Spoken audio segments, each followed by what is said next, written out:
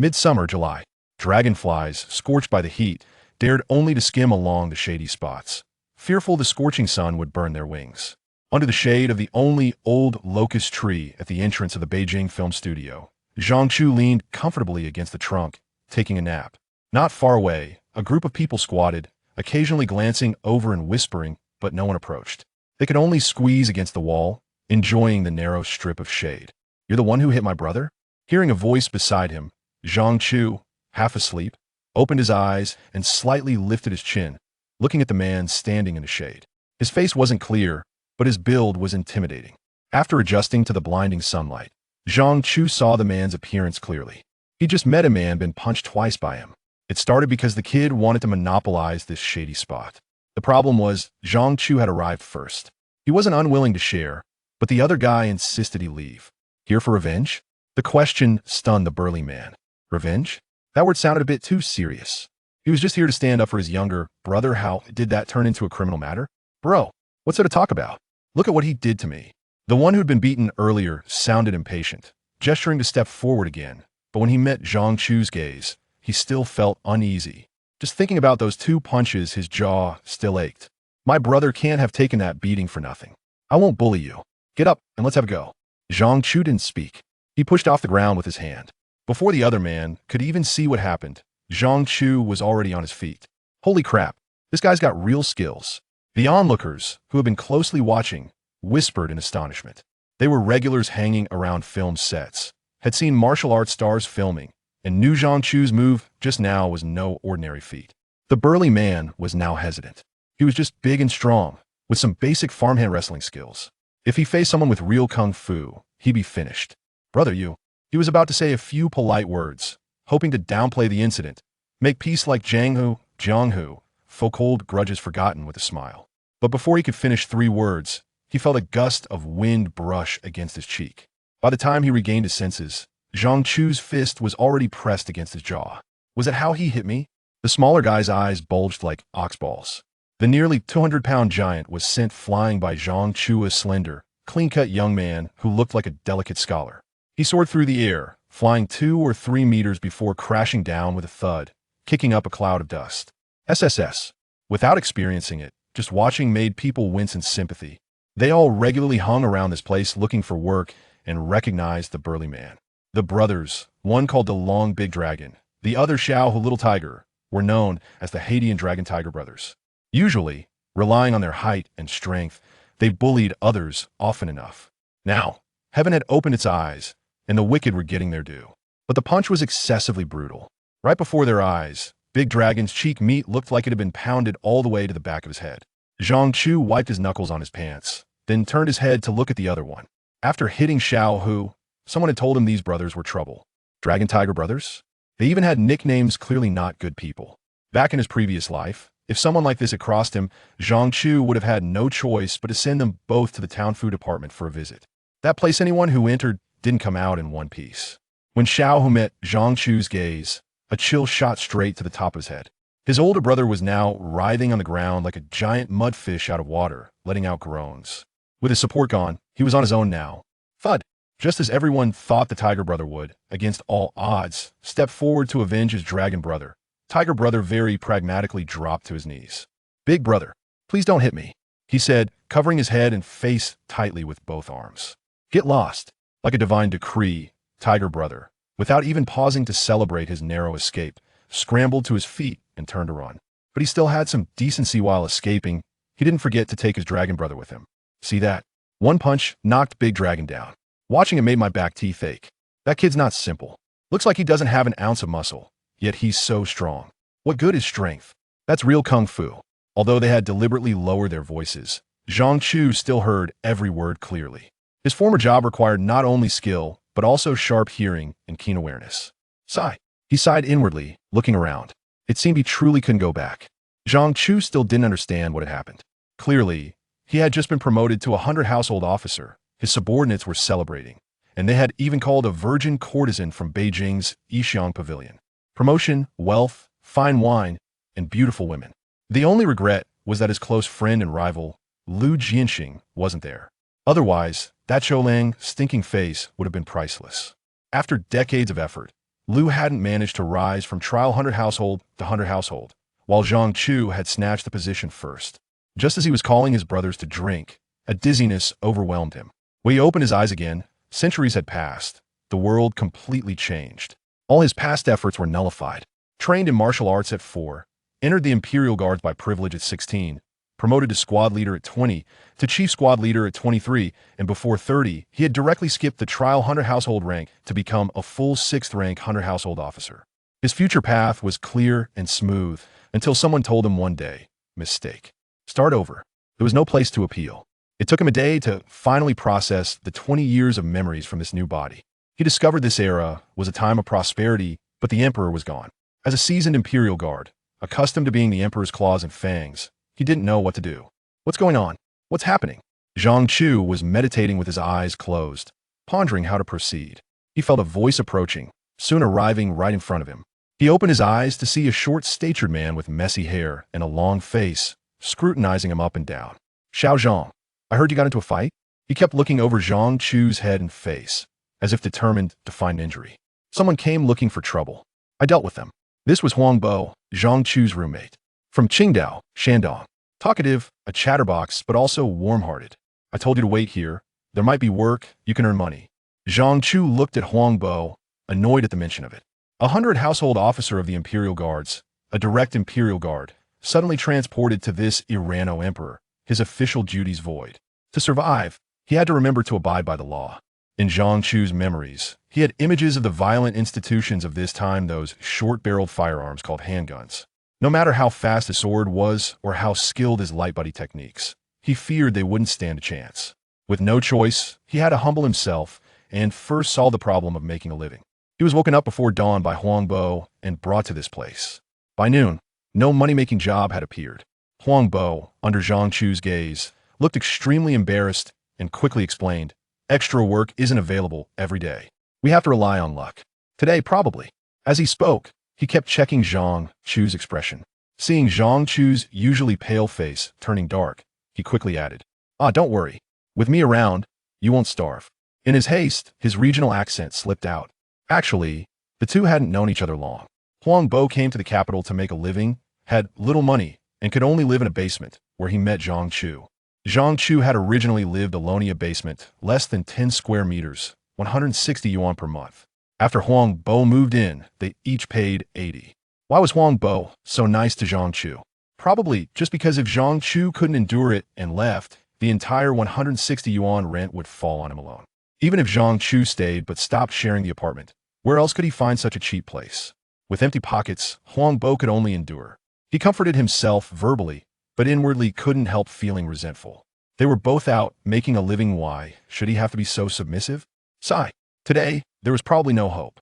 Huang Bo wasn't a novice. His experience was quite rich. Film crews usually hired extras in the morning.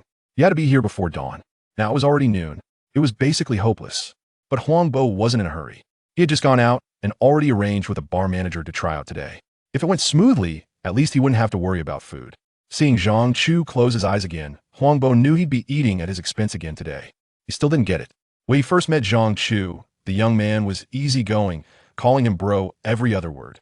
But since 3 days ago, Zhang Chu seemed like a different person. While he was pondering, a minibus sped up, kicking up dust, and stopped by the roadside. Then a guy with bleached hair got off, holding a megaphone. Recruiting extras. 21 days. Need 10 men. All males. Anyone interested, get on the bus. The group squatting by the wall instantly surged forward like they'd seen a meat-filled pancake. Me. Director, I've acted before, even had lines. Director, I can fight, I don't fear hardship. The bleached-haired guy looked disdainfully at the crowd, with a superior attitude. Old man, go stand over there. You, and you. Xiao Zhang Wei. Huang Bo saw the extras being recruited and quickly called to Zhang Chu. But when he looked over, Zhang Chu was already gone now, standing right next to the bleached-haired guy, arm raised high, and was fortunately selected. Holy crap, this kid's definitely a damn rabbit. Huang Bo didn't dawdle either, rushing over in a panic.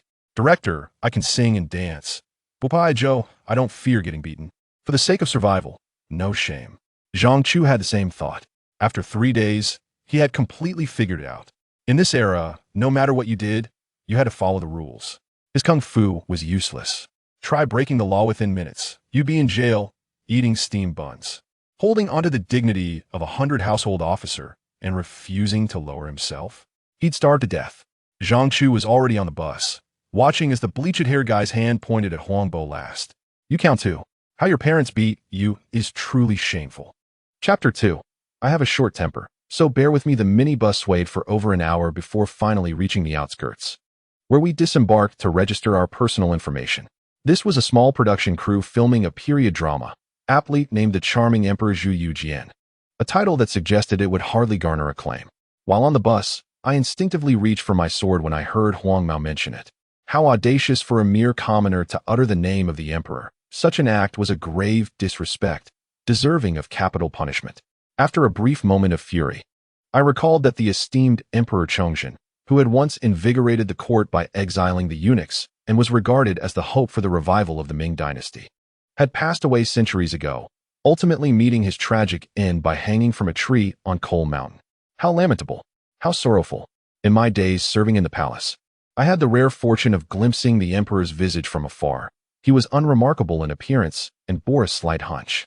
Once we donned our costumes, we were informed that someone would instruct us on how to perform our roles. It was scarcely a minute before two individuals approached, tossing aside a heap of filthy garments. One of them, a portly man wearing sunglasses, muttered something before departing. The attire looked somewhat familiar. It resembled what I had worn 3 days prior when I was promoted to 100 households, albeit this peculiar flying fish pattern was a mystery. Such embellishments were reserved solely for fourth-rank pacification officials, bestowed only through imperial favor. What are you dawdling for? Hurry and put it on. Huangbo, already clad in his outfit, urged as he noticed my hesitation. Wear it. After all, there is no emperor now. What crime of usurpation could there be? Just as I was about to don the costume, an overpowering stench assaulted my senses. How long had it been since this garment was last washed? Nevertheless, considering the 20 yuan compensation, I begrudgingly complied. I had initially intended to exhibit my attire to Lu Jianxing, but if he were to learn of my current predicament, his eternally expressionless face would surely break into a smile. With a swift motion, I drew my embroidered spring knife, which felt as soft as a dumpling.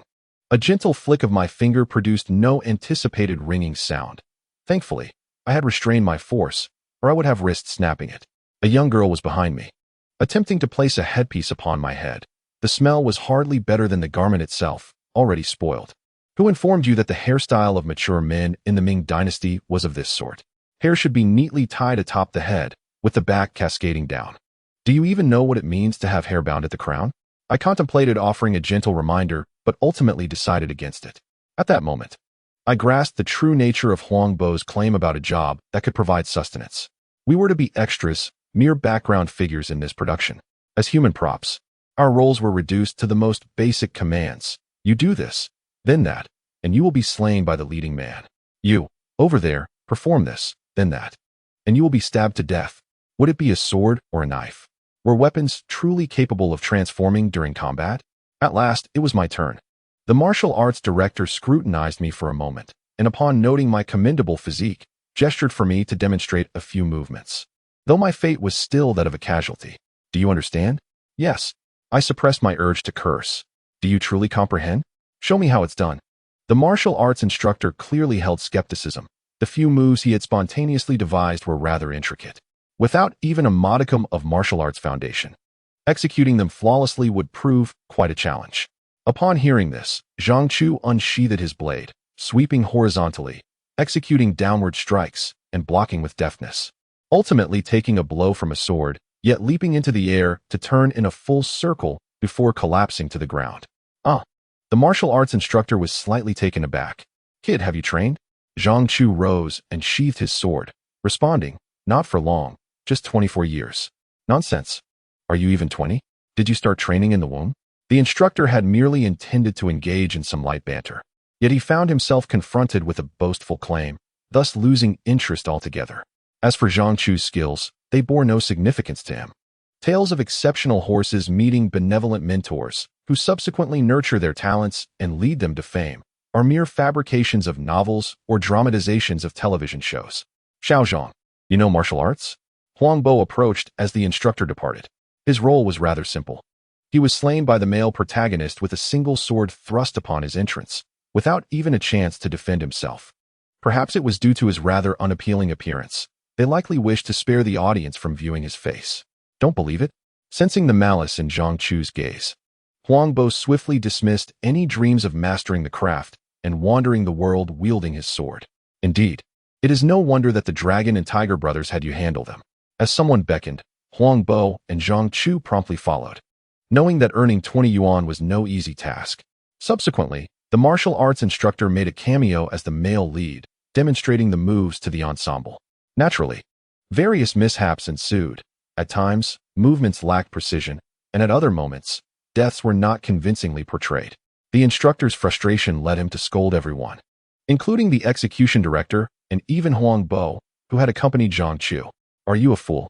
With that unfortunate appearance and a dull mind, what purpose do you serve? You can't even die properly. You might as well find a place to hang yourself. What kind of being birthed such a dimwit? Huang Bo faced the brunt of Huang Mao's insults for not dying convincingly enough. Had those remarks been directed at Zhang Chu, he would have preferred forego the payment to ensure Huang Mao met his demise on the spot. To insult one's parents is an affront that warrants drawing one's sword in retaliation. Zhang Chu discerned that Huang Bo also harbored the desire to retaliate against Huang Mao. Yet under the proverbial roof, one must bow low and endure, gritting his teeth in silence. I say, he didn't mention you, did he? Huang Mao, dissatisfied with his tirade, inexplicably turned his ire toward Zhang Chu, exclaiming, "You!" Before he could finish, a blade was suddenly pressed against his throat. Although it had yet to be drawn, it was indeed iron. Should it be applied with force, the grass atop his grave would reach 3 feet high by next year. I have a rather short temper, do bear with me. Huang Mao recalled the earlier rehearsal, where Zhang Chu had executed those moves, and he gulped nervously, tremblingly nodding in acquiescence. With a swift motion, Zhang Chu sheathed his blade and then, as if nothing had occurred, moved aside to observe the martial arts instructor and execution director berating their cast.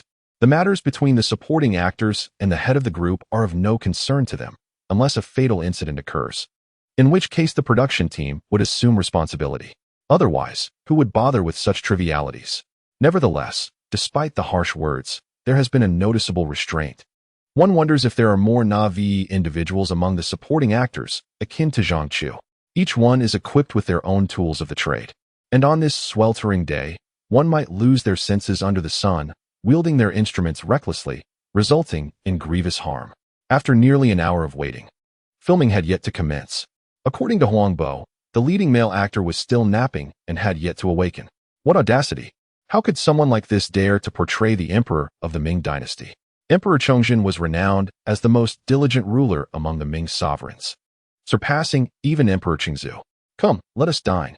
Zhang Chu, seeking refuge beneath the shade of a tree, felt the discomfort of wearing an ill-fitting flying fish robe in the July heat, complete with a headpiece. Dine. We haven't even begun working yet, and they're offering us food? Zhang Chu opened his eyes, being pulled by Huang Bo into the queue. The supporting actors included not only the 10 newcomers portraying the jianghu, but also many others who had arrived earlier. After a few minutes of waiting, Zhang Chu received his portion. Though the meal was modest, it was generously oily. However, it was still a welcome improvement. Zhang Chu was not picky when it came to food. In his previous life, he often found himself sleeping in desolate fields, gnawing on dry biscuits.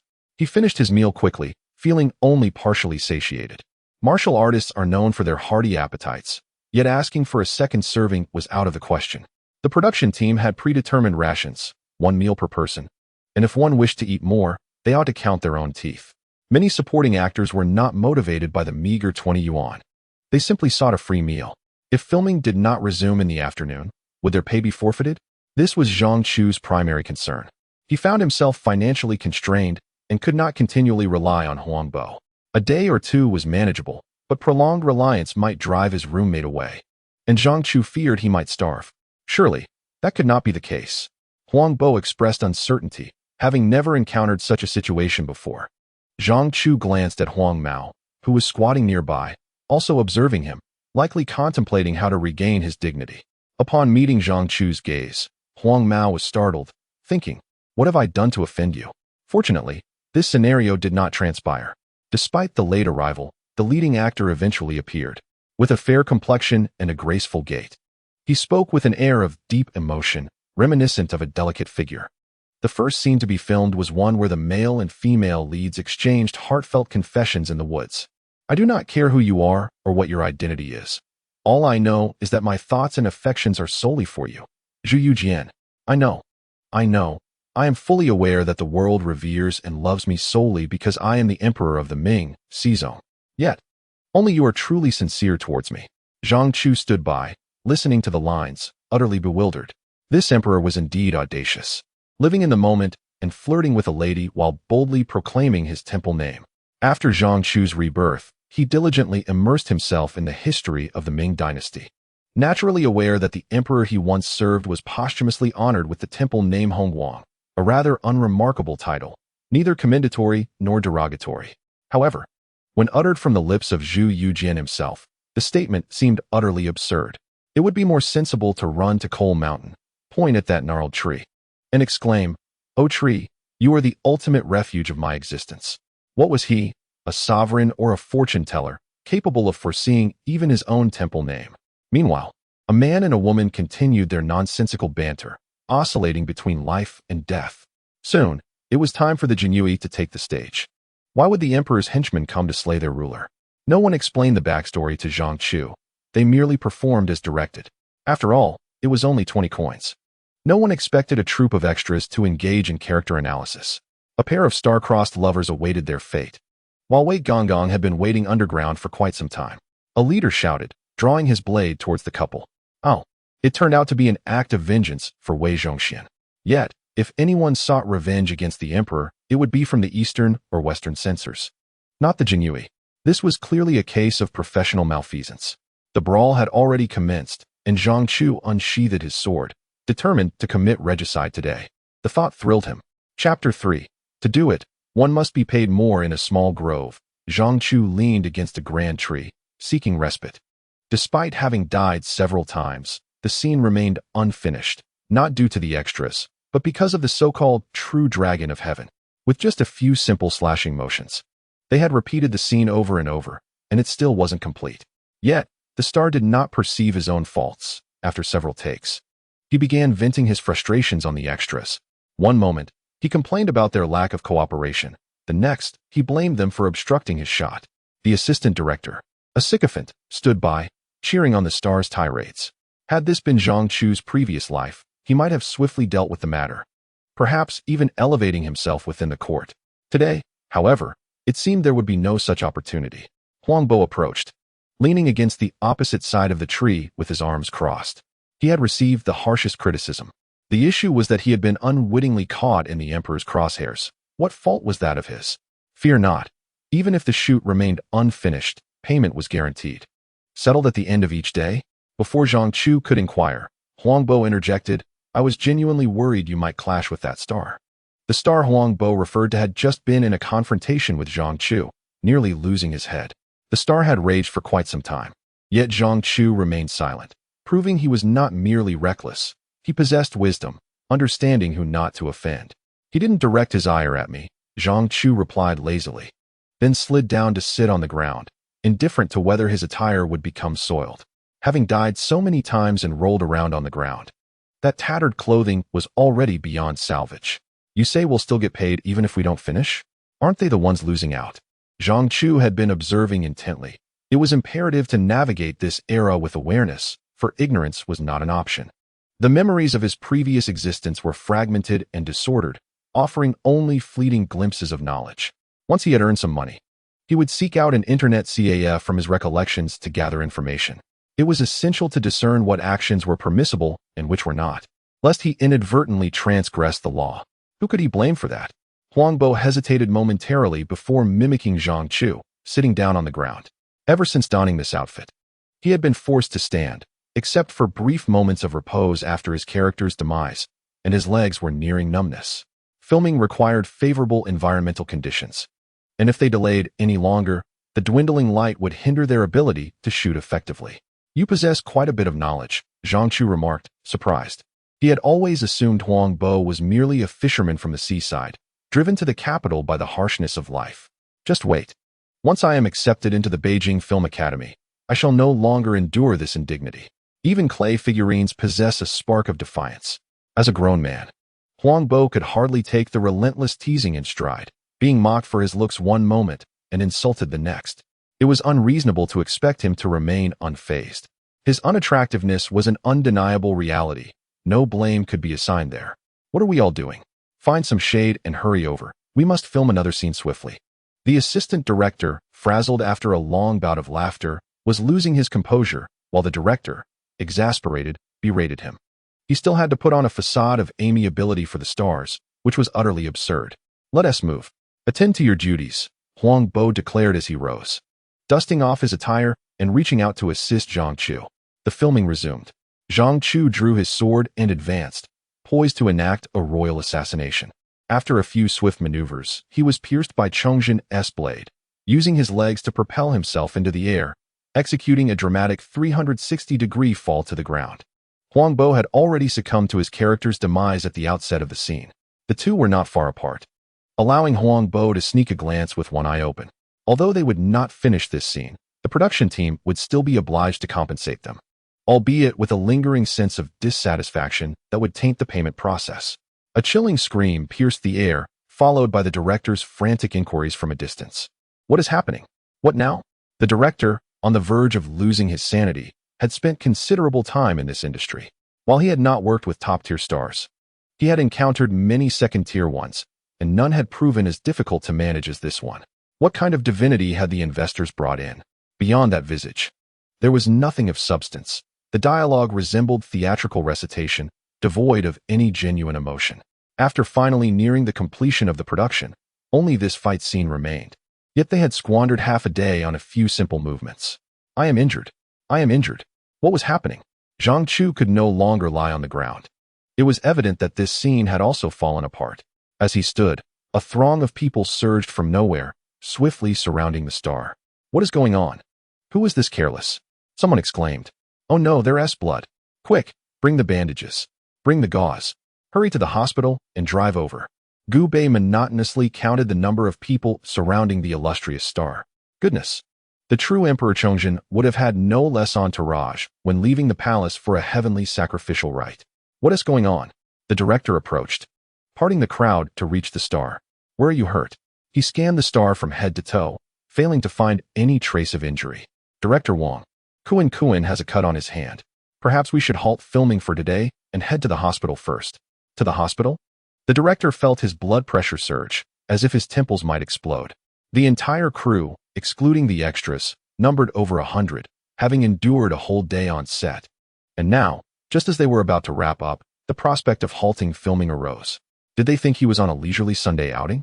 Struggling to suppress his rising anger, he reminded himself that Kuan was recommended by the investors. Offending him would yield no benefits. At least let me see where you're hurt. Look. The star, Kuan, whimpered, extending his hand towards the director in a petulant manner. Where is it? The director scrutinized the delicate hand for a considerable time, noting its pristine softness, evidently well cared for. But where was the injury? Rubbing his eyes, he grasped Kuan's hand, examining it thoroughly, only to discover that the wound was nearly healed. Was it really necessary to wail as if he had lost a parent? This was hardly serious.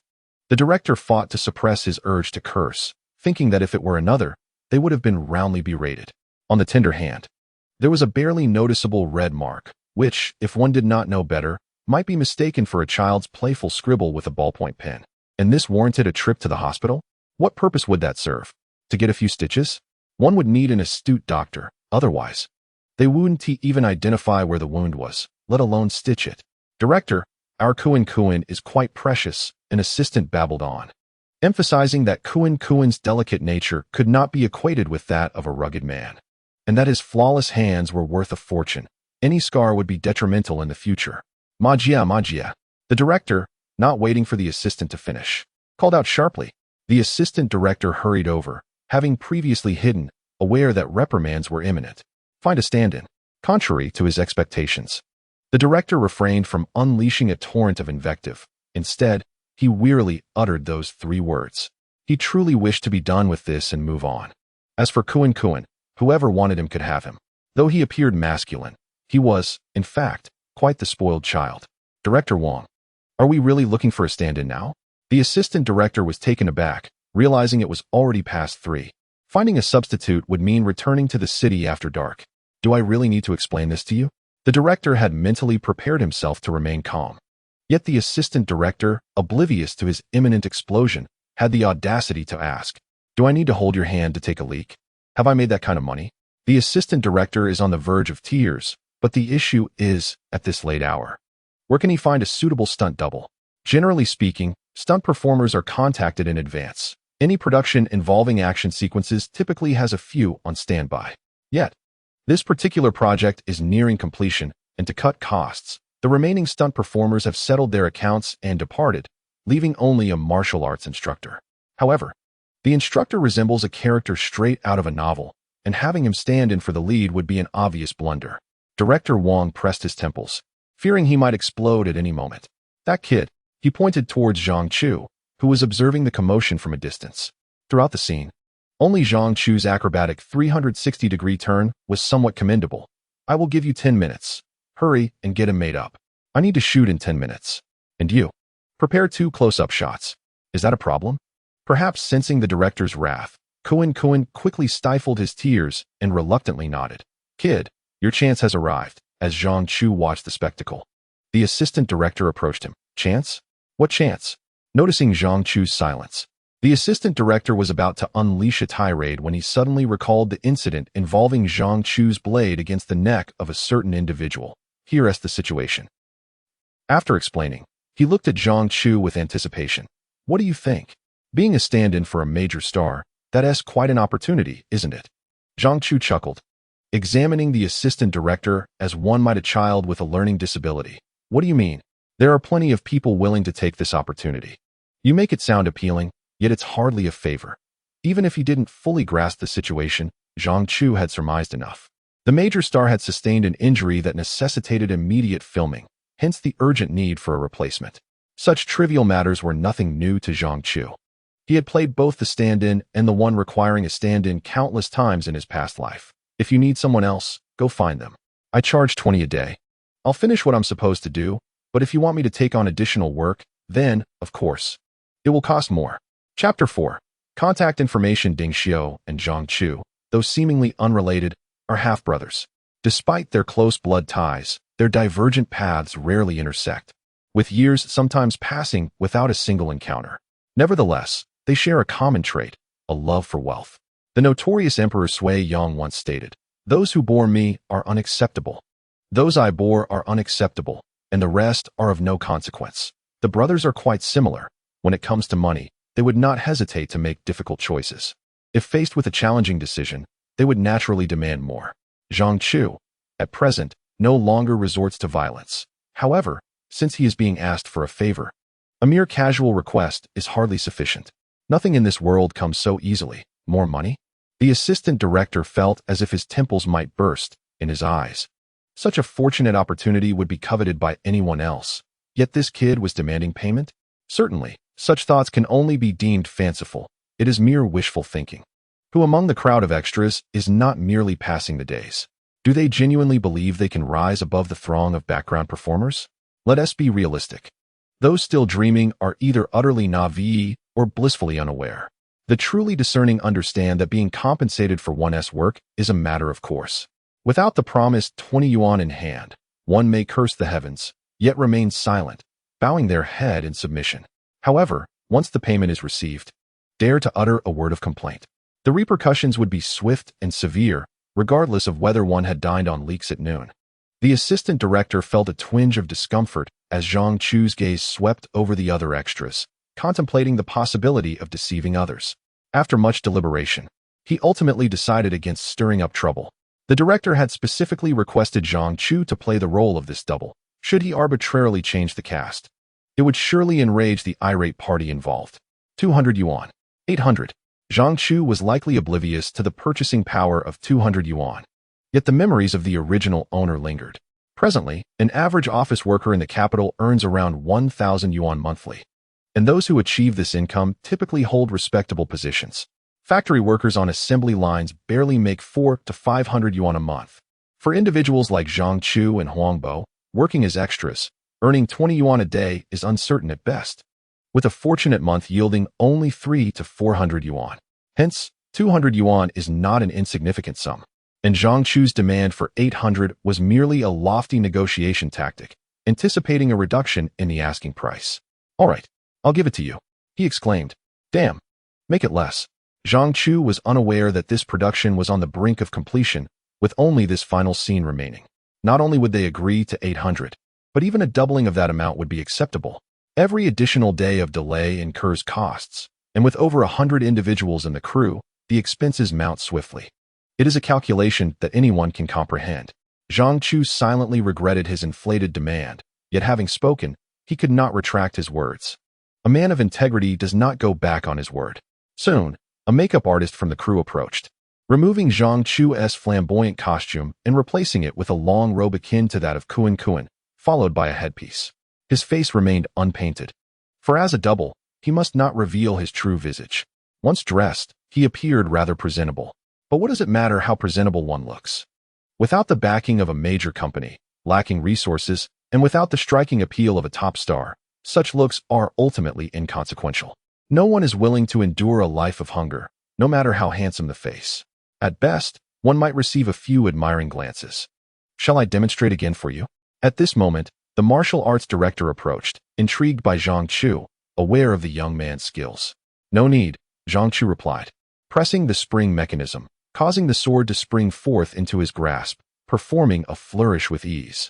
The martial arts director chuckled, said nothing further, and turned to leave. Scene 1. Take one of the dashing Emperor Zhu Yujian. Clap. Dashing my foot.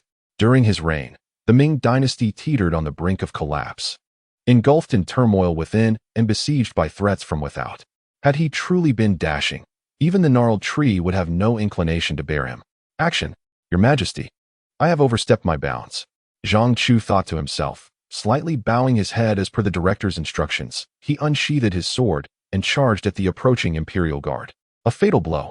Huang Bo had barely raised his blade when Zhang Chu pierced him with his sword, proceeding to eliminate each adversary in succession. While engaged in combat, he reminded himself that this was merely a performance, not a vendetta from the martial world, fearful that a moment of passion might result in a true bloodbath. With no escape available in the outskirts of the capital, with a swift motion, he sheathed his sword and stood tall. Following this, Kuan stepped forward to strike a pose. "That's a wrap. Time to pack up," the director called out, unwilling to linger for even a second longer. He instructed his assistant to gather the equipment before turning on his heel and departing in his vehicle. A celebratory feast? Non-existent. Kuan still had to make his way to the hospital. After changing into fresh attire, Zhang Chu and Huang Bo approached to collect their payment. "You ugly." Huang, the assistant, finished counting the cast and began distributing the payments. Just as he was about to call Huang Bo a hideous fiend, he suddenly recalled that this unsightly fellow was with Zhang Chu, and Zhang Chu was not someone to provoke lightly. Huang Bo received 20 yuan, his face beaming with joy, clearly lacking significant prospects. "Yours."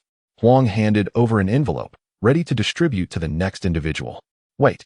Although Zhang Chu was unfamiliar with the nuances of the currency, the original owner was well acquainted. Both Zhang Chu and the original owner were particularly meticulous regarding money. This envelope contained only 8 large blue notes, 20 yuan short. A deal is a deal. Zhang Chu had earned 800 yuan as a stand-in. That was his own merit. It was agreed upon that the daily rate was 20, and thus it could not be less. Huang was taken aback. Indeed, he had withheld that 20, thinking Zhang Chu, having earned 800, would not mind the minor deduction. After all, he was a group leader, and if Zhang Chu wished to pursue this line of work, he would surely need his support in the future. Little did he anticipate that this young man was intolerant of even the slightest injustice. As soon as he uttered a word, Huang felt himself lifted off the ground, his back crashing against the vehicle with a jolt of pain, yet he could not cry out, for Zhang Chu had his hand firmly gripping his neck. His legs weakly kicked a couple of times, and he felt a chilling sensation wash over him. Images of his humped grandmother, who had endured a lifetime of hardship, and of the old yellow dog he had raised as a child, flashed before his eyes. "Come here, woof woof. Come here, woof woof." What a joke. This time, he truly feared for his life. All over 20 yuan. Xiaozhang. Huang Bo, realizing the gravity of the situation, nearly lost control of himself. While Huang had genuinely soiled himself. "This is absurd. please loosen your grip. What kind of misfortune had he brought upon himself to be entangled with this young man? If he were to commit murder, would he not be implicated as well? Coughing, Zhang Chu ultimately relented, retrieving the 20 yuan. But not to the extent of taking a life over such a trivial amount. Huang collapsed onto the ground, the oppressive heat making him feel even colder at heart. His trousers dampened, and it was clear he had just experienced a rather intense moment. Big brother, I concede. The young man with the yellow hair spoke as he pulled out a large sum of money from his pocket, handing it all to Zhang Chu. Zhang Chu glanced at the amount, extracting two $10 bills and tucking them into his pocket. It was a matter of principle. What was owed was owed.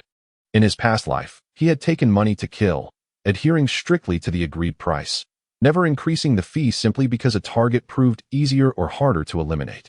The Imperial Guard was tasked with such deeds. What else could they rely on? Could he truly expect to live on that meager salary? Making a monthly visit to the pleasure house, while the days ahead left him to eat dirt. The salaries in the Ming Dynasty were notoriously low. Even when he had ascended to the rank of a 6th-grade official, his annual stipend amounted to merely 120 stones of grain and 90 strings of cash. And with the decline of the nation's fortune, even that was not guaranteed. Many soldiers stationed at the borders had perished due to delayed payments. Having digressed, with the money now in hand, Zhang Chu bowed slightly and was about to depart. Young man, Zhang, the director is calling for you, Huangbo reminded him. The director he referred to was not the famous Wang, but rather the martial arts choreographer, who also held the title of director. Is there something you need? Zhang Chu raised an eyebrow, clearly not fully acclimated to this new world. As an extra, regardless of who in the crew might be inclined to engage with him, he should have been respectfully awaiting their acknowledgement, hoping to be remembered for future roles. However, Zhang Chu disregarded such considerations. He was there to fulfill a task for payment. And now that it was complete, the identity of the requester was inconsequential. The martial arts choreographer had not anticipated Zhang Chu's reaction, but found it quite intriguing. Am I being a bit too presumptuous? Leave your contact information. Should there be future opportunities, I will reach out to you.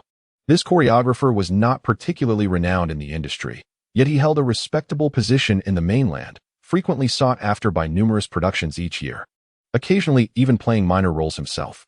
Upon hearing the choreographer's words, other extras exhibited expressions of envy and jealousy. None dared to harbor resentment.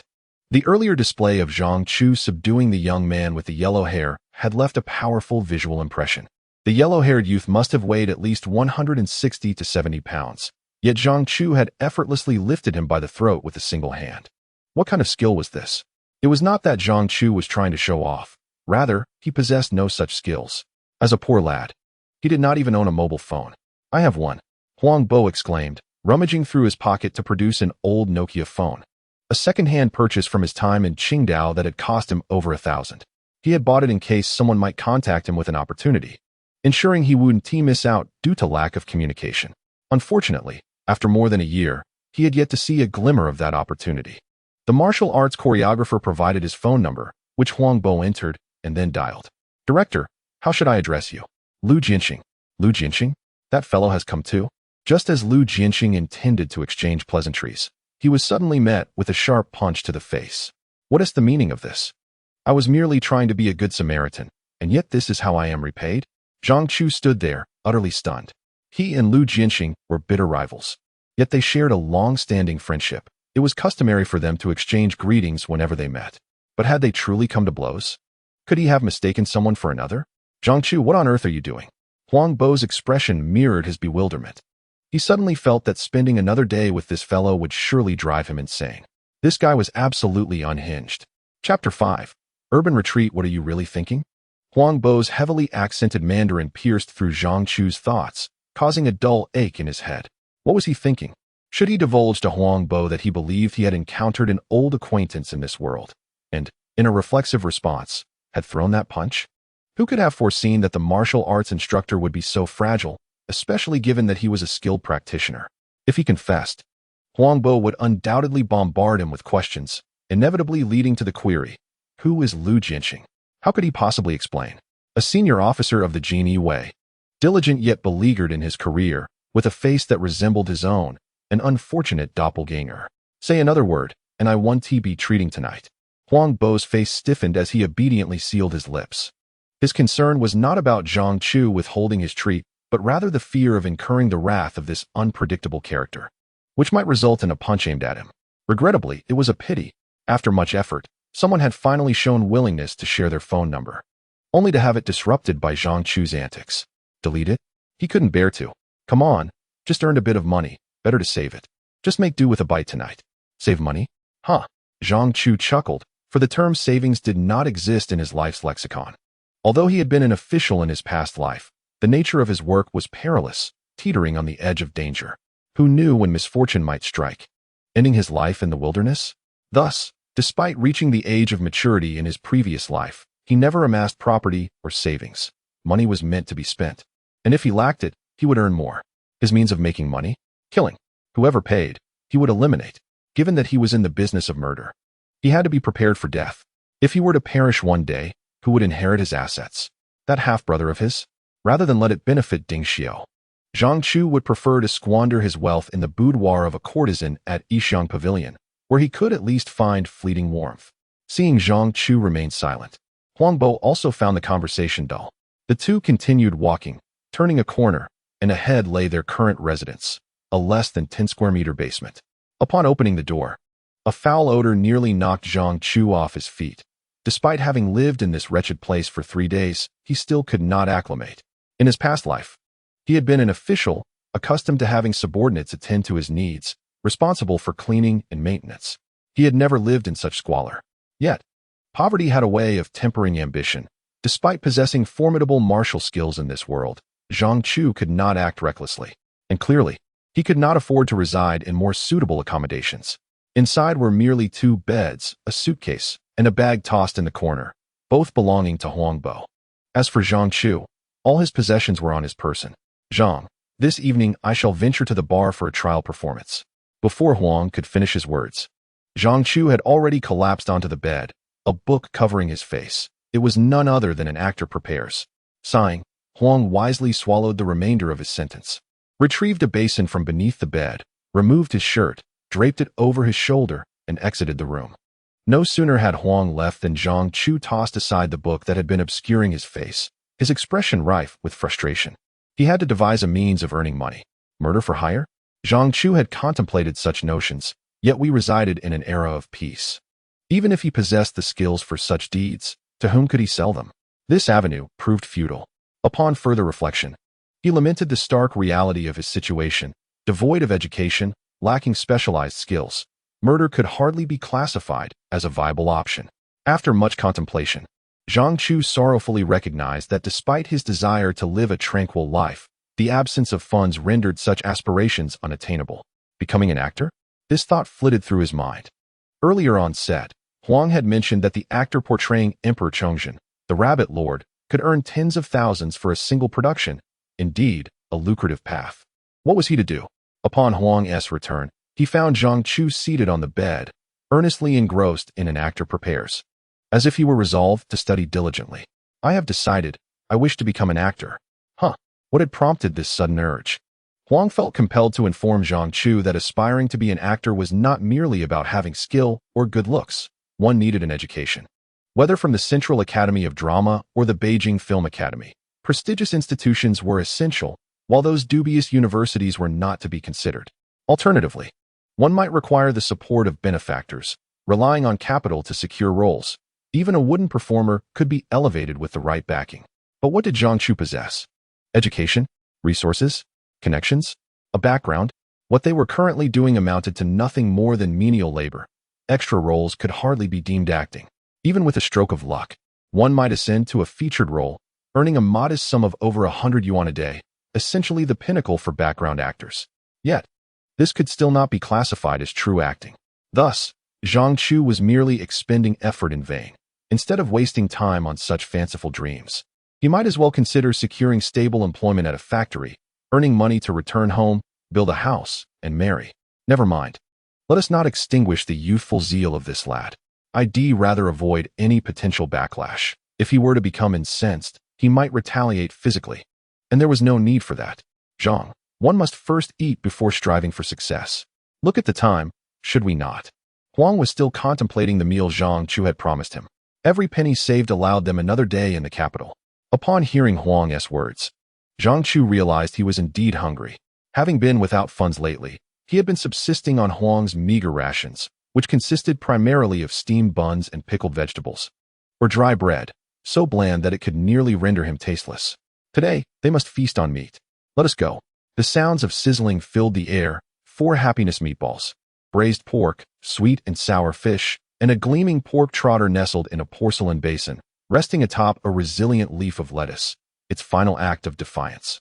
4 sumptuous dishes, accompanied by a crate of beer and 2 generous bowls of rice, left the two indulging in a feast. Is this what you call beer?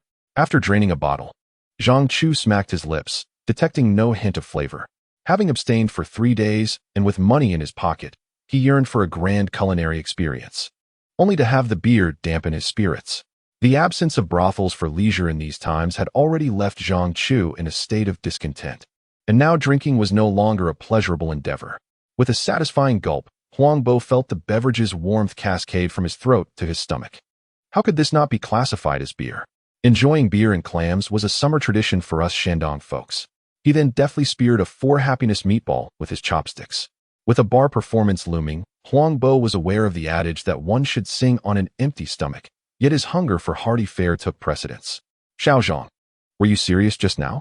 On their way here, Zhang Chu had mentioned his aspirations of becoming an actor, and this time, Huang Bo took it seriously. Naturally, Zhang Chu popped open another bottle of beer with a flick of his thumb, the cap falling effortlessly as if by magic, leaving Huang Bo astounded. What kind of skill was this? Xiao Zhang, if I'm to speak candidly, you mustn't take offense. Go ahead. Zhang Chu had little patience for indecisiveness. A man should speak plainly. Fine, I'll say it. This isn't to discourage you, but your ambition to become an actor seems rather far-fetched. Huang Bo believed that having shared a drink together, they had achieved one of life's 4 great bonds, and now felt inclined to speak more openly, considering it a gesture to pay for the meal. How so? Zhang Chu frowned at the response. Well, it's not really complicated. You want to be an actor, which is commendable, but do you even know how to act? Today was not acting. We were merely moving props. Do you understand what props are? To them, we are not even considered individuals. Huang Bo continued cautiously, observing Zhang Chu's reaction. Seeing no anger, he pressed on. Look at you. No degree, no influential connections, no network. Who would hire you as an actor? As soon as he finished, Huang Bo regretted his words. Although Zhang Chu had a fiery temperament, they had shared a modest existence in the capital for quite some time, and their relationship had been amicable. His words might have crossed a line. Understood. Is that all? What do you mean, understood? Huang Bo wished to dissect Zhang Chu's current predicament thoroughly, hoping to persuade him to seek stable employment, even if it meant working on an assembly line. Huang Bo had discerned that Zhang Chu was quite extravagant. After unexpectedly earning 800 today, he was already flaunting it. But that's some yuan to sustain many lavish meals. Once the money runs out, he still has to rely on his provisions. How long can his meager savings sustain him? Ultimately, everything that needed to be said was spoken, yet Zhang Chu merely responded with a curt, understood. Never mind. Huang Bo felt he had been more than reasonable and had justified today's meal. Should Zhang Chu find himself in financial straits in the future, he would be willing to assist within his means. Will you be going tomorrow? Huang Bo was lost in thought when he heard Zhang Chu's question, momentarily taken aback. Where to? To work. Huang Bo's expression froze, realizing that all his words had amounted to nothing. Sure. Just remember to call me tomorrow. After saying this, Zhang Chu stood up. Having consumed enough meat, the alcohol had lost its charm, and he preferred to return home for a good sleep. So, you're heading back. Zhang Chu acknowledged and tossed 200 yuan bills onto the table, declaring, I won't accompany you. Watching Zhang Chu exit, Huang Bo glanced at the 200 yuan on the table, swiftly pocketing 1 bill. What was he to do with so much? This young lad was merely flaunting his newfound wealth. I'll hold on to this money for you. Boss, pack it up. The summer in the capital is sweltering during the day and stifling at night. After leaving the restaurant, Zhang Chu strolled leisurely back to his residence. The hallway lights were out, cloaked in darkness. Fortunately, Zhang Chu had keen eyesight, and he managed to find the keyhole. Just as he was about to unlock the door, he heard someone cry out, Help! A woman? Zhang Chu's expression turned serious, his demeanor focused. Help! This time, the urgency in the voice was unmistakable, emanating from the neighboring apartment. He recalled that a woman lived next door. He had only seen her once. and she was even more stunning than the courtesans of Yishang Pavilion. Chapter 6. Mastering Martial Arts for Justice. Bang. A powerful kick sent the door of the neighboring apartment crashing to the ground, stunning those within while neighbors cautiously opened their doors. However, recalling the earlier cries, they chose to remain uninvolved, prioritizing their own safety. There was a man and a woman inside. Zhang Chu had some recollection of them. The woman had an icy demeanor, often choosing to ignore those around her. As for the man, he was his landlord, the corpulent Chow, who owned most of the affordable housing in the area and was reputed to have connections in both legal and illegal realms. Zhang Chu remembered witnessing Chow evict a young couple unable to pay rent, harshly beating the man until he was bloodied in a torrential downpour. "Are you out of your mind?" Chow exclaimed, glancing at the fallen door and then at Zhang Chu, who seemed unfazed. Anger surged within him at the disruption of his affairs, and he pointed an accusatory finger at Zhang Chu, preparing to confront him. Bang! Another fierce kick. But Chow was no match for the door's resilience. He was sent crashing against the wall behind, rebounding and inadvertently collapsing the girl's bed. A hero rescuing a damsel? Don't be absurd. Someone like Zhang Chu lacked any sense of justice. Such notions were worthless to him. He never engaged in activities devoid of personal gain. The reason for my intervention today was solely the desire for a woman. Money or affection could suffice. However, resorting to force, as did the corpulent Chow, is utterly despicable. Coincidentally, Zhang Chu was in a foul mood, and thus, it was Chow's misfortune. You better watch out.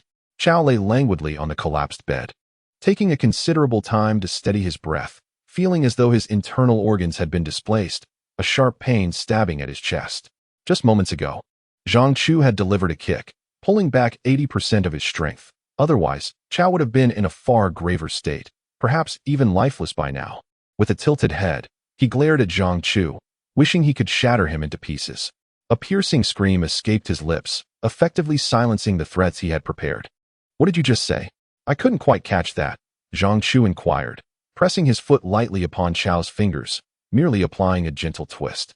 As a member of the jianghu, inflicting pain was a fundamental skill, regardless of whether one was a heroic figure or a virtuous maiden. None emerged unscathed once imprisoned in the Imperial dungeons. Years ago, a junior officer under Zhang Chu's command had colluded with a monitored official, and when the matter came to light, Zhang Chu had personally apprehended him. Ultimately, that officer surrendered all his savings, merely seeking a swift end. For he understood that while death was easy, escaping the dungeons was far more arduous. Of course, the tormenting skills were not something a mere local thug like Chow was entitled to experience. Nonetheless, should his mouth continue to utter filth, Zhang Chu would not hesitate to make him regret his existence. "Please, I concede. I admit defeat. Have mercy, I beseech you." Chow's anguished cries echoed through the dimly lit corridor, enough to frighten even the faint-hearted. No one could fathom the depths of his suffering. "What is going on?" Zhang Chu lifted his foot, recognizing that he typically responded better to kindness than cruelty. Since Chow had admitted defeat, it would not be unreasonable to grant him a temporary reprieve. Turning his gaze towards the young woman, he noted the chill in the air, yet she was undeniably beautiful. None of the courtesans from Yishang Pavilion could compare to her. Her long hair hung loosely, her attire somewhat disheveled, and fear etched across her face due to the recent fright. Perhaps feeling exposed under Zhang Chu's scrutiny, the girl lowered her head, wrestling with her thoughts. "He came to collect the rent. I have already given him the money, but he..." Understood. Having received the payment, he intended to take me as well. Chow had calculated his moves well, noticing that the girl lived alone and thus harbored ulterior motives. Perhaps he had made promises, assuring her of a life of luxury and indulgence. When she refused his advances, he resorted to coercion. Indeed, it seemed to be just as I imagined. How utterly vile. Zhang Chu reconstructed the sequence of events in his mind. Had the era been different, he could have easily framed Chow for his crimes. In the jianghu's investigations, evidence held little significance. Mere hearsay sufficed. Once a suspect was identified, swift action was taken without regard for justice. Who cared about right or wrong? The jianghu represented the emperor, and under the watchful gaze of the divine Son of Heaven, who could truly be wronged? Moreover, the reputation of this rotund fellow, Chow, has never been particularly favorable in my memory. "What do you intend to do?" The young girl, taken aback by the inquiry, was merely a newcomer from afar, and upon encountering such a predicament, she was already in a state of utter disarray, unsure of how to respond. I. Zhang Chu refrained from further pressing her, instead crouching beside the portly Chow. So what do you propose to do? Chow, having lived over 40 years, had never felt as humiliated as he did today. After enduring a beating, the assailant now questioned him about his next course of action. I accept the punishment. I accept the punishment. Zhang Chu chuckled. Since you accept the punishment, then everything can be settled. Will you take action yourself, or shall I assist you? As he spoke, Zhang Chu picked up a fragment of wood from the ground, tested its weight in his hand, and suddenly clenched it tightly. When he released his grip, the piece had been reduced to mere splinters. Chow gasped, momentarily forgetting his pain. Had that force been directed at him, it would have surely devastated him. Sir, I can handle it myself. No need for your assistance, Chow stammered, remarkably managing to sit up, swiftly rummaging through all his pockets. He had come that evening to collect rent and had a substantial sum on him. After gathering the coins and bills, he exclaimed, Sir, this is all I possess. Zhang Chu seized the money, rising to his feet. Now be gone. Chow, too frightened to linger, endured the sharp pain in his chest and hastily crawled away. As the girl seemed to recall something, she opened her mouth to speak, but Chow had already vanished from sight. Why did you let him go? What do you mean by that? Zhang Chu was momentarily taken aback. He had rarely shown benevolence, performing a good deed of punishing the wicked, yet found himself being reproached. Noticing Zhang Chu's furrowed brow, the girl realized her tone was inappropriate and quickly clarified. You subdued him.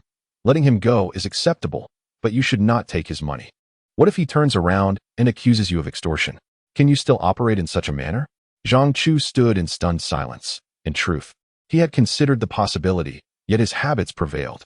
Extortion had always been the domain of the Imperial Guards, and he had dismissed it entirely.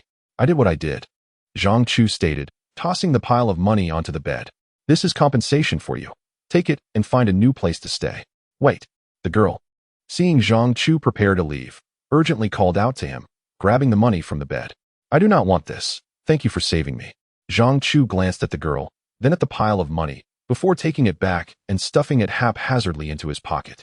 Consider it spoils of war. No need for thanks. For one who practices martial arts, it is only natural to punish the wicked and uplift the good. If this statement were to reach the ears of Lu Jianxing or his esteemed brother Ding Xiu, they would likely burst into laughter. Anyone with a modicum of discernment would know that Zhang Chu was merely a lackey, and those from the Donglin faction who fell into his hands numbered well over 80. Whenever scholars mentioned his name, they were filled with a deep-seated hatred, wishing only to devour his flesh and wear his skin. Hearing Zhang Chu's words, the girl found the situation quite amusing. At this moment, with Chow the Fatty having been sent away, she gradually calmed her emotions and recognized Zhang Chu as her neighbor from next door. You usually seem quite honest. I never imagined you could strike so fiercely. Usually, Zhang Chu was slightly taken aback. In his memory, he had only encountered the girl once, without exchanging a single word. You know me? You live next door? We see each other often. Haha, so often, yet I have no recollection. I don't mind. You saved me just now. I felt quite embarrassed not to express my gratitude. Have you eaten? Let me treat you. As she spoke, the girl broke into a smile. What is this all about? In his memory, wasn't this girl supposed to be rather aloof? Yet now, she appeared remarkably carefree and generous. What a jumble of memories he had. None of it was useful. Forget it. The original owner of this body was long gone. Scolding wouldn't he help? Aren't you afraid of Chow the Fatty reporting you? Afraid that I might drag you down? Why should I be afraid? You acted to save me. If he dares to report it, I'll just reveal what happened. Reveal what? Zhang Chu halted mid-sentence. In his previous life, women who faced such violations often chose to endure in silence, for once the matter escalated, while the wrongdoers would inevitably face punishment. A woman who lost her honor would find no path forward. Thankfully, such fears were no longer relevant. The one who should be afraid is Chow the Fatty. His wife is formidable. If she learns of this, she will surely confront him. I panicked earlier, but now that I think about it, Chow the Fatty wouldn't dare escalate this matter. Nonetheless, you should remain cautious. I've heard he knows quite a few people, and he might seek revenge.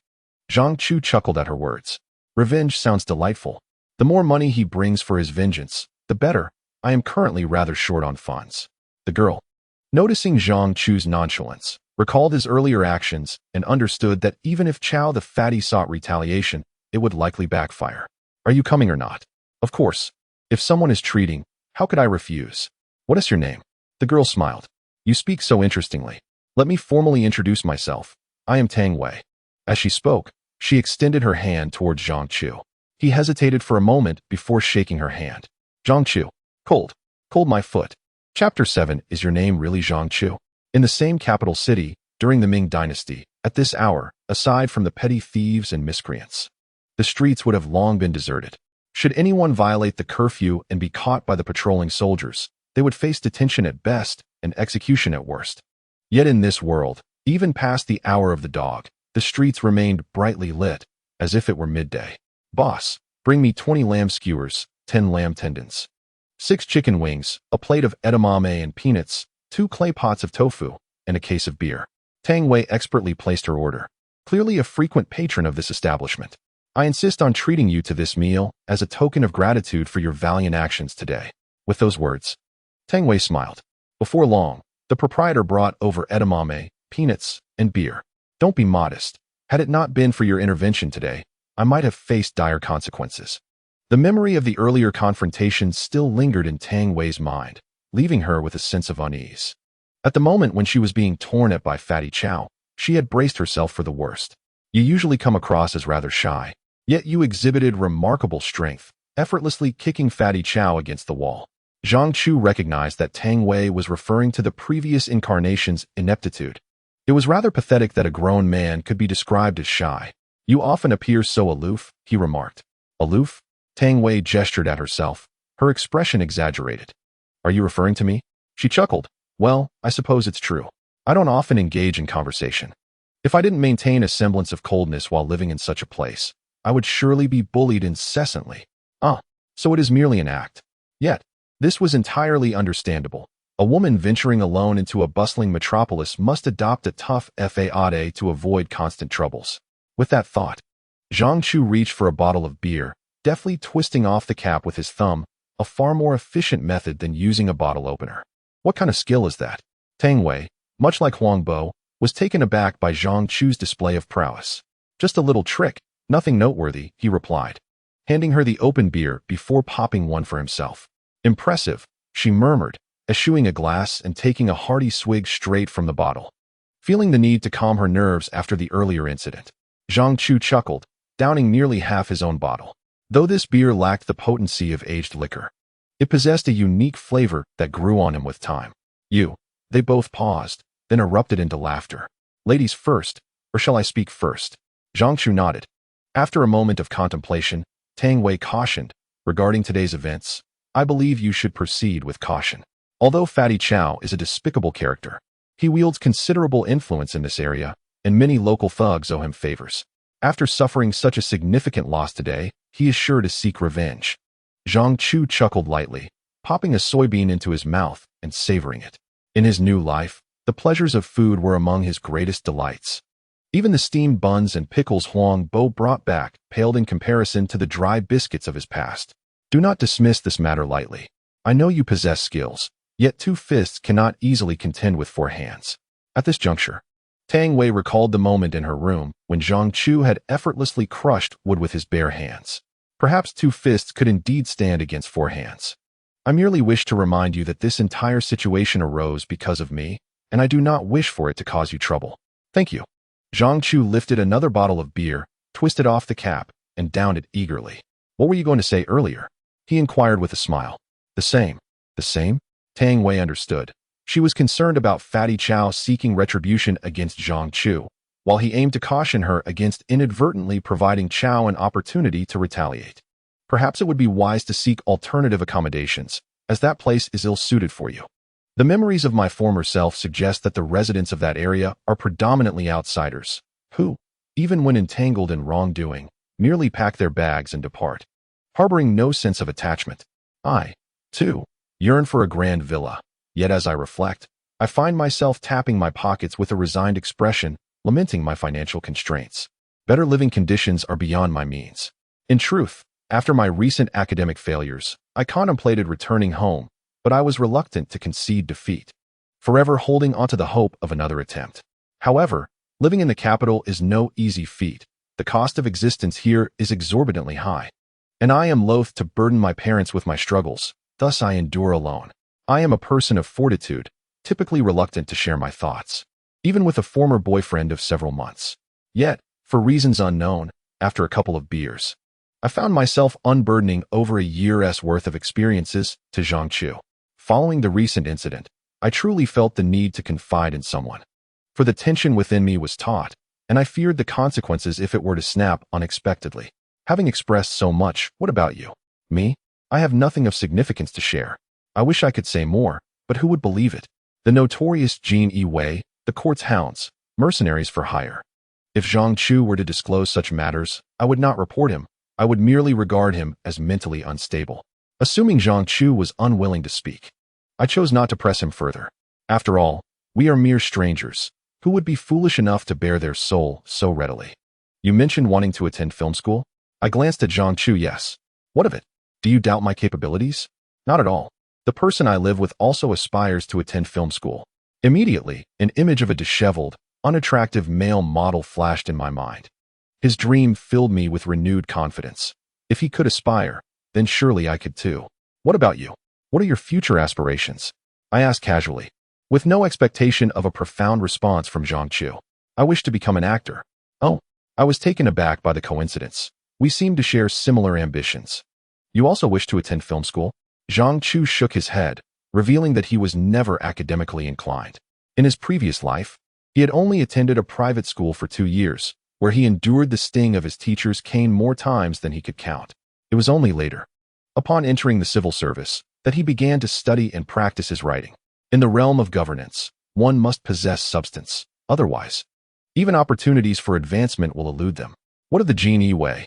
Do they not require literacy? How could one possibly engage in the confiscation of official estates without the ability to read?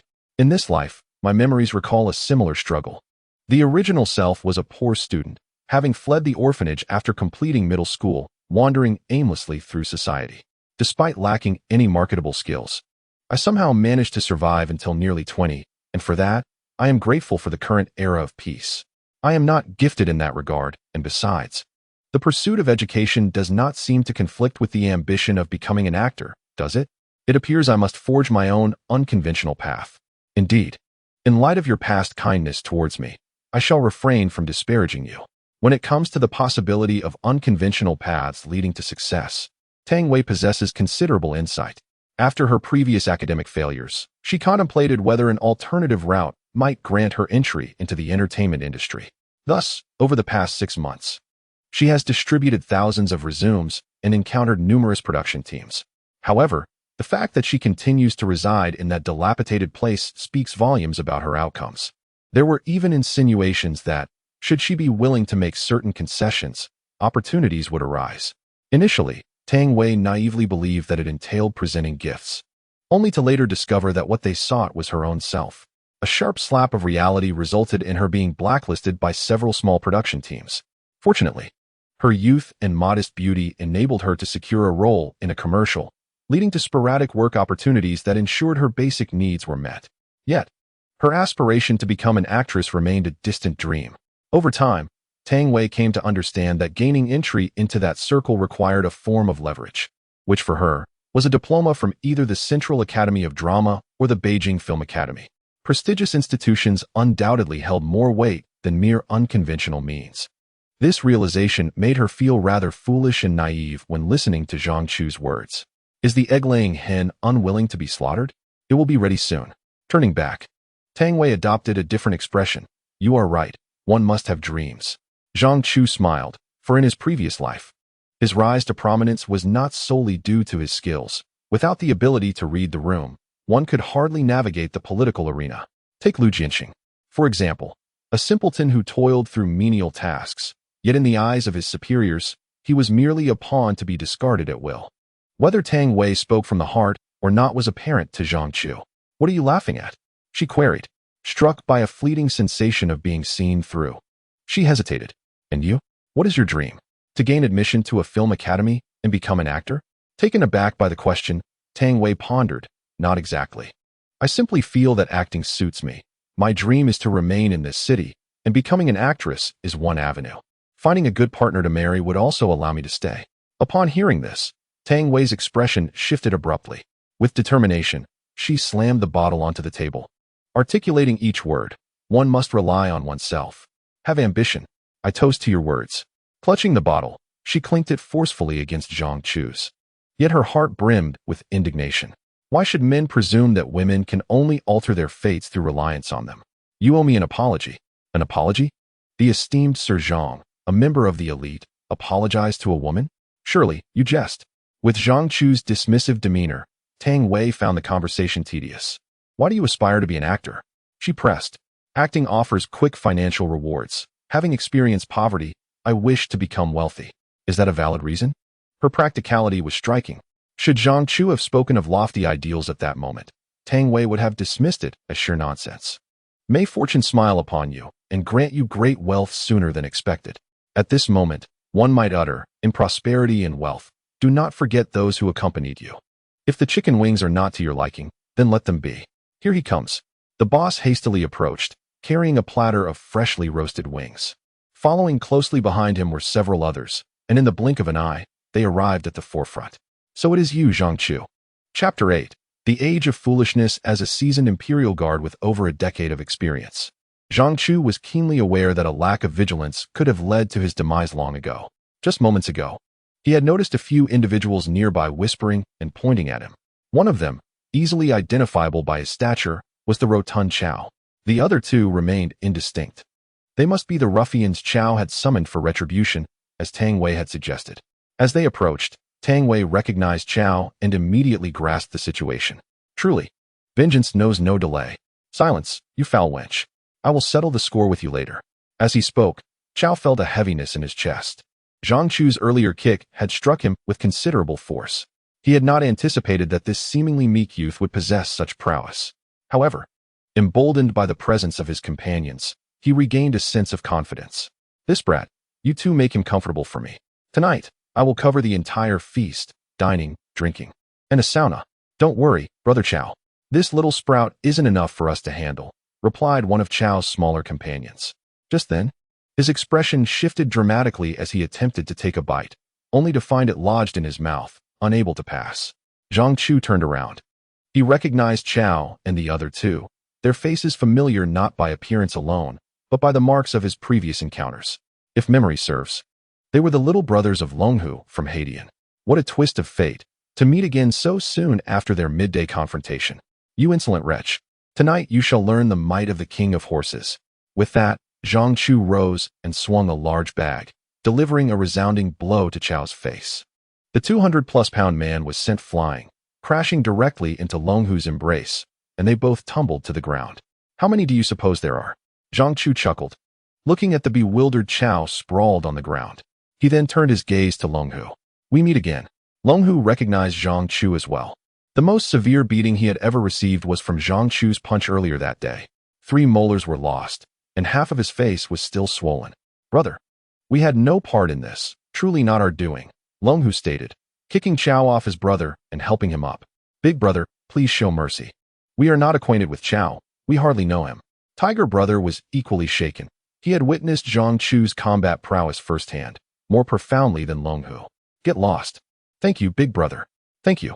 The two brothers turned and fled, leaving the plump Chow lying on the ground, a matter they could no longer concern themselves with. The barbecue stall owner stood dumbfounded, having just hesitated between stepping forward to mediate or seeking shelter. In the blink of an eye, 2 of them had vanished, leaving behind a still and motionless figure. Brother, I saw nothing. You should hurry and escape. As Zhang Chu glanced in his direction, the stall owner felt his legs weaken. A mere slap from Zhang could easily spell his demise, and with his slight frame, a single finger from Zhang would suffice to send him to the underworld. Why should I run? The owner was rendered speechless, while Tang Wei's face paled, pointing at the fallen Chow. You didn't kill him, did you? Huh. Zhang Chu said nothing and approached, delivering a sharp kick. Still pretending to be dead, are we? The feigning Chow, who had been lying there like a pupa, received a blow to his waist and let out a cry, rolling several times on the ground, realizing that this day would not end well. After just having received a beating, to turn around and retaliate, if it were him, he would also seek a severe retribution. Master Zhang, you are indeed the master. I concede, I truly concede. As Zhang Chu approached once more, Chow, terrified, begged for mercy, tears streaming down his face. Those nearby who engaged in small businesses mostly recognized Chow as the local tyrant, many of whom had been bullied by him in the past. Witnessing his punishment now brought them immense satisfaction. Just a moment ago, you were saying something else, but now you think I should devise a foolproof solution. Lest your constant scrutiny becomes a nuisance. A foolproof solution? What does that even mean? Chow was bewildered, his heart racing. Could this young man be contemplating his death? Upon meeting Zhang Chu's fierce gaze, he felt his soul escape as if it were soaring away. My pants are wet. How unfortunate. Zhang Chu hastily rose, nearly soiling his shoes. He certainly had no intention of taking a life. In this era of peace, such an act would surely lead to his own demise. Who knew that Chow was so easily frightened? Next time, you know what will happen. Chow was utterly dazed. Upon hearing Zhang Chu's words, he nodded repeatedly, terrified of any misunderstanding. There won't be a next time, I assure you. Remember to settle the bill later. Having already plundered him once, Zhang Chu decided not to delve into Chow's pockets again, yet appropriate punishment was essential, or he would never learn. I will pay. I will pay. Observing the now obedient and compliant Chow, Zhang Chu suddenly realized that having someone like him in life could prove quite advantageous, potentially saving him a great deal of money. Let us go. Just as Zhang Chu was about to leave, he remembered Tang Wei beside him. Oh right, let us go? Tang Wei responded, not forgetting to take along the grilled wings. Do you think Chow will trouble us again? As they walked a considerable distance, Tang Wei finally thought to ask. I actually hope he doesn't give up. If only Chow Pongzi could be tenacious. Every time we manage to extract a sum from him, our future would be secured. What are you saying? This time he has brought only 2 individuals with him.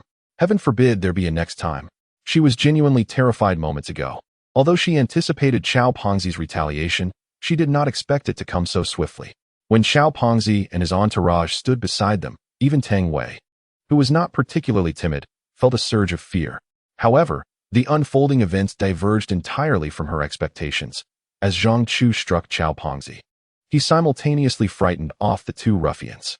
I observed that the 2 individuals Chow Pongzi brought seemed quite intimidated by you. Have you had a confrontation with them as well? Nonsense. They clearly have not entirely lost their conscience and have come to their senses, which is why they refuse to continue colluding with Chow Pongzi. Zhang Chu couldn't be bothered to flaunt such trivial matters. Listening to Zhang Chu's earnest fabrications, Tang Wei was certain her initial instincts were correct. However, she did not perceive Zhang Chu as violent. After all, he was dealing with unsavory characters. Moreover, at 19, an age marked by impulsiveness, resolving issues through sheer force was a method she admired. Upon returning to the basement, the door to the room where Tang Wei resided had mysteriously been repaired by some kind-hearted individual. Standing at the threshold and calling out several times without a response, she expressed her gratitude and pushed the door open, just as she was about to enter. Did you forget your keys? As she uttered this question, Tang Wei felt her heart race. Click. The sound of the lock turning echoed. Zhang Chu turned to Tang Wei and asked, what did you just say? Here. Tang Wei, somewhat irked, shoved the bags of fried chicken she had been carrying into Zhang Chu's hands and turned to re-enter the room. How foolish. Leaning against the door, she wished she could slap herself. That bizarre thought must have sprung from a lapse in judgment. If you forgot your keys, why not come into my room for a bit? Perhaps your friend will return soon. Next came the awkwardness of 2 individuals of the opposite gender sharing a space. Especially after having consumed alcohol, Tang Wei promptly collapsed onto the bed that Chow Pongzi had previously crushed, wrapping herself tightly in the quilt, and within moments, she was drenched in sweat. In the adjacent room, Zhang Chu lay on his bed, previously dismissing the beer's lack of flavor, but now found himself feeling lightheaded. He fell asleep shortly after. In his dreams, Zhang Chu found himself back in the familiar Ming Dynasty, specifically in the Yishang Pavilion, where his subordinates were congratulating him on his promotion to 100 households. Soon after, Lu Jinxing arrived, wearing a long face, reluctantly offering his congratulations. Subsequently, a purportedly untouched courtesan was brought before him. One subordinate jested, Master Zhang has made a small achievement today. As he lifted the veil from the courtesan's face, he was struck with recognition. Tang Wei. Startled, Zhang Chu jolted awake, only to find Huang Bo's aged visage before him. Awake? Before Zhang Chu could gather his thoughts, Huang Bo got up and moved away. Now that you're awake, let us hurry. We must get there early today. If we delay, we might miss out on work. Yesterday was merely luck, and we might encounter the film crew recruiting extras around noon. Listening to Huang Bo's ramblings, Zhang Chu also regained his composure. Though the visions from his dreams had not yet fully dissipated, why did that girl bear such a striking resemblance to Tang Wei? Could it be that Tang Wei also hailed from the Ming Dynasty? Xiaozhong, could you please hurry up? You earned a few hundred yesterday, and my savings are nearly depleted. Huang Bo urged repeatedly, recounting how he had gone to a bar for an audition only to be dismissed after singing a single song. Until he secured a new job, his only means of livelihood was to linger around the film set. Understood. Zhang Chu rolled out of bed. And even before the rooster-esque crow, he splashed water on his face, invigorating himself. Previously, he had endured sleepless nights for days on end, so rising early was hardly a challenge. After getting ready, the two men jogged towards the Beijing film studio. Upon arrival, they found over 100 individuals already waiting. Within 5 minutes, a familiar minibus arrived, halting at the roadside, from which emerged a scruffy-looking man. Extras needed, 20 yuan a day, lunch provided, males only. Those willing please board. Before the scruffy man could finish, a throng surged forward, all raising their hands and eagerly calling out, me, you, and you. Get on board, the scruffy man barked, treating them like livestock. Just as he turned to berate someone leaning against the bus, he caught sight of Zhang Chu's face and stifled his words. May I board?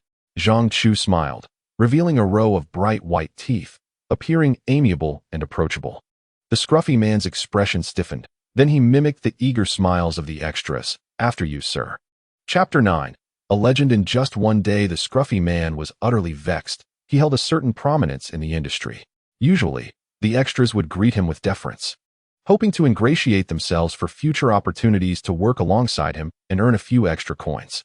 Yet yesterday, he had been subdued by a mere novice. The thought of it made him feel as if an enormous hand was still tightly grasping his throat, ready to deliver a crushing blow. Damn it! He jolted, hastily pulling up his trousers and fastening his belt, returning to the grove with a face that expressed disillusionment.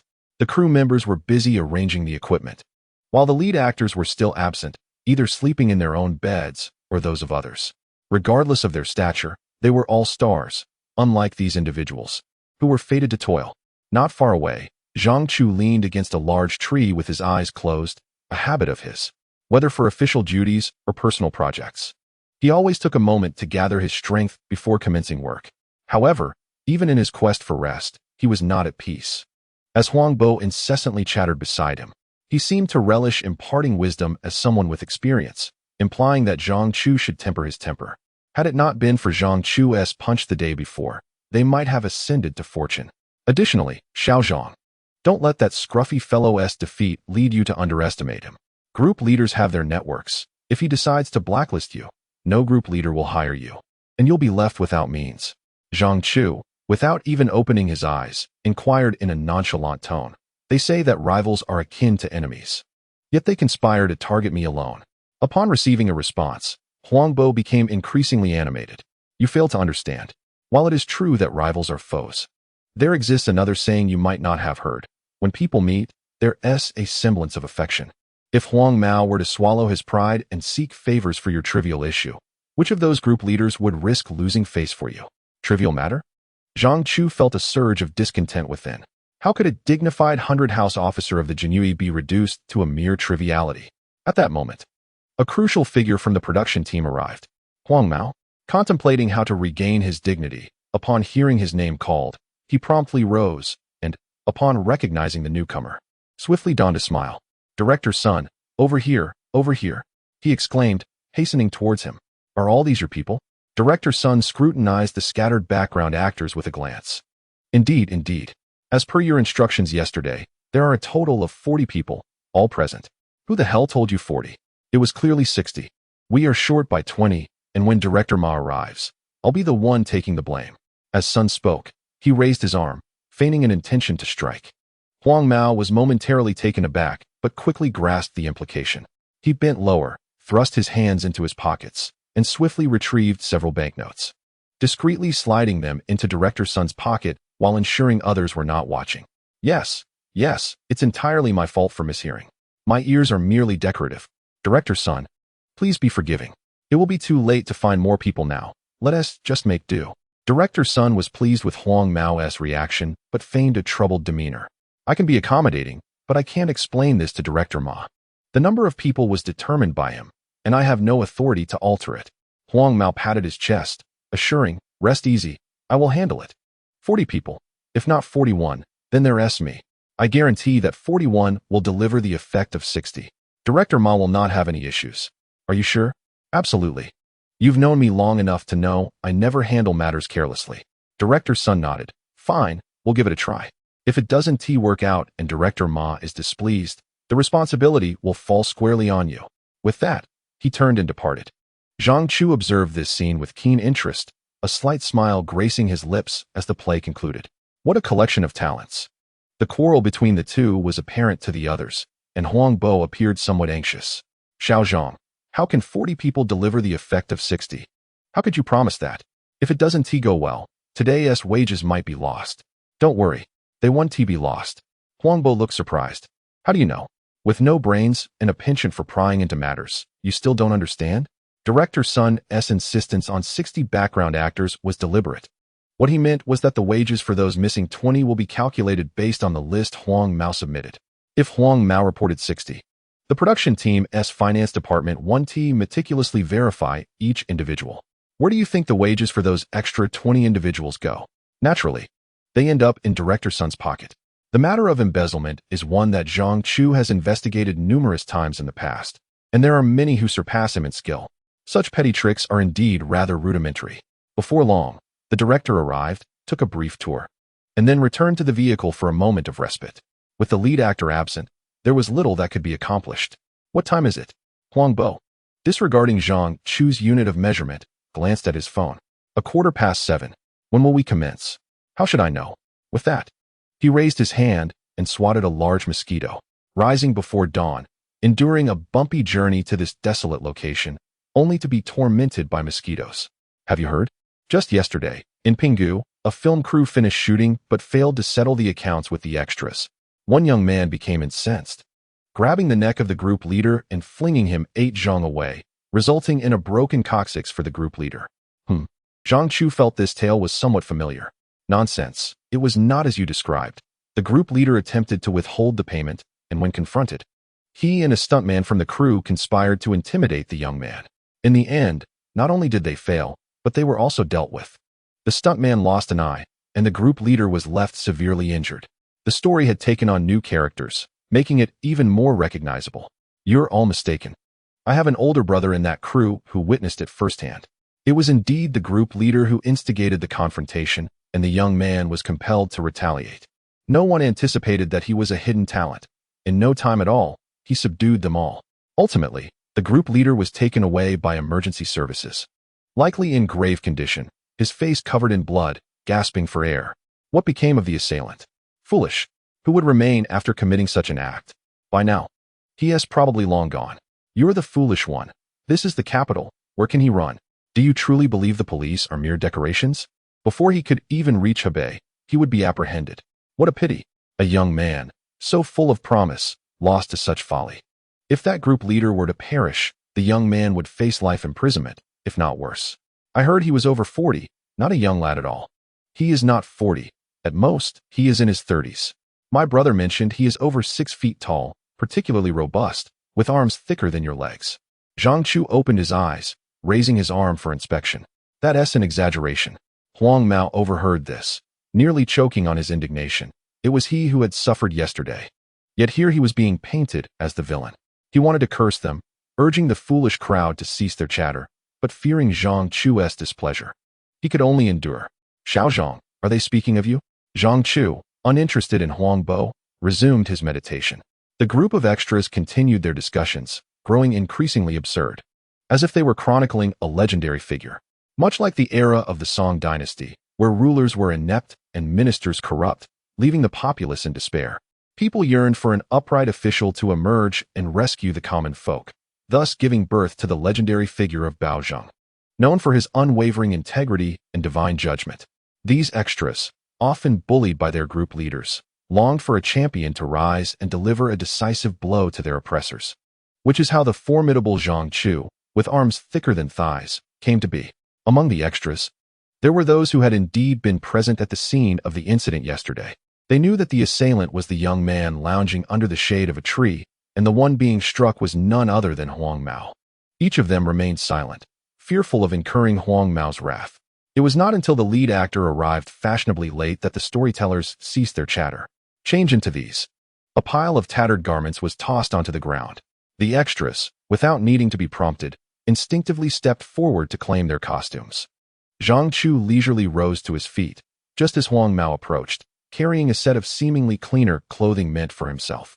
As the leader of the extras, Huang Mao not only profited from their fees, but also occasionally stepped in as an extra to earn a little extra cash when numbers were short. He had prepared several outfits in the car, both historical and contemporary. Brother, we're this. What do you mean? Is there poison in the clothes? This fleeting thought crossed Zhang Chu's mind, but he soon accepted the garment. Thank you. You're too kind. Despite feeling a deep sense of frustration, Huang Mao had to endure. He understood that Zhang Chu was not someone to provoke. The young man could effortlessly lift him with one hand. Not only could he not afford to retaliate, but Huang Mao also worried that if he failed to serve Zhang Chu well, he might be dismissed altogether. At 20, the inexperienced Zhang Chu could be quite reckless. Huang Mao had encountered this type before. They would charge in without a second thought, disregarding the severity of their actions. In Huang Mao's eyes, Zhang Chu belonged to this category. For someone truly striving to make a living as an extra, who would dare offend the leader of the group? No matter how skilled one might be, if they wished to remain within this circle, they had to be compliant. Wiping his neck nervously, Huang Mao silently wished for the roads of the underworld to be long and for their paths to never cross again. Just as he turned to leave, he heard, "Halt." Startled, Huang Mao wondered if he had inadvertently left a mark the last time he wore this outfit, thus drawing Zhang Chu's attention. Panic surged within him, and he forced a stiff smile. "Brother, is there something else?" Zhang Chu beckoned Huang Bo over and rummaged through his pocket for his phone. "Let us exchange contact information. If there's a role, just reach out to me directly." What the hell? Is he trying to take advantage of me? Huang Mao stood there in a daze, momentarily speechless, just as astonished as the other extras who had been gossiping about Zhang Chu. Who was this person to speak so boldly to the leader? Did he intend to abandon this line of work? Chapter 10. A special role, are you in? A true gentleman knows when to yield and when to stand firm. Huang Mao resolved to endure this situation, striving to project an expression of honor at the prospect of befriending someone like Zhang Chu. He personally entered his number into Huang Bo's phone. "Why do I feel like he is quite afraid of you?" "Really? I consider myself quite amiable." Huang Bo suppressed the urge to scoff. Amiable? Which amiable person chokes someone and throws them around at the slightest disagreement? Once they had changed into their costumes, it was time to get to work. This production was a low-budget endeavor, featuring actors who were little-known third- or fourth-tier talents. Those faces that seemed familiar yet remained nameless. The title of the script was equally unremarkable, Legends of the Jianghu. As for the content, no one would take the time to enlighten a group of extras. Their sole task was to move the set pieces. In the initial scene, Zhang Chu and Huang Bo, along with others, portray the destitute, meandering languidly across the lands, merely required to exhibit the frailty that hunger brings. Huang Bo, due to his striking appearance, was afforded a unique gesture by the assistant director. While walking, he was instructed to suddenly collapse onto the ground, simulating death, for which he received an additional 50 yuan. This is a customary practice within the crew. Those portraying the deceased earn more than the average extras, partly due to the ominous nature of such roles and the fact that lying motionless on the ground could necessitate multiple takes. Should any complication arise, one is left to feign death indefinitely. Fortunately, this particular shot was straightforward. The only inconvenience was that the extras, after passing through the frame, had to rush back to the end of the line to repeat their walk. Meanwhile, the leading actors stood by, donning expressions of profound sympathy, lamenting the harshness of life. After a lengthy discourse, one of the women, overwhelmed by compassion, even distributed her money to the destitute, receiving a multitude of thanks and praises in return. Yet, how ironic. If this were reality, her actions would have invited peril upon herself and her companions. Zhang Chu had encountered numerous beggars in the past, to the extent that he could no longer regard them as human.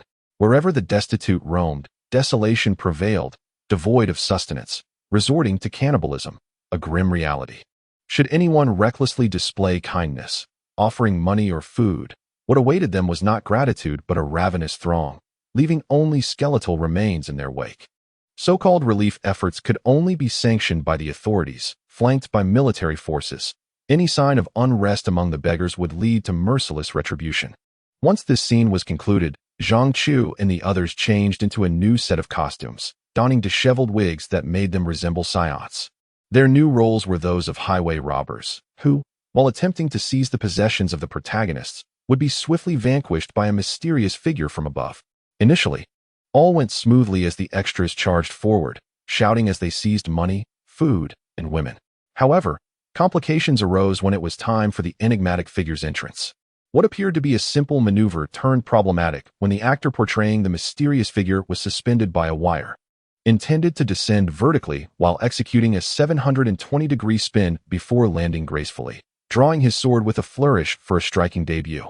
Yet, the actor clearly lacked martial prowess, twisting awkwardly in the air like a maggot, hardly befitting the grandeur of a transcendent being.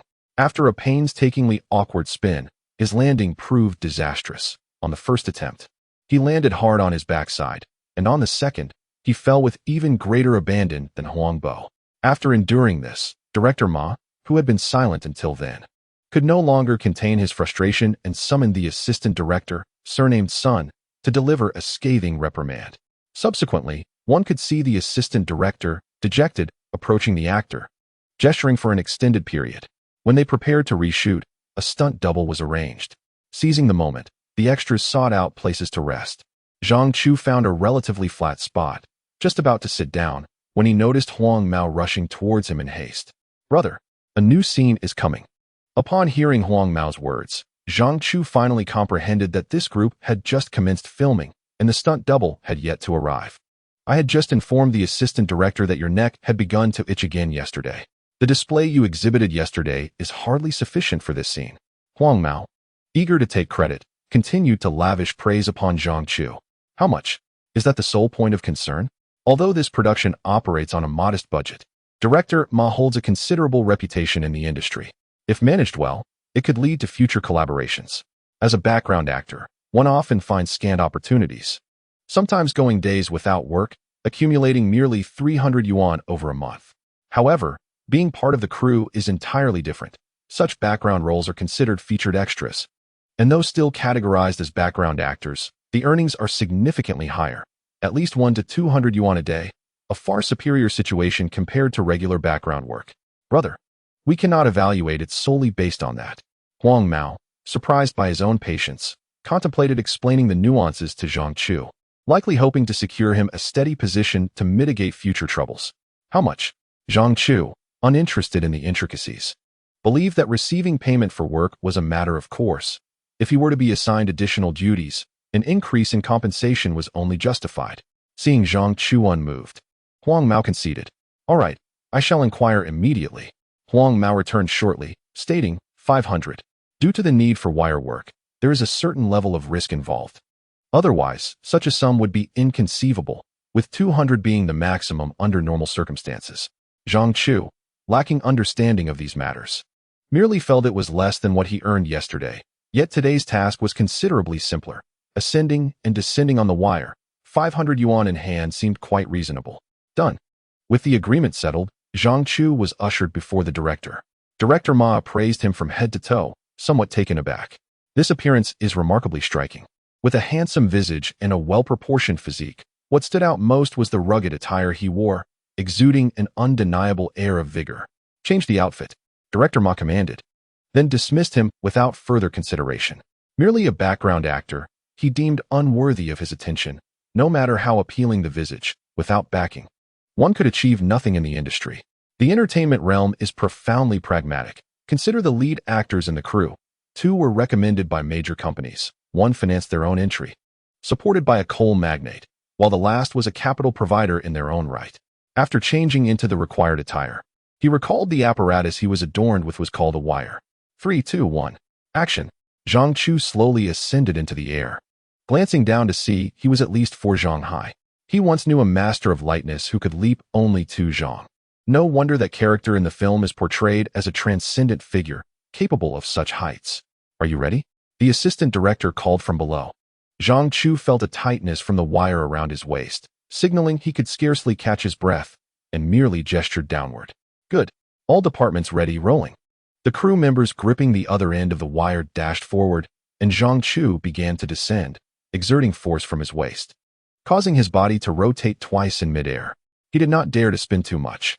The martial arts instructor had just instructed him to ensure that his movements appeared ethereal and showcased the demeanor of a transcendent master during his descent. If he spun through the air like a top, how could he possibly seem graceful?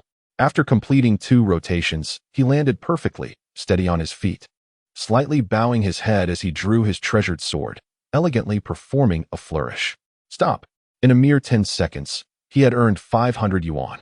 Sheathing his sword, he casually tossed it into Huang Mao's embrace, reminding him to settle the bill. Just as he turned to leave, he was halted by the assistant director. "Young man, are you interested in joining our crew as a special guest performer?" Upon hearing this, Zhang Chu turned back. Huang Bo had mentioned during their dinner the previous day what a special guest actor entailed. For a background performer to ascend to such a role was akin to touching the ceiling of success. As long as the production remained active, there would be daily earnings, far superior to the meager pay of ordinary extras. Zhang Chu, regardless of past or present, had never been in want of money, which made him, much like his half-brother, particularly fixated on financial gain. For the sake of money, this seasoned Imperial Guard did not hesitate to dabble in the grim trade of collecting debts.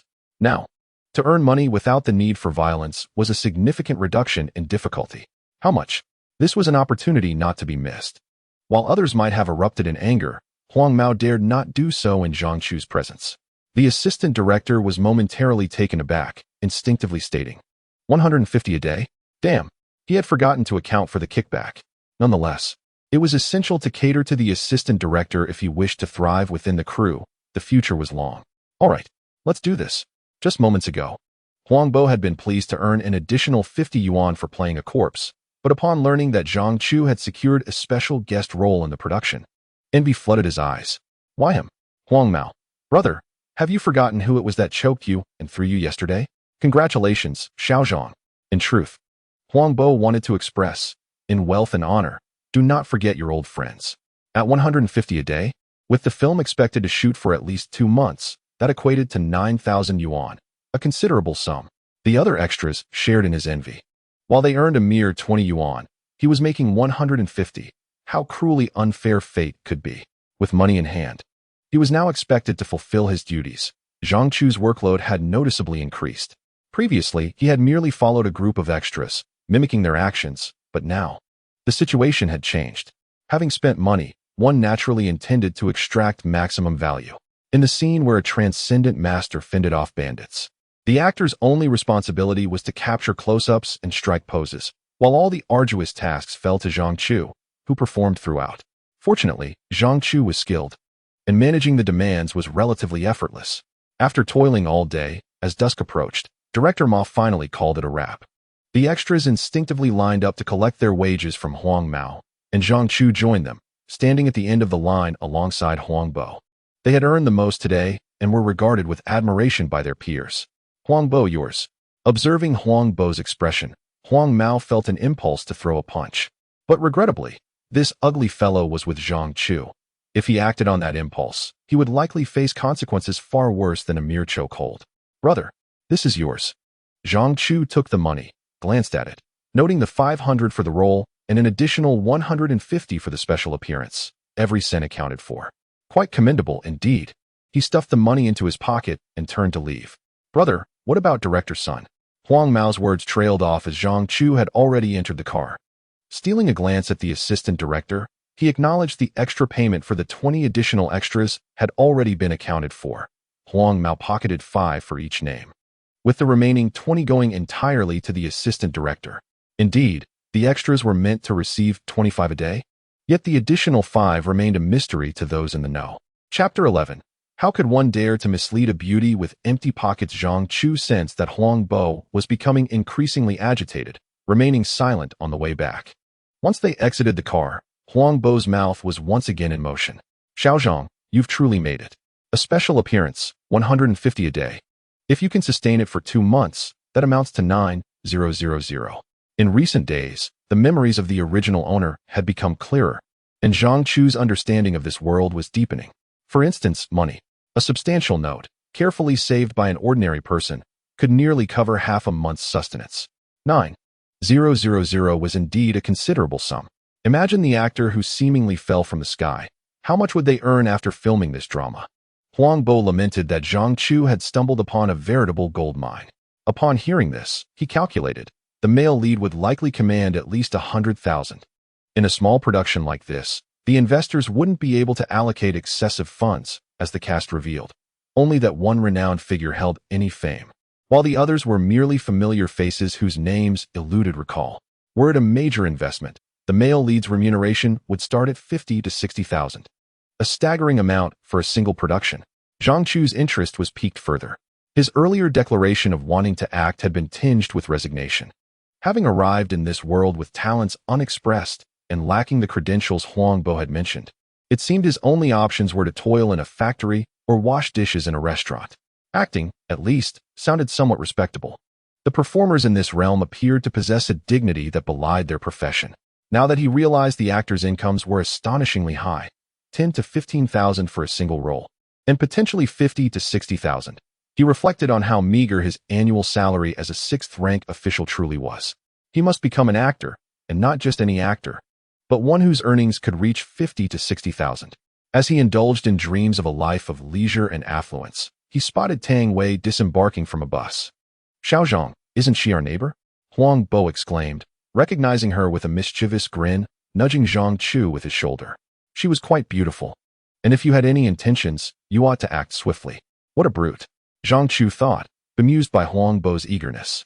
Although Zhang Chu hailed from a society steeped in patriarchal values, there existed laws to govern behavior. Huang Bo's teasing could easily lead to repercussions if overheard. Perhaps even a chastisement at the county office. Allow me to share with you that I have inquired. And it appears that the young lady is also in the capital to audition for an art school. With my experience, I can assert that girls are particularly vulnerable at this juncture. A modicum of care will undoubtedly win her heart. No exaggeration, you could simply perish. Furthermore, I possess experience. Zhang Chu regards Huang Bo as a friend and wishes to spare him any disillusionment. At that moment, Tang Wei noticed Zhang Chu, a subtle smile gracing her lips as she waved at him. Upon witnessing this, Huang Bo felt as if he were being choked, his subsequent words abruptly stifled. "Do you know each other?" he inquired. "Aren't you acquainted with our neighbor next door?"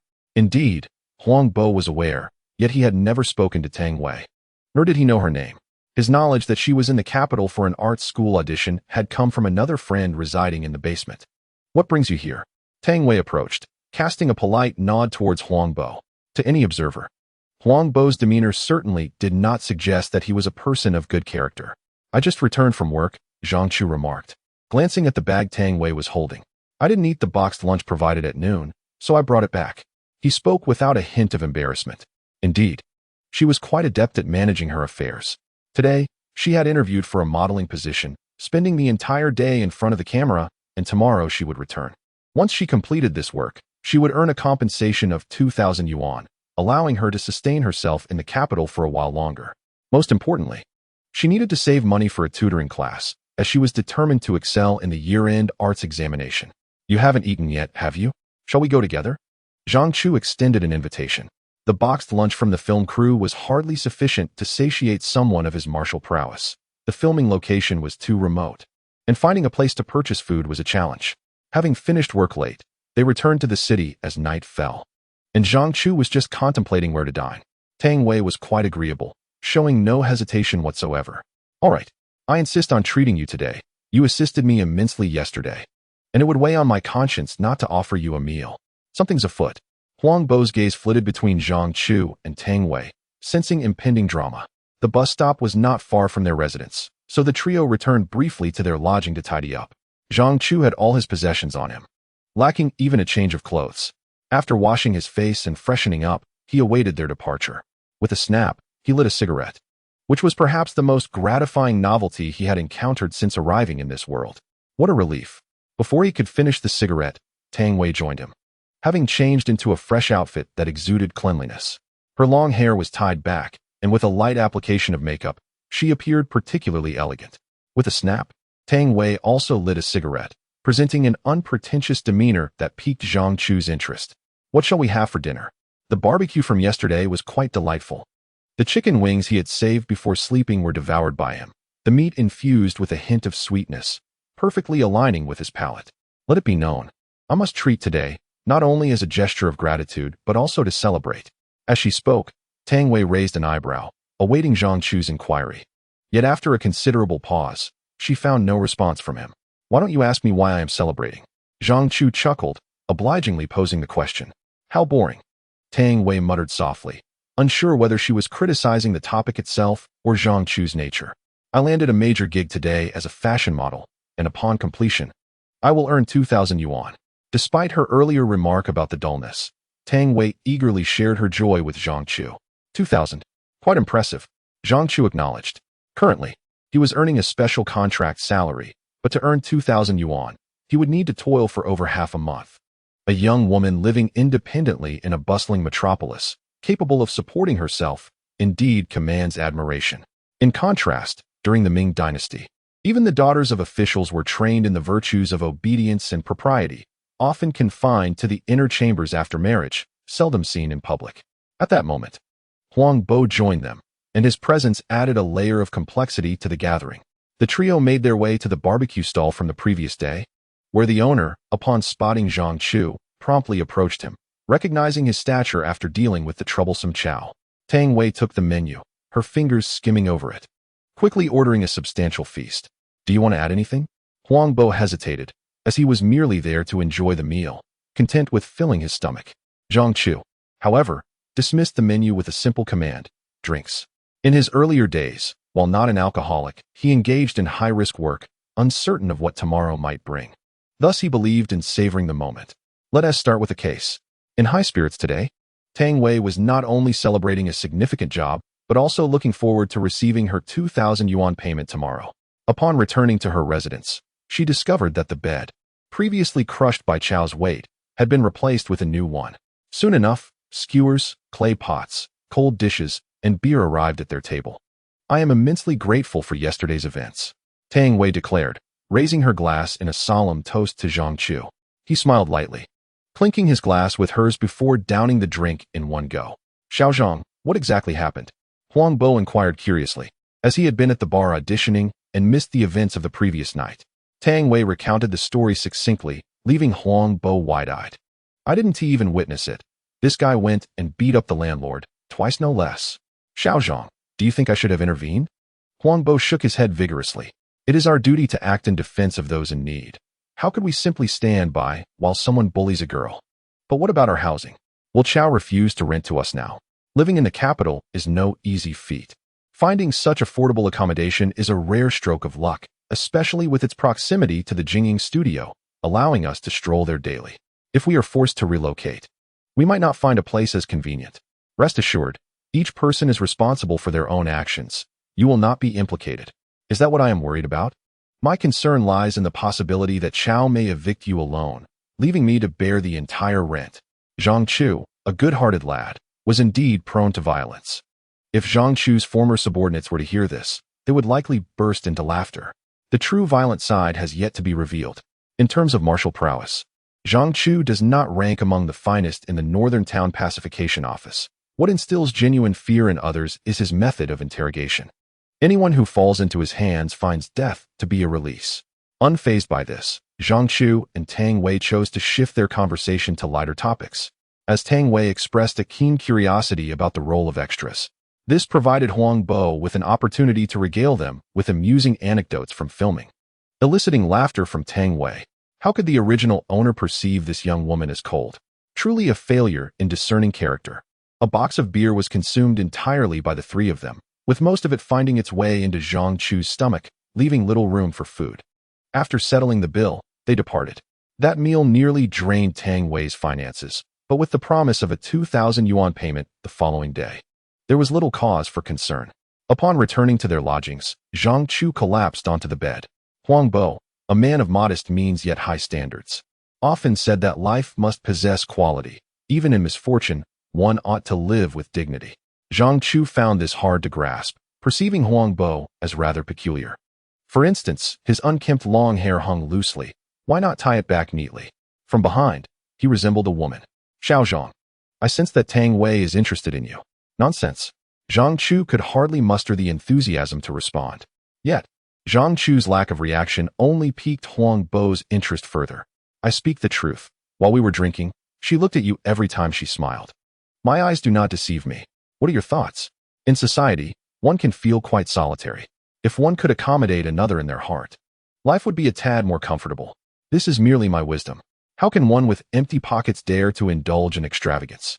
How can a man of humble means hope to win the heart of a fair maiden? Huang Bo was momentarily at a loss for words, staring blankly at Zhang Chu. I am imparting life lessons, and you choose to be pedantic. Turn off the lights, and let us sleep. Chapter 12, Filial Piety? How thoughtful. Zhang Chu was neither pretentious nor did he feign indifference. Secretly, he reveled in his own amusement. However, when it comes to women, it is prudent to avoid entanglements when one lacks both capability and strength. In the past, when he yearned for women, there were countless brothels and beautiful courtesans to seek fleeting warmth. In his youth, Zhang Chu had once felt a stir of affection for a woman, a courtesan from the Yixiang Pavilion in the capital.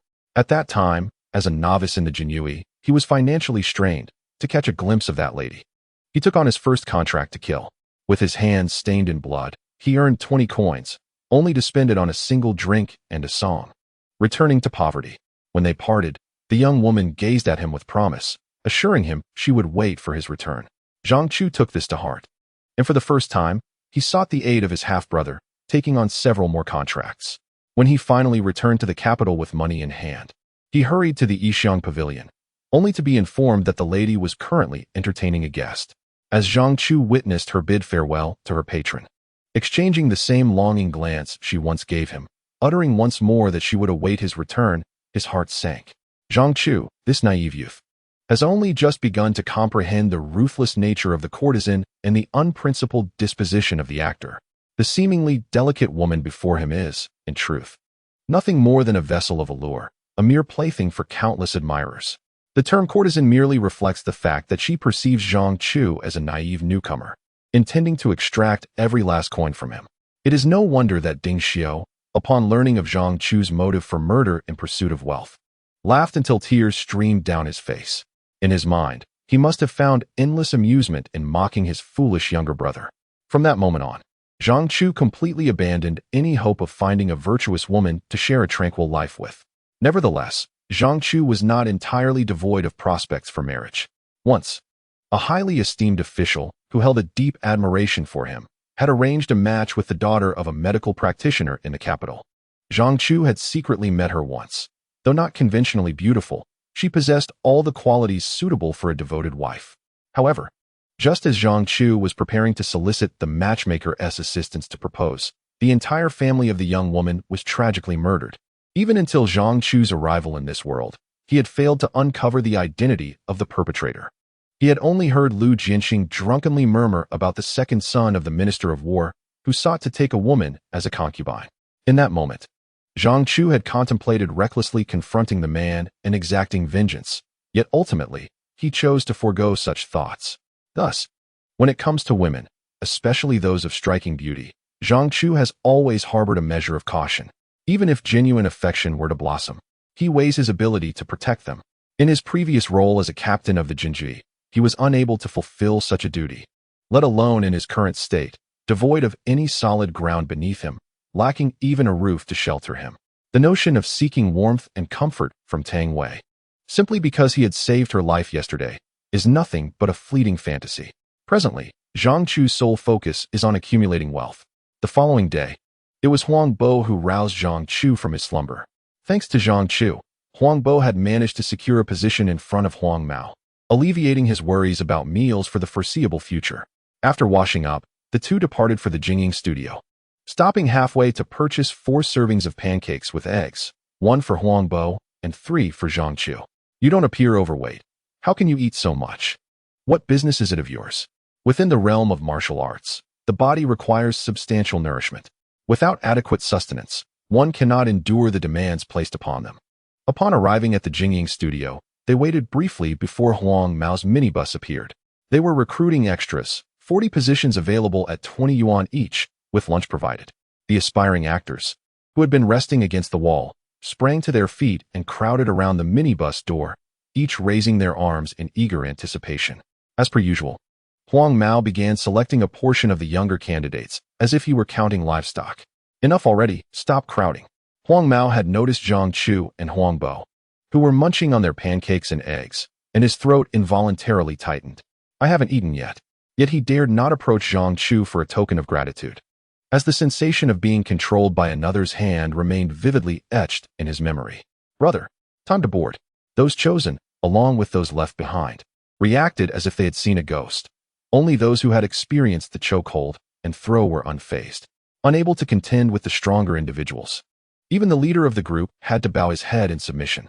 Upon boarding the vehicle, the young man with yellow hair had already cleared a space for Zhang Chu, positioned conveniently by the door. The weather was oppressively hot, and the absence of air conditioning in the minibus made sitting near the window a more refreshing option. It was evident that the young man had relinquished his struggle. Yet Zhang Chu, as long as he was served well, would not intentionally make things difficult for him. To reach such a state as the leader of the group was undoubtedly a source of great frustration. After a bumpy ride, they finally arrived at the filming location. The actors and crew members had yet to arrive, so Zhang Chu sought a quiet spot, seated himself on the ground, and leaned back against a large tree, continuing to rest his eyes. To an outside observer, he might have appeared as a recluse of the world. However, only Zhang Chu was aware of his genuine fatigue. Last night, Huang Bo's ramblings had disrupted his peace of mind, causing him to toss and turn until the early hours of the morning before he finally drifted into a drowsy slumber. Yet, barely had he slept for 2 hours when Huang Bo called him awake. As dawn broke, the crew members and actors began to arrive one by one. You are Zhang Chu, aren't you? A voice interrupted his thoughts. He had heard footsteps approaching but had not paid them any heed, only to discover that this individual was indeed seeking him out. Opening his eyes and sizing up the person, he found them familiar. It was the assistant director, whose surname was apparently Sunday something to discuss. How impressive. Although he was merely the assistant director, many matters within the crew fell under his purview, and everyone else had to show him respect. A mere supporting actor might mistakenly think himself significant. However, Sun Hong had no intention of lowering himself to argue with a supporting cast member. There were more pressing matters at hand. Just a heads up. Director Ma mentioned that the crew's workload is light. The payment you received yesterday was somewhat excessive, so starting today, it will be 100 a day. And that is final. The rest goes into your pocket? The unspoken truth lingered in the air, but Sun Hong chose not to voice it. Merely casting a sidelong glance at Zhang Chu, his eyes filled with provocation. I am indeed taking your money. What will you do about it? 150. If you dare to take a single penny less, I will hang you from this tree. What? Sun Hong was momentarily taken aback. He had heard threats before, but Zhang Chu's declaration was refreshingly unconventional. Hang me from a tree? What sort of trick is this? Zhang Chu closed his eyes once more, leisurely responding. If you don't believe me, then give it a try. Had Zhang Chu displayed anger, frowning and glaring, Sun Hong might have dismissed him, for he had been in this industry long enough to encounter all types of individuals. Yet, Zhang Chu's demeanor left him feeling somewhat perplexed. Perhaps rational discourse was in order. Kid, are you new to this line of work? Do you not understand the rules? You, a mere background actor, challenging me will not end well for you. To be frank, consider the $50 a token of respect. In the future on set, I will look out for you. Before he could finish his sentence, Sun Hong let out a startled gasp, only to realize that Zhang Chu had somehow risen to his feet, a fist hovering perilously close to his forehead. Less than a centimeter away. Did you just say respect?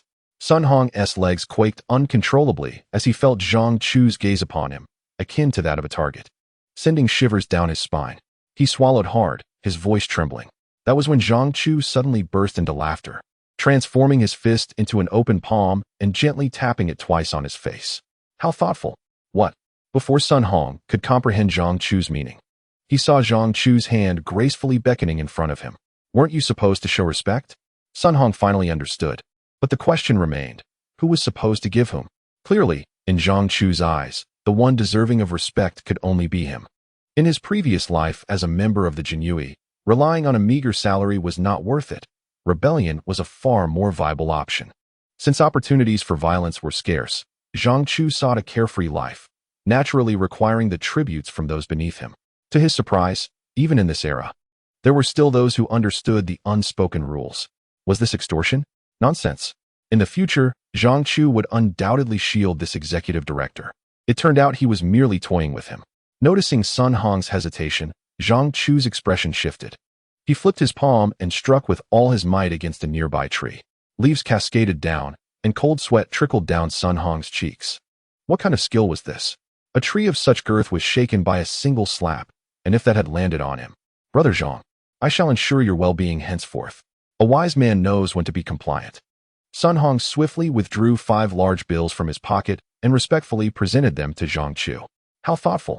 After accepting the money, Zhang Chu waved his hand dismissively at Sun Hong.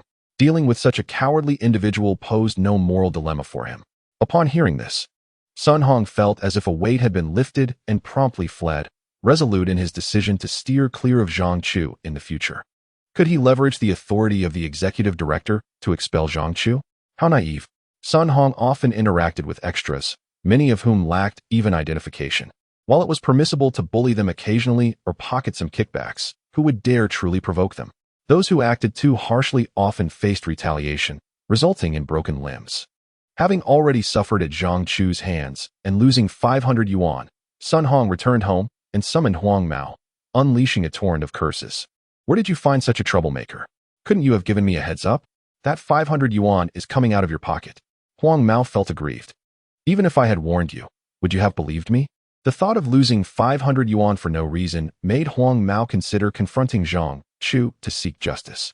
However, Zhang Chu's ability to intimidate Sun Hong stemmed from his own genuine skills. He was in no position to challenge someone like him. Reluctantly, he surrendered the 500 yuan, allowing the matter to fade into the past. Let us get to work. Everyone, hurry and change into your costumes. Upon hearing the call, Huang Bo and the others rushed over. Zhang Chu remained still. As a special actor, he was to follow the director's instructions. He was not required to don that foul-smelling outfit. Indeed, being a special actor had its advantages. Chapter 13. I am a true yellow banner. Zhang Chu felt deceived. Previously, Huang Bo had conveyed to him that actors are ranked in tiers, with the lowest being the background performers, whom Huang Bo referred to as mobile backdrops. Devoid of names or lines, merely required to meander in front of the camera as per the director's instructions. Above the background performers lie the featured extras, who, while still not regarded as true actors, enjoy a higher income and, with a stroke of fortune, might utter a line or two. Perhaps, at some point, they might catch the eye of a director and ascend to greater heights. This nonsensical notion was naively embraced by Zhang Chu, who, in his misunderstanding, likened featured extras to the minor officials of the jianghu. He believed that such an easy path would lead to financial gain, only to find it to be incredibly taxing. Not only was he required to perform as a stunt double, but he also bore the responsibility for all perilous scenes. His work was unmistakably that of a stuntman. Yet he was compensated at the rate of a featured extra. He was, in essence, a grand fool. During the lunch break, Zhang Chu confronted the assistant director, Sun Hong. And through a series of threats, he uncovered the truth. The designated stunt performers had refused to work due to a disagreement over payment, and seeing Zhang Chu's commendable skills, the director had decided to pull him in as a substitute.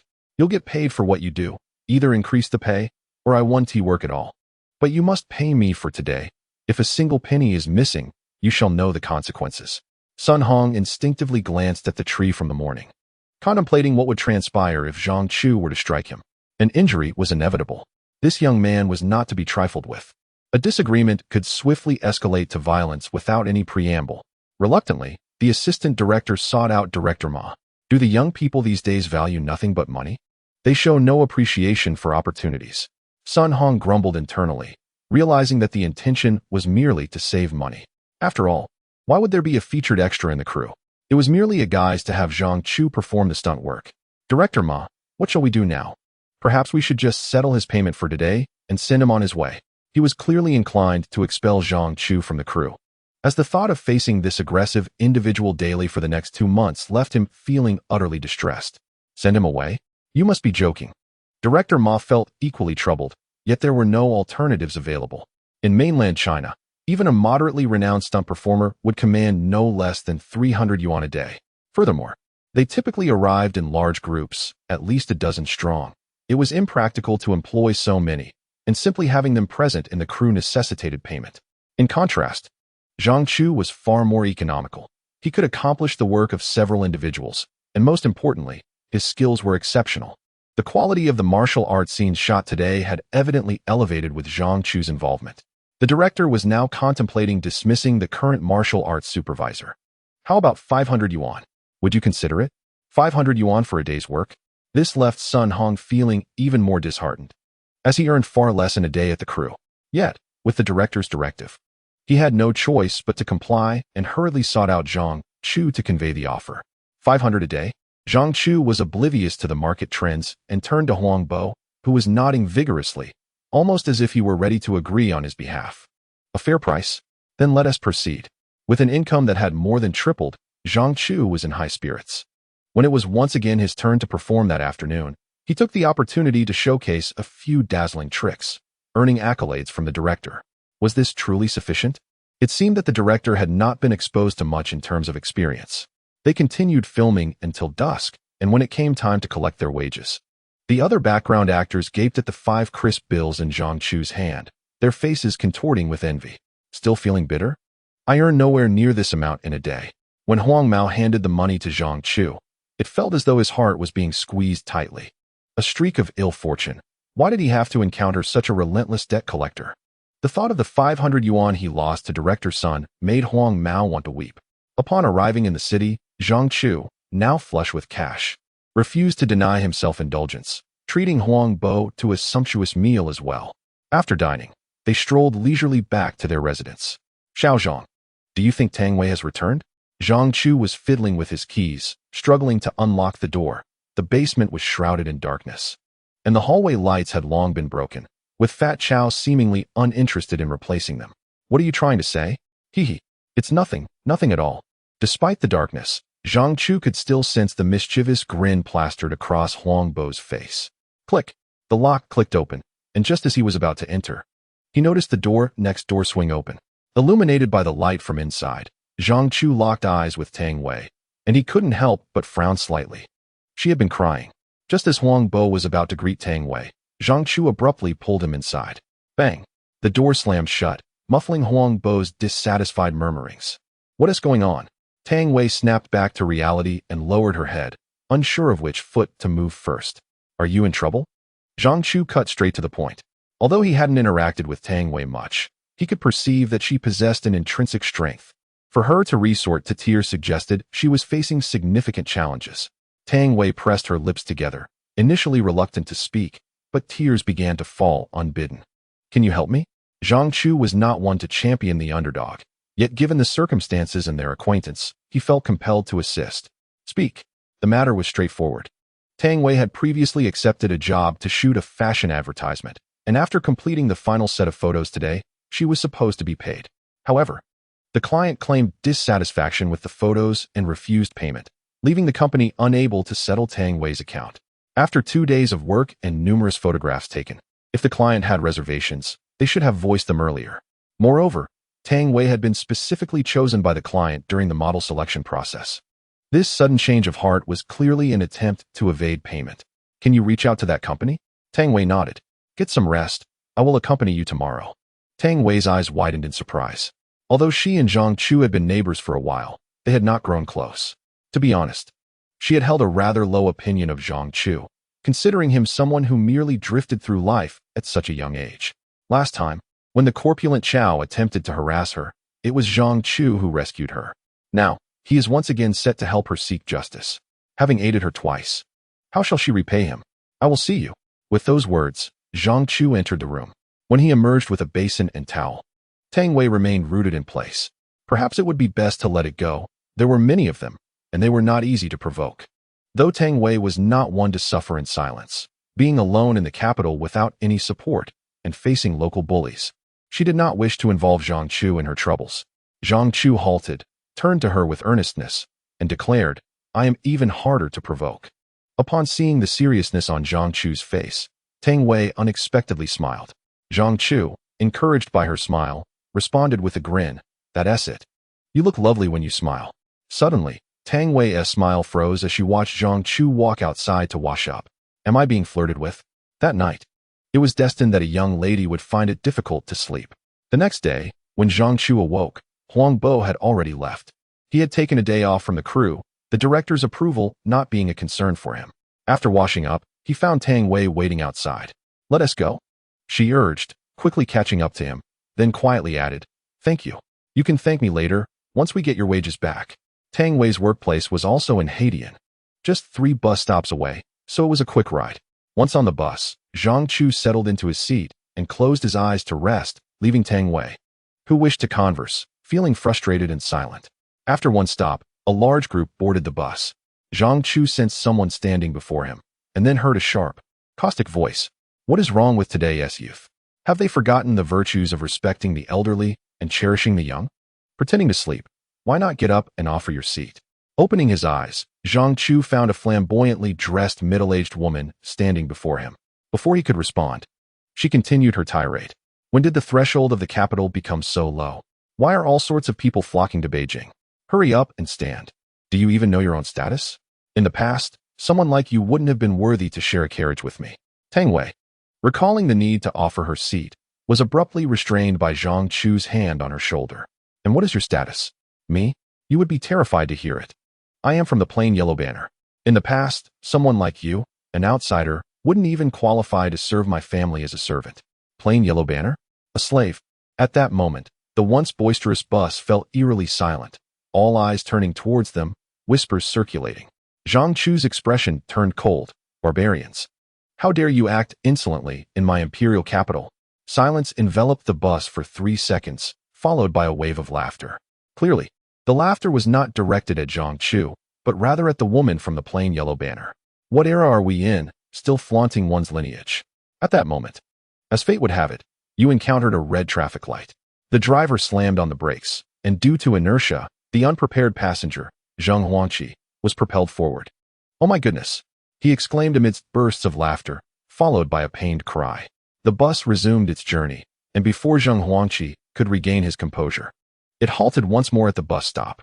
"Hurry up," Tang Wei urged, seizing Zhang Chu's hand and squeezing through the throng to disembark.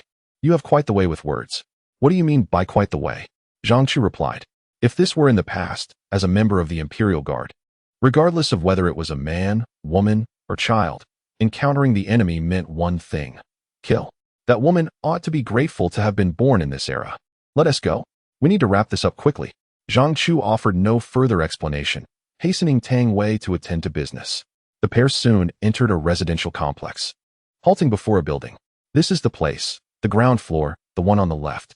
Before Tang Wei could finish her sentence, Zhang Chu had already stepped inside. The door remained ajar, allowing them to overhear voices within. "Yes, maintain that pose, splendid. Smile brighter. Envision your boyfriend presenting you with a bouquet of roses. Who do you think you are?" Disaster struck.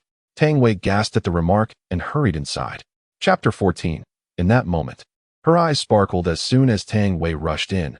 She beheld the photographer sprawled on the floor, wailing in distress, while Zhang Chu crouched beside him, gripping the photographer's jaw.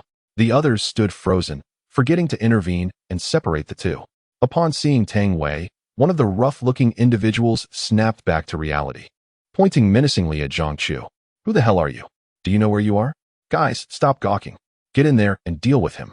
With this provocation, the others quickly grabbed nearby objects, ready to strike. Tang Wei's heart raced. There were 6 of them against Zhang Chu alone. Even if Zhang Chu was skilled, one could hardly expect him to prevail against such odds. What was happening? As she reached for her phone to threaten calling the police, she realized that apart from herself and Zhang Chu, only the stunned model remained standing. Everyone else lay scattered on the floor. "I must have missed something crucial. Speak ill again, and I shall have you toothless." For the first time since arriving in this era, Zhang Chu felt a sense of frustration. In the past, if these few lowlifes dared to insult him, he would have them thrown into the local jail, subjected to various forms of interrogation before even considering a conversation. Naturally, if one possessed enough resilience to withstand all measures, Zhang Chu would grant them the opportunity to speak. But now, faced with insults directed at him, he could not afford to retaliate with force. The young man, who had previously exuded bravado, now stood so terrified that he could hardly utter a word, opting instead for the wisest course of action: silence. Upon witnessing the leader's sudden compliance, Zhang Chu finally released the photographer. "Can we now have a civil conversation?" The leader replied promptly, "Of course, brother. Can you speak more politely? Do you still recognize her?" He glanced at Tang Wei and immediately grasped the situation. He was not a villain of great malevolence. He merely intended to withhold Tang Wei's wages upon seeing a girl from out of town. Tang Wei, however, had no means to deal with them.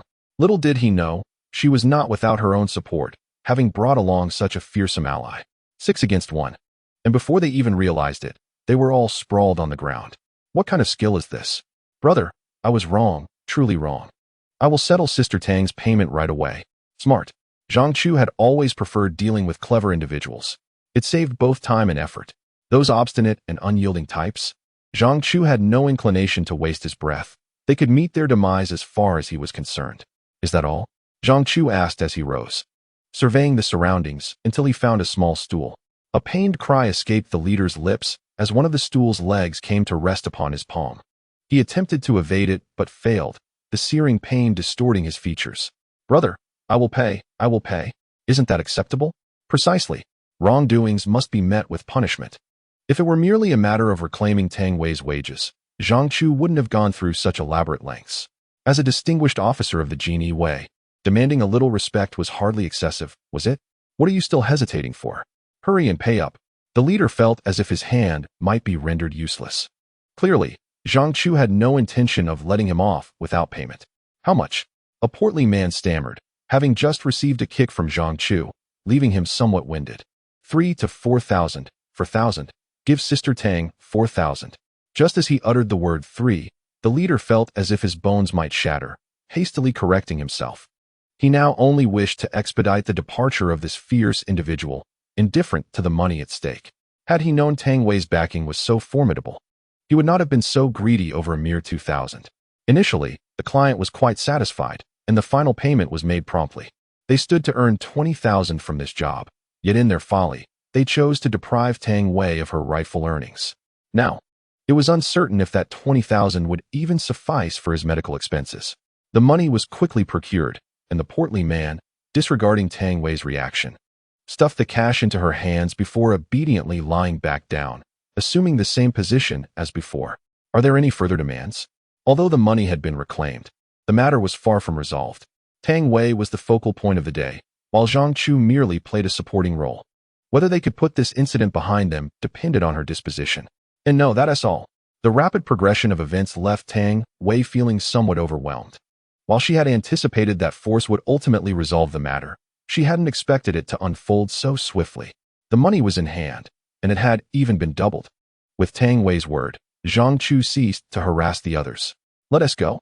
He tossed aside the stool and strode toward the exit. Wait for me. Tang Wei quickly followed, counting out half of the money in her hands. Here, the labor fee I can reclaim is already settled. The remainder is your compensation. Keep it. He knew that Tang Wei's circumstances were not particularly favorable. As for how he knew, one should not question the expertise of a seasoned jianghu.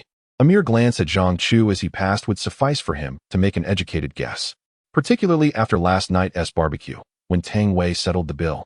His little wallet was devoid of any substantial notes. I refuse. Tang Wei was particularly obstinate, attempting to thrust 2,000 yuan into Zhang Chu's hands. Then you can keep it for me. What? Tang Wei was taken aback, and Zhang Chu wore a similar expression. What prompted such a sudden remark? Zhang Chu turned around and continued walking forward. I tend to spend money rather freely. Who knows when I might find myself short of funds and starving. It would be prudent to leave some money with you for when that time comes. This excuse was impeccable. Upon hearing Zhang Chu's words, Tang Wei suddenly smiled and ceased her insistence, neatly folding the money and placing it into her pocket. Once outside the community, the two arrived at the bus stop. Zhang Chu, I truly appreciate your help. No need for that. I haven't done much. Not much. Although Tang Wei had not witnessed how Zhang Chu had dealt with the assailants, the grievous state of those 6 men was vividly etched in her memory. You should be cautious if there are more people around next time, Tang Wei stammered, unsure of how to articulate her concern. Zhang Chu chuckled and turned to face Tang Wei. Do you perceive me as a mere brute who resolves matters solely through violence? I didn't mean to imply that. Tang Wei stuttered, flustered, and eager to clarify. Villains may fear power but do not respect virtue. For such individuals, a couple of well-placed punches are most effective. Having attained the rank of a 6th-grade jianghu, Zhang Chu is certainly no simpleton reliant solely on brawn. A mere warrior in the jianghu is but a pawn, disposable at any moment. However, whether it be the rotund Chow, the yellow-haired ruffians, the crew's director, or those thugs from earlier. They are hardly worthy of Zhang Chu employing any strategy against them. Hearing Zhang Chu's words rendered Tang Wei momentarily speechless. Observing him anew, she felt a distinct shift in perception. It must be said that Zhang Chu possessed an attractive countenance. If one could overlook his ferocity in combat, he resembled a bright, sunny young man. The bus is here. Zhang Chu felt somewhat uneasy under Tang Wei's gaze, just as the bus arrived. In his past, those courtesans at the brothel would regard him with similar adoration, yet he understood that it was all insincere. However, the way Tang Wei had looked at him moments ago seemed to radiate genuine admiration. This unsettled Zhang Chu. Taking a deep breath, he composed himself. Where are you heading next? Perhaps I could. Tang Wei contemplated inviting Zhang Chu to dinner, feeling it necessary to express her gratitude after such significant assistance. With the 2,000 yuan, she could afford to stay in the capital for a while longer. Yet, it hardly seemed appropriate to invite him to dinner when it was not mealtime. I need to go to the set to collect my payment. In matters of remuneration, Zhang Chu is quite particular, unlike his half-brother who often absconds with the employer's funds, leaving Zhang to tidy up the loose ends. As he contemplated how to reach the film set, Tang Wei was also preoccupied with thoughts of repaying a debt of gratitude. Just then, a taxi approached, and Zhang Chu raised his hand to hail it, promptly taking a seat inside, fortunate enough to recall the filming location. After providing the destination, the driver pressed the accelerator, and the vehicle surged forward several meters in an instant. Hey, Zhang Chu. Tang Wei's words were left unfinished as the taxi sped away. What is wrong with this guy? The driver casually remarked, having witnessed Zhang Chu and Tang Wei's earlier stance by the roadside, which could easily be mistaken for a quarrel between a couple. With the man departing in haste. Hurry up, I'm in a rush. Zhang Chu, disinterested in explanations, felt his mind in utter disarray. Observing Zhang Chu's reluctance to engage in conversation, the driver floored the gas pedal, completing a journey that should have taken an hour in less than half the time. Upon alighting, Zhang Chu felt his legs weaken. Despite having frequently traveled over the past few days, none had matched the driver's pace. Xiaozhang, what brings you here? Huang Bo, clad in an unfamiliar attire, hurried over upon spotting Zhang Chu. As Zhang Chu was about to respond, he noticed Huang Bo's expression of alarm. You need to hide. Make sure they don't see you. Who am I supposed to hide from? No sooner had he spoken than Zhang Chu sensed a threatening atmosphere around him. Looking up, he saw several burly men striding toward him, while not far off. The assistant director, Sun Hong, was whispering with another individual. Realizing the men were not friendly, Zhang Chu furrowed his brow. This is bad. This is really bad. Huang Bo mumbled anxiously, yet stood firmly beside Zhang Chu. Xiaozhang, you, before he could finish. Zhang Chu had already pushed him aside and was striding toward the assistant director. This foolish lad intends to confront them head-on. Chapter 15. The villain's lines are all the same. This unfortunate child must have lost his mind. Could he not see the group of imposing figures across from him? Each one was robust, and any sensible person would recognize the urgency to flee. Yet there was Zhang Chu, foolishly approaching them, as if he feared they would beat him senseless. Huang Bo acknowledged that while Zhang Chu was indeed formidable, truly formidable, he had never heard of anyone overcoming a multitude with mere fists. Seeing Zhang Chu advancing toward them, Sun Hong was momentarily taken aback. What is happening? This isn't how the script goes. Before he could fully comprehend the situation, one of the burly men who had been whispering to him stepped forward. Damn it, I hadn't finished speaking. It was intended to be a scare tactic. But he certainly didn't want anyone injured. Sun Hong was irked at Zhang Chu for having swindled him out of 500 yuan the previous day. A night spent tossing and turning, consumed by thoughts of revenge. Yet no matter the resentment, he never wished for it to escalate to such dire consequences. Do not speak of taking lives.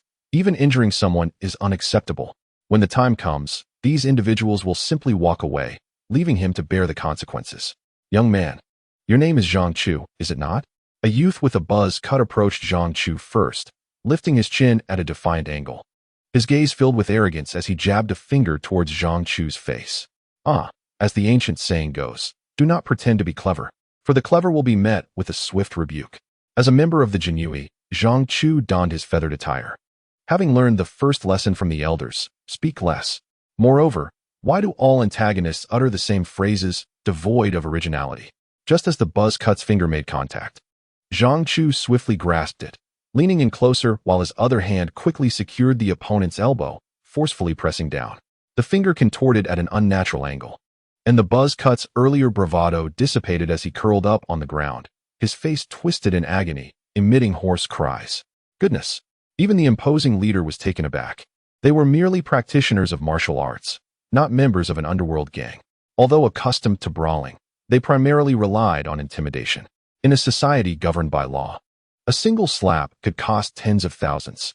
Who would want to resort to fists for mere conversation? They harbored no animosity toward Zhang Chu. Their visit was prompted by a call from Sun Hong that morning, informing them that a job they had nearly secured had been snatched away by a young man named Zhang Chu, who had underbid them. This was intolerable. Given that they all operated within the same circle, a reasonable negotiation could have allowed them to concede the job. However, deliberately undercutting was excessive. This matter affected many livelihoods. How could a mere youth disrupt the order? Thus, they promptly arrived. Yet, Zhang Chu had taken the day off, and just as they were about to leave, Sun Hong called them back. Zhang Chu had arrived. The imposing figure had just been confirming with the executive director whether the newcomer was indeed the main person. Despite their earlier aggressive approach, the leader merely sought to assert dominance over Zhang Chu before engaging in discourse. In their profession, each had a mentor, and to avoid chaos, clarity was essential. Who would have known that the bold act would result in a broken finger? Young man, your actions are excessively ruthless. I have encountered fierce individuals before, but none have approached without uttering a word, only to break fingers. If you intend to fight, why waste time with needless chatter? Zhang Chu clenched his fist, observing the leader's steady stance, indicative of training. Yet, he remained uncertain of the man's true skill. Since arriving in this era, Zhang Chu had yet to face a true master. The individuals he had encountered thus far possessed little more than brute strength. At this moment, he genuinely yearned to exchange blows with the imposing figure before him. What is this? Does he truly intend to engage in combat? The leader instinctively glanced to his sides. The buzz cut was incapacitated, yet he had 6 companions. 6-1. The odds favor me. Does this young man lack awareness of numbers? Huangbo? Should he become involved, he might diminish Zhang Chu's combat effectiveness. Brother, deal with him. Before the burly man could devise a strategy, a portly fellow rushed toward Zhang Chu like a cannonball or an untamed dog, barreling through with overwhelming force until he stood before Zhang Chu in an instant. However, his swift advance was met with an equally fierce recoil, sending him flying back and colliding with another subordinate. Ouch! Despite his imposing stature, the burly man was far from dull-witted. Upon witnessing Zhang Chu's display of skill, he recognized that he was dealing with a formidable opponent. What should one do when confronted by a true master? As his mentor had advised, admitting defeat is not a sign of shame. Brother, let us speak amicably. You are still young, and resolving conflicts through violence is not a commendable habit. What is the situation here? Are you lecturing me on the law? Sun Hong, who had been watching from the sidelines, was rendered speechless. After pondering deeply the night before, he had concocted a brilliant scheme of using another's weapon against them. Yet the unfolding situation suggested an inclination to resolve matters peacefully before a conflict could escalate. Despite clearly backing down, he insisted on maintaining a facade of goodwill. Zhang Chu couldn't help but chuckle at the absurdity. It appears you have come to trouble me, haven't you? The burly man froze, unsure of how to respond. We merely came to observe. We had nearly finalized discussions with this production team. The martial arts director was to be me, and my companions were to be involved. Now that the arrangement has shifted to you, I must understand the reasoning behind it. Look at that. Understanding the situation, he recognized he couldn't win in a fight. The earlier menacing demeanor had dissipated, replaced by polite discourse. Are you trying to fool me? Zhang Chu, having traversed the world for many years, had encountered all sorts of individuals. The words he just heard were so transparent that they could scarcely deceive a 3-year-old. Zhang Chu smirked. I see. In that case, let me ask Sun Hong. Sun Hong, who had been trying to escape, vividly recalled the slap Zhang Chu had delivered to the tree the previous day. If Zhang Chu discovered that he was the one orchestrating this scheme of treachery, he would surely face dire consequences. Wait, where do you think you're going? Upon hearing Zhang Chu's words, Sun Hong froze, turning back with an overly radiant smile. It's all a misunderstanding. We should be getting started soon. He attempted to flee once more, but Zhang Chu swiftly closed the distance, wrapping an arm around Sun Hong's neck in a seemingly affectionate manner.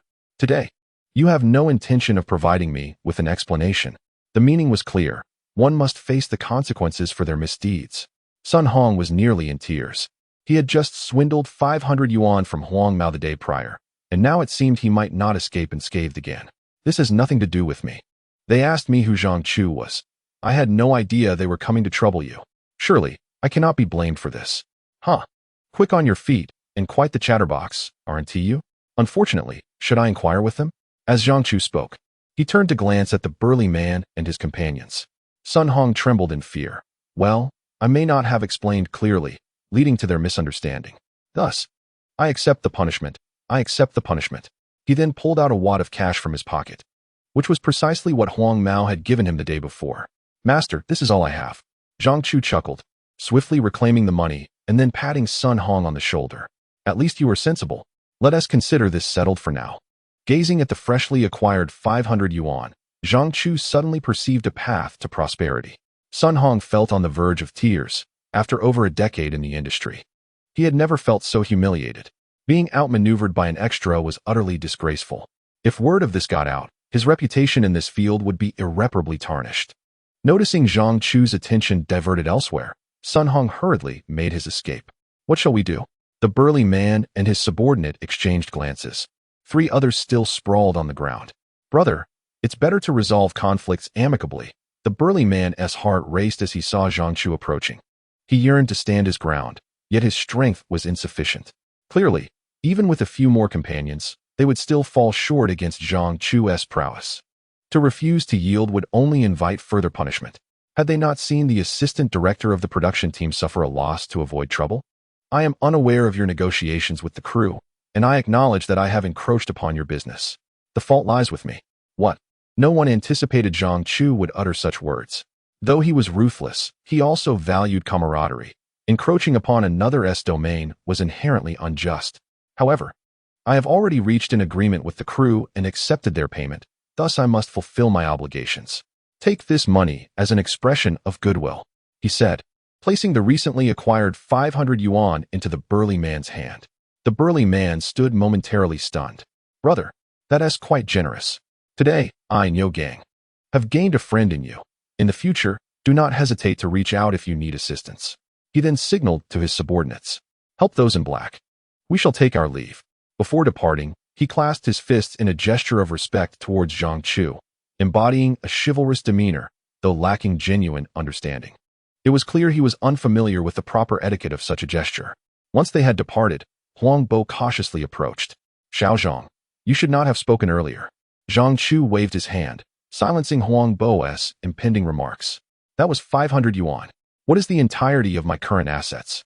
Let us go? We have work to do. Huang Bo instinctively replied. Xiao Zhang, did you not say you would not come today? Things are settled now. Huang Bo realized that Zhang Chu had gone to assist Tang Wei, but was astonished at how quickly it had been resolved.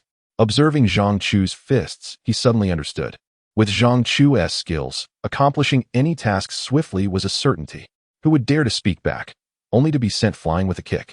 Although Huang Bo had never felt the impact of Zhang Chu's fist, he had witnessed enough to know that even New Gang, who appeared imposing, would likely not withstand a single strike.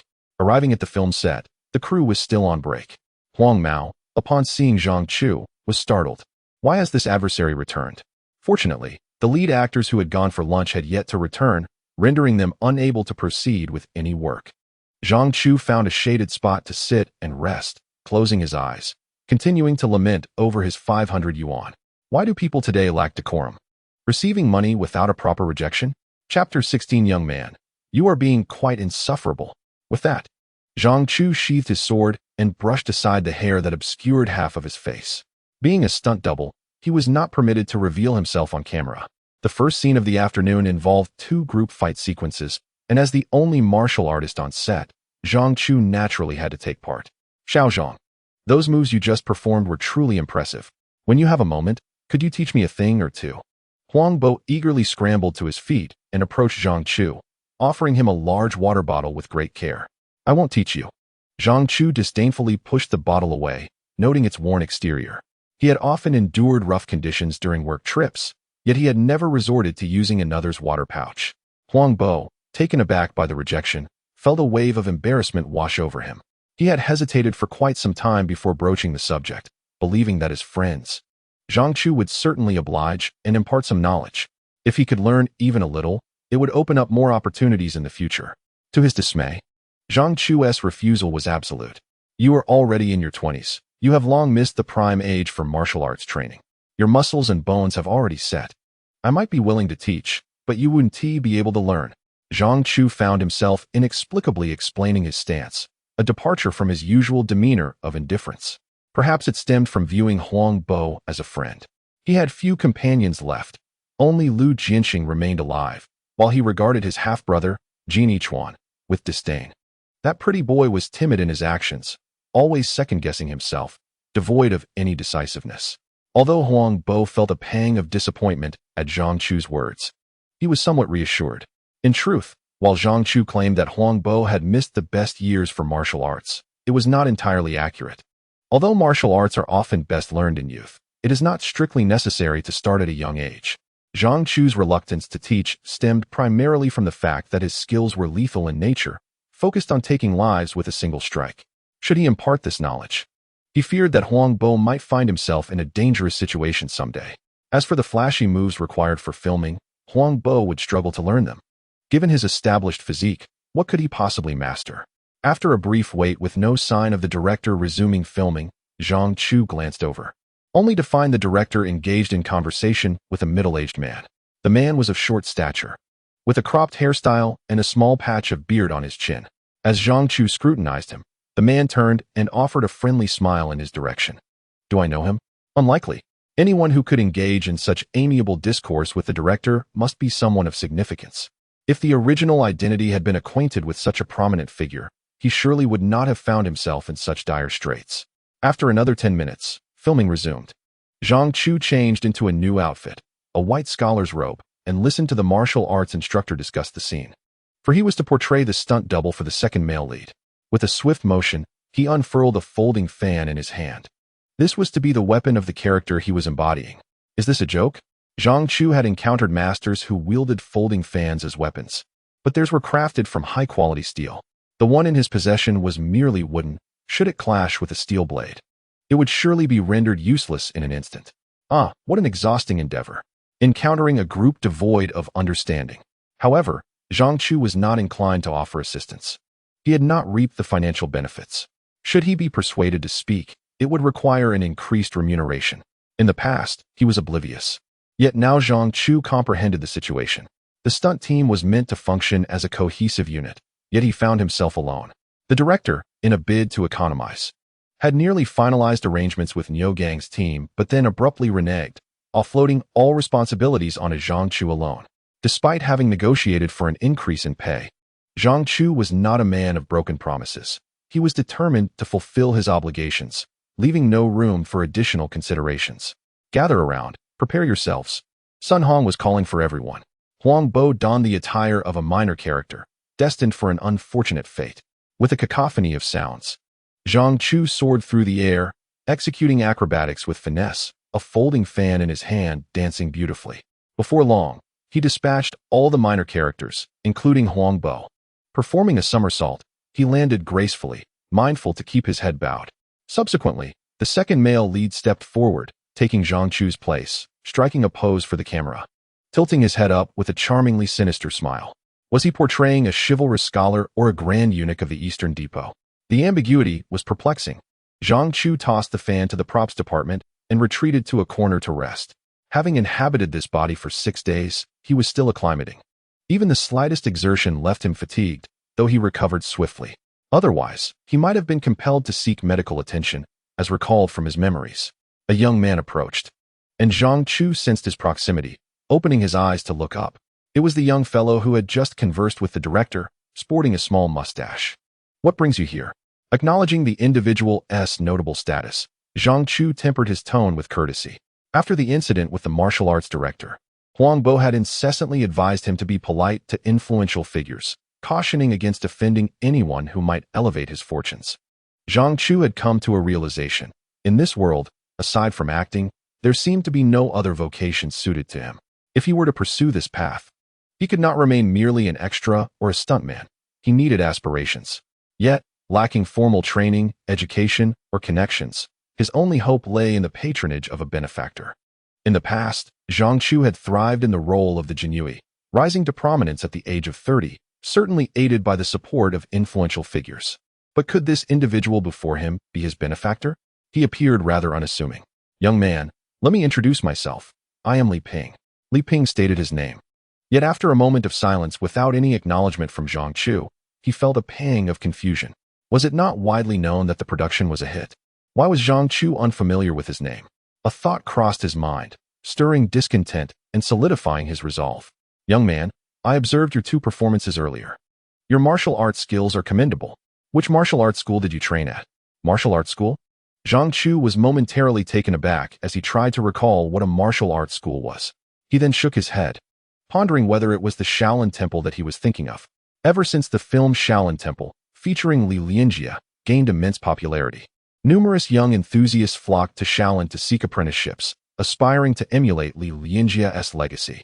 The Shaolin Temple, seizing this opportunity, had even developed an industry around recruiting lay disciples for tuition fees. Zhang Chu continued to shake his head. While he was aware of the temple's existence and acknowledged the presence of several formidable monks within its walls, he had a different background. "Family legacy," Zhang Chu offered, hoping to save Li Ping from further speculation. Li Ping's eyes lit up at this revelation. "Ah, a family tradition. I know a martial artist who excels in the family-inherited 7-star praying mantis fist. What is your specialty? Is it in bare-handed combat, weaponry, or perhaps the sword?" Zhang Chu's hand-to-hand combat skills were decent, though he did not consider himself the best, especially when compared to Lu Jianxing.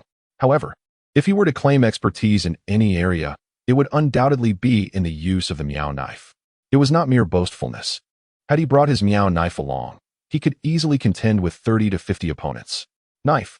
My skills in hand-to-hand combat are acceptable, and I can manage a few tricks with the sword," Zhang Chu replied. Li Ping frowned but, undeterred, urged, "Young man, show me a demonstration." Upon hearing this, Zhang Chu's eyes widened in anger. He smacked his hand against the ground and leaped into the air. Had he been armed, he would have already had the knife at Li Ping's throat. How dare someone like him toy with the likes of Zhang? Li Ping, startled, quickly realized the gravity of the situation.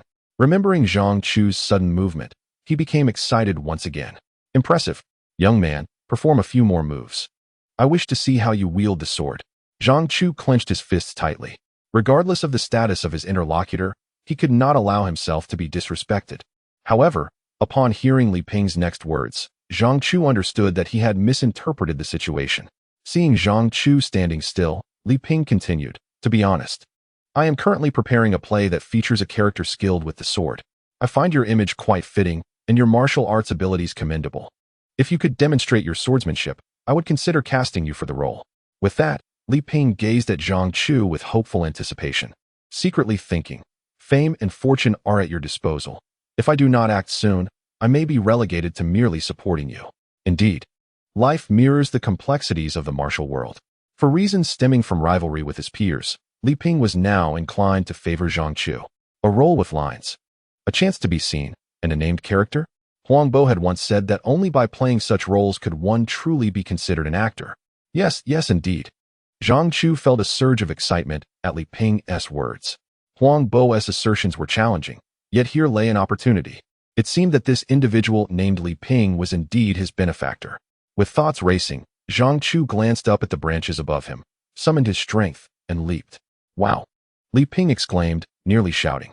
Zhang Chu had just sprung 3 meters into the air, truly an extraordinary master. As soon as he regained his senses, Zhang Chu had already broken a branch from a tree, swiftly removing the smaller twigs. With a flourish, he wielded it like a sword, and then began to dance before him.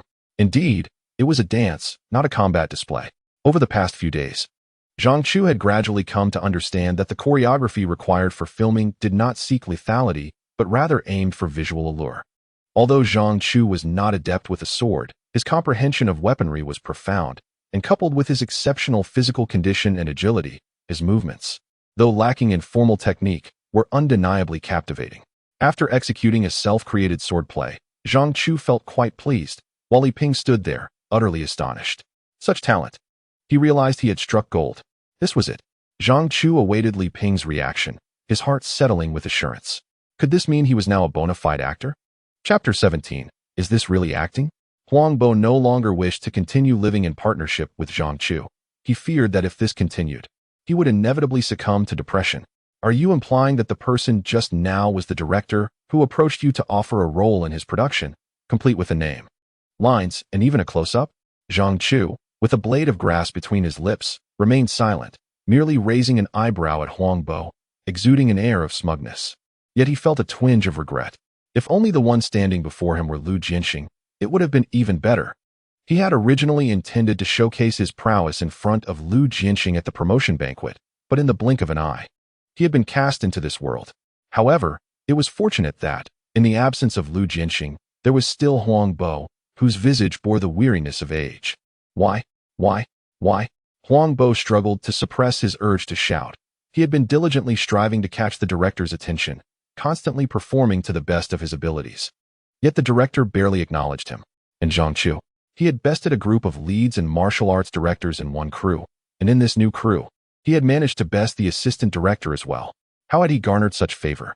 Was there a trend now that favored those who flaunted their flaws, leaving others in discontent? Congratulations. Huang Bo forced a smile, attempting to feign pride, yet his heart was burdened with bitterness. If you were to film with another crew, would you not abandon us here? Though Huang Bo had faced considerable setbacks in recent days, at least he was consistently earning a stable income. Thanks to Zhang Chu, he was able to work every day. Even if it was merely $20, it was sufficient for his livelihood. If Zhang Chu were to leave, would the blonde fellow allow him to board the vehicle? It would be a miracle if he did not face a beating for being associated with Zhang Chu. Surely, he wouldn't be returning. Zhang Chu mused, slightly furrowing his brow, realizing he had forgotten to inquire with Li Ping about the daily earnings for acting in that other production. Here, at least, he earned $500 a day, and occasionally the assistant director would generously offer him additional funds. If he were to join Li Ping's crew, it might not yield as much profit, which would indeed be a disadvantage. What are you thinking? Upon hearing Zhang Chu's question, Huang Bo felt as though he might lose his mind. A director had personally selected him for a role, a golden opportunity, and Zhang Chu's primary concern was money? If such good fortune were to befall him, he would gladly bring his own provisions to the set without uttering a single complaint. At this moment, what are you still pondering about money, my friend? I truly admire your tenacity. In a moment of urgency, Huang Bo's words were peppered with his distinctive Qingdao accent. Do you comprehend? Once you step onto the stage and truly become an actor, the opportunity to transform your life will have arrived. If you achieve fame, it will be akin to the day when Kuan Kuan emerged. Do you recall? Zhang Chu nodded, recalling the tearful scene, reminiscent of someone mourning a dearly departed mother. Such a heroic figure, it would be difficult to forget. At most, he was merely a third-tier celebrity. Yet, with just one performance, he could earn over 100,000. 100,000. Do you grasp the magnitude of that sum? Huang Bo wore an expression of exasperation, wishing he could leap up and give Zhang Chu a few knocks on the head. Indeed, 100,000 is no small fortune. Zhang Chu had encountered money before. As a member of the jianghu, he often received imperial orders to raid the residences of corrupt officials. He vividly recalled one occasion when, during a raid on a minister of revenue, they unearthed 30,000 taels of gold from a pond in the back garden. If converted to today's currency, how much would that be? Zhang Chu, Zhang Chu. A voice called out, and Zhang Chu turned to see Sun Hong's face. Grandmaster Zhang. Sun Hong quickly changed his demeanor, realizing this young man was no easy target, and donned a smile. Fortunately, he would only have to endure a little longer, for just moments ago, the director had spoken to him about Zhang Chu being chosen by director Li Ping for a role. This meant that starting tomorrow, Zhang Chu would no longer need to live in fear. Contemplating this, Sun Hong's envy lessened somewhat.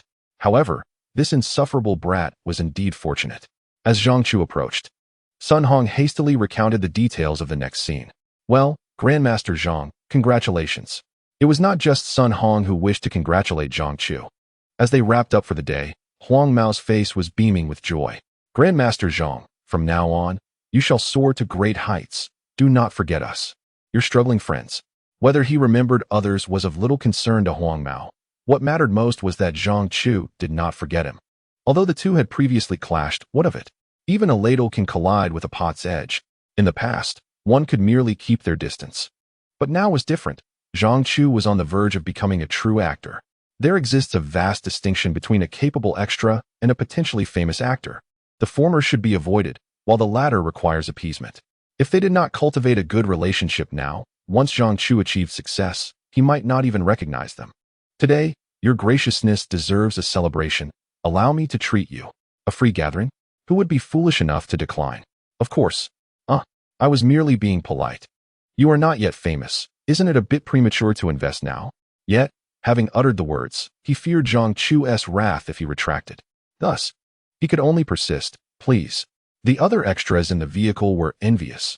Almost as frantic as Huang Bo, was this individual the protagonist of a triumphant tale? Ascending the ranks in mere days. Just a short while ago, he was among them as an extra, and now, in no time, he had secured a special role, followed by martial arts work, and now he had caught the director's eye. Even if he were only to play a supporting character, it would be 1,000 times better than his current position. How could one compare? As the vehicle arrived in the city, the others were unceremoniously ushered out by the yellow-haired one. Huang Bo was also about to disembark when Zhang Chu pulled him back. Let us not forget our humble beginnings. Would you mind if I added a pair of chopsticks? He chuckled. Would I dare? One invitation or two, it matters little. Huang Mao, at this moment, could only hope that Zhang Chu would one day ascend to great heights and offer him a slight uplift. Nothing too grand, merely a role as a casting director would suffice. At that time, those aspiring starlets would surely flock to him. However, his laughter was short-lived, as it became evident that the two regarded him as nothing more than an easy mark. First, they indulged in a lavish feast, followed by a visit to a bathhouse where they indulged in steaming and scrubbing, accompanied by massages.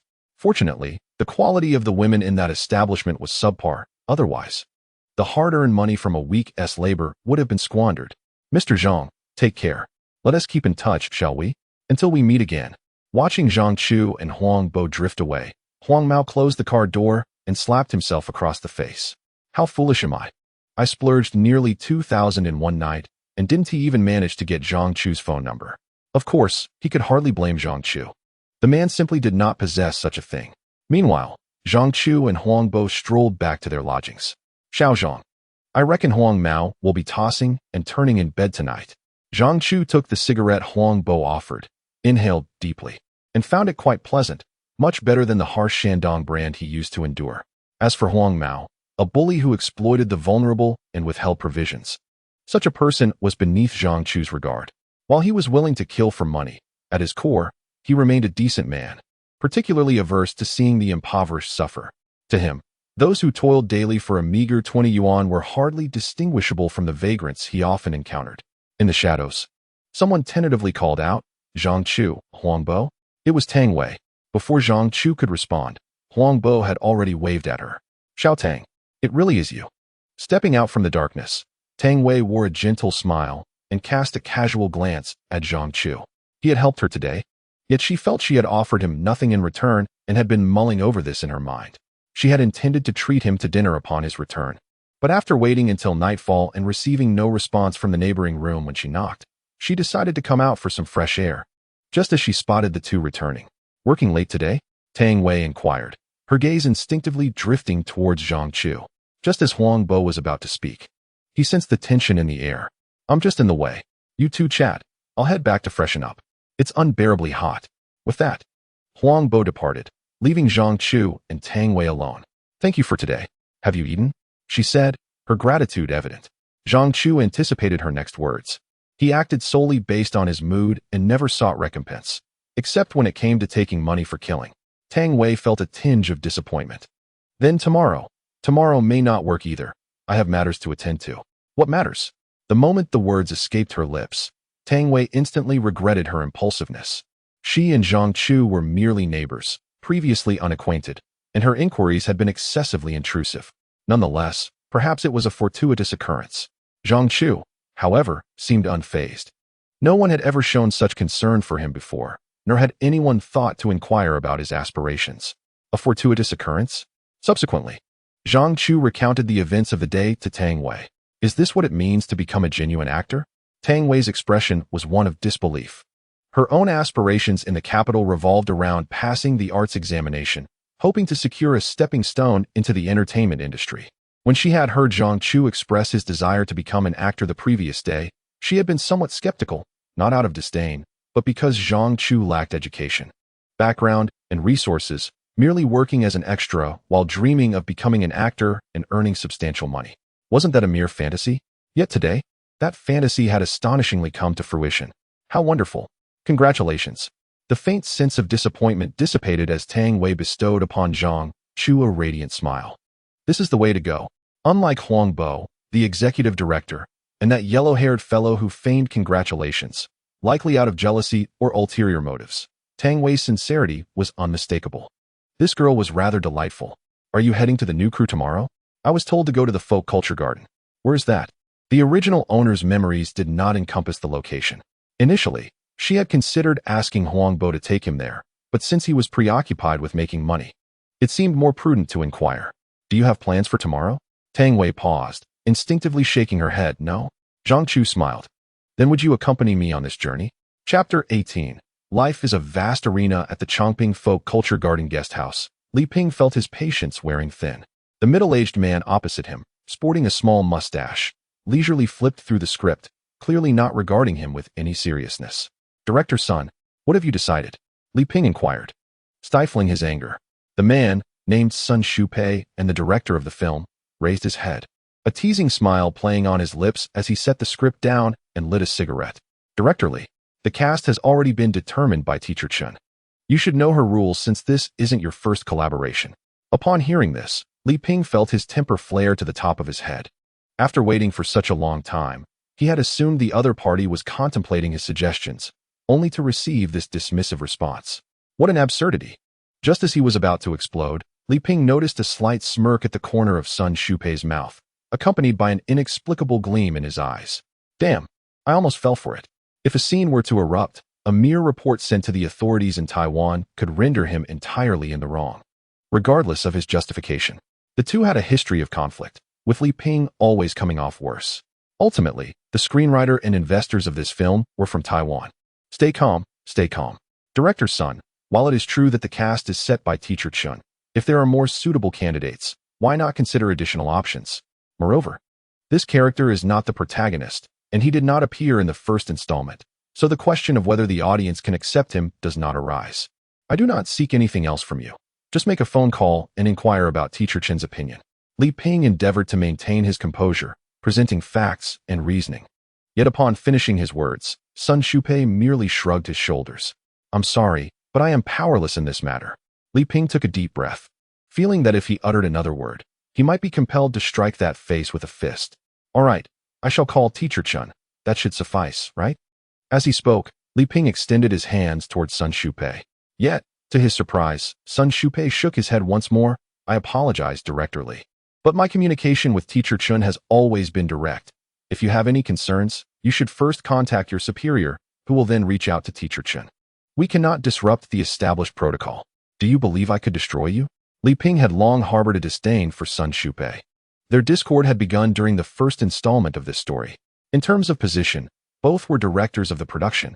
However, Sun Shupei represented the investors from the Treasure Island, while he was appointed by Mango TV.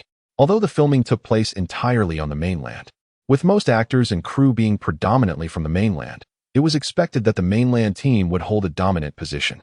Yet, it remained unclear how the discussions between the station and Treasure Island unfolded. Since the commencement of the first installment, Li Ping had consistently found himself overshadowed by Sun Shupei. And whenever their opinions diverged, it invariably ended with Li Ping conceding. The leaders at the station continually urged him to prioritize the greater good and foster unity among colleagues from Treasure Island. He made earnest efforts to unite, but they treated him with utter disregard. However, this time, Li Ping was resolute in refusing to endure any longer. Why should his every suggestion be dismissed as inconsequential? It was previously agreed that both directors held equivalent standing within the crew, collaborating in filming.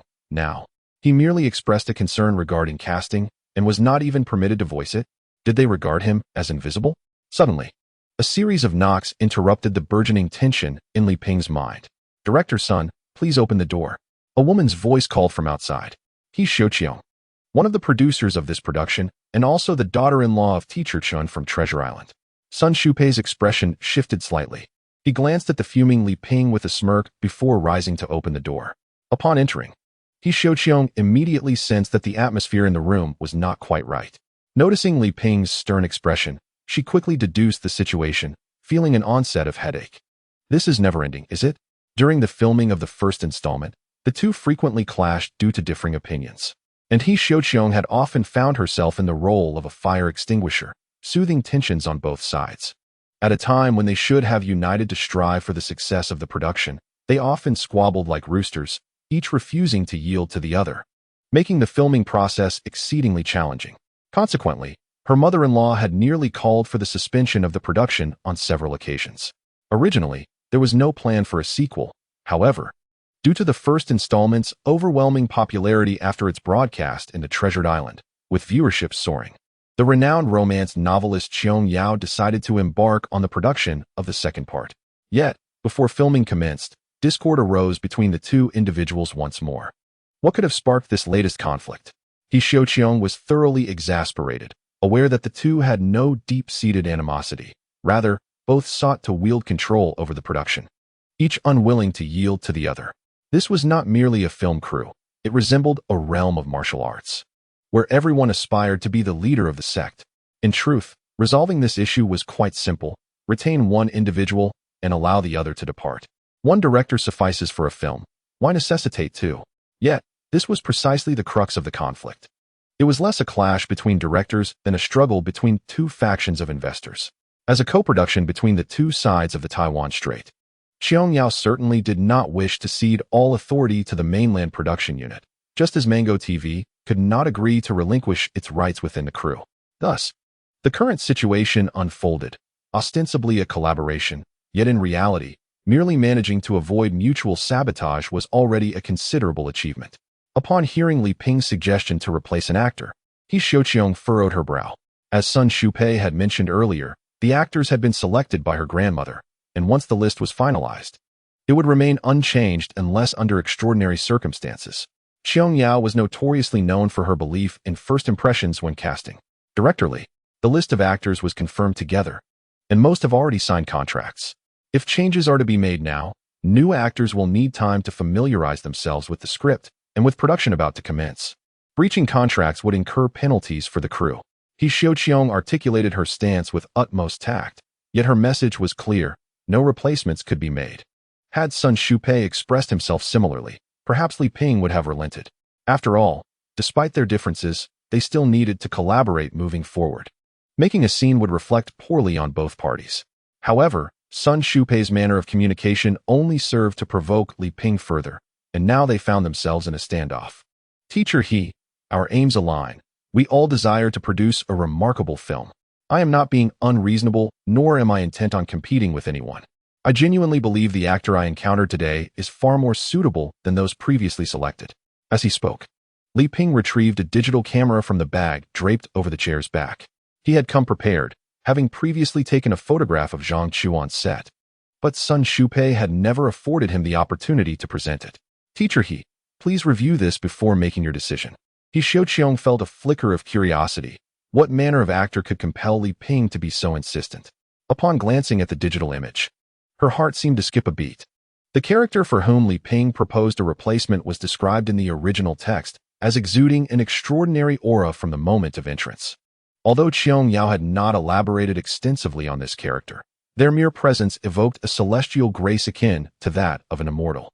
In the photograph of Zhang Chu, clad in the costume of the production, with long hair cascading down his shoulders and a sword in hand.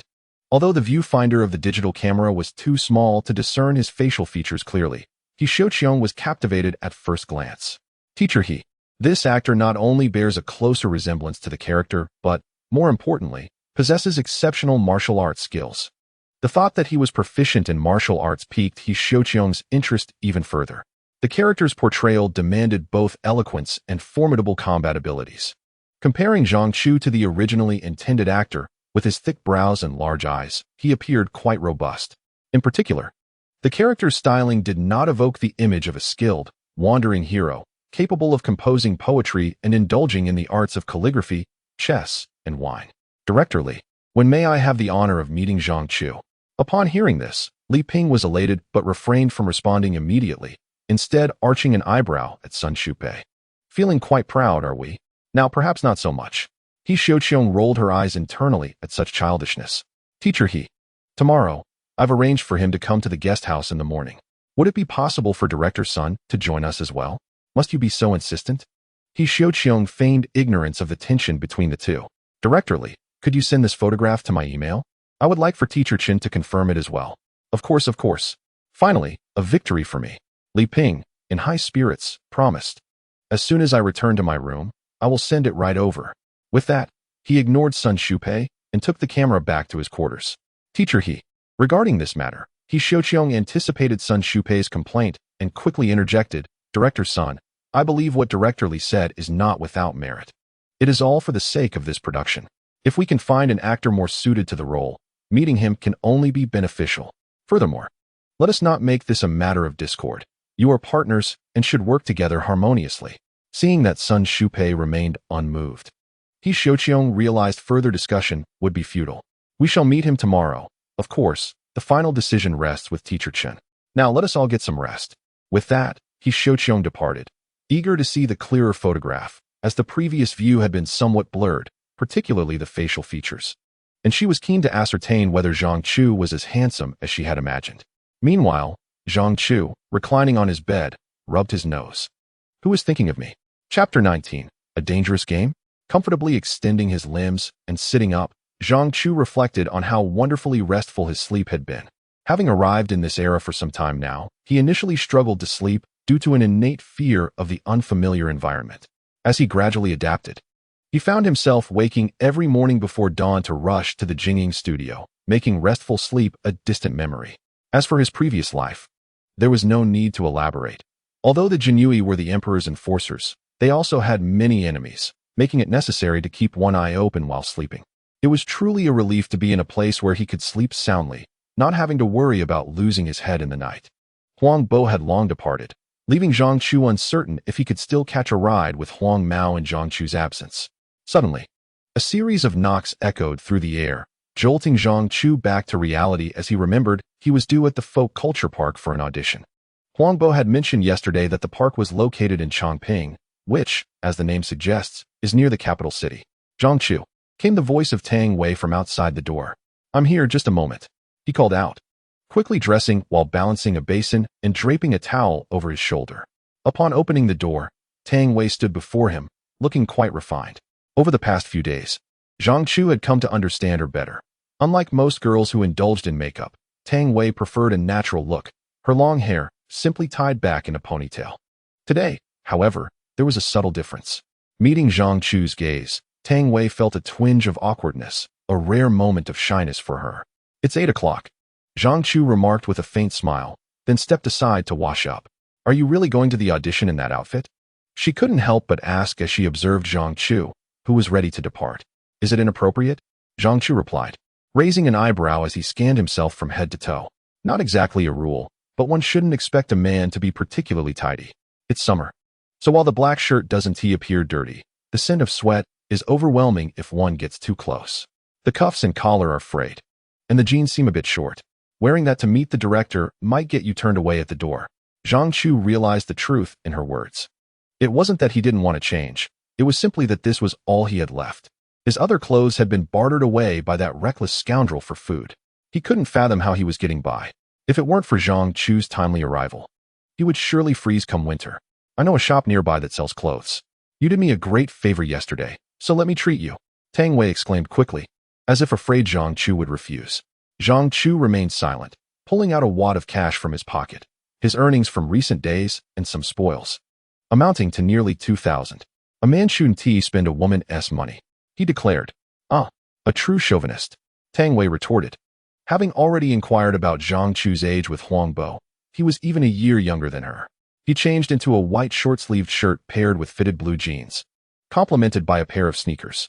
Clad in fresh attire, he felt particularly invigorated, especially pleased with the shoes, which he knew would quicken his pace. It's getting late. Let us go. As Tang Wei turned away, Zhang Chu sensed a hint of color rising to her cheeks. The bus ride from Haidian to Chongping took nearly an hour, but they encountered no obstructions and arrived at their destination without incident. What did the director say to you yesterday? Was it at the guest house? Zhang Chu asked, rummaging through his pocket for a note with Li Ping's phone number. But do you have a phone? A phone? Zhang Chu was well aware of what kind of entity it was. Huang Bo possessed one, but where did he acquire such a thing? I do not have one either. Tang Wei spread his hands and glanced at the entrance of the guest house. Follow me. Zhang Chu was contemplating whether to shout from downstairs when he noticed Tang Wei had already ascended the steps. The audacity of modern individuals is truly astonishing. How could they dare to construct so many levels of stairs? In the past, such an act would have been considered a grave transgression. Hurry up, I'm coming. The staff at the reception, upon seeing two unfamiliar faces, promptly stopped them and inquired about the situation. Grabbing the landline from the desk, they exchanged a few words. Before long, Li Ping descended from the building. After sizing up Zhang Chu thoroughly, he grew more and more pleased. Come, let us meet the producer. Only then did Li Ping notice Tang Wei standing beside Zhang Chu. This is my friend who has accompanied me. Li Ping nodded in understanding. Then let us all go together. Tang Wei hesitated for a moment, but ultimately followed them upstairs. Zhang Chu, the situation has shifted a bit. When we meet the producer, remember to perform well, especially the stunts you showcased yesterday. What do you mean? Li Ping's expression became somewhat awkward. The role you auditioned for already has a candidate. That actor is here today.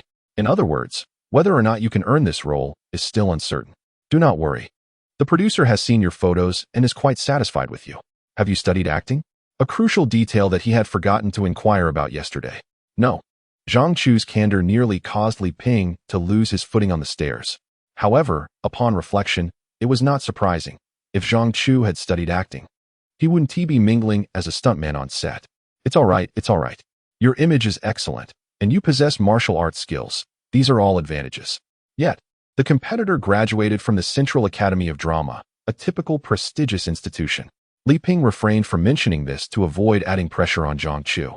But little did he know that even if he had said it, Zhang Chu would not have understood what the Central Academy of Drama was. During these days, he had often heard Huang Bo speak of the Film Academy. Upon reaching the floor, they knocked on the door of a room. Zhang Chu, I will wait outside. You go in first.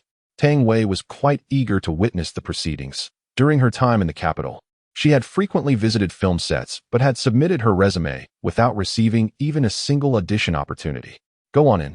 Zhang Chu followed Li Ping into the room, where two individuals were waiting, one male and one female. Zhang Chu could distinctly sense a hint of hostility from the man with a slight mustache, his gaze laden with unkindness. In contrast, the woman smiled as soon as she laid eyes on him. You must be Zhang Chu? Yes. Is that it? Normally, one should introduce themselves, mention their specialties, recount their previous roles, and briefly convey their understanding of the character. But all she said was yes.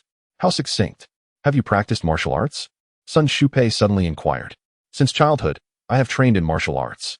This time, Zhang Chu spoke a bit more, understanding that his exceptional martial skills were his greatest asset in this era. Beside him, Li Ping quickly chimed in. Miss He, Zhang Chu's martial arts are truly remarkable. Perhaps he could perform a demonstration. Hearing this, He Xiuqiong nodded in agreement. Certainly. Is a sword required?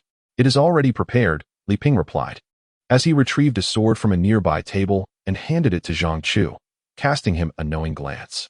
Whether I can best that fellow son depends entirely on you. During the filming of the first installment, Li Ping had felt quite frustrated.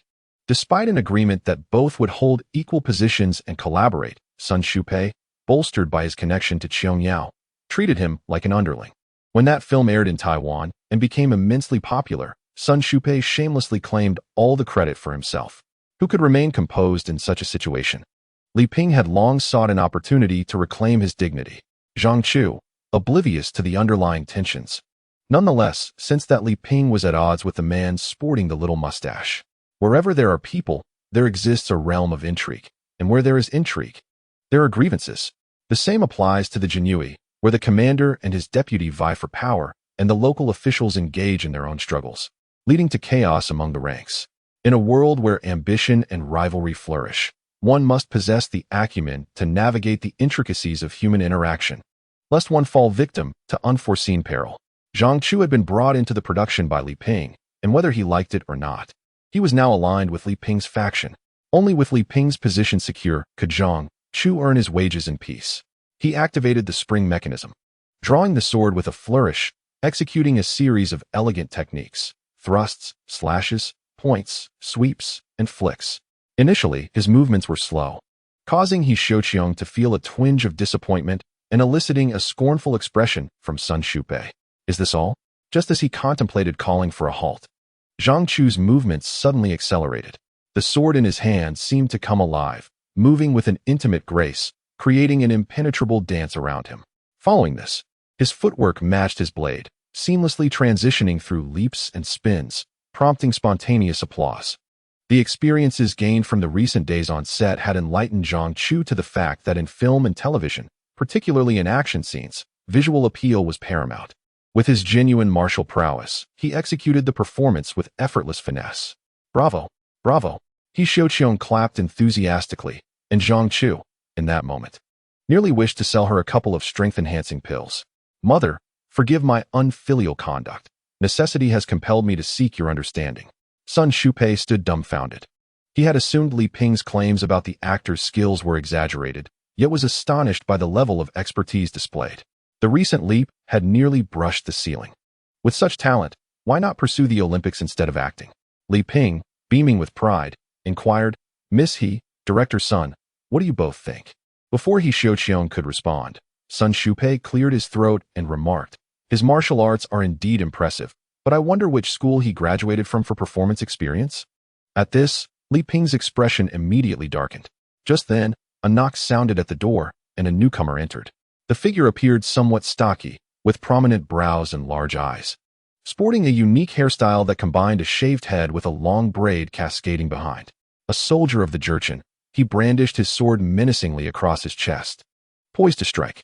As a loyal subject of the Ming Dynasty, the animosity towards the Jurchens was ingrained deep within his bones. Just as someone was about to speak, they were met with Zhang Chu's fierce gaze, which sent a shiver down their spine. What was happening? Hadn't it been said that someone was coming to seize a role? Chapter 20. The relentless pursuit of wealth. Zhu Hongjia was rather disheartened. The role had already been secured, and he was on the verge of signing the contract with the production team. However, a phone call from director Sun Shupai yesterday had thrown a wrench in his plans. Early this morning, he rushed over to meet with Sun, only to be whisked away for makeup, adorned in a blue vest and green attire, resembling a paper effigy of a young boy. Before entering, he had even choreographed a scene for himself, reciting a pretentious poem from the script, bowing elegantly, and introducing himself, esteemed guests, I am Xiaojian. Yet, before he could utter another word, he was paralyzed by an unexpected aura of hostility, momentarily contemplating a hasty retreat. Zhang Chu, what are you doing? Li Ping, closest to Zhang, noticed the tension. Even as rivals, there was no need for such a fierce exchange upon meeting.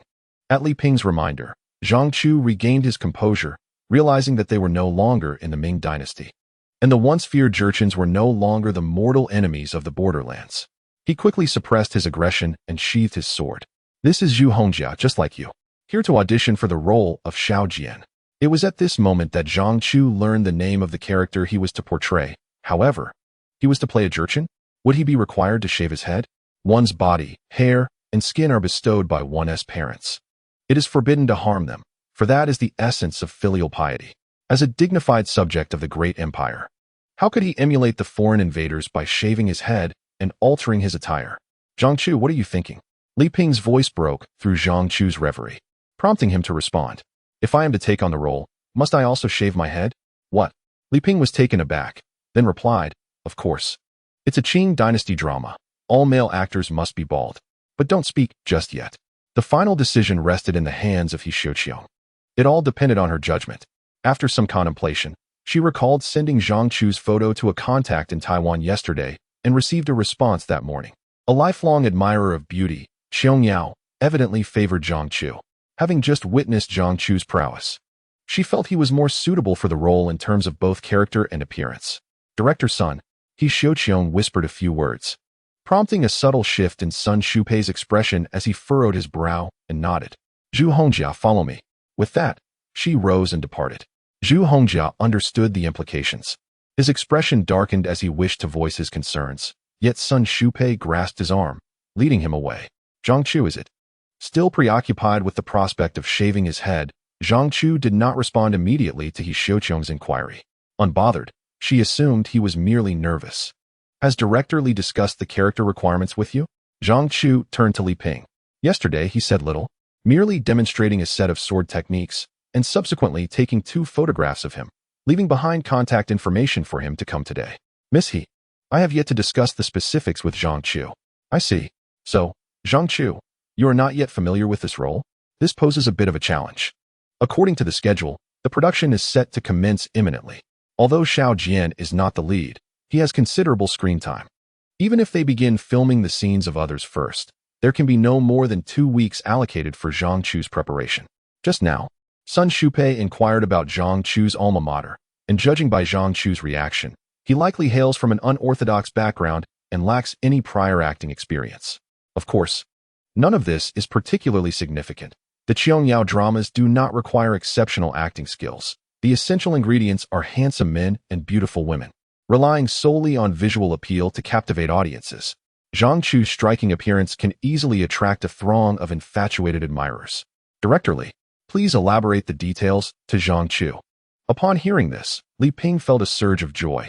Miss He, do you mean that the role of Xiao Jian is indeed assigned to Zhang Chu? I have already sent his photographs to Teacher Chan, who is quite pleased with him.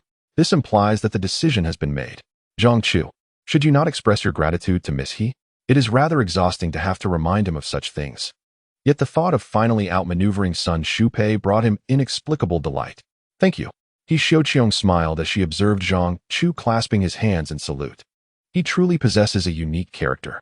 Upon exiting the room, he did not encounter Tang Wei, and soon after, Zhang Chu was led to another room by Li Ping. Director Li, must I shave my head? What is the point of fretting over this? Li Ping, perplexed, assumed it was merely youthful vanity. I have already informed you that this is a Qing Dynasty drama, and all male actors must be completely bald. If you are unwilling to shave, the role cannot be granted to you. During the filming of the first installment, Zhou Jie, who played the male lead Er Kong, also initially resisted shaving his head. Zhang Chu, what is paramount for you at this moment is to secure a role. Do not get bogged down in trivial matters. Opportunities like this are rare. Do not misplace your priorities. Trivial matters? Although Zhang Chu is a martial artist, he has also received an education in a private school since childhood. What others deem trivial is of utmost importance to him. Nevertheless, Li Ping's words rang true. What mattered most was to land a role and earn money. Should he miss this opportunity, he would have to revert to being an extra. Understood. In any case, the current style is merely a buzz cut. If one were to speak of filial impiety, I have long since committed that offense. Precisely. As Li Ping spoke, he rummaged through a drawer and produced a script, handing it to Zhang Chu. This is the script. You will portray the character of Xiao Jian. Our production begins in a week, leaving you little time. Fortunately, the scenes at Binlu are under my purview, allowing me to negotiate a bit more time for you to study the script. However, I must make it clear that although the role is assigned to you, it does not guarantee your position. If, when filming commences, your performance is subpar, you may be replaced at any time. Zhang Chu accepted the script. Glancing at the 4 large characters on the cover, Return of the Pearl Princess. How much is the daily remuneration? Li Ping was momentarily taken aback. He was in the midst of advising Zhang Chu on points of caution when the latter, rather unceremoniously, brought the conversation around to finances. In my previous production, I earned 500 a day. I cannot accept anything less. The audacity of the young man left Li Ping incredulous. 500 a day? With the current project slated for 6 months, that would amount to a staggering 90,000 in total remuneration. Such a lofty demand from a newcomer was simply outrageous. Yet, since he had personally recruited Zhang Chu, dismissing him over a salary dispute would only serve to embarrass Sun Shupei. Thus, Li Ping stifled his irritation. Zhang Chu, you cannot be solely fixated on money. The words rang familiar. Zhang Chu had often relayed similar sentiments to his subordinates, asserting that once they achieved his level of success, they could command any amount they desired and attract any woman they wished. Now he found himself on the receiving end of that very admonition. Li Ping continued. What I conveyed earlier should be clear. Your most pressing concern now is securing a role. Once you attain fame, you will not merely earn 500 a day, 5,000 a day will have people queuing to offer you even more. While this reasoning held merit, Zhang Chu's immediate need was financial. He could no longer afford the luxury of recklessness. With empty pockets, even a decent meal required meticulous budgeting. How much can you possibly offer? He asked, desperate to avoid working for free. If it truly came down to no compensation, Zhang Chu preferred to forego this opportunity and return to being an extra, where at least he wouldn't go hungry. Li Ping found himself in a precarious situation. He had never anticipated that the individual he sought to employ would be so insistent on monetary compensation. 2,000 per episode is the highest rate I can offer. This figure was not arbitrarily determined by Li Ping. During his earlier meeting with He Xiuqiang, she had already stipulated that if Zhang Chu were to be cast as the character Xiao Jian, the maximum payment would be 2,000 per episode. Ultimately, Li Ping suspected that aside from Zhang Chu's fitting appearance, his affordability was likely another factor in the decision. Although Zhu Hongjiao lacked significant fame, she graduated from the Central Academy of Drama and had previously appeared in numerous film and television productions, warranting a rate of 4,500 per episode, on par with several lead actors. Zhang Chu's rate of 2,000 per episode was already quite generous. Our production consists of 45 episodes, and you will likely appear in about 28 of them. That totals to 56,000. Zhang Chu swiftly calculated. How long will filming take? Li Ping gestured, 6 months. At this juncture, his regard for Zhang Chu had diminished. The young man was overly meticulous and insistent on financial matters. After some reflection, Zhang Chu acknowledged that opportunities as an extra were not consistently available, and earning over 50,000 in 6 months was commendable. When will I receive my payment? If it's after 6 months, I may very well starve. Is your financial situation not apparent? Li Ping finally grasped that Zhang Chu was indeed a struggling extra, unlikely to have any savings to fall back on.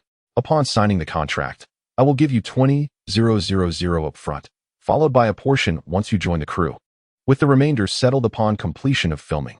Agreed. Zhang Chu readily agreed. 20,000 yuan was sufficient to alleviate his immediate concerns. The contract had long been prepared, and after reviewing the terms, it was swiftly placed before Zhang Chu. He picked up the pen and, as required, inscribed his name, habitually adding a flourish at the end. Li Ping's eyes brightened at the sight. What beautiful calligraphy! Had he studied the art? Just moments ago, Zhang Chu's grip on the pen resembled that of a traditional brush. He had merely attended school for a few years. In his youth, he was compelled by his mother to study and practice writing. Yet his family had been generations of soldiers, barred from the imperial examinations. Ultimately, he inherited his deceased father's position and was inducted into the jianghu. If you possess a bank card, I can transfer the funds directly. If not, I shall escort you to the finance department to collect cash. Have you lost your mind? Your thoughts revolve solely around money. Zhang Chu, I must remind you once more, time is limited.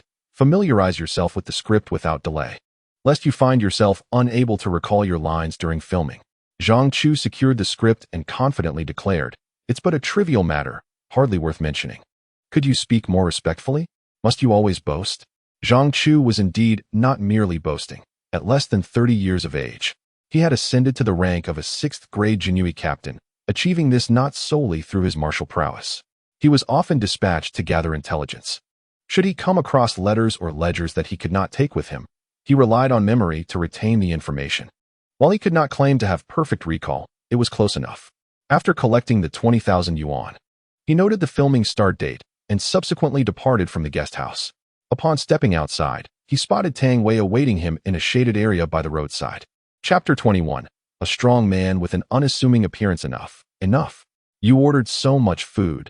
Just the two of us cannot possibly consume it all, Tang Wei exclaimed, swiftly snatching the menu from Zhang Chu's hands, fearing that another dish would be added to the table. Just like that, over half of the newly acquired 20,000 had vanished. After leaving the guest house, Zhang Chu first purchased a mobile phone, the newly released Nokia 8810, priced at 12,000 yuan. Without a moment's hesitation, he committed to the purchase. Having observed Huang Bo handling such a device throughout the day, Zhang Chu had long coveted it. This small gadget could transmit voices across vast distances. In times past, it might have incited a whirlwind of chaos in the underworld. Next, he took Tang Wei for lunch, deliberately selecting the more expensive items, as if he were determined to spend the entirety of his money in a single day. One should not squander their earnings so recklessly. Tang Wei, a diligent and frugal young woman, felt a pang of sympathy watching Zhang Chu's lavish spending. Despite it not being his own money, isn't earning money meant for spending? Zhang Chu chuckled, yet he acquiesced to her concerns and refrained from further extravagance. In times gone by, he would earn money only to spend it freely. His subordinates remained loyal to him, forged through nights of revelry. Regrettably, in this prosperous era, The brothels and pleasure houses had vanished, or else Zhang Chu would have insisted on experiencing them firsthand. Soon, the table was laden with a variety of dishes. Zhang Chu was not one to indulge excessively in culinary delights, yet he found himself unable to resist the temptation. As noon approached, hunger struck him, and he was astonished to discover that Tang Wei's prowess was surprisingly on par with his own. After their meal, Tang Wei was set to audition for a print advertisement in the afternoon, while Zhang Chu intended to linger on the set for a few more days to replenish his recently depleted finances. "Are you still planning to be an extra?" he asked. "Didn't Tiwi just say there's still a week before filming starts? Shouldn't you be focusing on the script, memorizing lines, and analyzing your character? Can those matters compare to earning money?" He replied, 500 a day is enough for me to enjoy another feast like this." Seeing that her persuasion was ineffective, Tang Wei chose to remain silent. After all, they were merely friends, and it was not her place to meddle in his affairs. After seeing Tang Wei off on the bus, Zhang Chu hailed a taxi with casual ease. Providing the address, he leaned back to rest his eyes. The few days of leisurely tranquility had gradually relaxed his nerves, rendering him increasingly drowsy. Upon arrival, the crew was in the midst of a lunch break. The principal actors, delicate and pampered, would not be seen until after 2 or 3 o'clock. "Zhang Chu, what brings you here?" Huang Bo, resting in the shade, was taken aback at his appearance. "Aren't you supposed to be auditioning today?" An insidious thought crossed Huang Bo's mind. Had he been eliminated? That notion startled him. Did that opportunity not pan out? Zhang Chu remained silent, instead pulling out his newly purchased phone from his pocket. "Do you even know what you're doing?" Huang Bo observed every subtle shift in Zhang Chu's expression. The corners of Huang Bo's mouth noticeably turned upwards, as if he were hoping for Zhang Chu's failure. Upon noticing the device in Zhang Chu's hand, Huang Bo gasped in astonishment. The latest Nokia model, priced over 10,000. "Zhang Chu, have you finally come to your senses? Whose did you steal?" "Get lost, I bought it with my pay," Zhang Chu retorted. Huang Bo smirked, easily deducing the truth. "You spendthrift. Just as you earn a bit of money, you splurge it all away." While Huang Bo felt a mix of happiness and disappointment for Zhang Chu, it was clear that their paths had now diverged. The chasm between an actor and an extra was profound. Transcending that divide was no simple feat. When does filming commence? Zhang Chu fiddled with his phone, eager to understand how to communicate over vast distances. In 7 days, Huang Bo leaned in closer. "Hey, if you need extras over there, don't forget me." "Why on earth would I need someone who can't even manage this simple task?" Zhang Chu shot back, turning to see Sun Hong berating a scrawny youth with fervor. "Who is that?" Huang Bo also cast his gaze in that direction. The newly arrived extras were merely children. Sun Hong had scolded them 8 times that morning alone. This was a matter we ought not to concern ourselves with. Just as he was about to voice his thoughts, Huang Bo halted, suddenly recalling that Zhang Chu was unfazed by any so-called assistant director. Over the past few days, Zhang Chu had dealt with Sun Hong on multiple occasions, each time narrowly escaping financial loss. The tirade of insults persisted, with the chastised child maintaining silence, his head bowed. This was the expected reaction for an extra, positioned at the lowest tier of the production's ecological chain. It was not just the assistant director.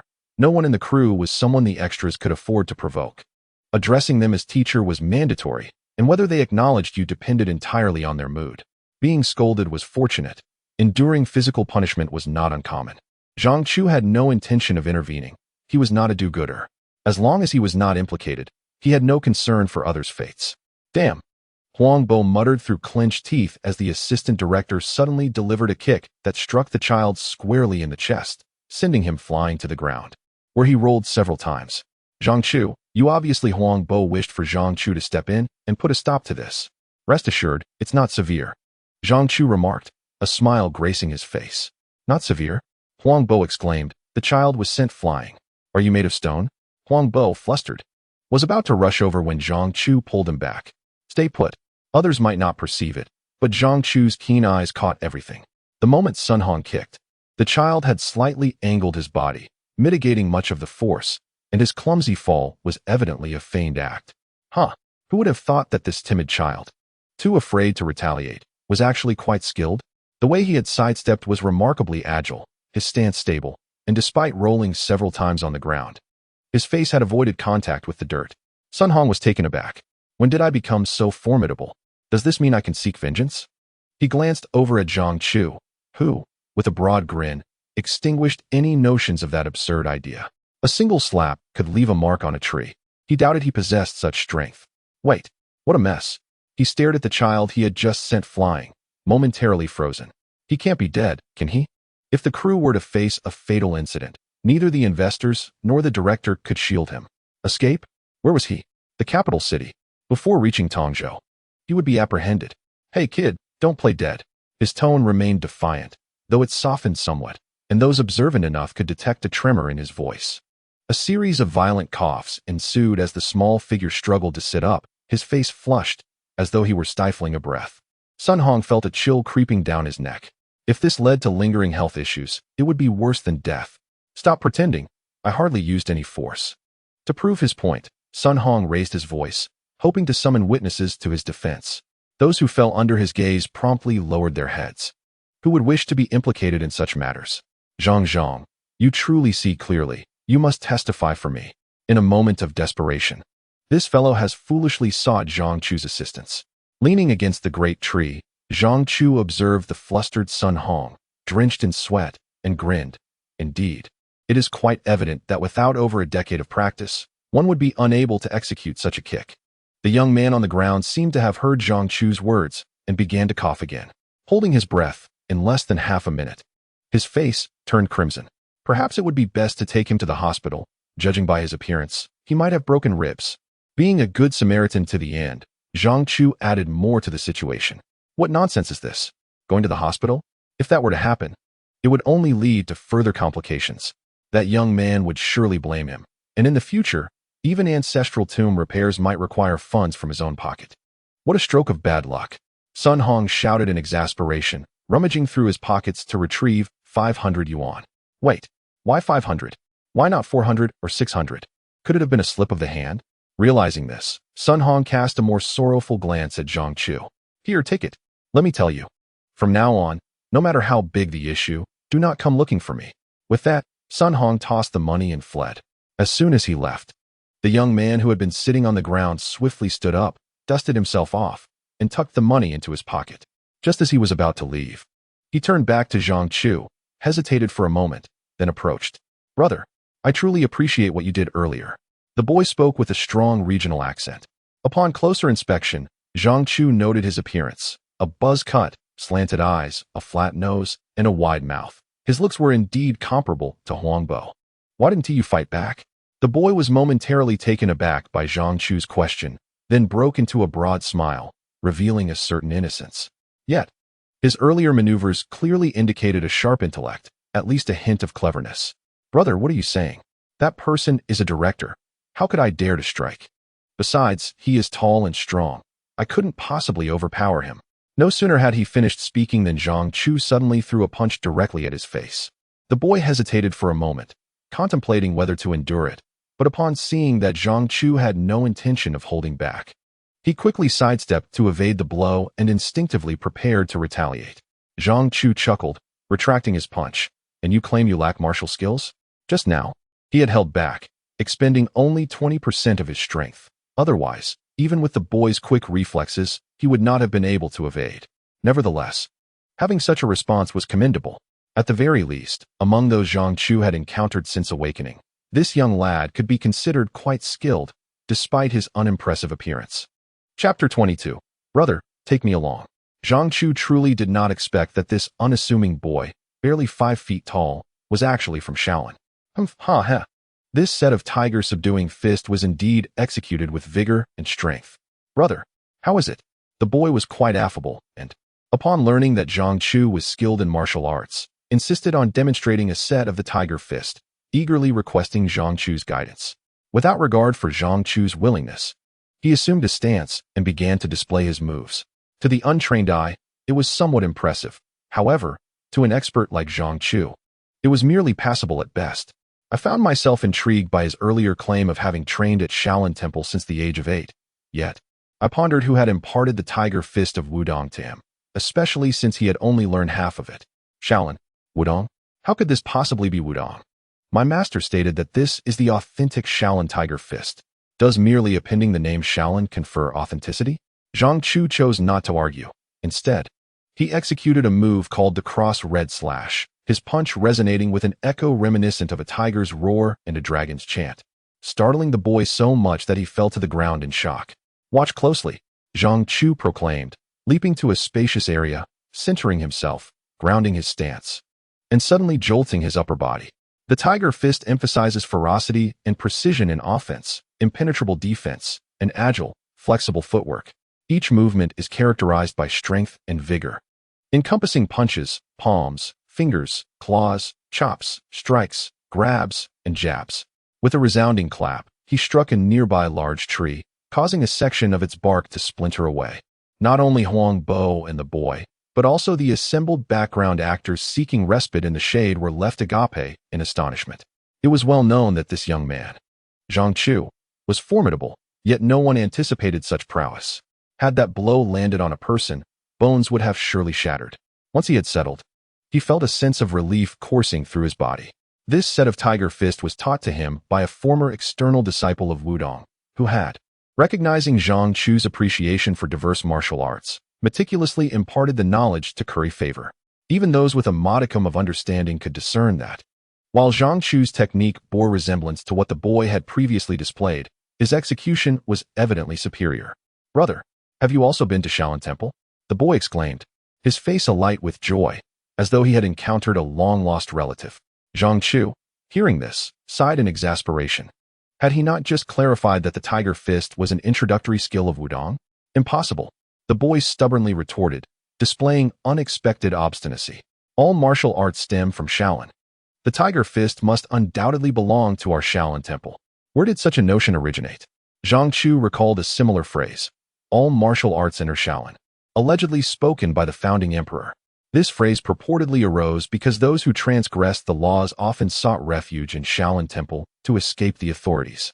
By cutting off their worldly troubles, they would embrace Buddhism, thus eluding the reach of secular law.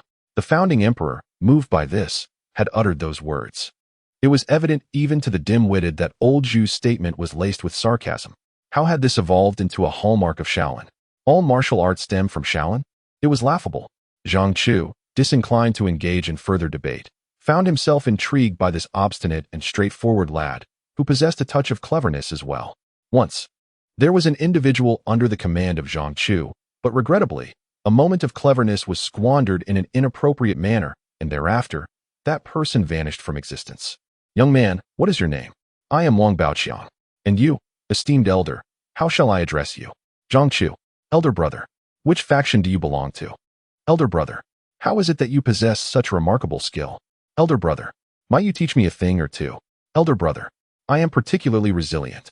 Having exchanged names in this chance encounter, it was only natural that they would meet again, so there was no need for such incessant chatter. "I shall not teach." Although Wang Baoqiang felt a twinge of disappointment at the rejection, he did not leave, instead gravitating towards Zhang Chu and Huang Bo, silently observing Zhang Chu. Was he attempting to attach himself? Zhang Chu paid him no heed, but Huang Bo, with his warm-hearted nature, interjected, "You possess martial skills, just now. When Sun Hong struck you, did you not evade?" Wang Baoqiang pressed his lips together. "I did evade. Brother Zhang can surely tell." Huang Bo cast a surprised glance towards Zhang Chu, but did not seek verification. "You entered the Shaolin Temple at the age of 8. Why did you not pursue an education?" Wang Baoqiang scratched his head, revealing a foolish grin. "I cannot concentrate on studies. My parents are aware that I am not cut out for school. Since childhood, I have cherished martial arts." "Brother, have you seen Li Lianjia's Shaolin Temple?" Huang Bo nodded. "Of course. How could I not have seen it? It is a cherished memory for many. It was after watching Shaolin Temple that I yearned to learn martial arts. In the future, I too wish to become an actor, a martial arts star, just like Li Lianjia." "What? Have you considered the absurdity of your words? You came to the capital to become an actor?" Wang Baoqiang earnestly nodded. "My senior brother advised me that to become an actor or a star, one must come to the capital, for here, opportunities abound." Huang Bo, at a loss for how to console this naive youth, reflected on the multitude of young dreamers who came to the capital, yet how many achieved their aspirations as mere background actors. Of course, there were exceptions. Huang Bo glanced at Zhang Chu, who, after only a few days as a background actor, had already caught the attention of a director. But what was Wang Baoqiang's justification? True, he possessed martial skills, and his recent display of punches was commendable, Yet to aspire to Zhang Chu's level, one must first possess striking looks. To put it plainly, if the same opportunity were presented to both Zhang Chu and Wang Baoqiang, whom would the director choose? Was there any doubt? Perhaps it was best not to shatter the innocent child's dreams. Every individual ought to have aspirations. Otherwise, what distinguishes them from a mere fish out of water? As Huang Bo and Wang Baoqiang engaged in their incessant chatter, the lead actor finally arrived, and the production team sprang into action. Despite the half-day delay, Sun Hong dared not withhold Zhang Chu's wages. He merely hoped that Li Ping's film would commence shooting soon, thus allowing this revered figure to take his leave. On the ride back to Haidian in a small bus driven by a young man with bleached hair, the latter attempted to engage Zhang Chu in conversation several times. Yet Zhang Chu remained unresponsive. Why waste time befriending someone who only exploits the impoverished? However, should the day come when the young man encountered difficulties, Zhang Chu would not mind extending a helping hand, as a gesture of gratitude for the meal shared the previous day. Upon arriving at their destination and walking a short distance, Zhang Chu turned around to discover Wang Baoqiang trailing behind. Huang Bo also noticed and paused to wait for Wang Baoqiang to catch up. "Xiao Wang, is there something you need?" Wang Baoqiang, with his head bowed, remained silent, appearing quite downtrodden. "Come on, young man. If you have something to say, just say it. Why the hesitation? If you don't speak up, we might just leave." "Big brother, where do you all live? Can you take me with you?" Wang Baoqiang's question caught Huang Bo off guard. "What do you mean?" he inquired. "You don't have a place to stay?" Wang Baoqiang shook his head. "No, I've been living in the park." "Living in the park? You've been in the capital for half a month, and you've been sleeping in the park? You came out with not a single penny?" Wang Baoqiang's head drooped even lower, his chin resting firmly on his chest. "My family has no money. I came to the capital with only 100 yuan from my brother, and I've spent most of it on food these days." He truly was a pitiable child. "But wait, Sun Hong gave you some money, didn't he? You should find a place to stay." Wang Baoqiang looked utterly lost. "I don't know where to look." Huang Bo was at a loss as well, and turned to Zhang Chu for guidance. A 16-year-old boy, alone in the capital, too young to navigate this world. It was impossible to simply ignore him now that he had followed them. "Why don't we take him back first and let him stay the night? You do have a kind heart. Just so you know, that room can barely fit 2 beds. If you're willing to share with him, I have no objections." Huang Bo's expression stiffened as he considered the practicality of the situation. A room of less than 10 square meters would be quite cramped with an additional occupant. However, before he could decline Wang Baoqiang, the latter interjected, "Big brother, I can sleep on the floor. I won't take up much space." This boy was surprisingly clever. Though he appeared simple-minded, he was sharper than one would expect. With the conversation having progressed this far, Huang Bo found himself unable to refuse. "All right then. Tomorrow I'll take you to find a place to stay." The 3 of them returned to the basement, where Tang Wei had yet to arrive. Wang Baoqiang, eager to contribute, immediately set to work upon entering, even mopping the cement floor. Once finished, he insisted on treating them, not waiting for Zhang Chu or Huang Bo to respond. He dashed outside and returned with a substantial amount of prepared food, along with a bundle slung over his shoulder. This seemed to be all of Wang Baoqiang's possessions. However, it hardly appeared as though he intended to stay temporarily. After dinner, Gubei lay on the bed reviewing the script. The contract had been signed, and having received payment, he knew he must perform well. Yet the question remained, where was the character? After watching several episodes, he had yet to see the name Xiao Jin appear. Hadn't Li Ping said he would make an early entrance? But where was he? Surely, the screenwriter hadn't forgotten to write him in. Sitting nearby, Wang Baoqiang observed Zhang Chu's expression shift repeatedly, his curiosity piqued. Huang Bo had already informed him that Zhang Chu had landed a role. And knowing that Zhang Chu was holding a script, he had been fixated on it, his eyes shimmering with envy. Just then, a knock at the door broke the silence. "Zhang Chu, are you in there?" "Tang Wei, come in." The door is unlocked. The door swung open, revealing Tang Wei at the threshold, her face alight with joy. Just as she was about to speak, she noticed an additional person in the room. "Is there something you need?" Zhang Chu casually set aside the script. I just wanted to ask if you'd like to have a drink." At this, Zhang Chu leapt off the bed. "Let's go?" Tang Wei pointed towards Huang Bo and Wang Baoqiang. "Why don't you join us?" Huang Bo, unwilling to be left out, quickly waved his hand. "I just finished eating, so I'll pass. You two go ahead." He even nudged Wang Baoqiang, who was trying to get up. "What's with you, you little rascal? Where did that cleverness go?" Wang Baoqiang, slow to catch on, lowered himself back down. Watching Zhang Chu and Tang Wei depart, a simmering frustration bubbled within him. It's truly infuriating how some people shine so brightly while others seem to fade into the background. We're all just background actors. Look at them, skilled, handsome, soon to be on set, and beautiful girls flocking to them. Who says being young means being clueless? I'm 16. It's the age of awakening desires. Chapter 23. The author of this tale must be quite unwell. At the barbecue stall, Tang Wei cheerfully declared, "I'm treating you today. So don't even think about competing with me." She appeared to be in particularly high spirits. Had she encountered some good fortune? Zhang Chu twisted open a bottle of beer, and just as he was about to take a sip, he diverted and leaned towards Tang Wei's glass. "No need." Tang Wei waved her hand, grabbing a bottle for herself. Unlike Zhang Chu, she didn't have the finesse to request a bottle opener from the proprietor. "Let us not talk business just yet. Come on, have a drink." With that, she mimicked Zhang Chu's earlier gesture and downed a third of her beer in one go. "Refreshing," Zhang Chu chuckled. Having long recognized Tang Wei's unique charm and her innate exuberance that was truly endearing, he raised his bottle in a toast to her, finishing his drink with gusto. It was his first encounter with beer, and he scarcely perceived the taste of alcohol. After several attempts, he found himself enjoying the flavor. Nothing compared to the pleasure of a chilled bottle on a hot summer day. Why the sudden urge to drink tonight? Tang Wei grinned. "Didn't you just mention good news? This afternoon, I auditioned for that print advertisement, and I got selected." "Oh, that is indeed good news. How much?" Zhang Chu's curiosity was always distinct. Tang Wei held up 2 fingers. "Not much compared to yours, just 2,000. Not bad. A few snaps, and you're 2,000 richer. Meanwhile, in my film, I earn over 50,000, but that takes half a year to shoot. Didn't you used to do print ads often? Why the excitement this time?" "This time is different. It's for a legitimate product." Just as Zhang Chu was about to respond, he noticed Tang Wei's expression shift to one of disapproval, realizing he had misspoken. "This time, it's for a product." He began, but could not finish, as images of the small advertisements plastered on doors, walls, and telephone poles flooded his mind, those offering dubious services that were far from respectable. "Yesterday, I assisted Tang Wei in demanding payment for his work." At that moment, the young woman in the photography studio was dressed rather revealingly. Later, Tang Wei mentioned that they were shooting for a swimsuit calendar. "What kind of product?" Tang Wei's expression immediately softened. "Laundry detergent." "Quite splendid."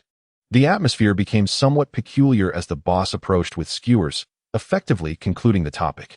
"I still haven't asked you. What is the name of the play for which you auditioned today?" "Princess Pearl." After pondering for a moment, Tang Wei admitted he had not heard of it. The first installment of Princess Pearl is currently airing vigorously on the Treasure Island, yet there is no news of it here in the mainland. So it is only natural he would be unaware. "What is it about?" Tang Wei casually inquired. "How to articulate this?" Zhang Chu contemplated and replied.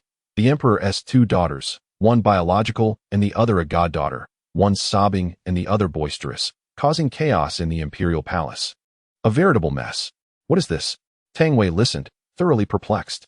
Not only was he confused, but Zhang Chu, having read through several episodes of the script, was equally bewildered.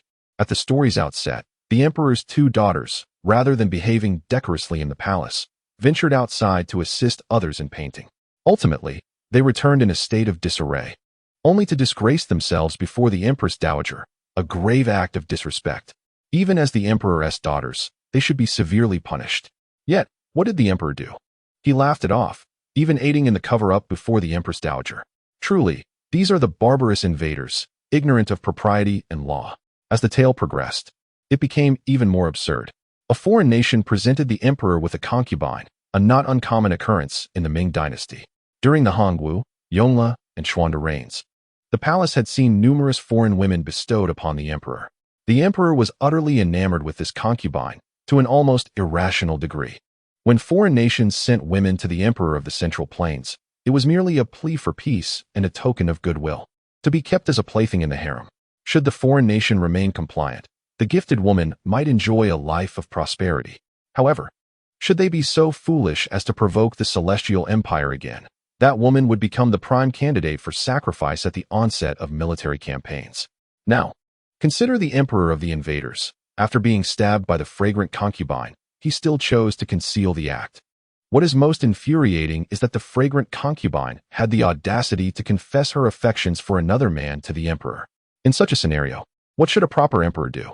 Inflict a slow and torturous death, reducing her to dust, followed by sending his armies to annihilate that foreign nation. Yet, this Emperor Qianlong displayed no anger, instead foolishly attempting to charm her, engaging her completely, body and soul. What manner of being is this? Has he forgotten he is an emperor? If the wild boar skin and Hong Taiji were to learn of such a descendant, they would likely rise from their graves in fury, and those troublesome sons and daughters, while their father's honor lay in tatters, did not assist him in punishing the adulterous couple. Rather, they were moved by their scandalous romance, crying and plotting to elope with their father's woman. As Tang Wei listened to Zhang Chu recount this tale, he couldn't help but marvel at how such a story, with morals so askew, could ever be conceived. Surely, the screenwriter responsible for this narrative must be suffering from some grave affliction. Otherwise, the screenwriter is simply a third party. How else could one glorify extramarital affairs as true love? Tang Wei was oblivious to the fact that she had stumbled upon the truth. So, will you still shoot it? Of course. Being paid for services rendered is only natural. In the past, Zhang Chu accepted money for killings without questioning the identity of the target. If he inadvertently eliminated the wrong person, he would simply take the employer down with him during the handover, essentially avenging someone for free. Nevertheless, one must continue to work. That is the rule. But if you proceed with this film, are you not concerned about the repercussions it may have on your future? What repercussions could there be? Zhang Chu was yet to grasp the concept of preserving one's reputation. He only knew that this time, the compensation was quite substantial. Tang Wei understood that breaching the contract would result in a penalty. Why was her life so arduous? It was simply because she had previously been deceived into taking artistic photographs, only to discover upon arrival at the studio that the art they referred to was nude art.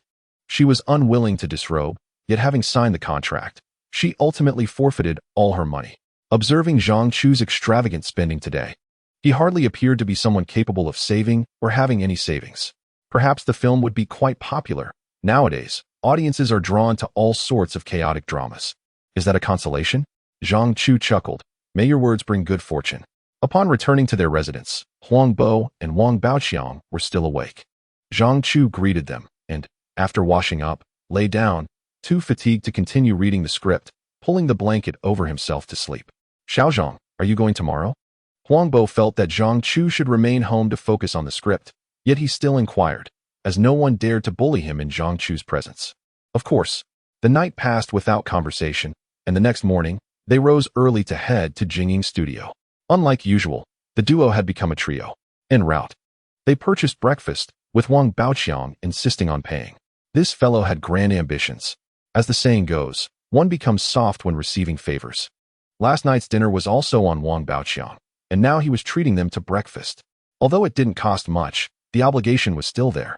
Did you not say yesterday that you would help him find a place to stay? Huang Bo's face turned slightly awkward at the mention. Well, Xiaozhang, I forgot to bring it up yesterday. I wanted to discuss something. Baoqiang is young, and living alone isn't safe. I was wondering if he could share our space. Don't worry. He'll contribute to the rent. We'll each pay 60, and he'll take the floor for 40. You come to me after you've already made arrangements? Zhang Chu had a restless night, as Wang Baoqiang, though young, was quite troublesome, snoring, passing gas, grinding his teeth. He indulged in all of them. Fine. As long as you've discussed it.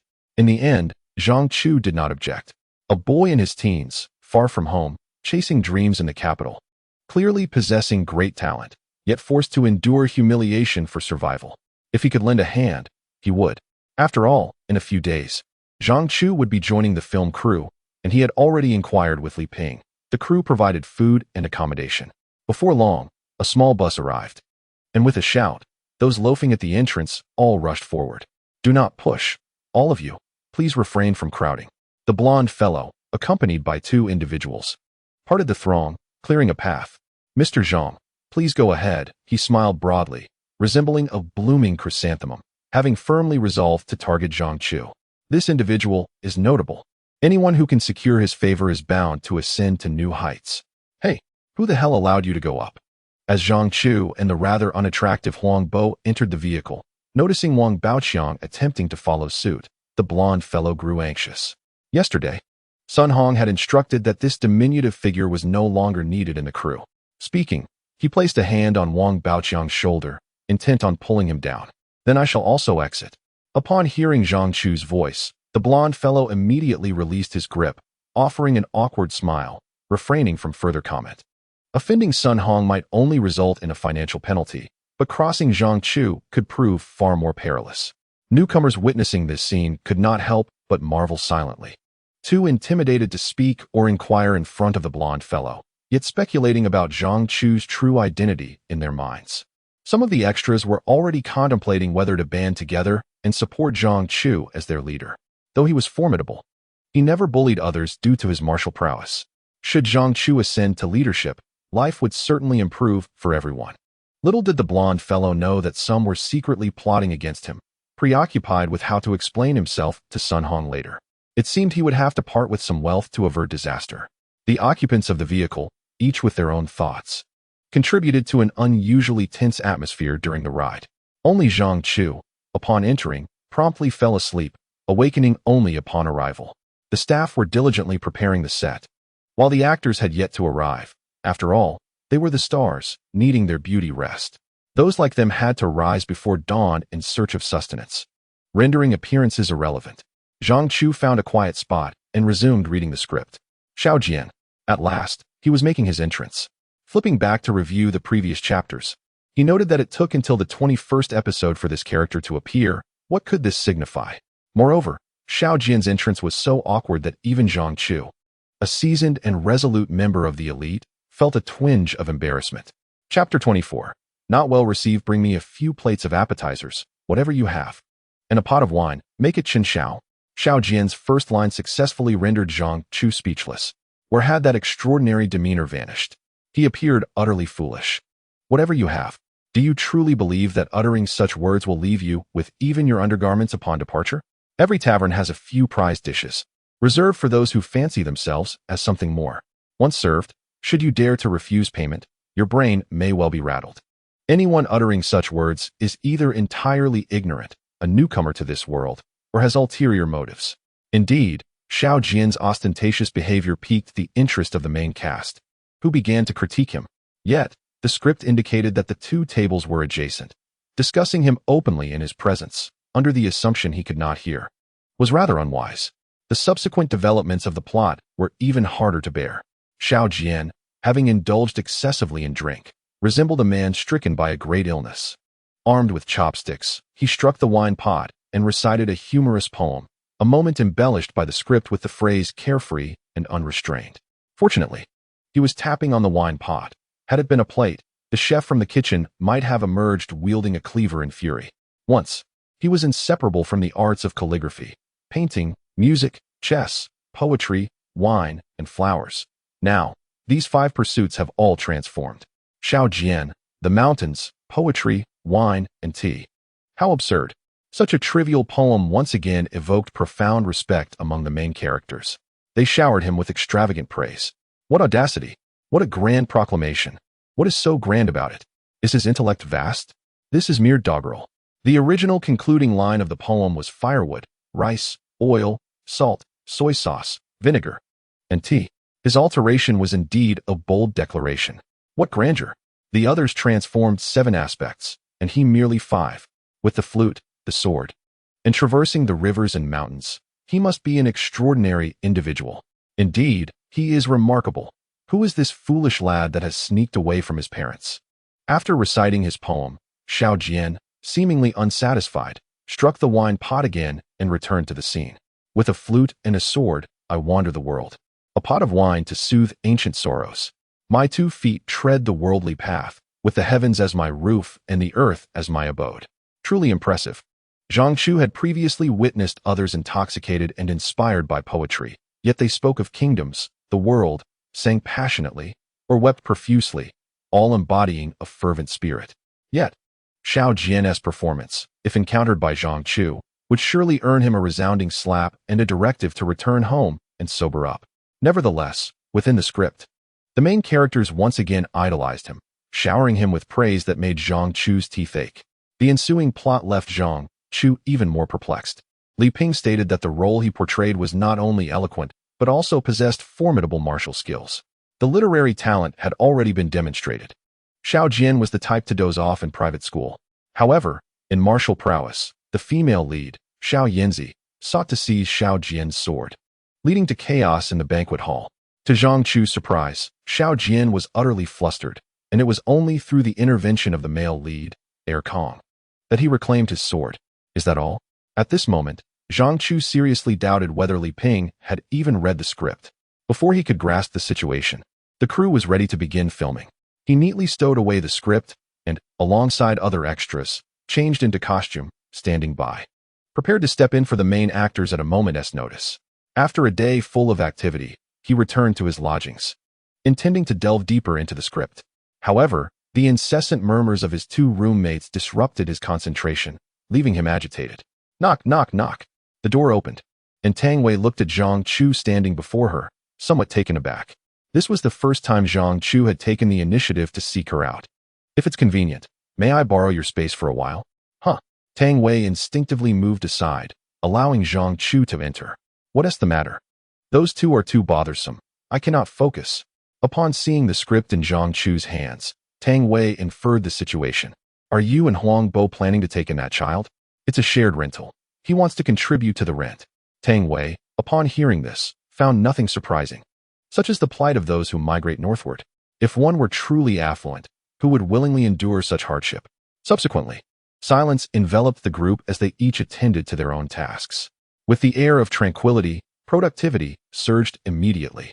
When witnessing the protagonists covertly absconding with Xiang Fei from the palace, executing a farcical escape wherein she metamorphosed into a butterfly, Zhang Chu felt his intellect insulted.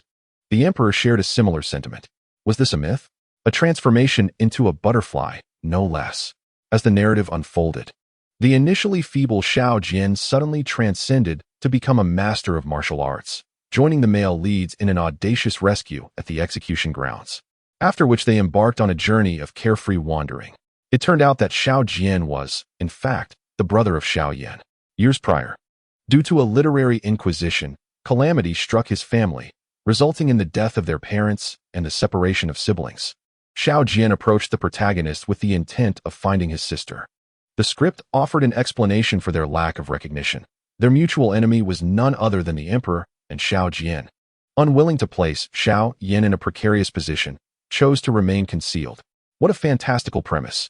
In the end, Xiao Yan married the son of their adversary and became a princess. Would such deep-seated blood feuds remain unavenged?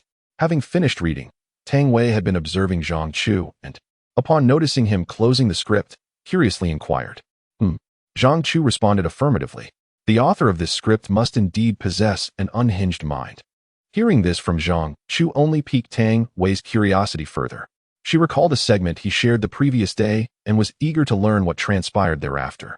However, with the production yet to commence, the script was presumably confidential, leaving her unable to request it from Zhang Chu. Here, take this to ease your boredom. It is certainly worth a read, he offered. Zhang Chu had already sensed Tang Wei's gaze fixated on the script in his hands and, not wishing to be stingy, disregarded the confidentiality matter, assuming ignorance. That seems inappropriate. Tang Wei refrained from accepting, allowing Zhang Chu to place the script on the small table. My apologies for the interruption. It's getting late. I must take my leave. With that, Zhang Chu exited. Tang Wei looked at the script on the table, hesitated for a moment, and ultimately decided to pick it up. The story commenced in an establishment called the Huibin Building. What a convoluted tale. As Xiang Fei entered the palace, the protagonists schemed tirelessly to place a green hat upon their fathers and fathers-in-law, causing Tang Wei to lose her patience. Lacking a romanticized perspective on love, she found it difficult to comprehend the bizarre actions of the characters within the play. On matters of principle, she and Zhang Chu surprisingly aligned. Patiently, she continued reading until Xiao Jian made his appearance. Tang Wei envisioned Zhang Chu affectingly tapping on the wine pot while reciting the verse about painting, chess, poetry, wine, and flowers, sending a chill down her spine. Upon this realization, she felt no envy toward Zhang Chu for being favored by the director. Instead, a measure of sympathy welled within her. In the following days, Zhang Chu persisted in his role as a stunt double at the film set, returning each day to compel himself to study the script. Even if it was unbearable, he was obligated to read it. payment for services rendered. This was a matter of professional ethics. In the blink of an eye, a week had passed, and Zhang Chu was set to join the cast. With nothing to bring, for there was nothing to carry, the entirety of his possessions resided in his pockets, a mobile phone and several thousand yuan left unspent. He found himself once again at the familiar guest house of the folk culture park, which appeared considerably livelier than during his previous visit. Zhang Chu first sought out Li Ping, who subsequently led him to a spacious room already occupied by several individuals. Men and women gathered in small clusters, engaging in spirited conversation. Upon noticing Zhang Chu's unfamiliar face, some expressed curiosity, while others exhibited evident discomfort. Paying them no heed, Zhang Chu selected an available seat and feigned casual observation of the room's occupants, who were presumably the actors of this production. "Someone is seated here. You must change your position," a robust man in his 20s, with a square and angular visage, addressed him. Under ordinary circumstances, Zhang Chu would have retaliated with a kick. Yet today, he found himself unexpectedly compliant, rising to vacate the seat. The square-faced man let out a derisive snicker, calling him a coward. Huh. Zhang Chu thought the term rather apt, remaining unperturbed as he relocated. The square-faced man continued to cast glances in his direction. "What is the matter? Is this chair yours too? Do you have two behinds?" The scene had not gone unnoticed by the others in the room, who remained silent but directed more attention towards Zhang Chu. Before long, more individuals entered the room. He Xiuqiong, Li Ping, and the unwelcoming Sun Shupei, all of whom Zhang Chu recognized from his last visit. With a sharp clap of her hands, He Xiuqiong commanded silence in the room. "Hello everyone. It's good to see you again. It feels like only yesterday we were celebrating the wrap party. And now here we are once more. I trust many of you have heard that My Fair Princess is currently airing in Taiwan with remarkable success. I believe that soon, once it premieres on the mainland, it will achieve similar acclaim." A smattering of applause echoed through the room. "Starting today, we shall continue our journey with My Fair Princess. Some of you have starred in the first installment, while new faces have joined our family. Let us begin with self-introductions to familiarize ourselves. Wei Wei, would you like to start?" A girl with short hair stood, bowing slightly as she addressed the group. "Hello everyone. My name is Zhao Wei, and I portray Xiao Yanzi in the series." Zhang Chu observed her with curiosity. Her appearance was not particularly striking, but her large, expressive eyes stood out. "Hello everyone. I am Lin Xinru, playing Xia Zhuwei in the series," announced another leading actress, who certainly made a memorable impression. One by one, introductions continued. Not far from Zhang Chu, a delicate girl with bright, lively eyes introduced herself. "Hello everyone. I am Fan Bingbing, and I play Jin Suo in the series." She glanced at Zhang Chu as she sat down. Then it was his turn. Zhang Chu, portraying Xiao Jian. He stated succinctly before taking his seat, drawing the attention of those around him. "A few new actors have recently joined us, and during their self-introductions, they inevitably expressed their hopes for mutual support. However, Zhang Chu was rather succinct. Hello everyone. My name is Mu Fengbin, hailing from Pingdingshan, Hunan. I portray Ming Dan in this production and am thrilled to participate in this play alongside such outstanding actors. I look forward to your support in the days to come. Thank you." As he spoke, he bowed to everyone around him. He plays Ming Dan, the very character who captivated Xiang Fei to the point of disregarding the emperor and the safety of his family. How blind must Xiang Fei be to risk her standing for someone like him?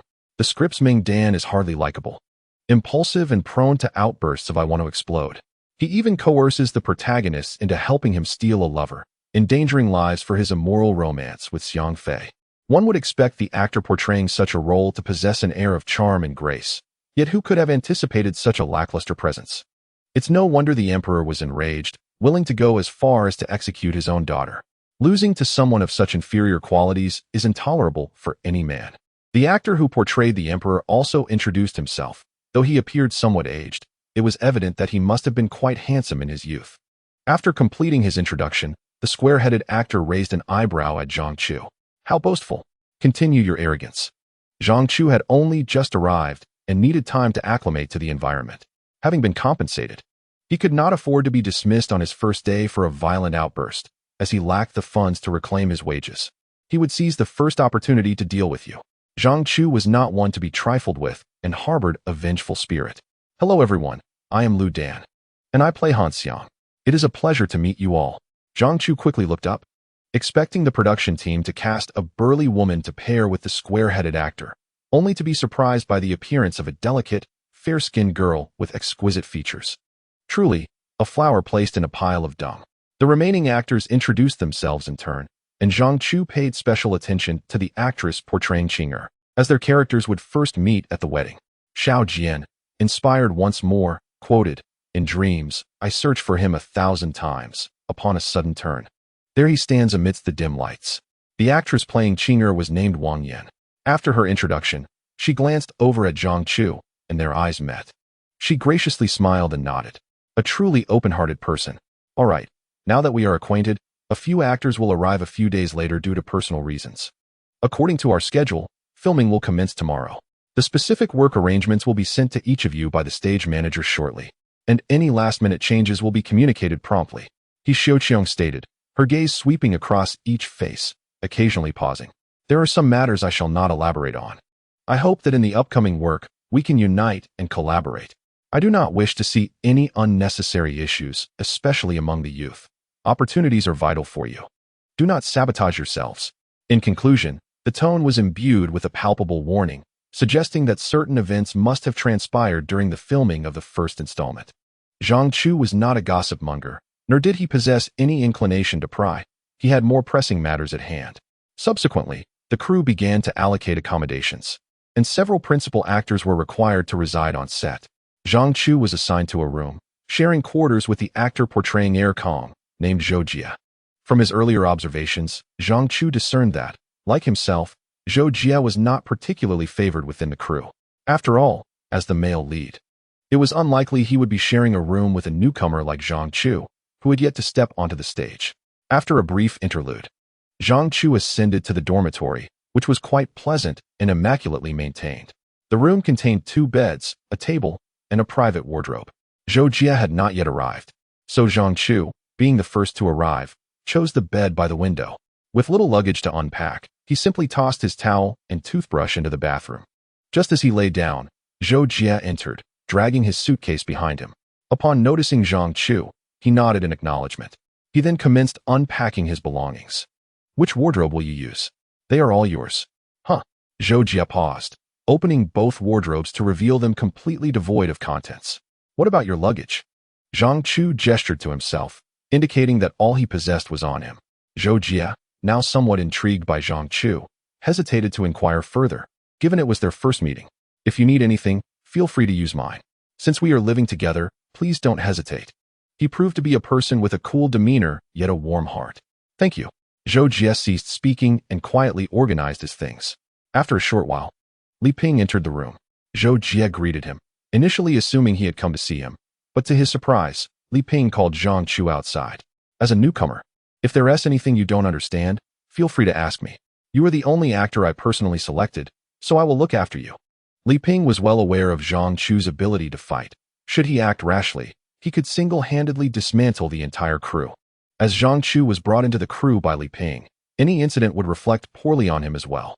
Zhou Jia, with whom you share a room, has a rather proud disposition and has not maintained good relations with other actors in the crew, so it would be wise to exercise some patience. Li Ping's assessment of Zhou Jia surprised Zhang Chu. "He's quite a decent fellow." "Decent?" A flicker of astonishment crossed Li Ping's face. Perhaps it was the first time he had heard someone speak favorably of Zhou Jia. "That is good to hear. Very well. You may take some rest now.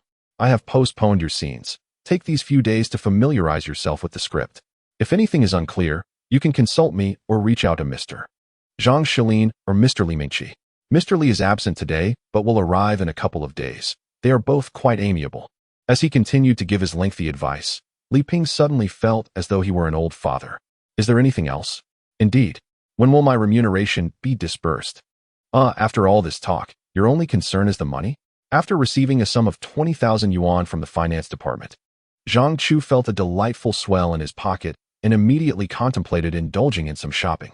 Not far from the guest house stood a shopping mall, where he intended to procure a couple of fresh garments. After all, donning the same attire incessantly was hardly appropriate. With so many lovely ladies in the crew, who would wish to endure the odor of his sweat all day long? As he strolled along, Zhang Chu suddenly sensed a presence trailing behind him. His heart raced. The jianghu were the ancestors of tracking techniques. He decided to remain undisturbed and took a couple of turns, moving into increasingly secluded areas. until he abruptly darted into an alleyway. The individual shadowing him hesitated momentarily before following suit. Yet, as soon as he entered, someone seized his collar from behind, and before he could comprehend the situation, his face was pressed against the wall. It was Sifong too. Without needing to see his face, Zhang Chu recognized him solely by the sharp angles of his jaw. "What do you want after trailing me for so long?" Upon entering the alley, Zhang Chu had leapt onto the balcony of the first floor. As Sifong too followed him in, Zhang Chu swiftly subdued him from behind. Li Ping had advised him against clashing with the crew's actors, but Zhang Chu felt justified in his actions now. Sifong too recognized Zhang Chu's voice and began to struggle violently. "Let go of me. Who the hell is following you?" Still in denial? Zhang Chu chuckled, relishing the defiance. Denying it was inconsequential.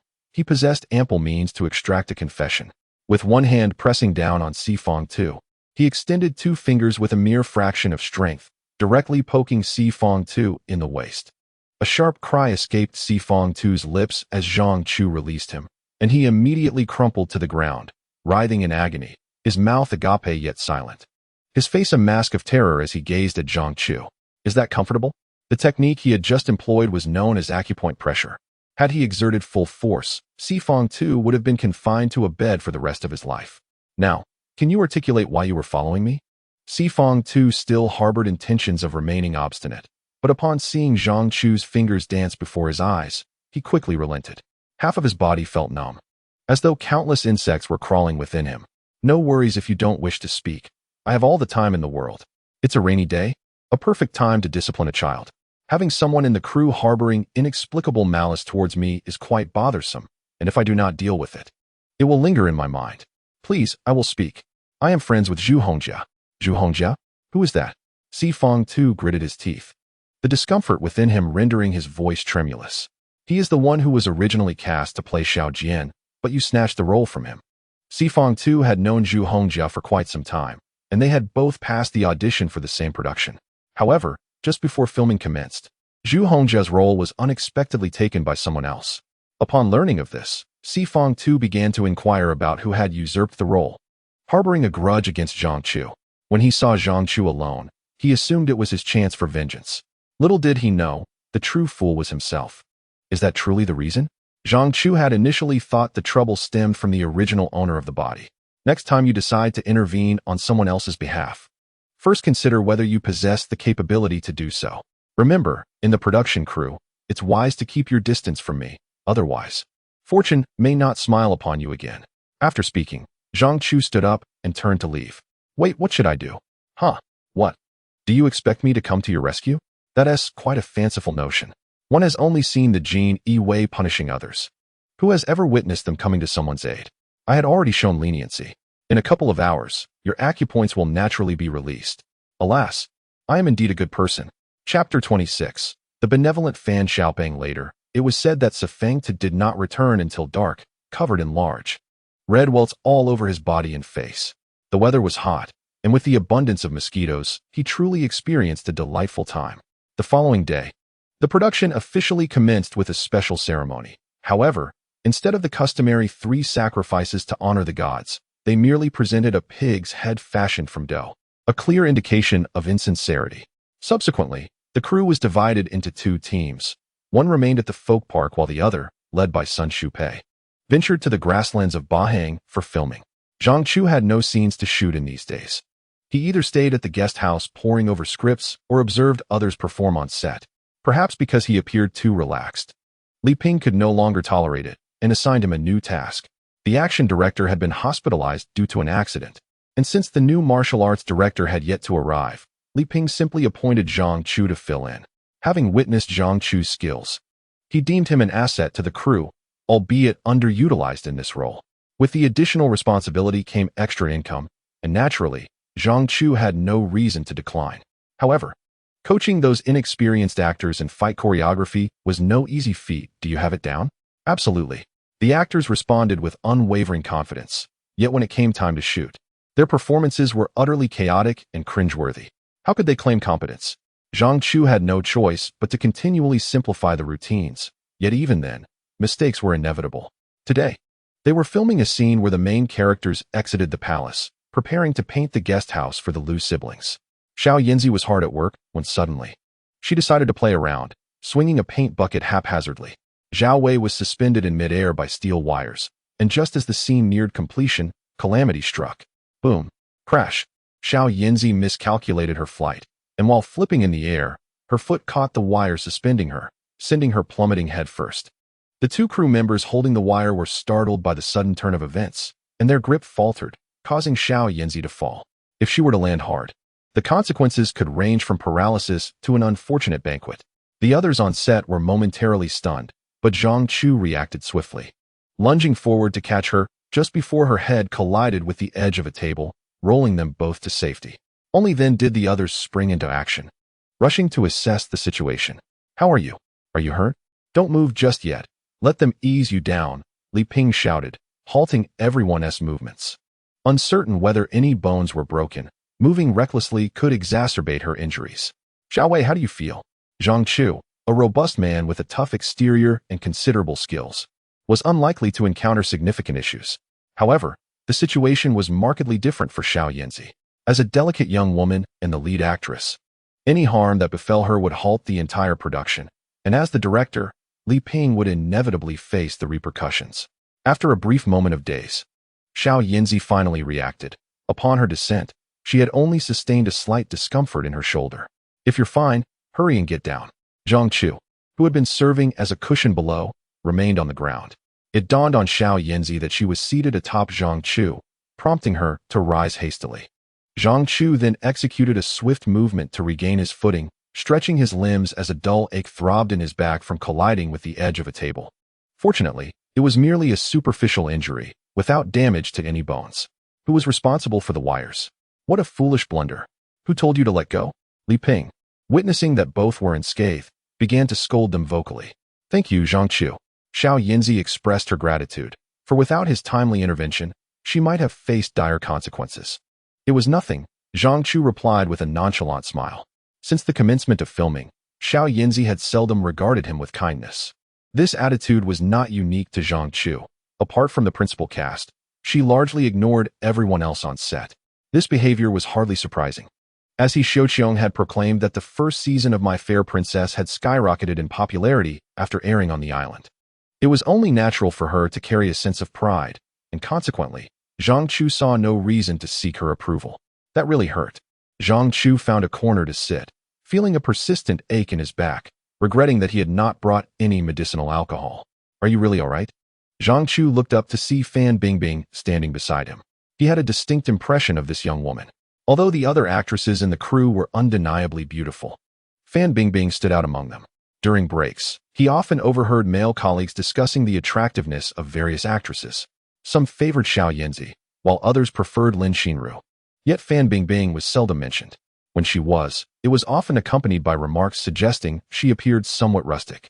To be fair, Fan Bingbing did not possess the same flair for makeup as the other actresses and had gained a bit of weight. However, true beauty lies in the essence rather than mere appearance. Zhang Chu, adept in matters of attraction, could discern that she had yet to fully blossom. After their encounter at the guest house, Fan Bingbing had joined Sun Shupei's team at Bahang. "What brought her to the folklore park today?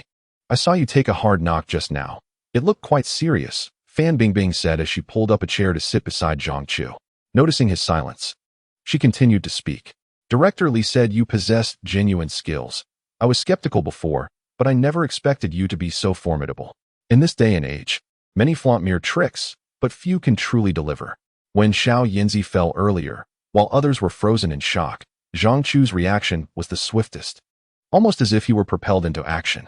In a heartbeat, he had safeguarded Xiao Yinzi. "Could you possibly teach me?"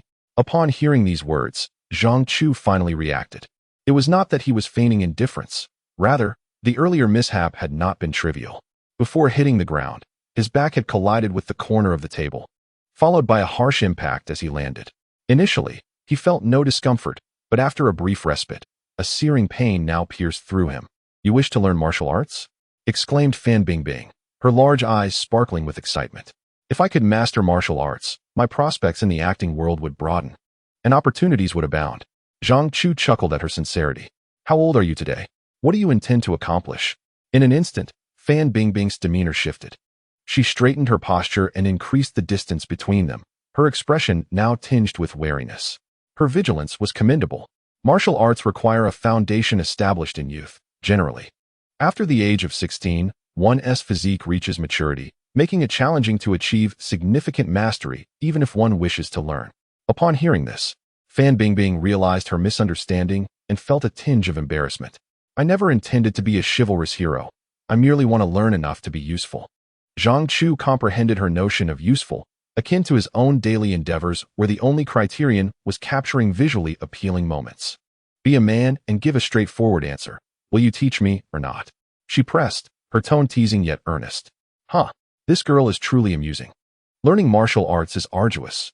Are you genuinely committed? Zhang Chu recalled his own experiences. Having endured the rigorous training imposed by his mother from the tender age of 5, practicing in the biting cold of winter and the sweltering heat of summer, his body repeatedly tested until he acquired his formidable skills. If her interest was merely a fleeting whim, she would likely abandon it after a few days of hardship. Fan Bingbing, slightly irked, retorted, "Who do you look down upon? I'm merely asking if you will teach me. If you instruct me in martial arts, I can teach you acting in return. We could engage in a fair exchange." Despite their limited interaction, the crew had been abuzz with discussions about the new arrival. Previously, she had overheard Mu Fengbin mentioning that Zhang Chu was self-taught, lacking formal training or prior acting experience. To be fair, the four-square-headed individual had indeed conducted thorough investigations to defend his friend's honor. It was not surprising. The entertainment industry is rife with complexities, and without a clear understanding of someone's background, few would dare to offend. As classmates, Fan Bingbing had been influenced by that individual, initially harboring a poor impression of Zhang Chu, viewing him merely as someone who had gained access through connections. However, having witnessed his act of bravery firsthand, her perception underwent a complete transformation. A person willing to risk their safety to save another in a critical moment could hardly be deemed a villain. If Zhang Chu were to discern Fan Bingbing's thoughts, he would likely find it amusing. In that recent scenario, had it truly been a life-or-death situation, he would have felt entirely justified in watching the young girl fall.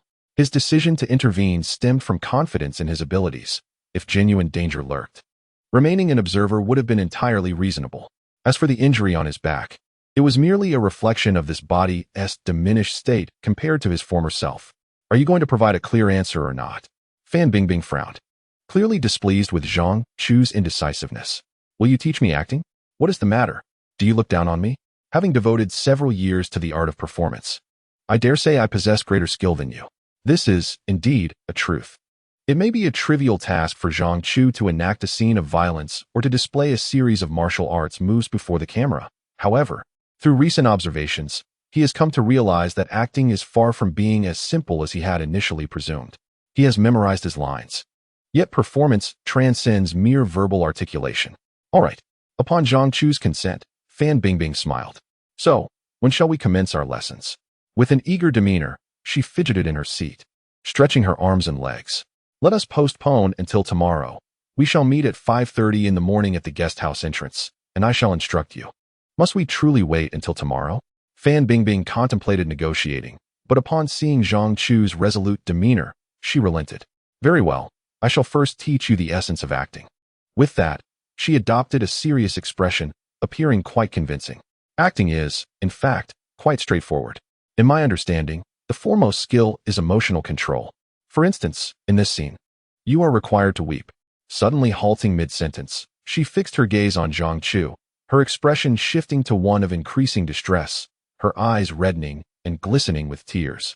Lo and behold, a single tear cascaded down her cheek, soon followed by a torrent, leaving her face wet with a mixture of tears and mucus. What a talent! What do you think? Am I not rather impressive? Fan Bingbing wiped her face haphazardly, a proud look adorning her features. Zhang Chu found himself stifling laughter. Should this truly be the essence of acting, he felt it might be best to refrain from pursuing it further. Chapter 27. Who speaks so earnestly? At dawn, Zhang Chu awoke with a considerable commotion, inadvertently rousing Zhou Jie from her slumber. Casting a glance at Zhang Chu, who was dressing, she chose to remain silent and buried herself beneath the covers once more. As the male lead, his daily schedule brimmed with scenes, necessitating swift transitions between two sets. He had returned late the previous night. Observing this, Zhang Chu moderated his movements, completed his morning routine, and exited. To his surprise, he found Fan Bingbing already awaiting him. Did we not agree on 5:30? It is nearly 4:40. Zhang Chu offered no explanation, and together with Fan Bingbing, they commenced a run around the guest house. After several laps, Zhang Chu remained composed, while Fan Bingbing struggled to keep pace, her years of inactivity evident. Seeing Zhang Chu's determination to continue running, she could no longer contain herself. Are you jesting? I seek to learn martial arts, not to train for a marathon. Zhang Chu turned to observe Fan Bingbing. The girl was evidently out of shape, her complexion flushed, breath coming in gasps after such a brief exertion. Your body has matured, yet your stamina is insufficient. Without a rigorous reconditioning, even if I were to teach you, you would not succeed. Is that so? Fan Bingbing regarded Zhang Chu with skepticism. Believe it or not. With that, he sped ahead once more. After a moment's hesitation, Fan Bingbing gritted her teeth and followed. After a grueling 30 minutes, she felt as though her legs were no longer her own, and Zhang Chu finally called for a halt. Gasping for breath and casting a vexed glance at Zhang Chu's seemingly amused expression, Fan Bingbing felt an overwhelming urge to strike him. What shall we do next? This young lady possesses quite a stubborn disposition. Even as she struggles to catch her breath, she insists on maintaining her resolve. Given the circumstances, Zhang Chu decided to be unreserved. At her age, Fan Bingbing had only just begun her martial arts training, which was indeed rather late, and her larger frame rendered her less suited for such endeavors. However, having committed to this path, she could not go back on her word, especially since it was her own desire to learn. Stand in place, Zhang Chu commanded, stepping forward to firmly grasp Fan Bingbing's shoulders while gently nudging the backs of her knees with his foot. Exhausted and already weak in the legs, she nearly stumbled. But Zhang Chu was prepared, lifting her shoulder to steady her. To master martial arts, one must endure hardship. If you cannot withstand this minor challenge, it is best to retreat and return to slumber. Upon hearing Zhang Chu's words, the complaints that had been on the tip of her tongue were forcefully swallowed back down. Do not underestimate others, she thought, a hint of amusement flickering within her. Stand firm. I will demonstrate a set of punches for you.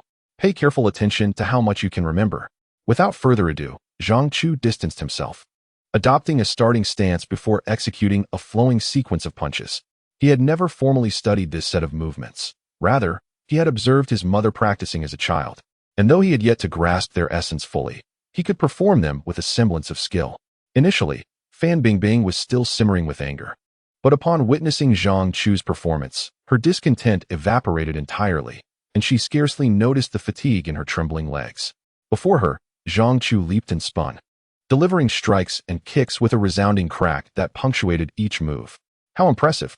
This set of punches comprised a total of 64 techniques, categorized into 8 methods: seizing, relying, flipping, sticking, rolling, lifting, hooking, and sweeping. The execution was a harmonious blend of softness and firmness, rhythmically alternating between tension and relaxation, with fluid movements and synchronized strikes, embodying both speed and deliberation. As Zhang Chu demonstrated, he elucidated the principles underlying each method. By the time he completed the sequence, Fan Bingbing, not only struggling to recall the techniques, could barely remember even the phrase 64. Master, you are far too swift. I barely caught anything. Observing the lights illuminating several rooms above, Zhang Chu offered no further explanation. That will suffice for today. There is no rush to learn the techniques.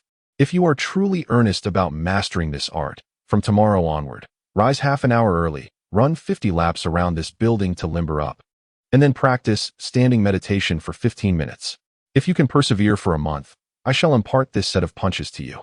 Had she heard this before witnessing the prowess of the punches, Fan Bingbing would have surely thought Zhang Chu was jesting. Now, however, she was determined to learn, no matter how challenging it might be. After all, acquiring even a rudimentary skill would allow her to proudly assert her identity as a martial artist, standing shoulder to shoulder with the likes of Michelle Yeoh and YKO Daika. Yes, master. How swiftly your attitude has changed. Very well, let us return, Zhang Chu remarked as he ascended the stairs. Upon entering the house, he found Zhou Jia already awake, busily preparing to leave. Zhang Chu nodded in acknowledgement before heading to the bathroom. The convenience of being able to bathe indoors without the need to stoke a fire for hot water was a welcome improvement compared to the past. After finishing her shower, Zhou Jia had not yet left. Zhang Chu, Though the two lived together, their interactions were infrequent, and opportunities for conversation were rare. If memory serves, this was only the second time Zhou Jia had initiated a dialogue with Zhang Chu. Were you just teaching Fan Bingbing martial arts? She is teaching me how to act while I teach her martial arts. It's an equitable exchange. You truly have never studied acting? Zhou Jia inquired, her curiosity piqued. It was remarkable that someone without any formal training could be selected by Li Ping to portray such a significant role as Xiao Jian. Never, Zhang Chu replied succinctly. Would you like to learn? Naturally. In this era, aside from the acting profession he had first encountered, Zhang Chu could hardly conceive of anything else that suited him. He had initially believed that his martial prowess would make acting a trivial endeavor. However, after observing others perform on set for several days, he gradually realized that acting was not as effortless as he had imagined. I can teach you as well, Zhou Jia added quickly. What I mean is, we can also engage in an equitable exchange. Understood. You wish to learn martial arts too? Zhou Jia nodded. For who would refuse the opportunity to acquire more knowledge? At your age, your bones have already set. Even if you wish to learn, it would merely be an empty framework. Zhou Jia was taken aback, feeling a tinge of disappointment, for she understood that Zhang Chu had no reason to deceive her. That's all right. I'll consider it a means to strengthen my body. After pondering for a moment, Zhang Chu reasoned that teaching one person was akin to teaching two.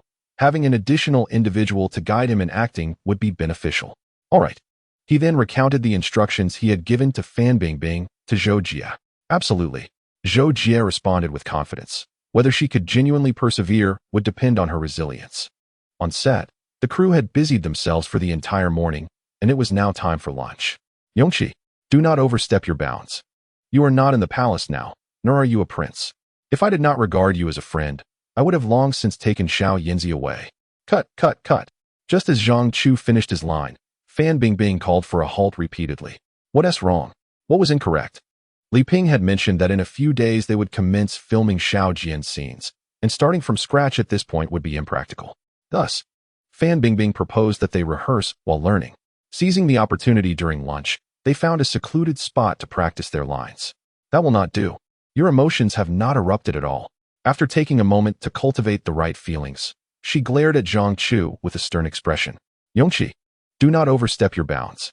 She began with a shout, her voice rising and falling dramatically. The key was in her expression, which was filled with intensity. Is it supposed to be delivered this way? Reflecting on the performances he had witnessed over the past few days, it seemed that this was the tone they all adopted. When they spoke, their expressions became extraordinarily vivid, as if they were performing in a grand play. It had seemed amusing to observe, but now that it was his turn. Do not be shy. Give it a try. Fan Bingbing stifled a laugh. She had felt awkward while filming the first part, a sentiment shared by all mainland actors who found this style of performance unfamiliar. However, as the director insisted on this approach, and with examples set by the actors from Taiwan, a gradual unification of style was achieved. To this end, Zhang Xianlin, who portrayed the emperor, even coined an aphorism: loud weeping and laughter, great clamor and uproar. Zhang Chu took a deep breath, striving to express his emotions as Fan Bingbing suggested. Yongqi, do not be so overbearing. Fan Bingbing nodded in approval. Good, good. This is nearly there, but it would be best to let go even more. More? I am already quite uncomfortable, Zhang Chu thought. Who speaks like this in earnest? Continue, continue. Fan Bingbing adjusted her emotions, infusing her performance with a mix of indignation and humiliation. You intend to take her away? You are so certain you can do that? Look, the fox's tail is already showing. It was Zhang Chu's turn again. This time he did not hold back, emulating Fan Bingbing's expression, furrowing his brows and shouting loudly. You are intolerable. Right and wrong are blurred, black and white are indistinguishable. With Xiao Yanzi following you, what happiness can there be? Indeed, I harbor ulterior motives regarding Xiao Yanzi. I plan to take her away. Huh. Fan Bingbing mimicked a slap towards Zhang Chu, not forgetting to add her own sound effect. I know you are exceptionally skilled. Even if I cannot defeat you, today, I shall contest you. Zhang Chu replied solemnly. You are utterly unworthy of Xiao Yanzi. I shall teach you a lesson on her behalf. Stop. Fan Bingbing frowned. How could you forget again? Let go. You must let go. She reiterated Zhang Chu's lines with emphasis. Must it be said this way? At that moment, Zhang Chu finally realized that earning this sum of money was far from easy. In comparison, Working as a stunt double in the previous production had been considerably simpler. There was no need to control emotions or shout lines loudly. The sole requirement was to perform beautifully. Yet, Zhang Chu understood that to stand out, relying solely on being a stunt double was not a viable long-term plan. The only path forward was to become an actor, a star, and earn substantial wealth. You are utterly unworthy of Zhao Yanzi. I shall teach you a lesson on her behalf. Fan Bingbing was startled, but upon regaining her composure, she clapped her hands with a smile. That's it, continue. Chapter 28. I shall begin to act pretentious whether a mule or a horse, it must be taken out for a walk. Li Ping had given Zhang Chu ample time to acclimate, but this could not extend indefinitely. Although the character Xiao Jian appeared late in the narrative, his significance in the latter half of the story was considerable. Sooner or later, a performance would have to be assessed. The day before his official debut, Li Ping sought out Zhang Chu and made it clear. Should he find Zhang Chu's performance lacking, the production would have no choice but to replace him. However, the payment already received would not need to be returned, but instead, he would be required to serve as a stunt coordinator, remaining with the crew throughout. That evening, Zhang Chu had his head shaved clean, with his eyebrows also meticulously groomed. Upon returning to the dormitory, he was pulled by Zhou Jie to rehearse the scenes slated for filming the next day repeatedly. The following day, upon arriving at the filming location, he affixed his hair into braids, not the unsightly rat-tail style of the Jurchens, which provided Zhang Chu with a slight sense of comfort. While waiting for the scene to commence, this seasoned captain of the jianghu, who had long been accustomed to a life of peril, felt a rare pang of anxiety. There was no need for such trepidation. After countless rehearsals, he was assured that all would unfold seamlessly. Merely performing as practiced would suffice. Just before taking the stage, Fan Bingbing continued to offer encouragement. During this period, Zhang Chu had been instructing Fan Bingbing in martial arts each morning, and upon arriving on set, she reciprocated by teaching him the nuances of acting. Their bond had grown increasingly intimate. Nervous? Do I appear to be nervous? Zhang Chu retorted, determined not to show weakness in front of a woman. Huh, what a fool to mistake kindness for folly. Fan Bingbing rolled her eyes and turned away. The filming location was the Huibin building, where the crew was busy setting the scene, surrounded by numerous extras dressed for their roles. Merely 2 weeks prior, Zhang Chu had been among them. And as Huang Bo remarked, he had now achieved a notable elevation in status. All departments, prepare for filming. Action. The script supervisor approached with the clapperboard. The first scene. First take of Princess returning Pearl. Clap. The scene commenced with the leading cast and the character Mong Dan seated together, deliberating on how to surreptitiously extricate the emperor's wife. The grand hall buzzed with guests, yet it seemed as if the others were oblivious, neither seeing nor hearing anything amiss. Discussing such a clandestine matter so brazenly amidst a crowd was beyond comprehension. Were they simply bold, or was the writer bereft of reason? Mong Dan and Han Xiang. My heartfelt thanks to you all, the character with the square face proclaimed, bowing to the leading cast. At that moment, it was Zhang Chu's turn to make his entrance. Brandishing a sword and a flute, with a simple travel bag slung over his shoulder, clad in a blue vest and green attire, striding confidently onto the scene. The script dictated that as Xiao Jian made his entrance, he should exude an extraordinary presence, a task that Zhang Chu managed with ease. For he was indeed a captain of the jianghu, adept at commanding respect. Li Ping, observing from behind the monitor, felt a surge of relief. His greatest fear was that Zhang Chu's anxiety would hinder even his ability to walk. He settled into a seat adjacent to the leading cast, placing the flute and sword with a decisive thud upon the table before unburdening himself of the travel bag. Soon, Chening, portraying Lu Hong, approached him. What would you like to order, esteemed guest? I shall commence my charade. Bring me several dishes, anything you have, and a pot of warm wine. The Chun Xiao will suffice. Zhang Chu had not fully grasped the acting techniques taught by Fan Bingbing and Zhou Jie. However, he had devised his own method. The jianghu often received assignments to infiltrate the homes of court officials, ensuring the emperor remained informed of their movements. Yet, gaining entry into such affluent households was no simple task. The best strategy was to masquerade as a servant during the acquisition of new staff. This required a deft performance, as one must convincingly embody their role without revealing any flaws. Additionally, the ability to mimic another's mannerisms and speech was paramount. Currently, Zhang Chu was emulating the sworn brother of Lu Jianxing, Shun Lian. Why did it feel as though they were on entirely different wavelengths? Chuning was momentarily taken aback, but quickly regained her composure, slipping back into character. Would you like a meal? Or perhaps accommodations? Zhang Chu raised an eyebrow. This was a lesson from Zhou Jia, emphasizing that a character's emotions should be conveyed through their expressions, leaving no room for the audience to speculate about their inner thoughts.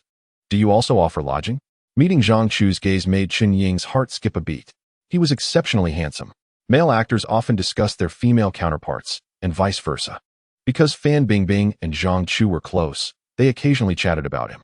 Unfortunately, with no connections, no background, no education, and no resources, being handsome seemed of little consequence. Yet, seeing him up close, she couldn't help but feel drawn to him. Despite a brief hesitation, Chuning seamlessly continued the scene. Then I shall require a room. Preferably one that is elegant and tranquil. Certainly, esteemed guest. Chuning quickly turned and left, nearly losing her composure during such a simple exchange. Meanwhile, the main cast began to chatter about Xiao Jian, discussing his sword one moment and his character the next. I heard everything.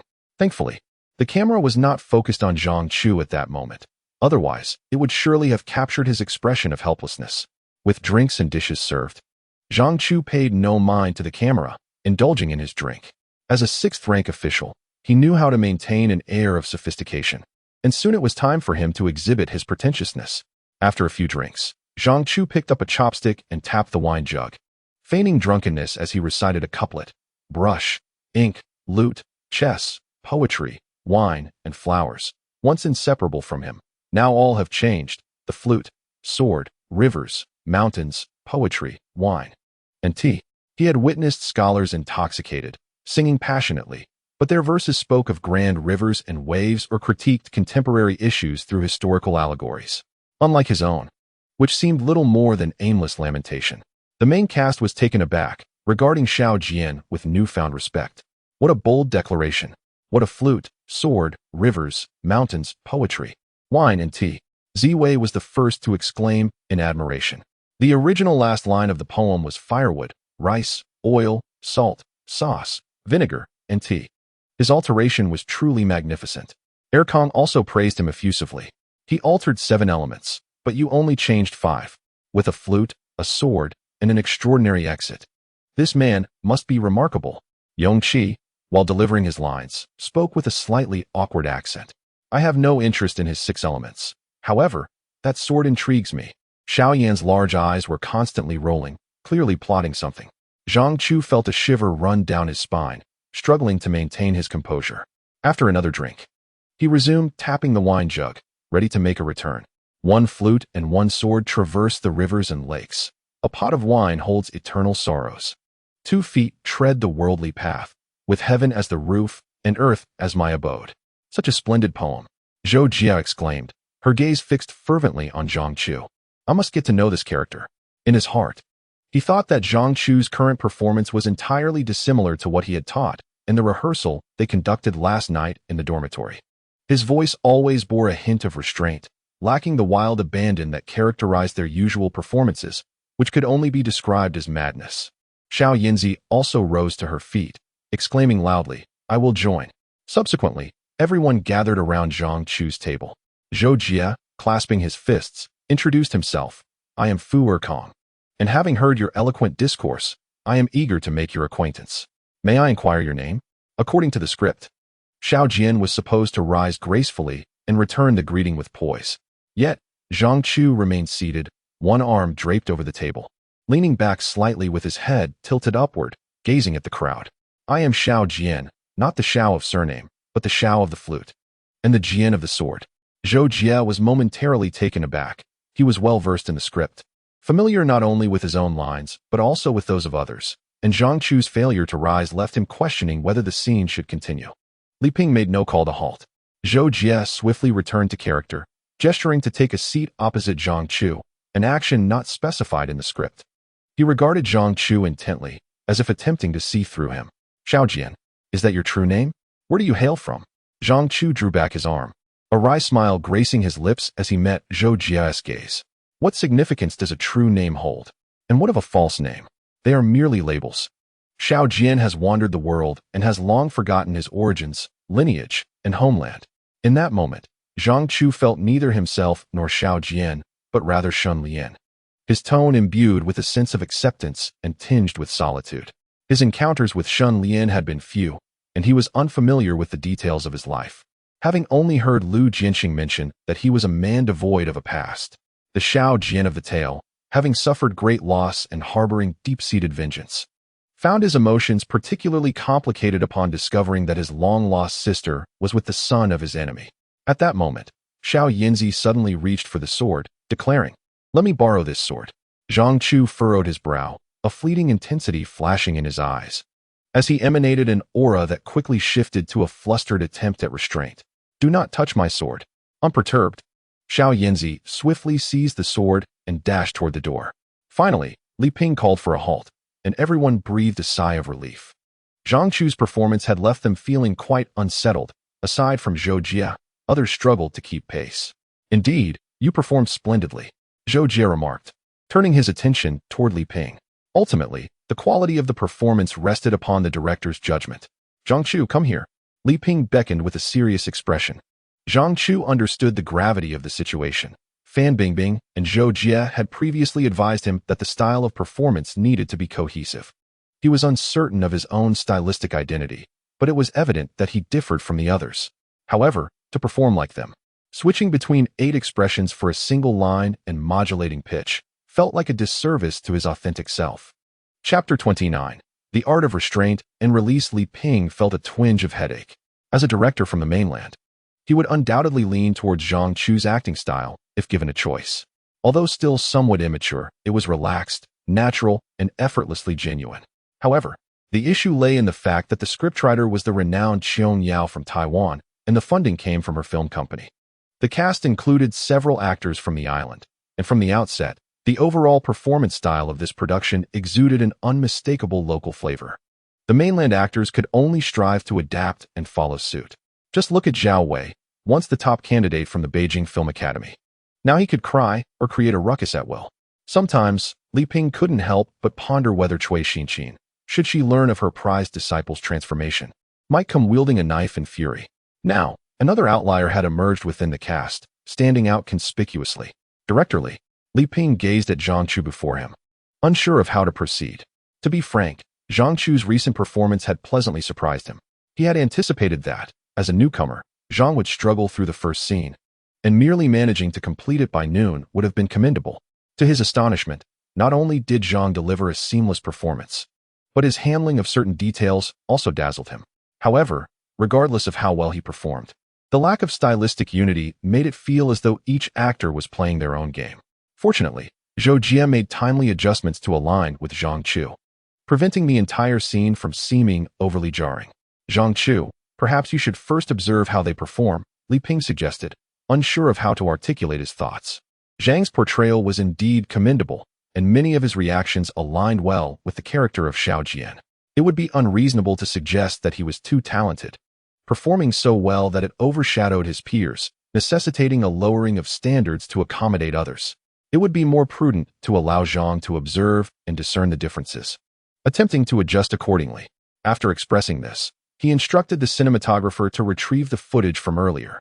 How did it look? The monitor suddenly displayed a large, expressive face, revealing even the molars behind the lips. After reviewing the script, Zhang Chu concluded that the greatest enigma within the story was not the emperor's aimless wanderings or his clandestine daughter, nor was it the inexplicable betrothal of a common-born foster daughter to his own son as a royal consort. The most perplexing mystery, he mused, was why Han Xiang could harbor affection for the selfish, volatile Ming Dan. With all this commotion you've stirred up recently, it seems no one has the energy to concern themselves with Han Xiang. However, I must remind you not to completely forget our own affairs, despite your own romantic entanglements. Does this even sound like rational discourse? Someone is risking their life to help him steal the emperor's wife, all the while brazenly cuckolding their own father-in-law, and father-in-law's father. Yet he dares to complain about the pace of their work. Who grants him such arrogance? Trust us, we have not forgotten. Lin Xinru's eyes were filled with sincerity, devoid of any semblance of guilt. In recent days, Han Xiang's mood has been rather dismal. I noticed a peculiar expression on her face, as if she were burdened with heavy thoughts. I surmised that such days must weigh heavily upon her heart. A nod and a few words seemed to convey my sincerity. Suddenly, Si Fangtu leapt up, his expression contorted. Let me enter the palace once more. His loud voice echoed, as if fearing that others might not hear him. Does he think the royal palace is his personal lavatory, accessible at his whim? Sit down. Do not attract attention. Su Yupeng exclaimed, his eyes wide with panic. I am your master, am I not? Si Fangtu then turned to Xiao Yanzi, continuing to grin widely. His voice tinged with a whimper. Zhang Chu, witnessing this scene, felt a shiver akin to constipation creeping over him. Is it so difficult to request your master's entry into the palace? Perhaps I should enter as your master and teach you martial arts at any time and place. Xiao Yanzi's eyes widened, her pupils darting about, an evident sign of excitement. No, Xiao Yanzi, do not entertain such thoughts. I previously mentioned to the emperor about inviting guards from outside the palace, and he dismissed it outright. If you bring in a master, the emperor would surely investigate his background thoroughly. As Zhou Jie delivered this line, her nostrils flared rhythmically in tandem with her speech. At that moment, Fan Bingbing seized the opportunity to assert her presence, her brow furrowed. Exactly. It's already nerve-wracking enough. If Ming Dan also enters, it will only complicate matters further, making everyone even more anxious. With just a simple phrase, Fan Bingbing expressed a myriad of emotions: tension, urgency, worry, and unease, each conveyed through her expressions. I can no longer contain myself. I am about to explode. Si Fangtu bellowed. Zhang Chu was loath to continue watching. What do you think of their performance? Zhang Chu remained silent. The question could be light or heavy, and even if he believed they were performing poorly, he could not voice that opinion. Especially with Fan Bingbing nearby, eavesdropping with her ears perked. Should he voice his critique, she would undoubtedly retaliate. Li Ping, observing this, chuckled. Do you think they are lacking in skill? Zhang Chu continued to remain silent, clearly feeling that he had been seen through. Li Ping did not press further, but instead pointed towards the group nearby. The actor portraying Xiao Yanzi, Zhao Wei, graduated top of her class from the Jingying Academy in '96. And Zhou Jie is a top student from the Shanghai Theater Academy. Even Fan Bingbing, who plays Jin Suo, hails from the Xiejin Film and Television Performance School. When mentioning Fan Bingbing, she proudly held her head high, brimming with confidence. Do you think they are unsure how to act? Or perhaps incapable? As Li Ping spoke, Zhang Chu began to grasp the underlying message. This was a matter of control and release. Control? Release? Seeing that Zhang Chu had absorbed this, Li Ping smiled. You may not fully comprehend what I'm saying, but let me find someone to teach you. Who? Li Ping did not respond. And instead of continuing to film the scene between Xiao Jian and the main cast, the shooting schedule was adjusted, allowing Zhang Chu to observe from the sidelines, just as he had a few days prior. As night fell and the workday concluded, Zhang Chu removed his makeup, preparing to return to the guest house with the rest of the crew when he was called by Li Ping. Zhang Chu, come here, and you too, Fan Bingbing. Although the two were perplexed, they complied and followed Li Ping away from the filming site. At the entrance sat an elderly lady, evidently waiting for them. Grandma Li, Fan Bingbing exclaimed joyfully, rushing over to embrace the old woman warmly. Oh dear, you still have such vigor. The elderly lady smiled kindly, releasing Fan Bingbing and turning her gaze towards Zhang Chu. Is this the person Li Ping found to teach him? So this is little Zhang? Ah, Grandma Li. Zhang Chu stammered. Ah, Teacher Li, thank you for your hard work. I'll leave this rascal in your capable hands. Li Ping then proceeded to introduce Zhang Chu to Grandma Li, revealing her identity as the formidable Rome Mama, the foremost antagonist in the drama. A significant obstacle for the protagonists in the Imperial Palace. Assuming that the role would be played by someone with a fearsome appearance, Zhang Chu was surprised to find a benevolent-looking elderly lady instead. Previously, Li Ping had mentioned Li Mingqi and had suggested that Zhang Chu seek his guidance. However, at the time of their shoot, Li Mingqi was engaged in another project. He had just wrapped up filming and was supposed to head to the Qingda Summer Resort to join Sun Shupei's crew. But Li Ping had invited him to this set instead. After entrusting Zhang Chu to Li Mingqi, Li Ping departed. He had called for Fan Bingbing as she was the closest to Zhang Chu and the crew, ensuring that the atmosphere would remain lively. All three had yet to dine, and they quickly decided to leave the folk park and head to a nearby restaurant. Director Li mentioned that you shouldn't overthink it. Just speak up if there is something you don't understand, Li Mingqi said, noting that he needed to head to the summer resort shortly, as Sun Shupei's crew was arriving from Bahang the following day. The only unclear aspect for Zhang Chu was what Li Ping meant by releasing and holding back. He could surmise Li Ping's intentions, but struggled to grasp the appropriate balance. What is there to misunderstand? The others in the crew, including Little Fan, their performances emphasize release, completely letting go in their acting. Indeed, this was true. Whether it was Air Kang's nostril contraction technique, Si Feng's exaggerated grimaces, or Xiao Yinzi's boisterous antics, and Ziwei's weeping, the overarching impression conveyed was one of unrestrained expression. Recently, Huangbo had brought back a magazine that discussed the acting style of Hong Kong and Taiwan dramas, which described it as exceedingly frenzied. This production adhered to a similar principle, as both Li Ping and Zhou Jie had mentioned a unified style, characterized by exaggerated performances that appeared wholly unnatural yet vibrantly engaging, easily stirring the audience's emotions. Noticing Zhang Chu's silence, Li Mingqi inquired, "Little Zhang, do you find this style of acting rather bothersome?" Zhang Chu nodded, admitting his discomfort. Though he lacked extensive understanding of acting, he felt it should possess an element of naturalness. While it is a performance, it should not rely solely on acting. If it were merely acting, wouldn't singing be a more fitting alternative? Upon observing Zhang Chu's reaction, Li Mingqi immediately understood the situation. Having encountered various personalities throughout his decades in the industry, she comprehended Zhang Chu's thoughts remarkably well and continued, "Xiao Zhang, what you desire now is simply to restrain yourself." Zhang Chu indeed felt that he should exercise restraint, as some actors in the crew displayed exaggerated expressions and contorted faces during performances, creating an uncomfortable spectacle. Yet, he was unaware of how to strike a balance between restraint and release. "Xiao Zhang, there is nothing wrong with restraint, nor with release. However, if you aspire to be an exceptional actor, you must master the art of both," Li Mingqi elaborated, as she deftly maneuvered her chopsticks to sample the dishes before her, which suited her palate. Every actor possesses a unique style and interpretation. Nevertheless, whether one should restrain or release depends on the suitability to the corresponding narrative. If the role requires restraint and you excel at it, yet falter when required to release, it cannot be deemed as commendable acting. Zhang Chu listened intently, finding the reasoning compelling, yet it seemed to leave his dilemma unresolved. The inability to seamlessly transition between restraint and release indicates one has yet to reach a certain level of proficiency. Put simply, it signifies a lack of skill. Given this, it might be more prudent to embrace freedom. I heard Director Li mention that this is your first project. Prioritize fulfilling the director's requirements. The first lesson in acting is to liberate one's nature.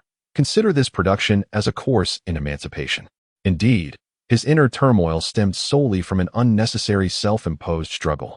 The elderly lady was correct. If one cannot achieve a balance between restraint and release, one should first learn to let go. If, after releasing, one cannot regain control, it merely proves that one is unfit to be an actor, or at least an accomplished one. Fan Bingbing, captivated by the conversation, eagerly inquired, "Li Nai Nai, how can one achieve such a balance?" Li Mingqi chuckled at the question. "This cannot be easily articulated. Every actor follows their own path, and my approach may not resonate with you. You are both still young. It is premature to ponder such matters. What you should focus on now is understanding your character and accumulating experience. Do not expect to soar to great heights immediately or to master the balance of restraint and release overnight. As I mentioned to Xiao Zhang, you must first learn to let go. Once you have embraced freedom, then attempt to cultivate restraint. The degree of balance is something only you can discern. No one can teach you what is suitable." Zhang Chu pondered Li Mingqi's words thoughtfully, feeling as though he had squandered a meal. Chapter 30. Borrowing Money on October 28th. The first episode of My Fair Princess premiered on Hunan TV, achieving an impressive 48 rating within the province on the very day of its debut. Subsequently, it dominated the airwaves, igniting a series of viewing fervors across the nation. The reasons for its popularity were straightforward. The plot was uncomplicated, revolving around the search for a father by a genuine and false princess, easily comprehensible even without deep thought. Coupled with a plethora of thrilling moments and a cast of handsome men and beautiful women, there was something for everyone, regardless of age. Soon after, the series was picked up by various local stations, resulting in an overwhelming array of broadcasts, and naturally, both the leading and supporting characters rose to prominence. Initially, the filming crew faced little disturbance, as there were no major stars involved. The only somewhat well-known actor was Su Yupeng, who played the fifth prince, while the others were either newcomers or had long since faded from the limelight, failing to attract any fanfare. Now, the situation has drastically changed. While filming indoors is manageable, shooting outdoor scenes is quite another matter, as crowds of people surround us. A mere wave of the hand can incite a frenzy among fans. Oh dear, it's utterly exhausting. Fan Bingbing, with a smug expression, tossed her hand, having just signed autographs for a throng of admirers who incessantly praised her beauty, a sensation she undeniably relished. Turning to Zhang Chu, she noticed his utter lack of reaction, which irked her internally. I'm speaking to you. After over 2 months of acquaintance, their relationship had grown increasingly intimate. Fan Bingbing had mastered the basics of boxing and had recently been pestering Zhang Chu to teach her weaponry skills. As a future female action star, mere hand-to-hand combat would not suffice. However, after several days of insistence, Zhang Chu remained unyielding. It wasn't that he was being difficult. He genuinely feared that if she mastered the skills, she might inadvertently cause harm during a real confrontation. With nothing else to do, Zhang Chu perused the script. Fan Bingbing, feeling a surge of frustration, contemplated ignoring him but ultimately hesitated and picked up the script, pretending to read. The crew had just returned from the summer resort after 2 months of shooting, and Zhang Chu had only a few scenes left. After a conversation with Li Mingqi, he attempted to adopt the acting style of Zhou Jia, achieving neither success nor failure. At times he could fully immerse himself, shouting and behaving erratically. Yet other moments found him instinctively restraining his performance. The level of control Li Mingqi spoke of felt distant to Zhang Chu. Fortunately, Li Ping was quite forgiving, and Sun Shupei found no leverage against him. After such an extensive period of filming, it seemed impractical to replace him over stylistic differences, especially since Zhang Chu's role was minor and did not disrupt the overall narrative. Moreover, his exceptional skills were indispensable to the production. Are you going to eat? After a prolonged silence, noticing Zhang Chu's indifference, Fan Bingbing approached him with a peach in hand. Zhang Chu smiled and accepted it. Otherwise, I could teach you a new set of palm techniques. Among the 2 apprentices learning alongside him, Zhou Jia had abandoned the training during the conditioning phase. Filming was already exhausting, compounded by the need for early morning runs and stances, which proved too demanding. Conversely, Fan Bingbing persevered, albeit learning superficial techniques, which would undoubtedly benefit her future in the entertainment industry. Sounds great. Shall we start tomorrow? All right. Just as Zhang Chu finished speaking, a crew member called out to him. Zhang Chu, someone is looking for you. Huh. Zhang Chu paused, surprised that someone was seeking him. Who could it be? Having fully absorbed the memories of his past life, he knew he hailed from Guizhou and had grown up in an orphanage, fleeing before finishing middle school. After a long journey, he arrived in Beijing, knowing only a handful of people, with few aware of his filming in this production. It was likely Huang Bo or... Thank you, he replied, rising and heading towards the exit. Fan Bingbing's gaze followed Zhang Chu, and after a moment's hesitation, she decided to accompany him. Tang Wei. Her suspicion was confirmed. Huang Bo was too busy earning a living to seek him out, leaving only Tang Wei as a possibility. After more than 2 months apart, I initially expected to feel a sense of estrangement. However, upon our reunion, a shared smile revealed that our connection remained as strong as ever. Tang Wei has recently enrolled in a training course here, which lasts a month and costs 800 yuan. During the recruitment phase, it was claimed that instructors from the Central Academy of Drama would be teaching. Yet, after more than 10 days, the only teacher they encountered was a young individual in their 20s. The students expressed their discontent, and when they returned the following day, they found themselves unable to even enter the classroom. After inquiring, they discovered that the organizers had fled the night before. It was evident that they had been deceived. Had they not raised a fuss, the deceit would have continued, potentially for the entire month. Once the charade became untenable, the organizers saw no reason to remain. Some students insisted on contacting the authorities, but Tang Wei understood that such matters rarely yield results. Every year, prior to the arts examination, a plethora of training courses emerge in the capital, varying in legitimacy. Some are somewhat reputable, employing actual instructors from art schools, while others are mere sham operations. Those fortunate enough may learn something valuable, while the unfortunate face disillusionment. As others continued to protest, Tang Wei chose to leave, chalking it up to bad luck. Just as she was preparing to head home, she fortuitously encountered a friend from last year's arts examination. Upon learning of Tang Wei's predicament and her intent to retake the exam this year, the friend recommended a legitimate training program and even accompanied her to observe a class taught by an actual instructor from the Central Academy of Drama. Tang Wei was immediately intrigued, but the tuition posed a dilemma. The 5,000 yuan fee was far from trivial, and her savings had just been swindled, leaving her with only a few hundred yuan. Could you lend me some money? The moment she uttered those words, she lowered her gaze. Seeking assistance from Zhang Chu had taken her considerable time to contemplate. Although they were friends, their acquaintance was still relatively new. Zhang Chu had previously helped her on several occasions, and now she was approaching him to request a loan. Yet, she found herself with no one else to turn to in the capital. Here, before she could further explain her situation, Zhang Chu pulled a card from his pocket, one he had obtained before heading to Qingda. The 20,000 yuan he received after joining the production, along with a few thousand he had remaining, were all in that card. Living and working in the production, his expenses were minimal, with only occasional outings for meals with friends. Tang Wei gazed at the card he had placed on the table, her words caught in her throat. Unable to express her gratitude. There's 25,000 yuan here. If that's not enough, it's all I have. The remaining payment for his work, as well as his salary as an action director, would not be settled until he departed from the set. I won't need that much. 5,000 will suffice. I promise to repay you promptly. No rush. I don't need the money right now. You'll be busy with the training course and want of time to work as a model for extra income. Just keep the rest with you. Zhang Chu, though fond of money, was not miserly. As friends, it was only natural to lend a helping hand in times of need. Thank you, Tang Wei exclaimed. Zhang Chu smiled gently, spinning the card around to face her. Let us eat first. At this moment, the two were at the restaurant frequented by Zhang Chu, Fan Bingbing, and Li Mingqi, renowned for its exquisite salt-ed pork strips. Tang Wei tucked away her card, acknowledged with a nod, and swiftly adjusted her mood. Just as she picked up her chopsticks, she froze. A stunning young woman stood behind Zhang Chu, her face strikingly familiar. When did you arrive? Fan Bingbing chimed in with a bright smile. The catering for the crew during lunch was rather subpar, so I thought I'd come out for a bite. What a coincidence. As she spoke, her large eyes constantly darted toward Tang Wei. This is Fan Bingbing from our group, and this is my friend, Tang Wei. Fan Bingbing. No wonder she seemed familiar. Compared to her portrayal of Jin Suo in the currently popular My Fair Princess, she had matured considerably. Hello? Before Tang Wei could fully grasp the situation, Fan Bingbing had already seated herself beside her, seizing her hand. So you're Zhang Chu's friend. How come I've never heard him mention you before?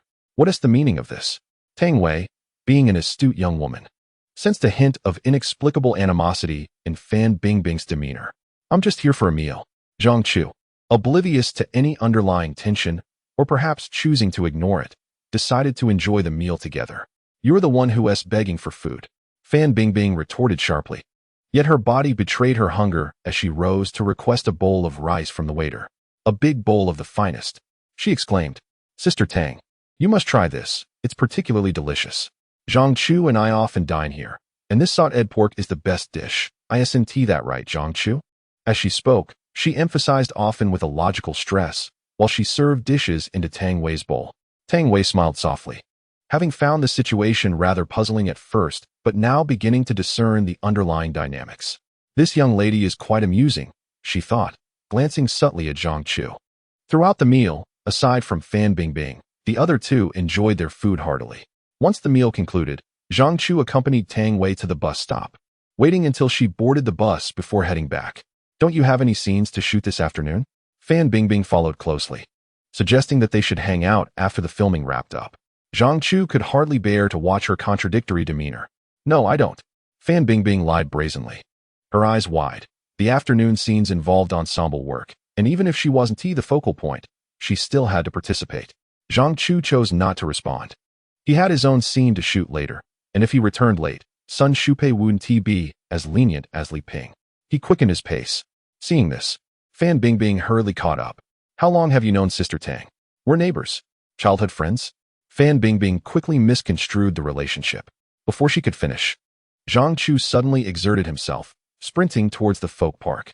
He wasn't merely worried about returning late and facing reprimand. He feared that if he were to be chastised, he might not be able to resist hitting Sun Shupai, who had looked down on him for far too long. Wait for me. Why are you in such a hurry? Chapter 31. Thoughts written on one's face. What are you staring at? Your eyes are nearly glued to the scene. Li Mingqi waved her hand in front of Fan Bingbing, startling her out of her reverie. What are you doing, Grandmolly? Following Fan Bingbing's gaze, Li Mingqi noticed Zhang Chu explaining the action sequences for the upcoming fight scene to Zhou Jie and others, along with certain points of caution. The scene to be filmed involved Xiao Yinzi and Ziwei being taken to the execution ground, while Erkong and Fifth Prince would stage a rescue. It was no small feat to convey the movement requirements to a group of novice actors, so Zhang Chu had to break it down, piece by piece, demonstrating repeatedly. Xiao Fan, what are you thinking about? Fan Bingbing, caught off guard, hastily covered. I wasn't thinking about anything. Just a bit tired, daydreaming a little. Grandma Li, where do you think I've gone? Li Mingqi chuckled with delight. Oh, what do you mean by that? Tell me, where do you think I've wandered off to? This old lady is clearly up to no good. I want to tell you. As she spoke, she leaned closer to Li Mingqi. Early November brought a chill in the air, and some regions had already begun heating up. The filming location was an open area where the low buildings on either side offered little protection from the wind, and Li Mingqi had wrapped herself in her coat. Xiao Fan, tell me, have you taken a liking to Xiao Zhang? Fan Bingbing's face turned crimson as she hurriedly denied it. No such thing. Please don't say that. I'm still so young. Is that so?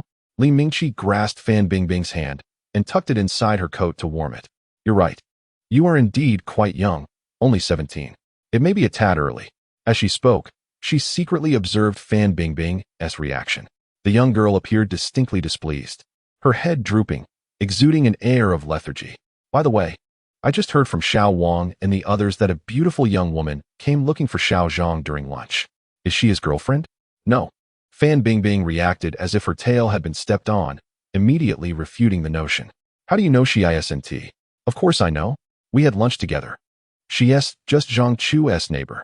The thought of the two possibly being childhood friends filled Fan Bingbing with a sense of unease.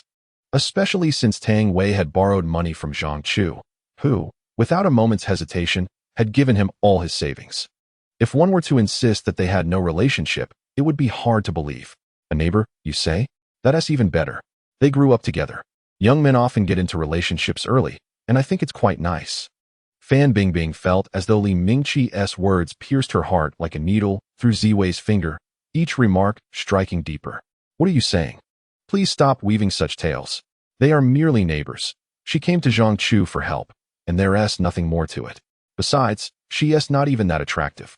As she uttered these words, she felt a pang of guilt, her voice dwindling to a whisper. Seeing Fan Bingbing flustered brought immense joy to Li Mingqi. This old lady truly had a penchant for mischief.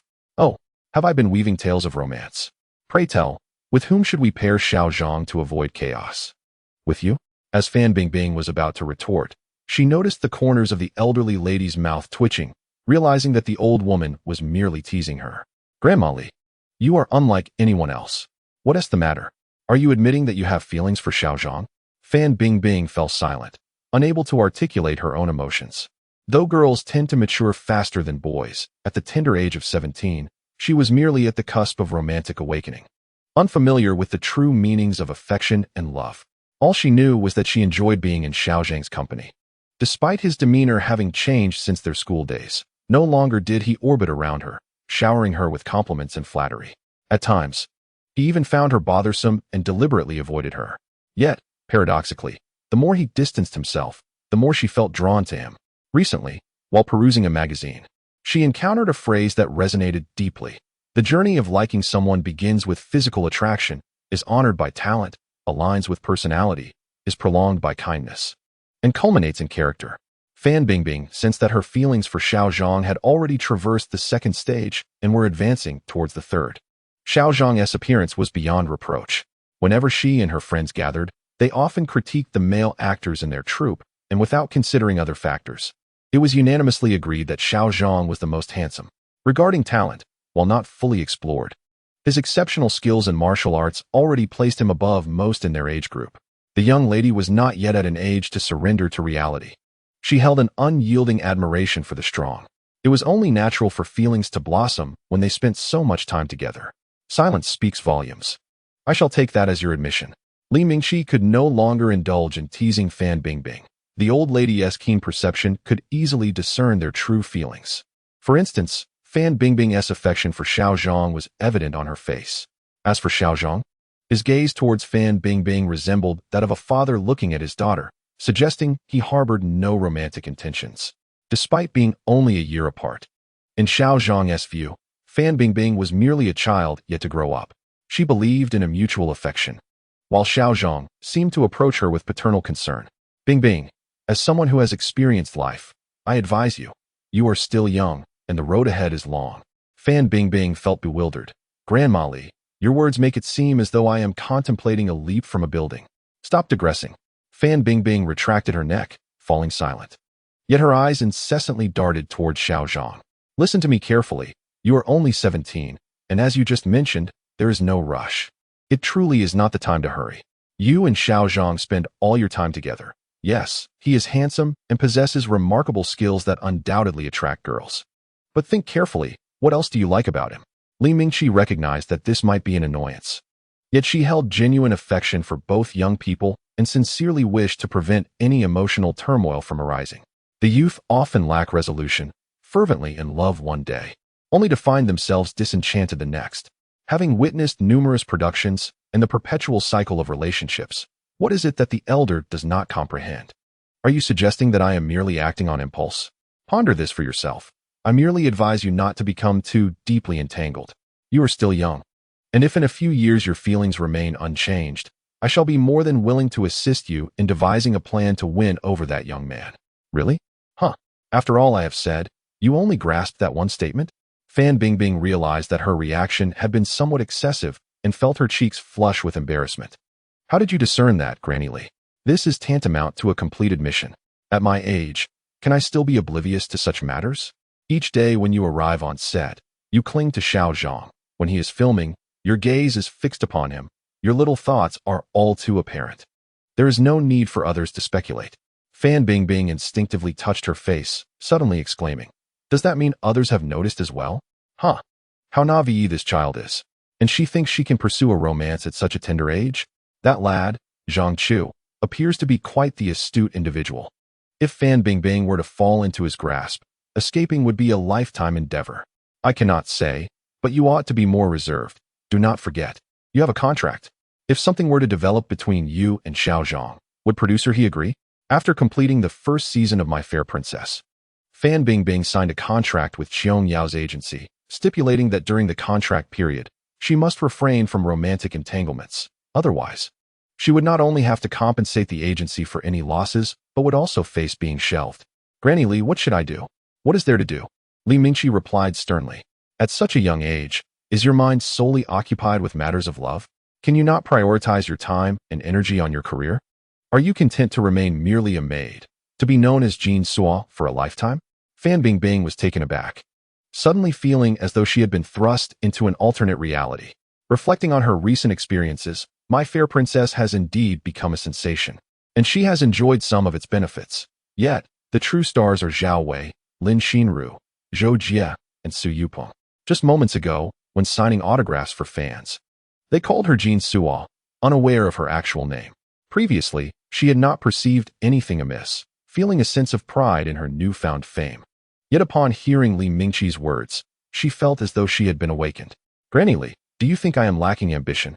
Which is why you are imparting this wisdom to me. Li Mingqi enveloped Fan Bingbing in a gentle embrace. You have misunderstood. I believe you possess immense potential, which is why I share these thoughts with you. Leaning against Li Mingqi, she inquired, so, does that mean I ought not to entertain such thoughts? And I should avoid him henceforth? Who said you should avoid him? Maintain your friendship, continue to be friends, but exercise caution and keep your distance. As for what lies ahead, let fate decide. It is not yet the right time. After sharing all this with you, do you truly understand? Li Mingqi recognized that this girl had become ensnared in her own dilemma. Relying on others' persuasion is futile. If Fan Bingbing is to comprehend her situation, it must come from her own introspection. Departments prepare, and the extras take their positions. Let the filming commence. Sun Shupei sits behind the monitor, with every camera angle transmitting its respective image. Zhang Chu, donning a black mask, glances at Zhou Jie and Su Yupeng beside him, an unmistakable air of tension emanating from his being. In this scene devoid of Fan Bingbing, according to the script, she should currently be en route to Ningguta for exile. Li Granny, the entire scene has been orchestrated by Zhang Chu, truly impressive. Alas, after much admonition, the old lady found herself inundated with unsolicited affection, leaving her utterly vexed. Chapter 32. A touch of experience. Lu Feng served as the martial arts director for the first installment of My Fair Princess. In the 1970s, he was a renowned action star in the Hong Kong and Taiwan regions. As age caught up with him, he transitioned to a career as a fight choreographer. Prior to the commencement of the second installment, Sun Shupai reached out to him, eager to continue their collaboration. Naturally, Lu Feng had no objections. However, unlike the illustrious Yuan clan, Hung clan, or Chung clan in Hong Kong, he lacked a dedicated team and would contact old friends for assistance whenever work arose. Unfortunately, while on his way to visit an old acquaintance in Hong Kong, he met with an accident. Though it was not severe, his advancing years meant a 2-month hospital stay for recovery. Subsequently, he hurried to Beijing, only to learn that the production had already secured a martial arts director. After meeting with Sun Shupai, Lu Feng was escorted to the set by the assistant director. There he is, Brother Feng, the one on the far left. The assistant director indicated, pointing at Zhang Chu. Lu Feng furrowed his brow. Although Zhang Chu was masked, he appeared quite young. Dispersing the assistant director, Lu Feng sought a secluded spot to observe quietly. At Sun Shupai's command, the cast sprang into action.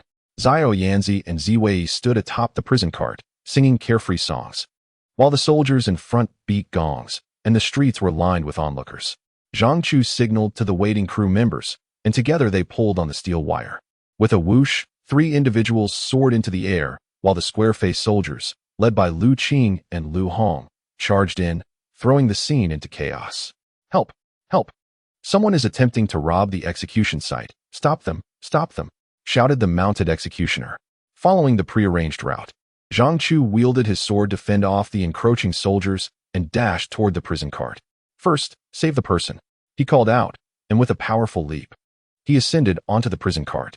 In that instant, Lu Feng's eyes widened in astonishment. The moment Zhang Chu leaped from the crowd and landed, he removed the steel wire from his back, indicating that he had achieved this remarkable height solely through his own agility, without any external assistance, surpassing 1 meter to nearly 2 meters in elevation. Such an extraordinary display of lightness and skill was something Lu Feng, with his years of martial arts experience and exposure to numerous masters, had never witnessed before.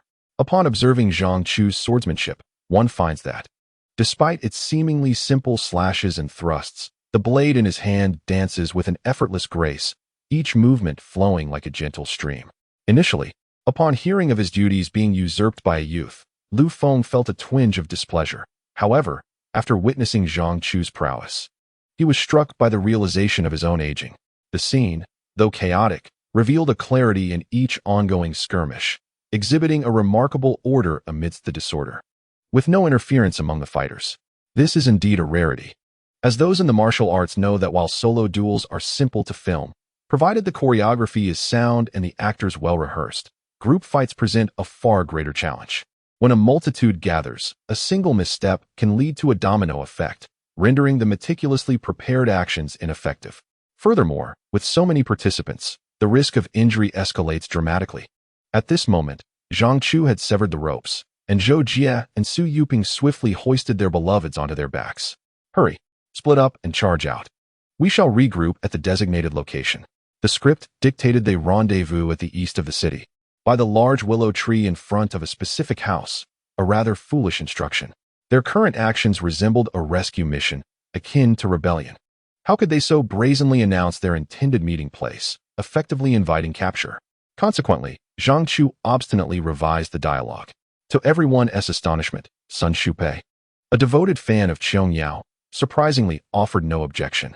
It is worth noting that during the filming of the first installment, he had once quarreled with Zhou Jie over the terms heartfelt and joyous, insisting on a particular phrasing until Qiong Yao herself intervened to quell the dispute. The group dispersed, shielding Ziwei and Xiao Yanzi as they fought their way through the fray and made their escape. Sun Shupai hadn't anticipated such smooth progress. The group fight was nearly perfected in one take, with only a few close-ups remaining. However, despite Zhang Chu's remarkable abilities, he was still looked down upon due to his outsider status.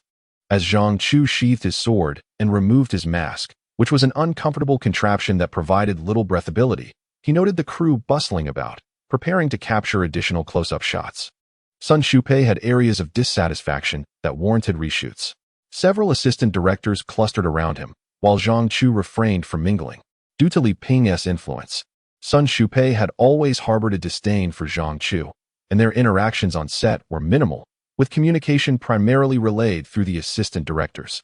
This unspoken understanding was mutual among the crew. He Xiaoqiong had attempted to mediate, hoping Zhang Chu would take the initiative to bow to Sun Shupei, granting him an avenue of retreat. But why should he? In the past, when faced with a provocateur, he might have acquiesced, recognizing the power dynamics at play. Yet, it seemed he had little regard for subtlety, as he was often assigned perilous tasks that could very well jeopardize his life. No one would advocate for a mere member of the jianghu. However, the situation has changed. Although Sun Shupei is the director, Zhang Chu has committed no wrongdoing. Why should he bow his head? Young man, are you Zhang Chu? As Zhang Chu sipped his water, the sound of a voice behind him prompted him to turn, instinctively widening the space between him and the speaker. This was a habit cultivated over many years. Having lived in this era for just a few months, he had grown accustomed to the present peace and comfort. In the past, Zhang Chu would never have relaxed his vigilance without ensuring his safety. Upon seeing a middle-aged man in his 40s before him, he instinctively glanced at the man's stance, confirming he was skilled. Indeed, Lu Feng scrutinized Zhang Chu and nodded slowly. I am Lu Feng, originally the martial arts director of the crew. Upon hearing this, Zhang Chu furrowed his brow slightly. He had heard of Lu Feng's name. Originally, he was supposed to be the martial arts instructor of the production, but due to an accident in Xiangjiang just before filming commenced, he had to be replaced on short notice. The first season of My Fair Princess was being broadcast nationwide, and Zhang Chu had watched it, finding it difficult to articulate his thoughts on the action design. It could be summed up in a single phrase: before engaging in combat, one must perform a somersault, regardless of the scene, and without consideration for the distance between the combatants. As long as a fight commenced, a somersault was obligatory. It seemed that only in this manner could one's martial prowess be accentuated. Young man, do not worry. I am not here to usurp your position. I merely wish to observe and discuss. What school does your martial art originate from? Zhang Chu was unconcerned about Lu Feng attempting to take his place. It had been previously agreed that he was merely a temporary martial arts director, and once the rightful one arrived, he would step aside. Zhang Chu never went back on his word. However, being suddenly asked about his martial lineage made him instinctively cautious. I have no school or sect. My skills are all family traditions. Zhang Chu had trained under his mother from a young age, later becoming a jianghu, and the governor who had taken care of him had imparted a set of miao knife techniques to him. Subsequently, he had absorbed the strengths of various schools. If one were to inquire about Zhang Chu's expertise, it would undoubtedly be miao knife techniques, but if they sought to know which sect he belonged to, even he could not articulate it clearly. Lu Feng, upon hearing this, was not surprised. In his youth, he too had encountered heirs of martial arts families, whose origins were often unclear, yet their true skills were formidable. Zhang Chu's recent display of lightness in movement and his swordplay were unlike anything Lu Feng had seen before. If they were indeed from a family tradition, it would not be unexpected. Young man, I too have practiced martial arts since childhood. I just observed your filming and witnessed your skills. Would you be interested in sparring with me? Although Lu Feng was somewhat older, at 42, his physical abilities remained decent. Unlike his more combative youth, he felt compelled to engage, for if he turned back to bow down without uttering a word, where would his pride reside? Moreover, for any martial artist, encountering a master invariably ignited a desire to learn. Spar? Zhang Chu, yearning for an elusive challenge, had contemplated seeking a formidable opponent since arriving in this era. However, during these past few days, anyone who had crossed paths with him in conflict had proven to be nothing more than feeble adversaries, failing to ignite his interest. Although Lu Feng was slightly older, Zhang Chu could discern at a glance that he possessed genuine martial prowess, though the extent of his abilities remained uncertain. When Lu Feng proactively proposed a sparring session, Zhang Chu had no inclination to decline. Excellent. Whether it be fists or blades, as a senior, the choice is yours. Sensing Zhang Chu's formidable confidence, Lu Feng felt an irresistible urge to engage. Let us settle this with our martial skills. After all, blades are unforgiving. The unfolding events quickly drew a curious crowd, comprising extras, crew members, and even the lead actors from the production. The crew recognized Lu Feng from previous collaborations, and while the female actresses may not have grasped the significance, the male actors were well aware of Lu Feng's genuine abilities. Despite his age, he remained a formidable force. Now, as Lu Feng prepared to spar with Zhang Chu, All were eager to witness who would emerge victorious. While Lu Feng's experience was undeniably richer, Zhang Chu's youth and demonstrated prowess were equally compelling. Please. Zhang Chu clasped his hands in salute, and Lu Feng reciprocated, creating an atmosphere of camaraderie. However, in the blink of an eye, Lu Feng lunged forward, delivering a punch aimed at Zhang Chu's midsection. Yet, this was merely a feint, confident in his skills. Lu Feng understood the adage that youth often prevails in direct confrontations. Thus, he threw a deceptive strike, swiftly sidestepping to deliver a blow to Zhang Chu's abdomen.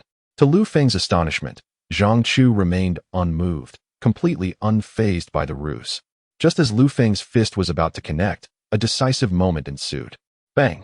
Lu Feng's wrist was seized, and before he could react, Zhang Chu's other hand shot forth, grasping his belt. In an instant, Lu Feng found himself lifted off the ground.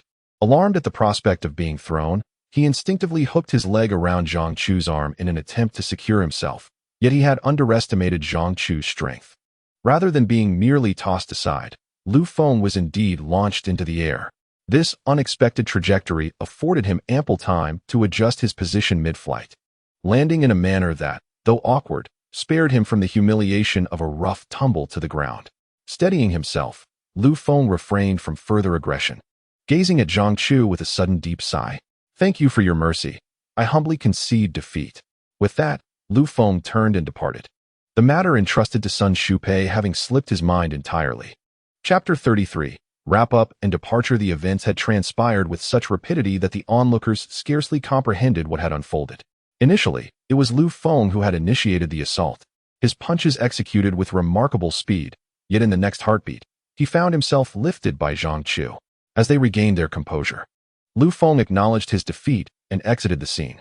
What had transpired, one might wonder. Zhang Chu. Fan Bingbing had been among the crowd, and when Lu Feng launched his attack, she nearly gasped in surprise. Now, observing Lu Feng's retreating figure, she pondered, did you truly win? Was it not evident enough? To speak candidly, Zhang Chu felt a tinge of disappointment. He had anticipated encountering a true master, hoping for a spirited exchange of skills. Who could have imagined that had it been the youthful Lu Feng, they might have exchanged several more moves. Zhang Chu has now come to a clear understanding. In the past, the chivalrous would transgress laws with their martial prowess, a significant taboo for the court.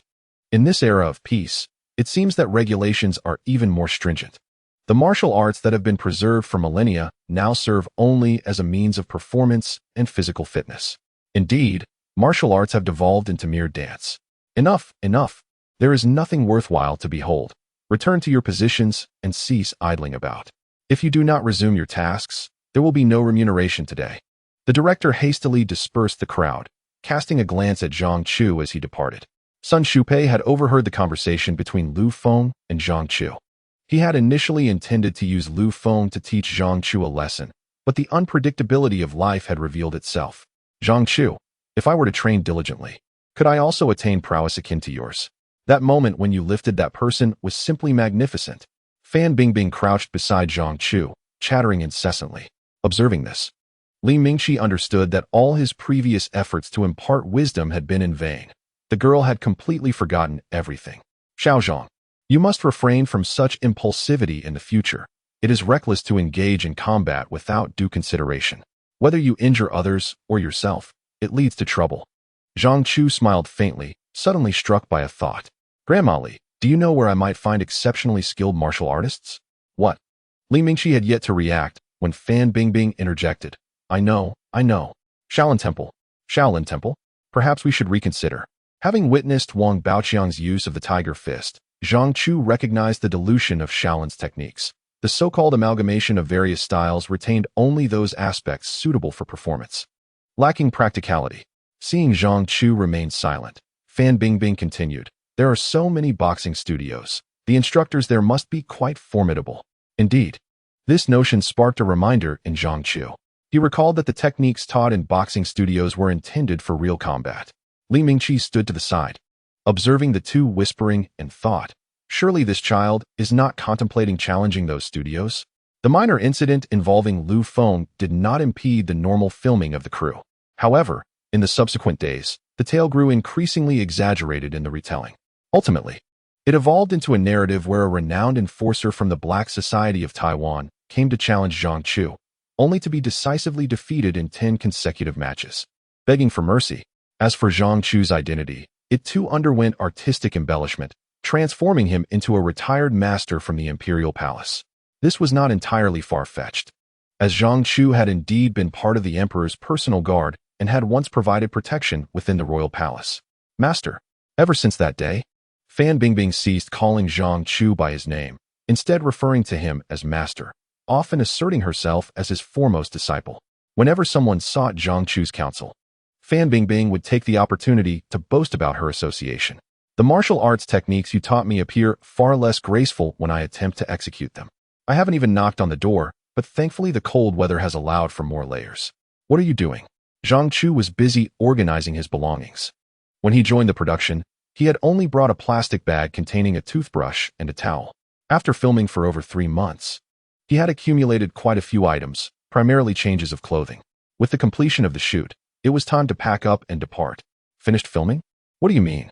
Fan Bingbing stood frozen, watching Zhang Chu hastily shove all his belongings into his travel bag. When did this happen?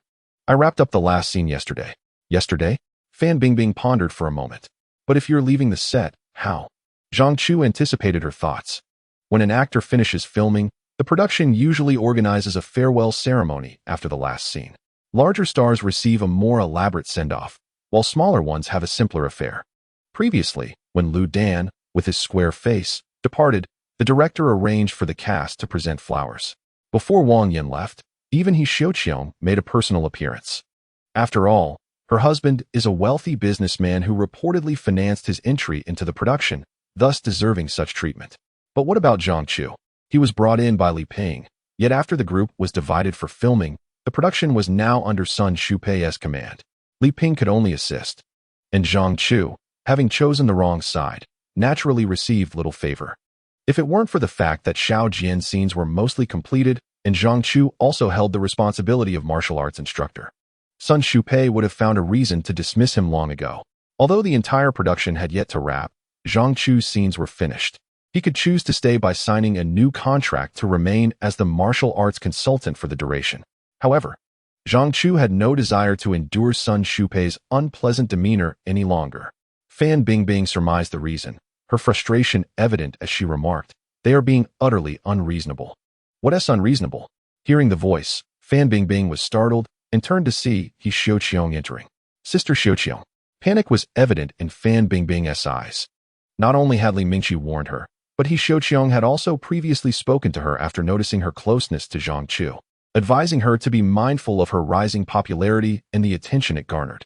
Once the second installment aired, her fame would surely soar, leading to a promising future.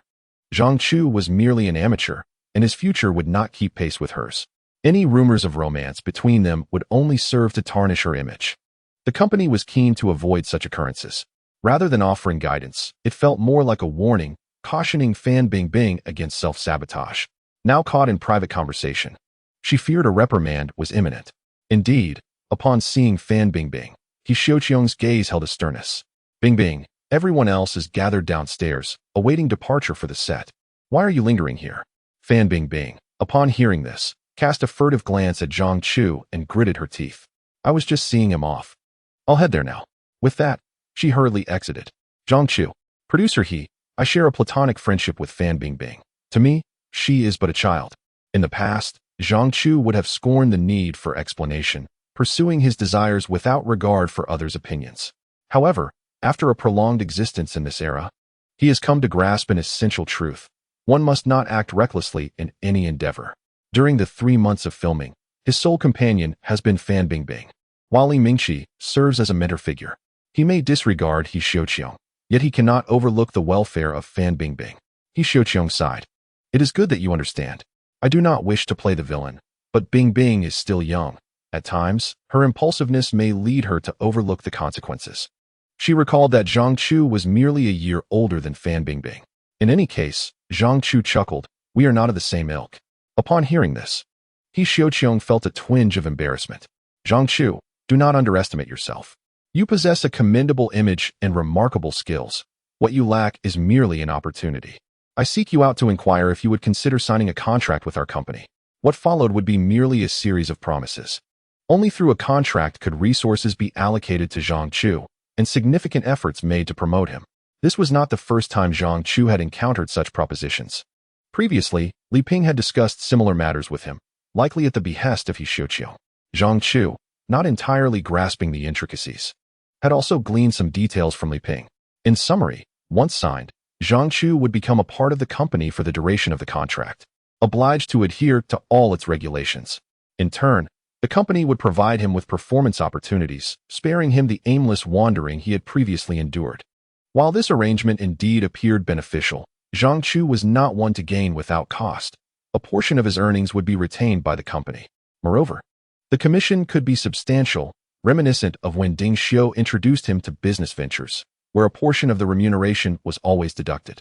Yet, management companies often exacted even higher commissions, with some reaching as much as 80%. Zhang Chu patiently awaited Haidian to finish. Producer He, I am accustomed to a life of freedom and cannot abide constraints. I must express my apologies for your kind intentions. Refused? Haidian was taken aback, but not entirely surprised. Li Ping had previously informed her of Zhang Chu's lack of interest. Her visit today was merely an attempt for a final persuasion.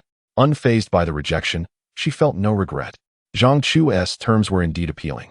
Yet many young talents sought similar opportunities. His refusal would ultimately be his own loss. Please reconsider. Do not hastily decline. When you have made up your mind, do call me. With that, Haidian presented a business card to Zhang Chu. He accepted it, once again expressing his gratitude. Following her departure, Zhang Chu packed his belongings and settled his accounts with the finance department, receiving a payment of 16,000.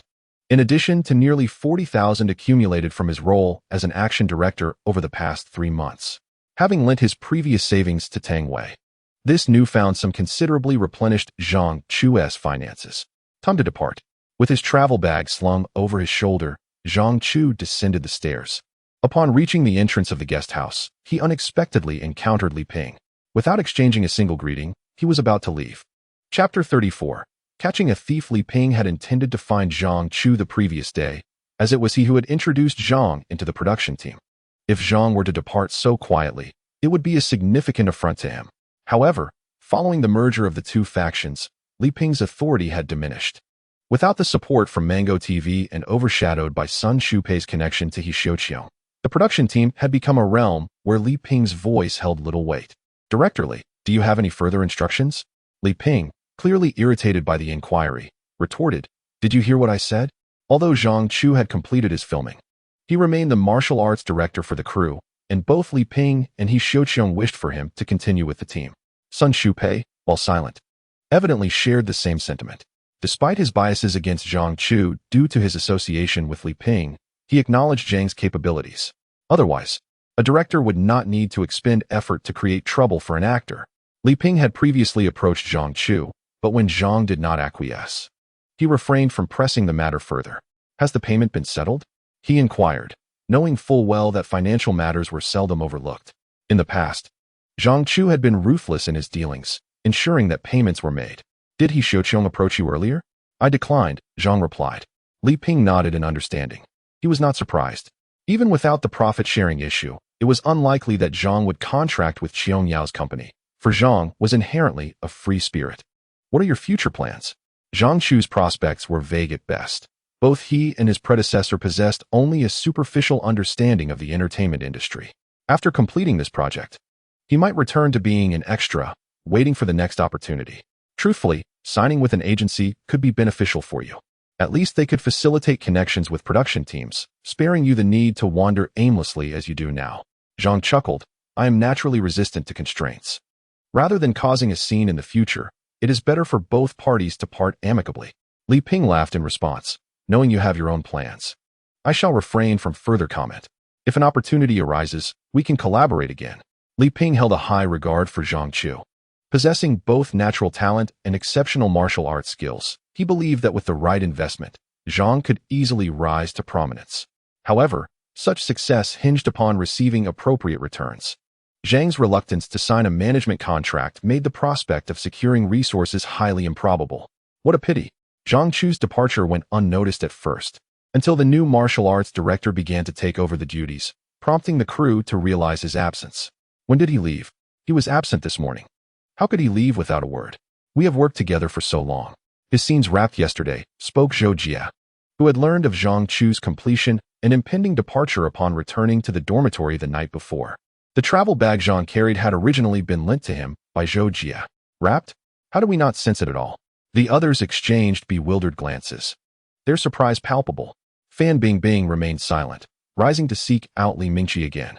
Has Xiaozhang left? Li Mingqi inquired with a smile upon noticing Fan Bingbing. She nodded, her spirits notably low. Why the fuss? It's not as if we see each other again. He didn't even bid me farewell. Had I not sought him out this morning, I would have been oblivious to his departure today. Although they did not share a romantic relationship, they had spent over 3 months together, and Zhang Chu's quiet exit was utterly incomprehensible to her. Did you forget what Lin Xinru mentioned last time? He Xiaoqiong had not only personally alerted Fan Bingbing, but also reminded her through Lin Xinru, who had a good rapport with her. Yet, the girl remained stubbornly unyielding. I never claimed I wanted to pursue a relationship with Zhang Chu. He is merely a friend. After repeated reminders, instead of considering distancing herself from Zhang Chu, Fan Bingbing resolved to retrieve the contract and scrutinize it thoroughly. Indeed, there was a clause concerning romantic relationships, and should she breach it, she would be liable for compensating the company's losses. She couldn't fathom what losses the company could incur. You stated he is a friend. Maintaining contact shouldn't be an issue, regardless of whether we film together or not. Li Mingqi had already given up on persuasion. Since the girl was so headstrong, it was best to let things unfold naturally. I simply find it quite unsettling, Fan Bingbing said, lost in thought. Li Mingqi refrained from further comments. Children were ever so fickle, one day a certain way, the next entirely different. Having acted in numerous productions and encountered countless individuals, she had witnessed how some actors developed feelings over time, passionately entwined during filming, yet once separated for an extended period. Who would remember whom? It was entirely plausible that Fan Bingbing had genuinely developed feelings for Zhang Chu, a normal occurrence for a Na'vi girl suddenly captivated by a handsome, talented boy. But how long could such infatuation endure? No one could say. Li Mingqi had previously advised Fan Bingbing to temper her feelings because she sensed Zhang Chu had no such intentions toward her. If Fan Bingbing foolishly laid her feelings bare, how would things proceed then? All right, you will gradually acclimate. There will be many such instances in the future. Fan Bingbing paused. Li Nai, what do you mean by many such instances? At my age, is it appropriate for you to seek me as a relationship consultant? Think it through yourself. With that, Li Mingqi rose to depart. Left in silence, Fan Bingbing's mood plummeted further. Fan Bingbing. Upon hearing her name, she quickly stood. Why are you hiding here? Hurry and prepare. Your scene is next. Fan Bingbing contemplated protesting. Can't you see I'm feeling down? But she knew that if she dared to act on such thoughts, neither Sun Shupei nor He Xiaoqiong would let her off lightly. I understand. Meanwhile, Zhang Chu had already boarded the bus home. The vehicle was crowded, yet luck was on his side. He managed to secure a seat. Give up your seat? I earned it fair and square. Why should I? Before Zhang Chu stood a slender woman, adorned with a baseball cap, her long hair cascading down to obscure much of her face. She was engrossed in her phone, oblivious to the diminutive man reaching for the zipper of her shoulder bag. With so many pairs of eyes in the vehicle, it was evident that Zhang Chu was not the only one who had noticed, yet silence reigned. Those who had seen it quickly averted their gazes, as if the matter did not concern them. Who would bother with such trivialities? Zhang Chu, feigning slumber, saw the unfolding scene but felt no inclination to intervene. However, the long-haired man seated beside him had other intentions, as he slipped his hand into Zhang Chu's pocket. Suddenly, he inhaled sharply. Just as his hand entered, a firm grip clamped down on his wrist. Kid, if you don't want to see blood, keep your mouth shut. The long-haired man hissed, leaning in close to Zhang Chu's ear and squeezing out a few words through clenched teeth. Huh, stealing from me and expecting me to remain silent. Such logic is nonsensical, Zhang Chu retorted with a smirk, turning to face him as he exerted sudden force. A scream escaped the long-haired man, drawing the attention of every passenger in the vehicle. Clatter. A knife clattered to the ground. The previously cramped space within the bus instantly cleared, as surrounding passengers recoiled in alarm. The woman, who had been preoccupied with her phone, abruptly yanked off her headphones, bewildered, and her gaze fell upon the hand that had partially unzipped her bag. Thief! she instinctively shouted. The small man, realizing he had been exposed, hastily withdrew his other hand from his pocket, revealing another glinting knife. The contrast between a weapon lying on the ground and one held aloft was stark. Passengers gasped in horror, retreating further, while the woman stood frozen in fear, unsure of what to do next. At this juncture, Zhang Chu could no longer remain indifferent. The potential for violence under his watch was unsettling. He pressed his hand against the long-haired man's forehead, rising to slam him against the window. The man's cries abruptly ceased, his eyes rolling back as he lost consciousness. Seeing this, the small man became emboldened, lunging at Zhang Chu with his knife. With audacity, as the blade neared Zhang Chu's chest, a sharp crack resonated, and the small man crumpled to the ground, howling in pain. The passengers were left in a state of shock. The small man lay writhing on the floor, his arm twisted at an unnatural angle, clearly broken. The driver, witnessing the chaos, directed the bus towards the nearest police station. Upon arrival, Zhang Chu and the woman, as key witnesses, were escorted by officers to provide statements. Since 1997, surveillance cameras had been installed on the buses in the capital. After a brief explanation of the events, the police reviewed the footage, confirming their accounts. And Zhang Chu was thereafter free to leave. Upon exiting the police station, Zhang Chu noticed a woman standing at the entrance. "Thank you for what you did earlier." At this moment, Zhang Chu finally observed the woman's features, a classic bamboo leaf face, large expressive eyes, and a pointed chin, all quite pleasing to the eye. "No need for thanks. They were simply unfortunate to target me," he replied. Zhang Chu had never intended to act heroically, yet those two thieves had, by sheer misfortune, fixated on his wallet. He had always been the one to rob others. It was a novel experience for him to be victimized. After lingering at the police station for a while, it was now noon. As Zhang Chu prepared to leave, the woman hurried after him. "You helped me, and I," before she could finish her sentence. Zhang Chu had already hailed a taxi. "My name is Zhang Jing, and you?" Zhang Chu waved his hand dismissively, entered the vehicle, and informed the driver of his destination. As the taxi sped away, Zhang Jing remained rooted to the spot, watching the taxi disappear. She merely wished to repay Zhang Chu, had it not been for him today. Her completed graduation project videotape might well have been stolen. Yet, Zhang Chu's response had left her somewhat taken aback. He hadn't even left his name. How could she express her gratitude? Contemplating this, Zhang Jing turned back to the police station, having just given her statement. The officers there should possess Zhang Chu's information and contact details. Chapter 35. The challenge. After 3 months away, Zhang Chu hesitated as he opened the door, uncertain where to place his feet. The floor was in disarray, cluttered with various items. The only table, missing a leg, bore several plastic bags containing leftover food. One bun had even sprouted green mold, yet no one had thought to discard it. Wasn't Wang Baoqiang fond of tidying up? Perhaps his previous diligence had been feigned. Without Zhang Chu's presence, the mess had revealed itself. His bed had been commandeered by Wang Baoqiang, the sheets and bedding crumpled haphazardly in a corner, rendering them unfit for use. Zhang Chu had no intention of residing here any longer. His return was merely to greet Huang Bo. The door next door was locked, indicating Tang Wei was not home. Finding a clean spot, he set down his travel bag, then promptly locked the door behind him. Zhang Gu. Just as he was about to ascend, he encountered Chao Pongzi.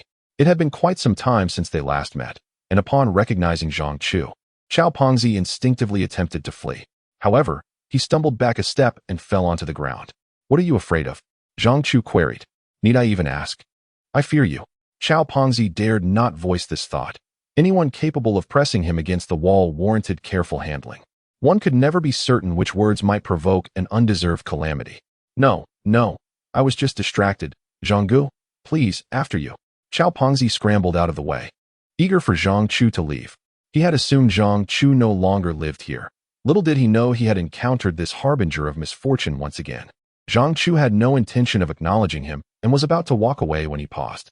"I have a question for you." "What is it?" Chao Pongzi stood up, his height of nearly 6 feet shrinking to less than 5'7" in Zhang Chu's presence. The last kick had inflicted a deeper psychological wound. The mere recollection of it brought a pang to his chest. "Is there a boxing gym nearby?" "What? A boxing gym? You possess commendable prowess, my friend. While there is no martial arts gym, there exists a taekwondo studio on the upper floor, helmed by a Korean instructor." Chao Pongzi responded earnestly, wary that any delay might provoke Zhang Chu into a violent outburst. "A Korean?" Zhang Chu furrowed his brow. His impression of Koreans was scarcely more favorable than that of the Jurchens. Historically, Korea was a vassal state of the Ming Dynasty, having once enjoyed the benevolence of the Celestial Empire during the Wanli era. Had it not been for the Ming's military intervention against the Japanese pirates, Korea's vast territory would have long since been seized. To preserve its ancestral temples and maintain its state, the gratitude owed by Korea to the Ming was not unwarranted. Yet, when the Jurchens rose to power, Korea betrayed its allegiance, sending envoys to pay tribute and offering hostages, entirely disregarding the Ming's grace. Despite the Ming court's repeated attempts to ally with Korea against the Jurchens, the Korean court feigned compliance. Such treachery deserved reprimand. Let us ascend. What? Chao Pongzi, caught off guard, was abruptly pulled away by Zhang Chu. At this point, he could not refuse. On the 6th floor, the Taekwondo studio was alive with activity, as Jin led his students in warm-up exercises. In recent years, Taekwondo had gained immense popularity in mainland China. Establishing a dojo effortlessly attracted a multitude of students. When Chao Pongzi and Zhang Chu arrived, the room was filled with the sounds of spirited training. Who are you? Jin immediately spotted the two intruders and barked an admonition. The dojo had strict rules. One must remove their shoes upon entering the training area. Startled, Chao Pongzi quickly withdrew his feet, having witnessed Jin single-handedly defeat 3 troublemakers before. However, Zhang Chu appeared unperturbed, striding directly towards Jin. Is this a master? Zhang Chu scrutinized Jin, his brow slightly knitted. The instructor's stance seemed unstable, lacking a solid foundation. Who are you? You must remove your shoes to enter the dojo. Do you Chinese people not comprehend basic manners? Jin eyes blazed with fury. Entering the training area without removing one's shoes was either a sign of ignorance or a deliberate provocation. Manners? A foreign barbarian dares to lecture the sons of the Celestial Empire on etiquette? Zhang Chu, disinterested in engaging in a verbal spar, inquired, Are you the head instructor? Head instructor? Jin surmised the implication and, upon realizing Zhang Chu's intent to challenge the dojo, instantly heightened his vigilance, accompanied by a twinge of excitement. This was a live advertisement. He held a deep-seated disdain for Chinese martial arts several years prior. He had come to China to promote Taekwondo and had challenged numerous gyms upon his arrival. Reputation was built through such encounters. A challenge. Excellent, young man. I admire your courage, but I trust you are prepared to face the consequences of your recklessness. With a wave of his hand, Jin signaled his students to disperse. Clearly accustomed to such challengers. Are you serious? Chao Pongzi watched in disbelief. He had assumed Zhang Chu was merely jesting, but it appeared he intended to engage in earnest combat. However, if you plan to challenge, please do not drag me into this. If you get beaten and have to relocate, I still have to navigate this area. What should I do? Should I go over and negotiate? The two individuals were clearly filled with ire, and Jin himself found his earlier words rather unpalatable. At this juncture, to approach with conciliatory intentions would only invite a double assault from both parties. Jin had already donned his protective gear and noticed Zhang Chu standing motionless. Go fetch him a set as well, he commanded. An attendant assisting Jin promptly moved towards the area where the gear was stored. No need, came the reply. What? Jin was taken aback. Young man, I strongly advise you to wear it. Otherwise, you shall come to regret it. Enough of your prattle. Is your Taekwondo merely a matter of lip service? Jin was thoroughly incensed and forcefully yanked off the protective gear that had yet to be properly fastened. Very well. This is your request. I shall see if your bones are as resilient as your tongue. Having said that, he signaled to a nearby attendant, and someone promptly stood by, presumably to document the bout for promotional purposes and as evidence. Zhang Chu had come to challenge him, and any injuries sustained would be his own responsibility. After stretching his limbs, Jin assumed a fighting stance, while Zhang Chu remained rooted in place, beckoning Jin with a flick of his finger. Come over here. Feeling profoundly insulted, Jin shouted in anger, disregarding any semblance of rules, and charged forward with the intent to knock Zhang Chu down. He lifted his leg high, aiming a downward strike at Zhang Chu's face. Is that all you've got? Zhang Chu lamented, recalling his encounter with Lu Feng on set, who had at least demonstrated a balance of offense and defense. Jin rushed in with an open stance, neglecting his lower guard entirely. Had he known it would be such a waste of time, he would not have bothered to come. Zhang Chu, filled with disappointment, had expected that one who dared to establish a dojo in the metropolis and attract disciples would possess some degree of skill. Just as Jin Jingji's leg descended toward Zhang Chu, the latter stepped forward, deftly evading the attack while delivering an iron shoulder strike and sweeping Jin Jingji's leg. Jin Jingji was sent flying sideways, and before he could reach the ground, Zhang Chu was already upon him, delivering a forceful elbow strike to his midsection. With a resounding thud, Jin Jingji lay on the ground, his eyes wide and mouth agape, unable to scream, his body trembling as if on the brink of death. Zhang Chu approached once more, delivering a kick to Jin Jingji's ribs, showing no regard for technique. This inconsequential adversary was not worthy of his full prowess. Jin Jingji rolled several times until he crashed into a pile of debris against the wall, the meridian that had been interrupted by Zhang Chu's elbow strike now restored. A cry of anguish escaped him, accompanied by violent coughing. The students of the dojo were left in shock. Their supposed master had been felled by a mere elbow and kick. Pathetic. Did you surrender too easily? One of them weakly inquired. Can I get a refund on the tuition I just paid? What a waste of my time. As Zhang Chu prepared to leave, he glanced up at the plaque hanging on the wall, which bore the three prominent characters, Taekwondo. As Zhang Chu approached, the trainees instinctively recoiled, fearful of becoming his target. They could only watch in astonishment as he leaped forward, effortlessly tearing down the dojo's sign. With a swift thrust of his foot, the plaque shattered into two pieces. This was the rule of the challenge. The vanquished would meet their fate, while the victor claimed the opponent's dojo sign. However, this broken sign served no purpose and was better off destroyed, an act both sinister and heart-wrenching. On the ground, Jin Jingji seethed with rage at the sight. Yet he was too incapacitated to rise, let alone intervene. If you seek vengeance, learn more over the years. You're always welcome, Zhang Chu declared as he strode away. Having lost all interest in the challenge, he had come to a profound realization. The people of this era viewed martial arts merely as a means to physical fitness. This was hardly surprising, with the advent of firearms, who would labor to master the art of killing. As for Fat Chow, he would not waste another thought on him. Zhang Chu had other matters to attend to that afternoon. Now that he had money, it was time to move away from his dilapidated accommodations. While on set, he had inquired about real estate agents. While purchasing a home was beyond his means, renting a better place was feasible with his current funds. Zhang Chu's approach to material desires was simple: indulge when wealthy, and find contentment in modesty when not. With his pockets now ample, he saw no reason to deprive himself. Descending to the basement, he found his travel bag still there. Just as he unlocked the door, a voice called from the adjacent room. Zhang Chu. Upon seeing Tang Wei, he was about to speak when he noticed her reddened eyes, clearly a result of recent tears. What happened? Who bullied you? He inquired, his thoughts immediately drifting to Fat Chow's audacity. No one bullied me, Tang Wei quickly clarified, sensing his anger. She lowered her gaze, acutely aware of how disheveled she appeared. Rarely did she cry throughout her life, but this incident had pushed her beyond her limits. Taking a deep breath, she met Zhang Chu's eyes, striving to sound composed. Will you keep me company? I want a drink. As she lifted the glass to her lips, Zhang Chu intervened, stopping her. Don't block me, okay? I want to drink today. I want to get drunk. Tang Wei, slightly inebriated, swayed on the bed. I didn't stop you, but you're holding my glass.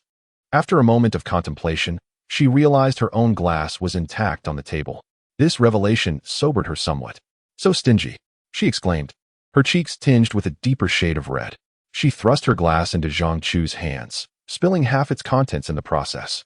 Raising her own glass, she tilted her head back and downed its contents. At that moment, over 20 empty bottles lay strewn across the floor, the majority having been consumed by Tang Wei. As the clock approached 3 in the afternoon, it has now surpassed 6. A bottle of white wine and over 20 bottles of beer lay empty, clearly indicating that Tang Wei yearned for a profound intoxication. Today, she learned the results of her second audition for the Central Academy of Drama, and once again, she found herself defeated at this hurdle, just as she had been last year. Previously, she had only passed the preliminary test at the Beijing Film Academy.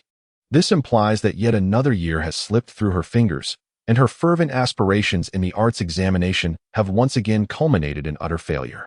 This blow was nothing short of catastrophic for her. Upon returning to her residence, the typically strong-willed Tang Wei allowed herself to cry freely. After failing the arts examination last year, she had gritted her teeth and remained in the capital, enduring untold hardships for the sake of her dreams. believing that after a year of preparation, she would finally achieve a favorable outcome. However, both institutions once again denied her entry. Why? Zhang Chu, can you tell me why? What is it that I lack? Zhang Chu had no idea. He didn't even know which way the doors of the Beijing Film Academy and the Central Academy of Drama opened. Do you also think I'm being unrealistic? Zhang Chu refilled Tang Wei's glass. No. You hesitated. Suddenly, Tang Wei leaned forward, pressing her hands onto the table, attempting to rise, but after struggling twice, her legs gave way, and she collapsed back onto the bed. You hesitated just now.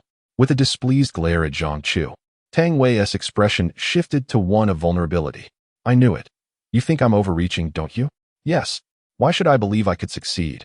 A girl from a small town, not as beautiful as others, lacking the talent to sing and dance like them. What do I have? The disappointment has reached its zenith, spiraling into self-doubt and self-denial. I once read in a magazine that this is what happens. I have auditioned twice, and neither the Beijing Film Academy nor the Central Academy of Drama wants me. Suddenly, Tang Wei's voice faltered, and she gazed intently at Zhang Chu, her eyes becoming somewhat unfocused. Zhang Chu, do you want me? Her forlorn and melancholic tone carried a breathtaking weight, leaving Zhang Chu momentarily speechless. You're drunk. Yet Tang Wei seemed oblivious, gripping Zhang Chu's hand with surprising strength, her fingers slipping inside his collar, holding him firmly. Even someone as worldly as Zhang Chu found himself caught off guard by the unexpected intensity of the moment. Their eyes locked, and Tang Wei's delicate face was mere inches away, reviving in Zhang Chu the astonishment he felt upon first meeting her. Tang Wei embodied the very type he was drawn to, her beauty tempered with a hint of coolness, her skin fair and smooth, her legs shapely, her waist slender, and her long hair cascading down. This girl, akin to a blooming daffodil, seemed poised to unveil herself for him. To claim he felt no stirrings would be a blatant falsehood. Zhang Chu's breath quickened, and his mind swirled with fervent thoughts, teetering on the brink of madness. Mimicking Li Ping, he silently shouted a warning in his mind before swiftly withdrawing his hand from Tang Wei's warm embrace. No. Zhang Chu has never been a paragon of virtue, but the women he has encountered in the past, even in transactional relationships, were always willing participants. In such an atmosphere, he found it impossible to take advantage of a drunken woman. Such an act would be an affront to his principles. Tang Wei stared at Zhang Chu, momentarily stunned, her once vibrant eyes gradually losing their luster, becoming hollow.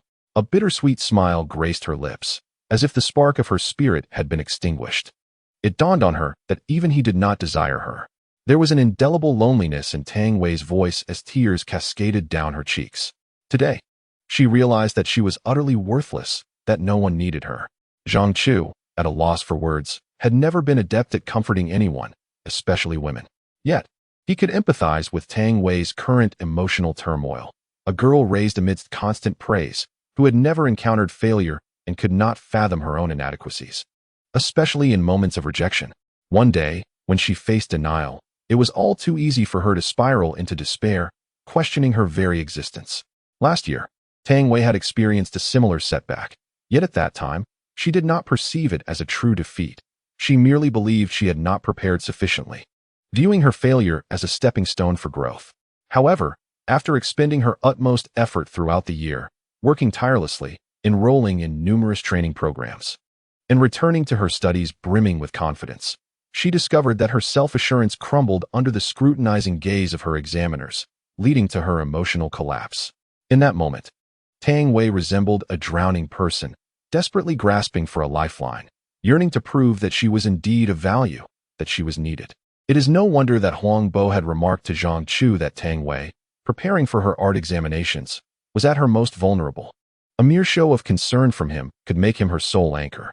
At the time, Zhang Chu dismissed Huang Bo's comments as nonsense, but in retrospect, it was evident that Huang Bo possessed keen insight. Yet now, Zhang Chu could only stand helplessly before Tang Wei, uncertain of how to console her.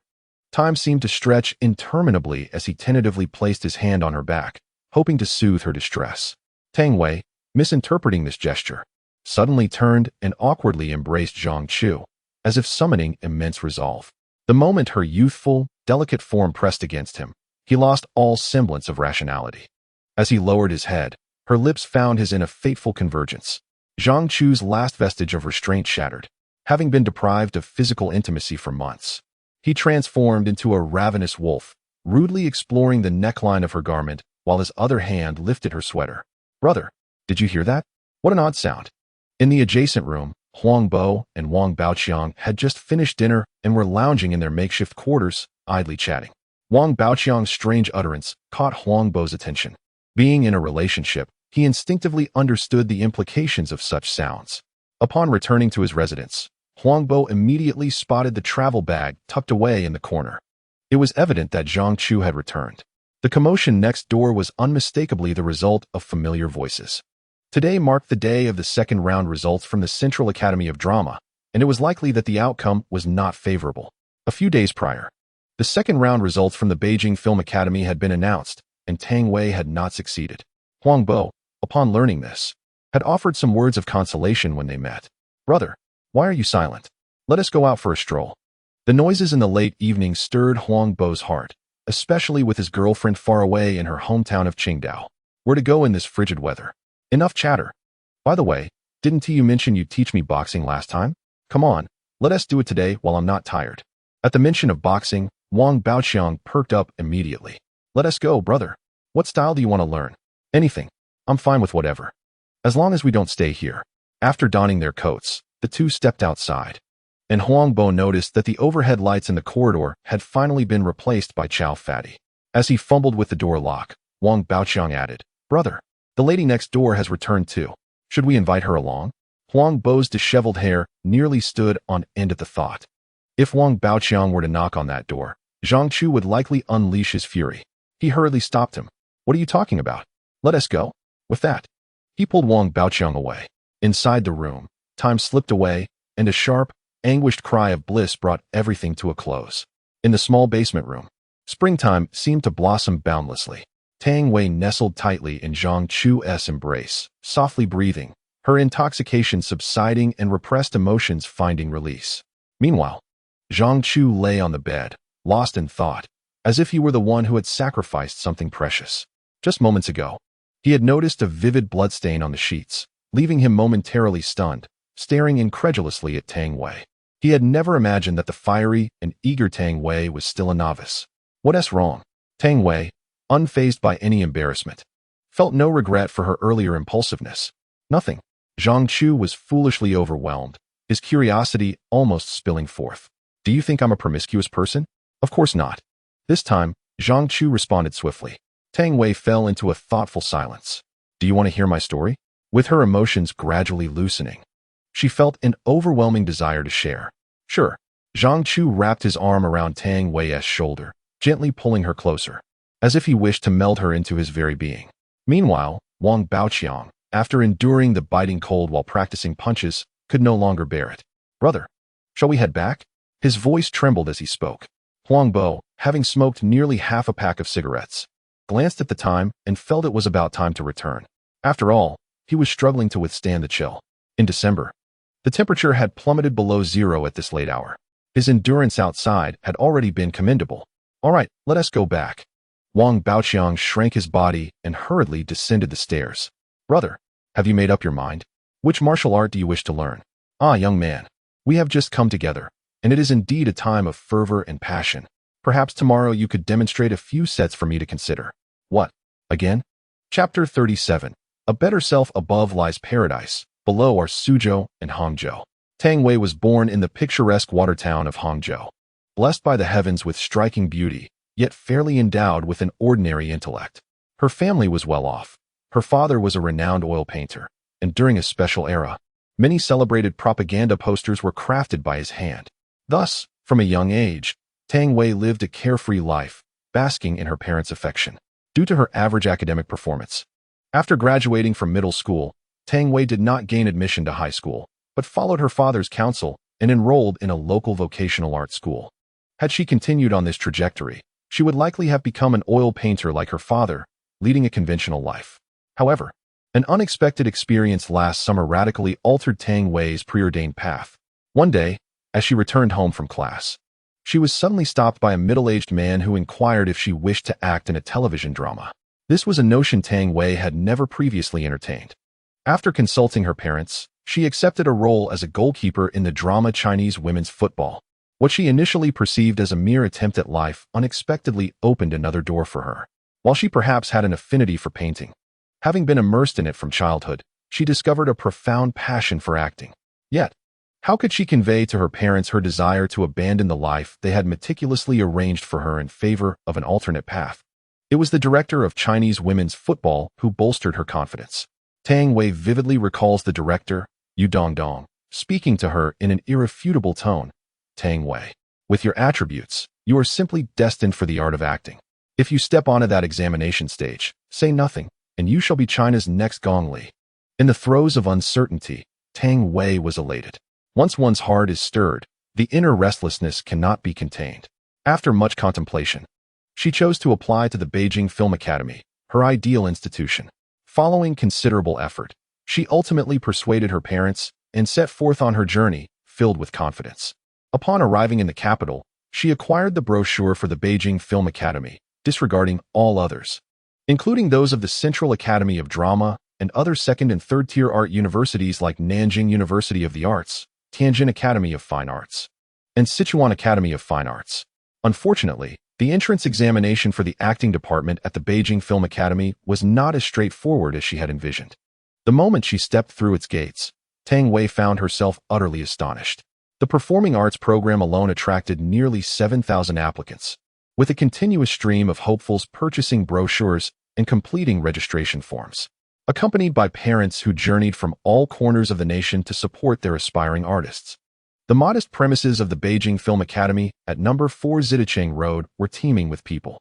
Among this vast crowd, there was a notable preponderance of young women. Tang Wei, clutching her brochure, stood amidst the throng, her confidence gradually diminishing. Upon arriving in the capital, she came to understand the vastness of the world and the limitations of her own perspective, experiencing a profound realization that day. Everywhere she looked, there were young women, often as beautiful as, if not more so than, herself, leaving her feeling somewhat dazzled. Thankfully, the entrance examinations at the Beijing Film Academy were scheduled for winter, with everyone bundled in thick clothing.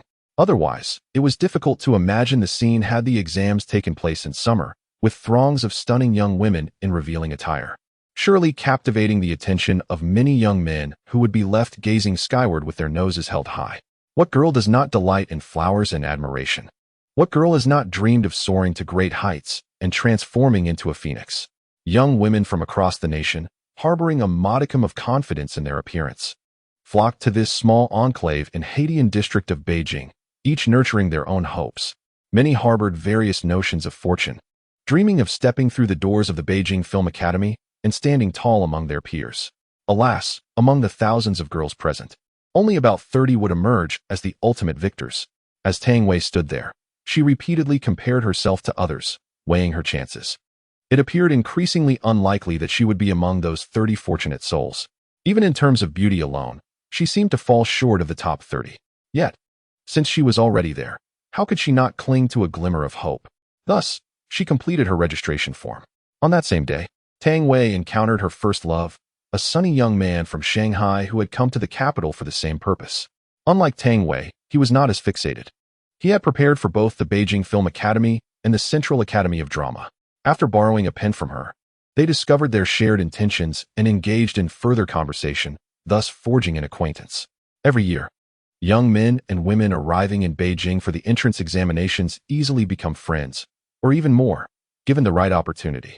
Faced with an entirely unfamiliar, enigmatic, and exhilarating realm, they often seek the comfort of companionship. During the period of waiting for their exams, the two spent nearly all their time together, save for sleeping and restroom breaks, naturally drawing closer and ultimately forming a bond. Their goals were clear: to pass the exams and remain in the capital. True to the words of director Dongdong, Tang Wei breezed through the first round with remarkable ease. The initial stage eliminated 80% of the candidates, leaving just over 1,000 from the original 7,000 after the first examination. The competition faced by Tang Wei remains formidable, as among the remaining 1,000 candidates, approximately 800 are young women. While initially, the female applicants included some who were excessively self-absorbed and lacked self-awareness, those who emerged after the first round of selection represent a veritable assembly of eligible young beauties in China. Through the discerning eyes of seasoned instructors from the Beijing Film Academy, the girls who remained, apart from a few anomalies aspiring to be character actors, are all stunningly attractive. When they line up, even the emperor would be dazzled.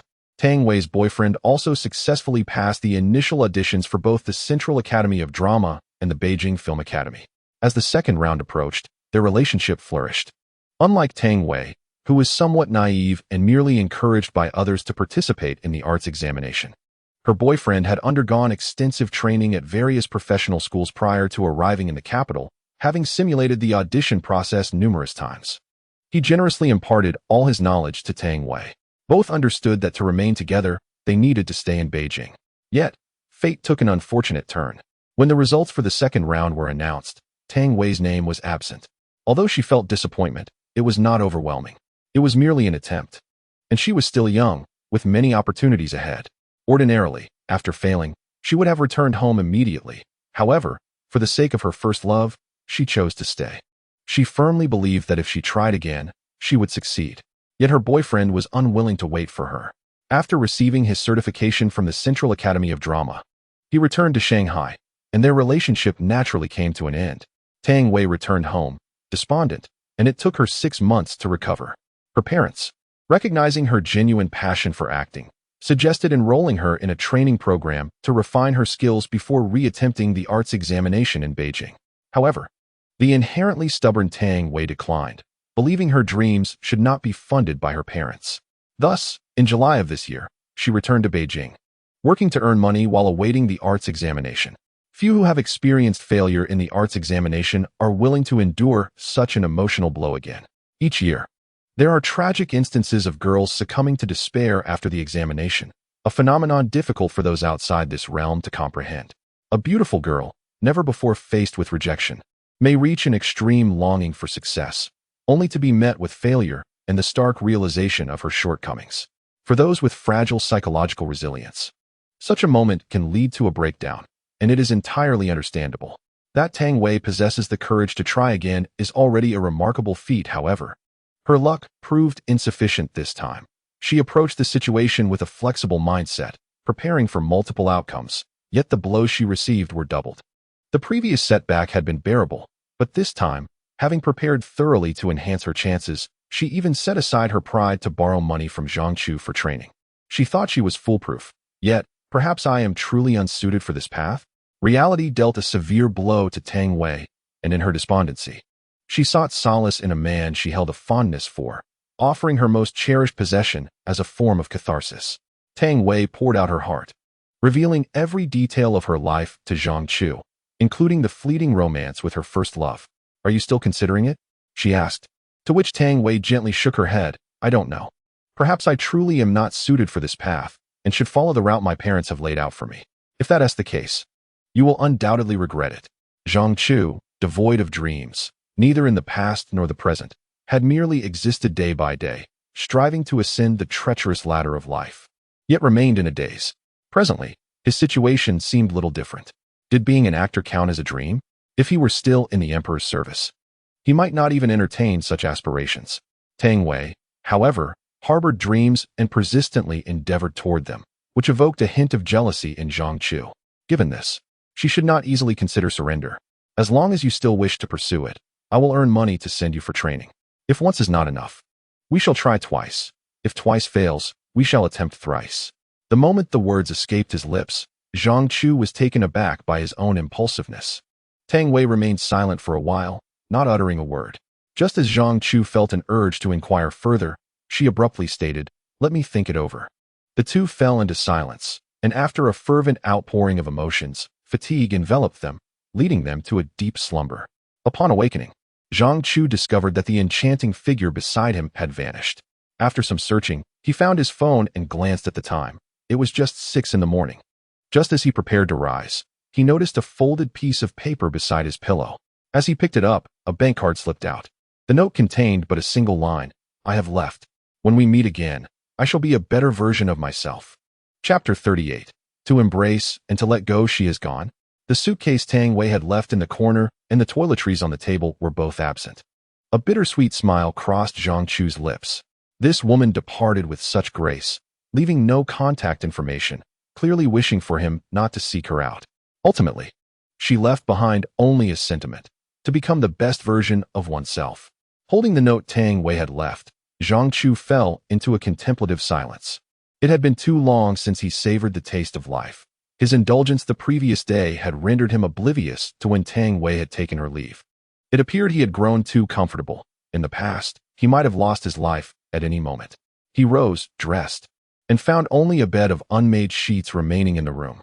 As he opened the door to step out, he nearly collided with Huang Bo from next door. Their eyes met, and Huang Bo's expression was somewhat peculiar, although he was already aware of the events from the previous night.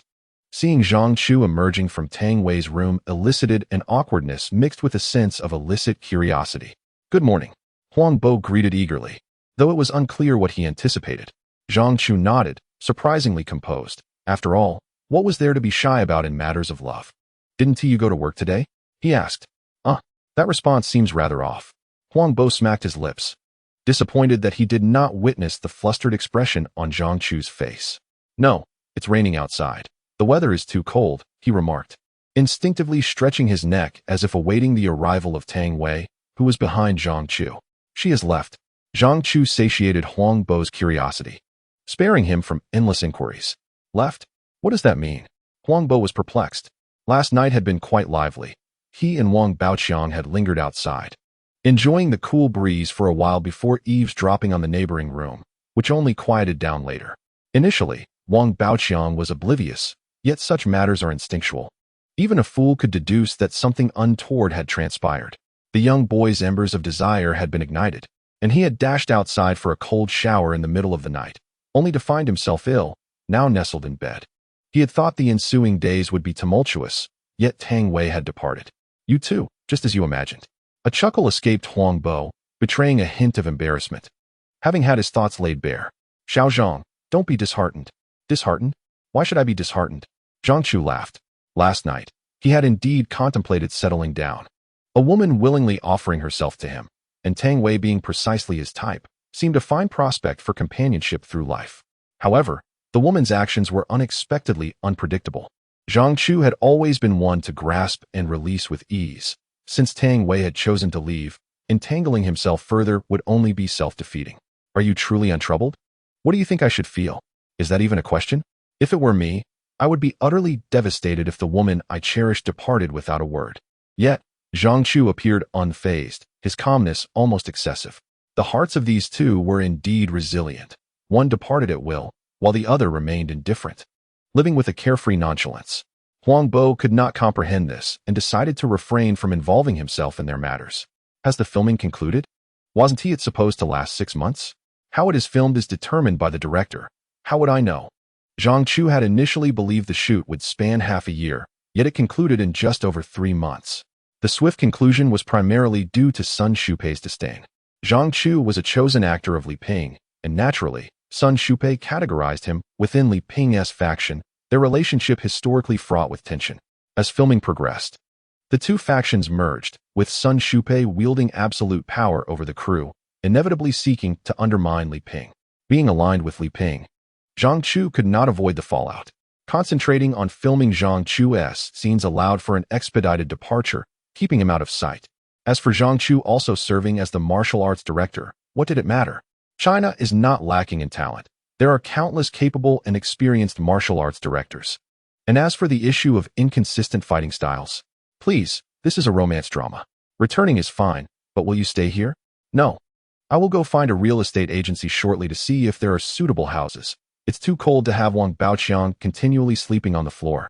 Upon hearing Huang Bo's words, he visibly exhaled in relief. The previous day, he had pondered over the unexpected travel bag that had appeared in the room. As the year drew to a close and the weather grew increasingly frigid, if Zhang Chu were to move back in, Wang Baoqiang would either have to find another place to live or make do with sleeping on the floor. Yet, in this biting cold, the basement's heating system was utterly ineffective.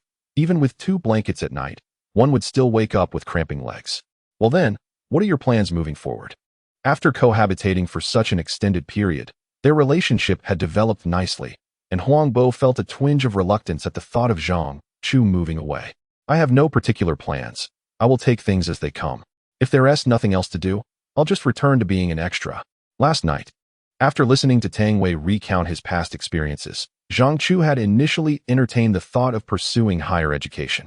Huang Bo had even considered taking the art examination. What was stopping him?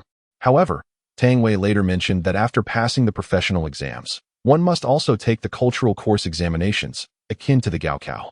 Although Zhang Chu was unfamiliar with the concept of the Gaokao, he could surmise that its difficulty was no less than that of the imperial examinations. Though he had not succeeded in his studies and had entered the jianghu, a position often looked down upon by scholars, he held great respect for those who pursued education. In his eyes, anyone capable of gathering in the capital for the imperial examinations was deserving of the title descendant of the literary star. It was one thing to travel to Liaodong and take a few heads of the Jurchens, but to compete in an academic discourse with the literary star was quite another matter altogether. With no alternative paths available, he could only return to being an extra or seek out Li Ping for a chat. It would be foolish to maintain an air of superiority and disregard connections. Upon hearing that Zhang Chu intended to return to being an extra, Huang Bo was momentarily taken aback. Having already acted in a play, even in a supporting role, one could consider him a legitimate actor. Did this young man truly lack self-respect? Haven't you made any acquaintances in the production? Seeing that Zhang Chu remained silent, Huang Bo quickly deduced that this young man likely did not grasp such social nuances. It's about understanding the ways of the world. Little Zhang, I'm not criticizing you, but this is a wonderful opportunity. The more friends you have, the more paths you can explore. It's as simple as that. The more connections you foster, the more you can assist one another. If good roles arise, you can introduce each other, and over time, your network will expand. With a broad network, you won't find yourself needing to return to being an extra. Now it was clear. Zhang Chu was certainly not ignorant of social dynamics. If he truly were, he would not have ascended to the position of a sixth-rank official at such a young age. To rise in status and wealth, one must not only work diligently, but also master the art of flattery and connection. During his time in the My Fair Princess production, Zhang Chu had made friends. Fan Bingbing and Li Mingqi, an elder and a younger, had developed a strong rapport with him. The remaining members, Lin Xinru and Su Yupeng, also hailing from the Treasure Island, had always banded together for warmth. Only Zhao Wei managed to integrate into their small circle, leaving Zhang Chu with limited interaction. Zhou Jie, being solitary, had formed a decent relationship with Zhang Chu due to their shared dormitory, allowing for occasional conversations. Moreover, there was Wang Yan, who would sometimes seek Zhang Chu out during breaks in filming, engaging in light-hearted discussions with the peculiar duo of Fan Bingbing and Li Mingqi. Beyond that, there seemed little need for deeper connections. And there was also Zhang Yilin. While filming on the streets with the troupe, a chance encounter with a local gentleman hosting a talent showcase led to an unexpected display of Zhang Chu's calligraphic prowess, which left Zhang Yilin genuinely impressed. Although Zhang Chu had not excelled academically, his exquisite penmanship was undoubtedly honed under the strict tutelage of his mother, who disciplined him with a wrought-tin switch. Zhang Yilin, himself an aficionado of calligraphy, was instantly captivated by Zhang Chu's writing, prompting him to seek casual conversations with him whenever he had the opportunity. Over the past 3 months on the set of My Fair Princess, Zhang Chu had indeed made numerous acquaintances. However, he understood that in matters of human relationships, one must exercise caution, as connections can often be as fragile as paper. Could you refrain from being so verbose? Zhang Chu's friend asked, as long as you are aware. Do you need me to accompany you today? With Tang Wei having departed, although the room remained habitable, Huang Bo felt that Zhang Chu might be reminded of fond memories and would be better off finding a new place to stay. No need, Zhang Chu replied. I have other matters to attend to today. As he locked the door, Tang Wei had not left him a key, and he had no intention of lingering. He declared, farewell. Until we meet again. After retrieving his travel bag, he noticed Wang Baoqiang still asleep, his foolish face flushed. Huang Bo wished to say something, but words failed him as he opened his mouth, ultimately saying nothing. Things had changed. Since Zhang Chu embarked on his acting career, the gap between them had widened. Although they remained friends, the nature of their relationship would inevitably shift with time, especially as Zhang Chu was poised to rise to fame, potentially leading to a gradual estrangement. One day, Huang Bo might find himself pointing at the television, boasting to others, look there, the star Zhang Chu. He used to share a basement with me. As he ascended, the rain had yet to cease, though it had lightened. Strolling leisurely to the roadside, he hailed a taxi. To the Jingyiang Academy, he instructed. The driver casually remarked, heading for an exam, huh? Today is the third round. You've got the look of a future superstar. All right then, let me get a signature from you. It might be worth a fortune someday. He extended a notepad toward Zhang Chu. Taken aback, Zhang Chu chuckled. While he often witnessed signatures being requested on set, particularly from Fan Bingbing, who was frequently recognized during outings, he had not experienced such treatment himself. Nevertheless, he was somewhat fortunate, as Li Mingqi often drew attention as well. He accepted the notepad and carefully inscribed his name, Zhang Chu. Having seen Fan Bingbing's signature, resembling a scribble, he smiled. The driver glanced at it and tossed it onto the passenger seat. Years later, when Zhang Chu indeed achieved fame and international acclaim, it would be revealed that his very first signature had fetched an astonishing price online. Chapter 39. A reunion. Thank you, 10 yuan. There are too many people inside. I can't drive in. Please take a few steps. The driver beamed at Zhang Chu, his expression akin to that of someone observing a delightful simpleton. Zhang Chu had not anticipated that Jingying Academy would be so close to his residence. They arrived within 5 minutes. What bad luck. Zhang Chu, with an unreserved demeanor, found amusement in being tricked and promptly paid 10 yuan. Stepping out of the vehicle, he gazed down the narrow street, which, as Tang Wei had mentioned the previous day, was teeming with people, all gathering for the third round of auditions. Despite the fact that the previous 2 rounds had eliminated 95% of the candidates, a considerable number still arrived for this final stage, like grains of sand filtered by the waves. Those who remained were truly the promising talents of China's film and television industry. The performance examination at the Beijing Film Academy emphasizes 4 key aspects: vocal ability, physicality, dialogue delivery, and acting. While some candidates might rely on non-professional experiences in music, dance, and dialogue to navigate the earlier stages, the acting segment demands a significantly higher level of professionalism. Many laypersons, drawing solely from their viewing experiences, mistakenly perceive acting as merely enacting scenes and memorizing lines. Consequently, among the yearly cohort of art examination participants, there are always students who perform well in school talent shows or those who imitate stars from Hong Kong cinema, believing they possess the requisite skills. However, once on stage, they often reveal their inadequacies, leaving the examiners astonished. When Tang Wei first entered Beijing to participate in the arts examination, she undeniably fell into this category of candidates. At that time, despite having acted in a television drama, she was nearly oblivious to the intricacies of the profession, unable to compete with those who had undergone extensive training or were already studying acting in vocational schools. Although she had spent another year preparing, her need to earn a living in the city left her with little energy to further her skills.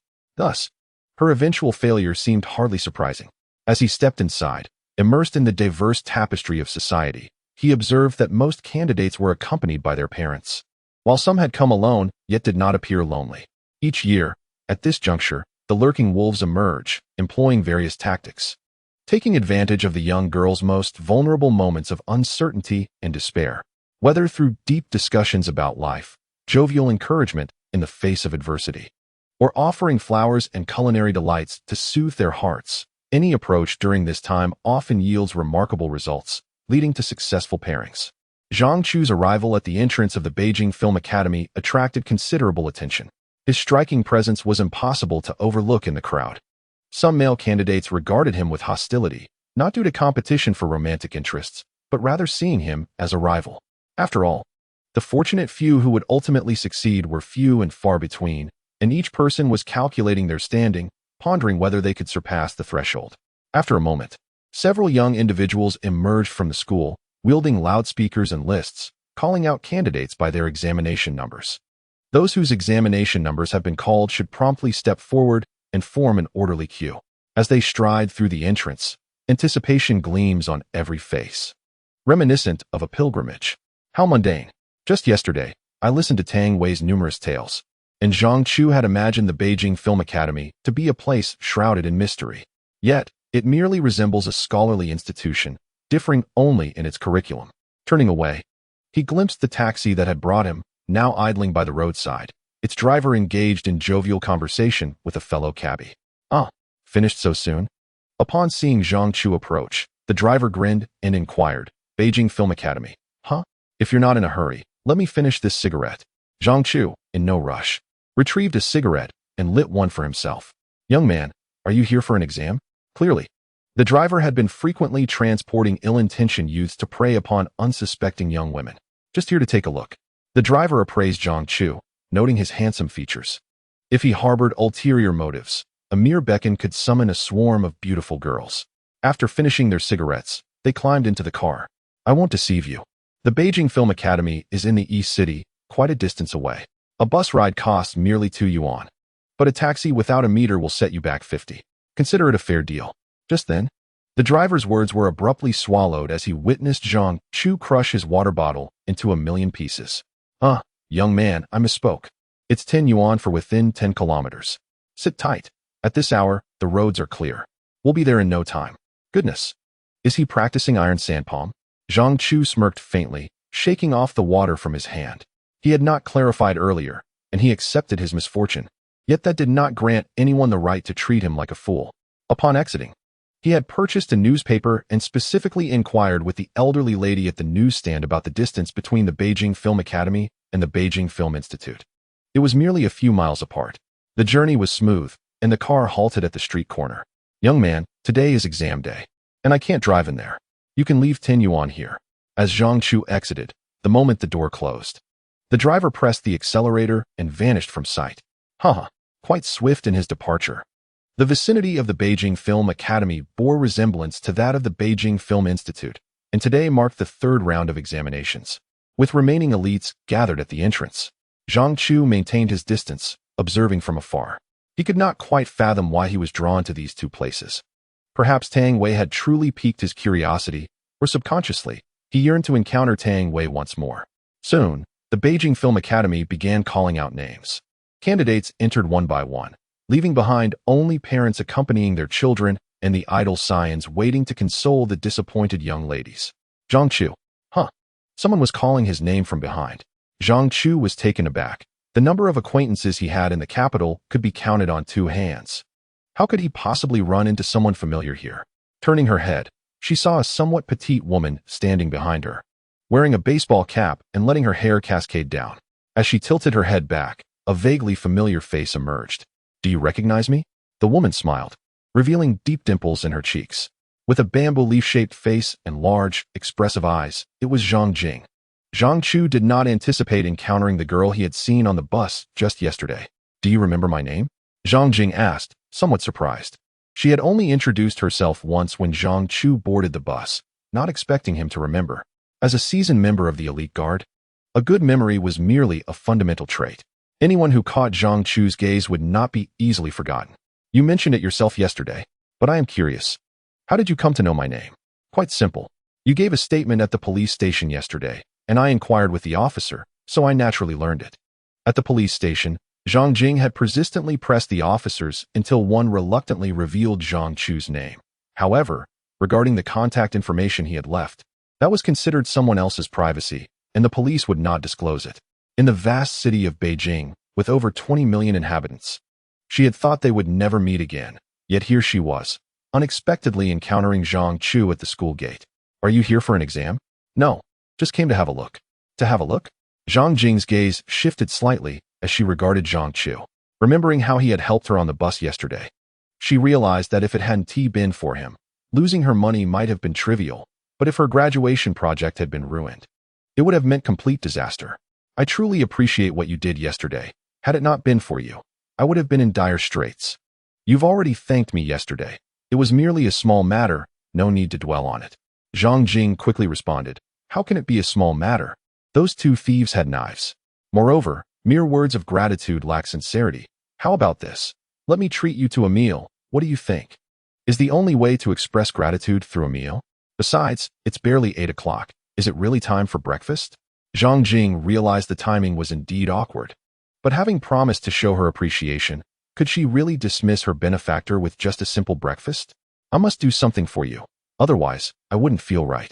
Though appearing calm, Zhang Jing recalled vividly how, upon returning to the dormitory yesterday, every time she closed her eyes, she felt as if the glinting dagger was poised at her throat. It was easy to imagine that had the thief's knife been aimed at her, she might have already crossed the bridge to the afterlife. Such a significant debt of gratitude could not go unacknowledged. Otherwise, Zhang Jing felt she wouldn't be able to sleep peacefully. With this thought, her gaze took on a pleading quality. Zhang Chu understood that if he did not acquiesce, this matter would likely drag on indefinitely. In that case, do you know if there are any real estate agencies nearby? You're looking to rent a place? Zhang Chu nodded. Seeing this, Zhang Jing smiled. No need to go to an agency. I know where there are places available for rent. What are your requirements? Requirements? Zhang Chu had not really considered that. After pondering for a moment, he replied, I prefer to live alone, and it should be quiet. During this period, he had truly grown weary of cohabiting under the same roof, particularly with other men. Initially, it was Huang Bo, and then there was Zhou Jie from the production team. The two grown men sharing a room was decidedly inconvenient. Let me take you over. See if it meets your satisfaction. Upon hearing Zhang Jing's words, Zhang Chu felt it rather impolite to decline. After all, he had nothing pressing to attend to, so a visit would be beneficial. Thank you very much. Chapter 40. Renting a house. The location Zhang Jing mentioned was not far from the Central Academy of Drama, merely a couple of 100 meters away, separated by just 2 streets. This is it, she declared, stepping forward to open the door. As she pushed it open, a shadow wall greeted them, adorned with a crane relief, clearly indicative of its antiquity. This was a remarkably well-structured courtyard, and every corner evoked a profound sense of familiarity in Zhang Chu. Previously, a colleague of his had invested years of savings into acquiring a similar courtyard in the capital, and Zhang Chu had visited during the man's wedding. After seeing it, he had felt an intense envy, even contemplating the acquisition of such a property himself. Alas, he was not one to save money. Any financial ease led him to indulge in a life of extravagance. Had he learned to save, he could have afforded not just this modest courtyard, but something even grander. However, he now found solace in the fact that his funds had not been squandered on real estate. Otherwise, upon awakening in this era, he might have discovered his estate had been appropriated by someone else. Currently, 2 households resided here. The main house was occupied by relatives of the owner, while the east wing had been rented out, leaving only the west wing vacant. If you are interested in renting, I can connect you with the landlord, Zhang Jing informed him. Listening attentively, Zhang Chu surveyed the surroundings. Although the house was somewhat old, the environment was quite pleasant. Through the window, he could see that the empty west wing was not cluttered. Is the east wing where you reside? He inquired.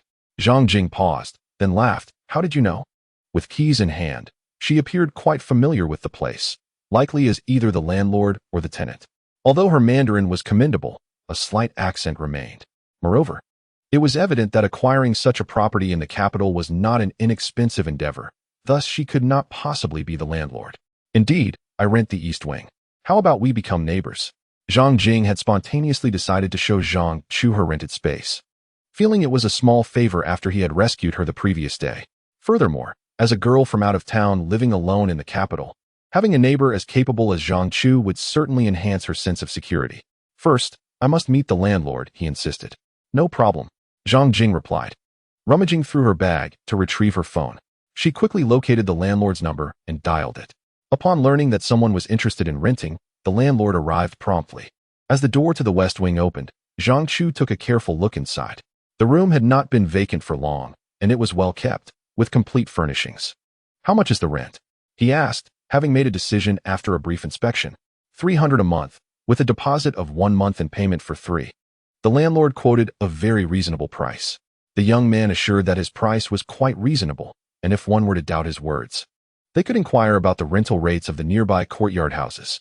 Should anyone find a cheaper option, he would graciously allow them to reside in his property free of charge. The landlord spoke with sincerity. Previously, he had resided in a basement paying 160 yuan per month. Though it was a small room, it was spacious enough, with distinct sections for a bedroom and a living area, making it quite suitable for Zhang Chu to live alone. Before Zhang Jing could interject, Zhang Chu preemptively declared, all right, let's rent it for a year. Having just settled accounts with the production team, Zhang Chu felt financially comfortable and was disinclined to haggle. He promptly retrieved 900 yuan from his pocket and handed it over to the landlord. The landlord, being an open-hearted individual, immediately provided Zhang Chu with a receipt and the keys. Be mindful while living here. The furniture, though not antiques, is crafted from quality wood. Should anything be damaged, it might lead to misunderstandings later, the landlord cautioned. He was somewhat apprehensive about having a young man as a tenant, hoping that Zhang Chu wouldn't cause any distress to his property. Rest assured, I am merely renting the place, not wreaking havoc, Zhang Chu responded confidently. The landlord reiterated a few points of caution and even moved a small stove from the back room for Zhang Chu's use. The room was equipped with heating, and the stove was intended for cooking. However, cooking was not Zhang Chu's forte. He was accustomed to ready-made meals. Once the landlord departed, Zhang Jing frowned and remarked, "You agreed far too quickly. Renting for such an extended period warrants negotiation. Surely, we could have secured a better price." Zhang Chu, however, remained unperturbed. He was quite satisfied with the house, and even if the rent were slightly higher, it was of little consequence, especially given the landlord's fair pricing. Rather than engage in protracted discussions to save a few dozen yuan, he preferred to maintain a cordial relationship for future interactions. Placing his travel bag on the table, Zhang Chu felt as though he had settled into this era, although the house was not truly his. Contemplating his aspirations, he resolved that should he become a prominent star and accumulate wealth, his first endeavor would be to acquire a courtyard house in the capital. Seeing Zhang Chu lost in thought, Zhang Jing refrained from further comments. After all, the money was his, and it was not her place to worry. The family that had previously occupied the West Wing had vacated several months prior. "I'll help you tidy up," she offered. "Tidy up? What is there to clean?" Before Zhang Chu could respond, Zhang Jing had already exited the room and returned to her east wing. Moments later, she emerged with a basin, fetched water from the yard, and began a thorough cleaning without regard for Zhang Chu, demonstrating an extraordinary talent for housekeeping that women possess. She managed to uncover a multitude of hidden messes that men often overlook. The room, which Zhang Chu deemed clean, soon yielded a heap of rubbish thanks to Zhang Jing's diligent efforts. Zhang Chu attempted to lend a hand, but Zhang Jing insisted, citing gratitude as her reason for wanting to do it alone. "This is a small task. I can manage it myself," she asserted, and Zhang Chu found it difficult to refuse her kindness. "This shall be the only occasion. Let us refrain from speaking of gratitude henceforth. Or else how can we continue to be neighbors?" Zhang Chu has never been one to harbor a sense of gratitude with ulterior motives. Moreover, regarding yesterday's incident, his intervention was not motivated by any sense of obligation towards Zhang Jing. Had the long-haired thief not crossed paths with him, it is likely he would have turned a blind eye, just as the other passengers in the vehicle did. He has always preferred to remain uninvolved in the affairs of others. In the past, when he was first dispatched to Liaodong to investigate General Yuan's treachery, he encountered a massacre perpetrated by the Jurchens. In a moment of outrage, he intervened and managed to slay over 10 of the attackers. Yet this act of defiance incited a retaliatory assault from the Jurchens. Ultimately, the villagers were slaughtered, and he, having revealed his whereabouts, was pursued by the Jurchens' elite warriors, narrowly escaping with his life. Recently, out of sheer boredom, Zhang Chu borrowed a novel from Huang Bo, which recounts the tale of the second Emperor Kangxi following the Jurchens' invasion of the Central Plains. The book even mentioned the very Jurchen warrior who had hunted him down, unexpectedly. That individual later became a trusted minister, only to be captured by the young emperor due to his arrogance, ultimately dying in prison. But I digress. Since that incident, Zhang Chu has refrained from meddling in others' affairs. If he encounters trouble, as long as it does not affect him, he will feign ignorance. After all, can anything be more important than his own safety? As for yesterday's events, it can only be said that the two thieves were unfortunate to have targeted Zhang Chu. At that moment, Zhang Jing emerged holding a basin, having just completed her chores, a slight sheen of perspiration gracing her flushed cheeks. Let us not dwell on this being a one-time occurrence. Even if it weren't for your assistance, we are neighbors, and a little help with tidying up the house is hardly a burden. With that, she emptied the dirty water into the sink. "You mentioned that the landlord's relatives reside in the main house. Why haven't I seen them?" "Oh, their family? I haven't noticed them around much lately. When they first moved in, it was just an elderly lady and her granddaughter. Perhaps they have gone away for some time." The words were spoken without intent. Yet Zhang Jing's commentary held a deeper significance. If her words were to be taken at face value, it implied that the residence was typically occupied solely by the two of them. Having a beautiful neighbor is indeed a most delightful circumstance. Yet, at this moment, Zhang Chu found little joy in it. Although he had always been able to let go of trivial matters, the presence of Tang Wei weighed heavily on his mind. Setting aside youthful indiscretions when he was dazzled by a courtesan, Tang Wei was the first woman to stir genuine feelings within him. "What is the matter?" Zhang Jing, noticing his prolonged silence, glanced over in surprise, her curiosity piqued by his furrowed brow. "It's nothing." With that, Zhang Chu retreated into his room, and as he closed the door, he caught sight of Zhang Jing curiously watching him. Having gone to bed late the previous night and risen early that day, he felt sleepiness wash over him, gradually drifting into slumber. Zhang Chu, I have a class this afternoon, so I'll take my leave now. I'll treat you to dinner tonight. You mustn't tea refuse, Zhang Jing declared, not waiting for his response as she gathered her belongings and departed. Zhang Chu paid little mind, overwhelmed by fatigue, and before he knew it, he succumbed to sleep. Upon awakening, he found that night had fallen. Having missed lunch, he now felt a gnawing hunger. As Zhang Chu contemplated venturing out to find a place to dine, he was interrupted by a commotion in the courtyard. Through the window, he discerned that Zhang Jing had returned. A series of sharp knocks echoed at the door. Zhang Chu rose to open it. Why haven't you turned on the lights? It's already dark. Zhang Jing entered, carrying 2 plastic bags. I just woke up. I slept the entire afternoon. Here, take this. I need to find something. Zhang Chu instinctively reached out to accept the bags, one containing vegetables and the other raw meat. Before long, Zhang Jing returned, now holding a copper pot. It's chilly. Let us have hot pot tonight. She busied herself, slicing meat, washing vegetables, preparing dipping sauces, and even fetching charcoal from the courtyard. Zhang Chu felt entirely out of his depth, observing Zhang Jing's industriousness. He realized that the only area in which he might surpass this capable young woman was in his skill for violence. A girl as talented as her would surely bring great fortune to any man fortunate enough to marry her. All right, sit down, Zhang Jing insisted, pulling Zhang Chu's arm and guiding him to a chair. She filled his cup with wine and poured herself a beverage.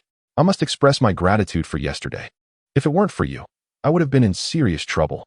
The trouble she referred to was not merely about her graduation project, but her very life. This cup is for you.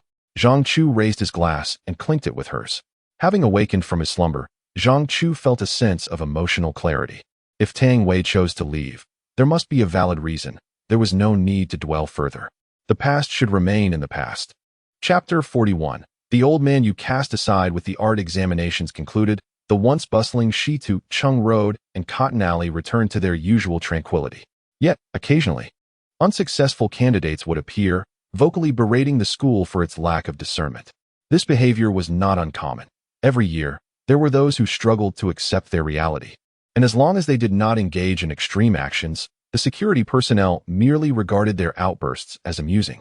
If they could incite a scene, perhaps it would pressure the school into concessions, sparing those aspiring youths from the rigors of the examination, allowing them to find a more lucrative path in their village instead. I'll expose your corruption. This scene was witnessed by Zhang Chu and Zhang Jing as they passed by. Each year, there were individuals unwilling to confront their circumstances. Zhang Jing had long grown accustomed to such displays, viewing them with a mixture of pity and understanding. She, too, had once resisted the notion of failure, but her positive mindset allowed her to quickly move past it. Unlike Tang Wei, who opted to attempt the exams again the following year, she enrolled in a directing program at the Central Academy of Drama. Let us go. Class is about to start. For some time, Zhang Chu had been attending classes at the specialized performance program alongside Zhang Jing. Although he had already participated in a play, he understood that relying solely on self-study would not suffice if he wished to carve out a successful career as an actor. Upon discovering that Zhang Chu was, in fact, an actor, Zhang Jing proposed taking him to Central Academy of Drama to attend classes. Even if the instructors were to notice, they would not voice any disapproval. After all, a student's desire to acquire knowledge is something a teacher would only encourage. As for Zhang Chu's lack of enrollment at the academy, no one seemed inclined to verify it. The professional knowledge imparted by the instructors was utterly incomprehensible to Zhang Chu, rendering him drowsy, yet he devoted himself earnestly during the demonstration sessions. After spending a morning there, as Zhang Chu and Zhang Jing exited, they found the girl still crouching at the entrance, weeping and calling out. The security guard, unable to bear the sight, approached to offer some words of comfort, only to be met with a barrage of insults from the girl, leading him to abandon any further attempts to assist her. Zhang Jing merely cast a glance in her direction before turning to discuss what they would have for lunch. As their interactions increased, Zhang Chu began to understand Zhang Jing better. She was a girl of cool demeanor, yet she exhibited a remarkable warmth towards those she knew well. Opposite the Central Academy was a bustling noodle shop, renowned for its superbly cooked, stone-boiled noodles. Are you still going to the afternoon movement class? Zhang Jing inquired, suddenly breaking into laughter. No, Zhang Chu replied with resolute finality. After attending once, he had no desire to endure further embarrassment. Little did he know that the so-called movement class entailed dancing. "Don't wait for me tonight. I have an audition after class," Zhang Jing announced. Although she was studying directing, her aspirations remained firmly rooted in acting, and she seized every opportunity to submit her resume. Unfortunately, luck was not on her side, as she had yet to receive any offers, yet she remained undeterred in her pursuit. Zhang Chu said nothing, simply nodding in acknowledgement. The two had been neighbors for over half a month, yet the occupants of the main house had not made an appearance. Living in the same courtyard, apart from sleeping and using the restroom, they spent their time together, appearing to outsiders as a young couple. After lunch, Zhang Jing headed to school while Zhang Chu returned home. The card that Tang Wei had given Zhang Chu still held 20,000 yuan. And combined with the pay he received before the filming began, he found himself financially comfortable, not in a hurry to earn more. Moreover, opportunities for a daily rate of 500 yuan were rare. He had little regard for the 20 yuan he could earn as an extra. Grabbing a book, he reclined on his bed, immersing himself in the study of history. The original owner of his body had been a lackluster student, having dropped out of school before completing junior high, leaving his mind devoid of knowledge. Zhang Chu needed to familiarize himself with the history following the Chongzhen era. The Ming Dynasty ultimately met its demise under Emperor Chongzhen, who, despite his diligent governance, was powerless to salvage a crumbling empire. The rebel forces breached the capital, and Emperor Chongzhen hanged himself on Coal Mountain. Subsequently, Wu Sangawei invited the Qing army into the realm, leading to a transition of power and a tragic decline. Zhang Chu had indeed encountered Wu Sangawei once, foolishly believing him to be a paragon of loyalty. Subsequently, the Manchus established their dominance over the Central Plains, initiating a dynasty that would last over 2 centuries. Individuals like Zhang Chu, however, were seldom recorded by historians. He pondered how his own fate had unfolded within the annals of history. Was it to share the same fate as the nation? Or did he flee before the capital fell? Before the fall of the Qing dynasty, the land was engulfed in suffering for a century. Fortunately, the founder rose to the occasion, allowing the essence of Huaxia to rejuvenate. Such an extraordinary figure, even through written records, inspires profound admiration. Alas, Zhang Chu arrived 30 years too late. Otherwise, regardless of the challenges, he would have sought to meet him, yearning to witness the remarkable prowess that could turn the tide in times of national peril. Suddenly, a phone rang, interrupting Zhang Chu's reverie. His phone held few contacts. Who could be calling him at this hour? "Hello, is this Zhang Chu?" The voice bore a hint of familiarity, reminiscent of Lin Xinru and Su Yupeng from their time on the set of My Fair Princess. "Yes, who is this?" "Lu Feng." That name sounds quite familiar." The caller quickly added, "I'm the old fellow you tossed out." Upon hearing this, images flooded Zhang Chu's mind. The original martial arts director of My Fair Princess had been replaced by Gu Bei after a car accident. How did he obtain Zhang Chu's phone number? Oh, Lu Feng was well acquainted with the crew. When Zhang Chu left, he had provided Li Ping with his contact information.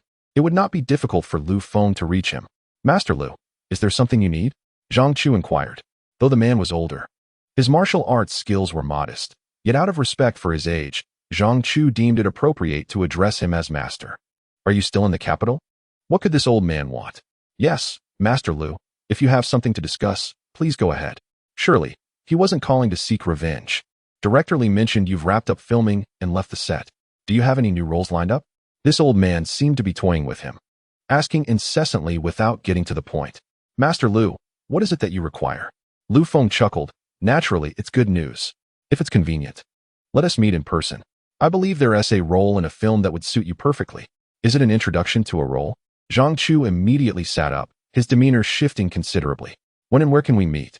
Lu Feng provided a location, and Zhang Chu quickly took it down. He had been considering visiting the crew to seek out Li Ping, knowing that with connections in the entertainment industry, it shouldn't be difficult for him to find a new project. He hadn't anticipated that Lu Feng, whom he had only met once and sparred with, would be the first to reach out. After preparing himself, Zhang Chu left his home, hailed a taxi, and made his way to the hotel Lu Feng had mentioned. Upon arrival, he discovered it was near the Beijing Film Academy. After a phone call, the front desk granted him access. He took the elevator to the 10th floor. The first time he rode an elevator, the sudden feeling of weightlessness had startled him, and he had been teased by Fan Bingbing for quite some time afterward. Knock, knock, knock. The door was opened by Lu Feng. "Young man, We meet again. Lu Feng wore a playful smile and then lowered his voice. The director and investors are inside. Make sure to perform well. Zhang Chu clasped his fists and bowed respectfully to Lu Feng, expressing his gratitude before following him into the room. Upon entering, he noticed several individuals gathered inside, and all eyes were suddenly fixated upon him. His appearance was indeed striking. His facial features lent themselves well to a historical costume, and his physique was well proportioned, suggesting he would look splendidly attired. The accents of these individuals bore a resemblance to Lu Feng's, indicating they were likely from the Treasure Island. Brother Feng mentioned your martial prowess is impressive. Might you demonstrate it for us? One inquired. In here? Zhang Chu thought. The room being rather small and filled to capacity. If he were to unleash his full potential, it could result in a few individuals being knocked down inadvertently. Sensing the situation, Lu Feng quickly urged everyone to create some space. Perform a set of your best moves, he suggested, casting a subtle glance at Zhang Chu. Understanding the intent to assess his skills firsthand, Zhang Chu loosened his limbs slightly and assumed a starting stance reminiscent of the deep-sea fishing for the moon, before executing a sequence of the Taizu Changquan, a foundational martial arts form characterized by a harmonious blend of strength and flexibility, with movements that were expansive and fluid. He deliberately omitted some lethal techniques, opting instead for more display-oriented maneuvers. Upon completing the set, the spectators erupted into applause, indeed reminiscent of a street performer. Very impressive, Brother Feng. This young man's skills are truly remarkable. At that moment, a middle-aged man, who had remained silent until now, inquired, Have you read any of Gulong's novels? His accent diverged from the others. Who? As Zhang Chu appeared momentarily lost in thought, Lu Feng quickly deduced the situation. He had overlooked this detail. After all, which young person had not encountered the works of Jin Yong or Gulong? Yet, judging by Zhang Chu's reaction, it seemed he was an exception. Not having read them is inconsequential, Lu Feng continued. Even I had not been familiar with Qiong Yao's works. Yet I successfully portrayed a character in My Fair Princess. The middle-aged man persisted. Your performance experience seems somewhat lacking, Mr. Lu. This role is quite significant in the play. I believe it would be wiser to cast a seasoned actor rather than a newcomer. Lu Feng responded immediately. A seasoned actor? Who does Director Jin consider more suitable? I previously recommended Wu Jing, a martial arts champion with extensive experience in film and television. We need not invest time in training a novice. Wu Jing is indeed commendable. Yet can his physical attributes rival those of Zhang Chu? Lu Feng pondered, recalling that under Zhang Chu's skill, even Wu Jing might struggle to hold his ground. Enough of the debate between the two of you. Let us leave the final decision to Director Yuan. Director Yuan? Which one is that? Chapter 42. The passionate swordsman and the unfeeling blade. Much like his previous audition for Shao Jian, Zhang Chu had anticipated a smooth process, yet unexpected complications arose once more. Though the last audition had its minor hiccups, a decision had been reached on the spot, and contracts were signed the same day, along with the receipt of payment. This time, however, he would have to await further news. Rest assured, this production is entirely at the discretion of Director Yuan. Given your exceptional skills, I am certain that once Director Yuan witnesses your talent, he will be exceedingly pleased. When Zhang Chu departed, Lu Feng took the time to see him to the ground floor. After returning, he planned to purchase the original work to thoroughly study the characters. Director Yuan is expected to arrive in the capital in the coming days, and I will reach out to you then. Lu Feng's enthusiasm was appreciated by Zhang Chu, who expressed his gratitude, saying, Master Lu, regardless of the outcome, I am sincerely thankful. Lu Feng chuckled in response, No need for thanks. What I value is your remarkable prowess. Having you portray that role will certainly make my task much easier. As the martial arts director for this production, his role, of course, is somewhat limited in the presence of the illustrious Director Yuan, where he can merely provide support. Upon receiving the invitation to adapt Gulong's work, Lu Feng immediately thought of Zhang Chu. He recalled their previous encounter, where Zhang Chu had not exerted his full strength, allowing Lu Feng to save face in front of others. In the martial arts community, reputation is paramount, and recommending Zhang Chu for the audition was a way to repay a favor. After leaving the hotel, Zhang Chu promptly visited a bookstore to purchase The Sentimental Swordsman. Ruthless Sword. Lu Feng informed him that the character he was recommended for was a supporting role named a Fei, who was a close friend of the male lead, Li Xuanhuan. However, after reading for a while, Zhang Chu realized that the author had originally intended a Fei to be the protagonist of the story. The title itself suggests that the narrative was tailored for a fey, the sentimental swordsman. Yet, as the plot unfolds, Li Xuanhuan's overwhelming presence relegates a fey to the role of a subordinate and companion.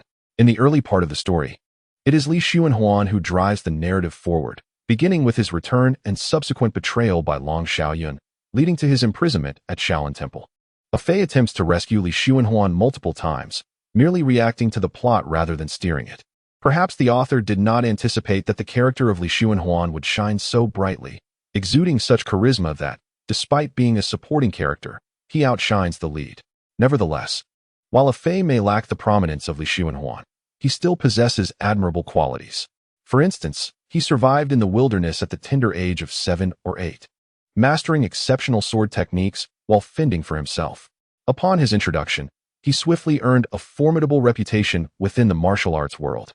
His first appearance saw him vanquishing multiple strong foes, and in subsequent encounters, he held his own against renowned masters like Master Xinmei and Mr. Tieti. Although he is not listed in the weapons register, he has triumphed over numerous prominent figures. A fey's ambition in entering the martial world was to achieve fame, and according to his plans, he should have swiftly realized his aspirations.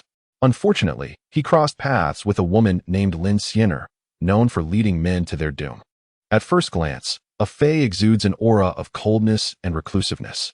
Yet, beneath this exterior lies a heart that burns with fervor, a truth evident in his willingness to risk his life for his dear friend, Li Xuanhuan. Such is his devotion to friendship, and one can only surmise that his heart swells even more fervently in matters of love. It is often the loneliest souls who cherish their emotions the most. Take, for instance, Zhang Chu's half-brother, Ding Xiao, who frequently bullies his junior, Jin Yichuan. Yet, whenever Jin encounters trouble, Ding discreetly offers his assistance. This is merely because Jin Yichuan stands as one of his few familial ties in this vast world. Similarly, a fey, having survived alone in the wilderness since the tender age of 7, bears the indelible scars of solitude, which only intensify his yearning for love. Thus, upon meeting Lin Xianer, a fey undergoes a profound transformation, becoming ensnared in an emotional quagmire. At one point, he believes he cannot endure life without her. However, the treacherous beauty, Lin Xianer, continuously deceives him, even sowing discord between him and Li Xuanhuan. Yet, when Lin comes to realize that a fey is the only one who genuinely cares for her, he has already departed. A fey can endure Lin's deceit and forget her every lie, but he cannot erase the humiliation she has inflicted upon him. As the story concludes, a fey remains solitary, bidding farewell to his friend Li Xuanhuan as he continues his wandering existence. Fortunately, clarity eventually dawns upon him. A man destined to be accompanied by his sword knows that a woman will only influence the swiftness with which he draws it. Gurgle his stomach began to protest, and Zhang Chu suddenly realized that night had fallen. Drawing the curtains, he noticed that the opposite room was shrouded in darkness. It was already past 7, and Zhang Jing had yet to return. Zhang Chu paused, perplexed by his unusual concern for someone he had known for such a short time. Perhaps it was merely habit. After spending so many days together, he had grown accustomed to having such a considerate friend by his side. Much like when he was on the set of My Fair Princess, where he had grown used to the constant presence of Fan Bingbing. Lost in thought, he was startled when Zhang Jing entered, pushing her bicycle inside.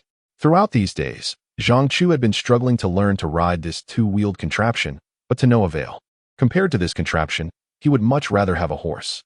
Regrettably, he had not brought his horse along, which was the only precious possession he had acquired in his lifetime. As the lights flickered on in the opposite room, Zhang Chu found himself unable to resist the urge to knock on Zhang Jing's door. "I was just about to come find you. Have you eaten?" he inquired. Zhang Jing replied, shaking a bag in her hand, filled with a dozen buns. In that fleeting moment, Zhang Chu felt a warmth envelop his heart, an unfamiliar sensation of being cared for. "You haven't eaten either?" "No, there were too many people auditioning, and I had to wait until 6. Come on in, it saves me the trouble of going over, and I guessed you hadn't eaten either." With that, Zhang Jing stepped aside. This was not Zhang Chu's first time entering Zhang Jing's room. The decor was simple, yet impeccably clean, and a faint floral fragrance lingered in the air. "How did the audition go?" Zhang Jing retrieved the steamed buns, arranged them on a plate, and reached out to gauge their temperature. The prospects appeared dim, the competition was fierce, and it was rumored that a candidate had already been predetermined for the role. Zhang Chu furrowed his brow upon hearing this. If a decision had already been made, why was there still a casting call? That is merely what I heard. The details elude me, Zhang Jing replied in a rather indifferent tone, as if discussing someone else's affairs. It seemed she was entirely unconcerned about her chances of being selected. As she spoke, her nimble hands were already busy reheating the buns. What are you looking at? Zhang Chu suddenly realized that he had inadvertently brought along a novel. A novel. He then displayed the cover to Zhang Jing. The Passionate Swordsman and the Ruthless Sword. Zhang Jing glanced at it, her expression momentarily one of surprise. Haven't you always been engrossed in history books? A friend recommended a play to me. I'm going for an audition today to familiarize myself with it. The Shaoli Flying Dagger production team? What is the title of the play? Zhang Chu had yet to inquire, though he recognized that the character Li Sun Huan did indeed possess such a moniker. I'm auditioning for that very team as well. What a coincidence. A friend's recommendation should bode well, right? Which character are you auditioning for? A Fei. Zhang Jing was momentarily taken aback, then chuckled. That's the second male lead. I suppose I ought to congratulate you. However, hearing Zhang Jing's words, Zhang Chu found it difficult to feel elated. Both were auditioning for the same production. Yet while Zhang Jing's hopes were faint, he himself harbored a significant advantage with Lu Feng's endorsement. He felt it would be ungracious to exhibit even a hint of joy. The outcome remains uncertain. I've only met one director today, and he seems to favor an actress named Wu Jing. Wu Jing, the one from Tai Chi Master? Zhang Jing inquired, sizing Zhang Chu up with a playful smile. I believe you are far more suited. How can you be so certain? Which role are you auditioning for? Lin Xiener, the femme fatale? At this point, Zhang Chu actually believed Zhang Jing's claims of having slim chances were quite justifiable. He recalled a teacher at the Central Academy of Drama mentioning that an actor must resonate closely with their character. In his understanding, to portray a character effectively, an actor must embody the essence of that role. Zhang Jing, in his view, hardly resembled a femme fatale. What is the matter?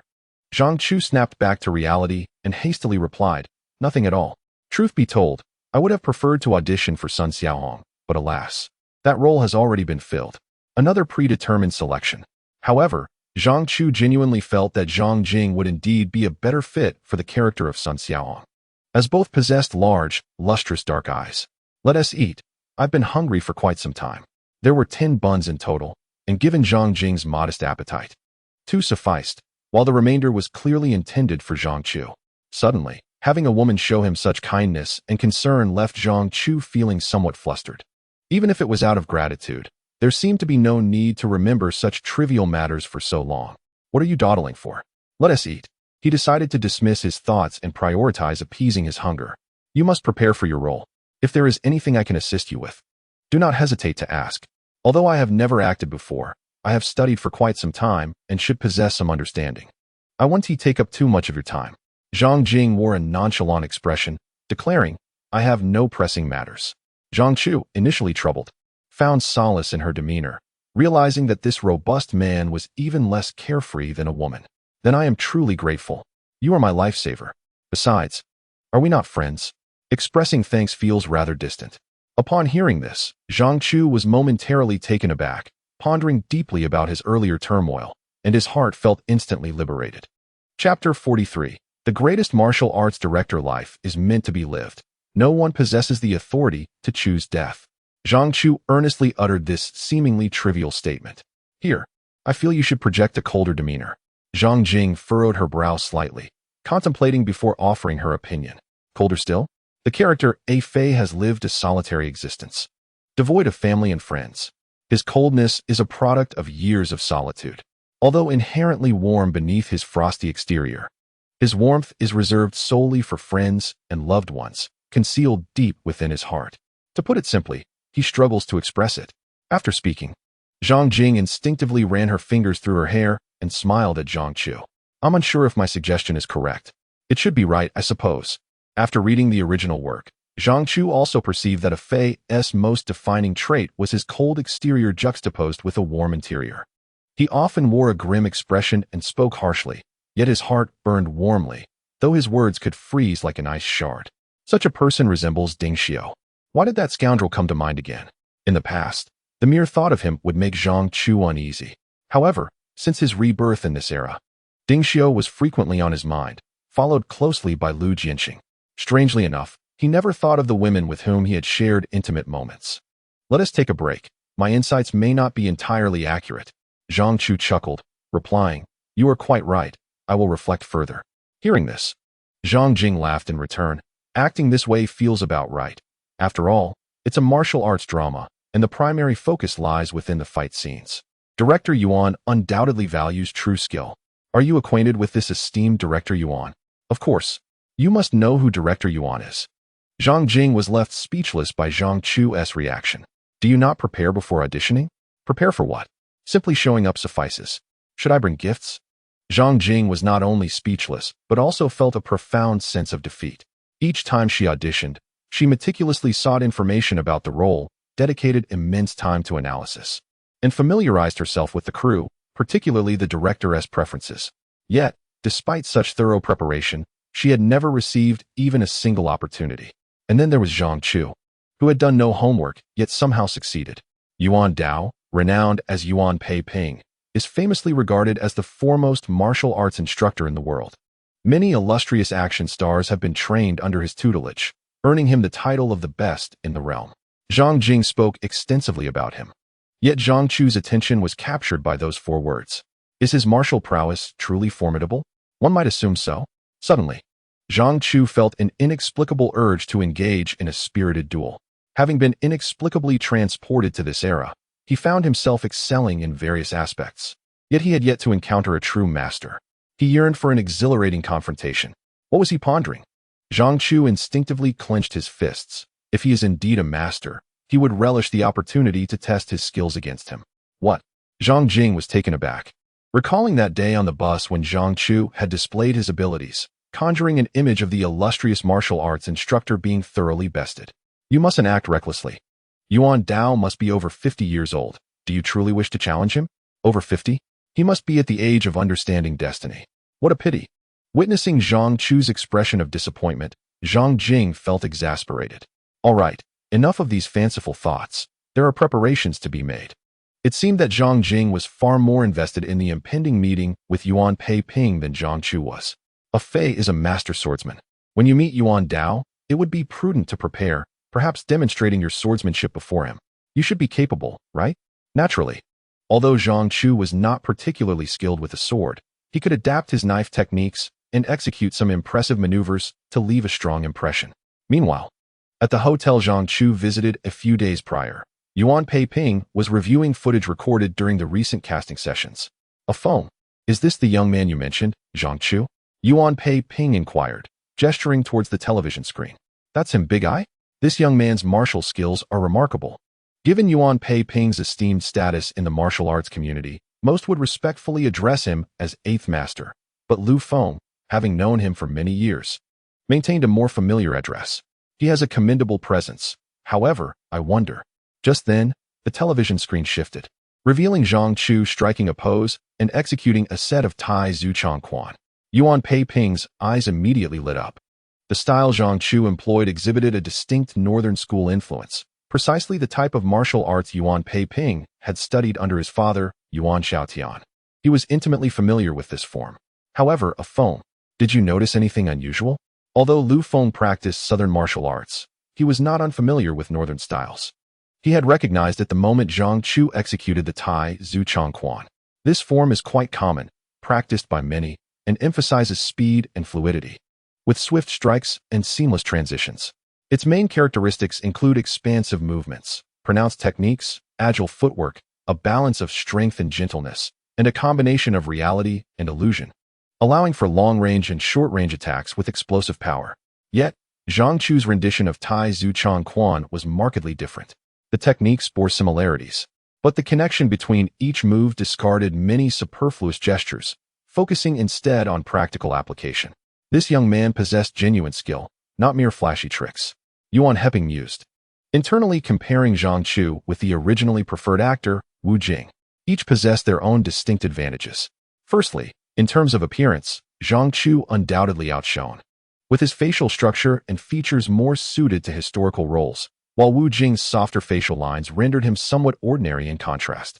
In the realm of martial arts, both had their merits. Wu Jing, a national martial arts champion, had trained in various styles, whereas Zhang Chu's prowess remained to be fully assessed, having only showcased a single form of martial arts. Furthermore, there was the element of acting experience. Wu Jing had participated in numerous films and television dramas, collaborating with many renowned stars, and his proficiency in Cantonese facilitated smoother communication.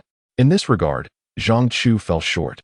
According to Lu Feng, he was a self-taught talent with no formal training in acting, having only appeared in one television drama.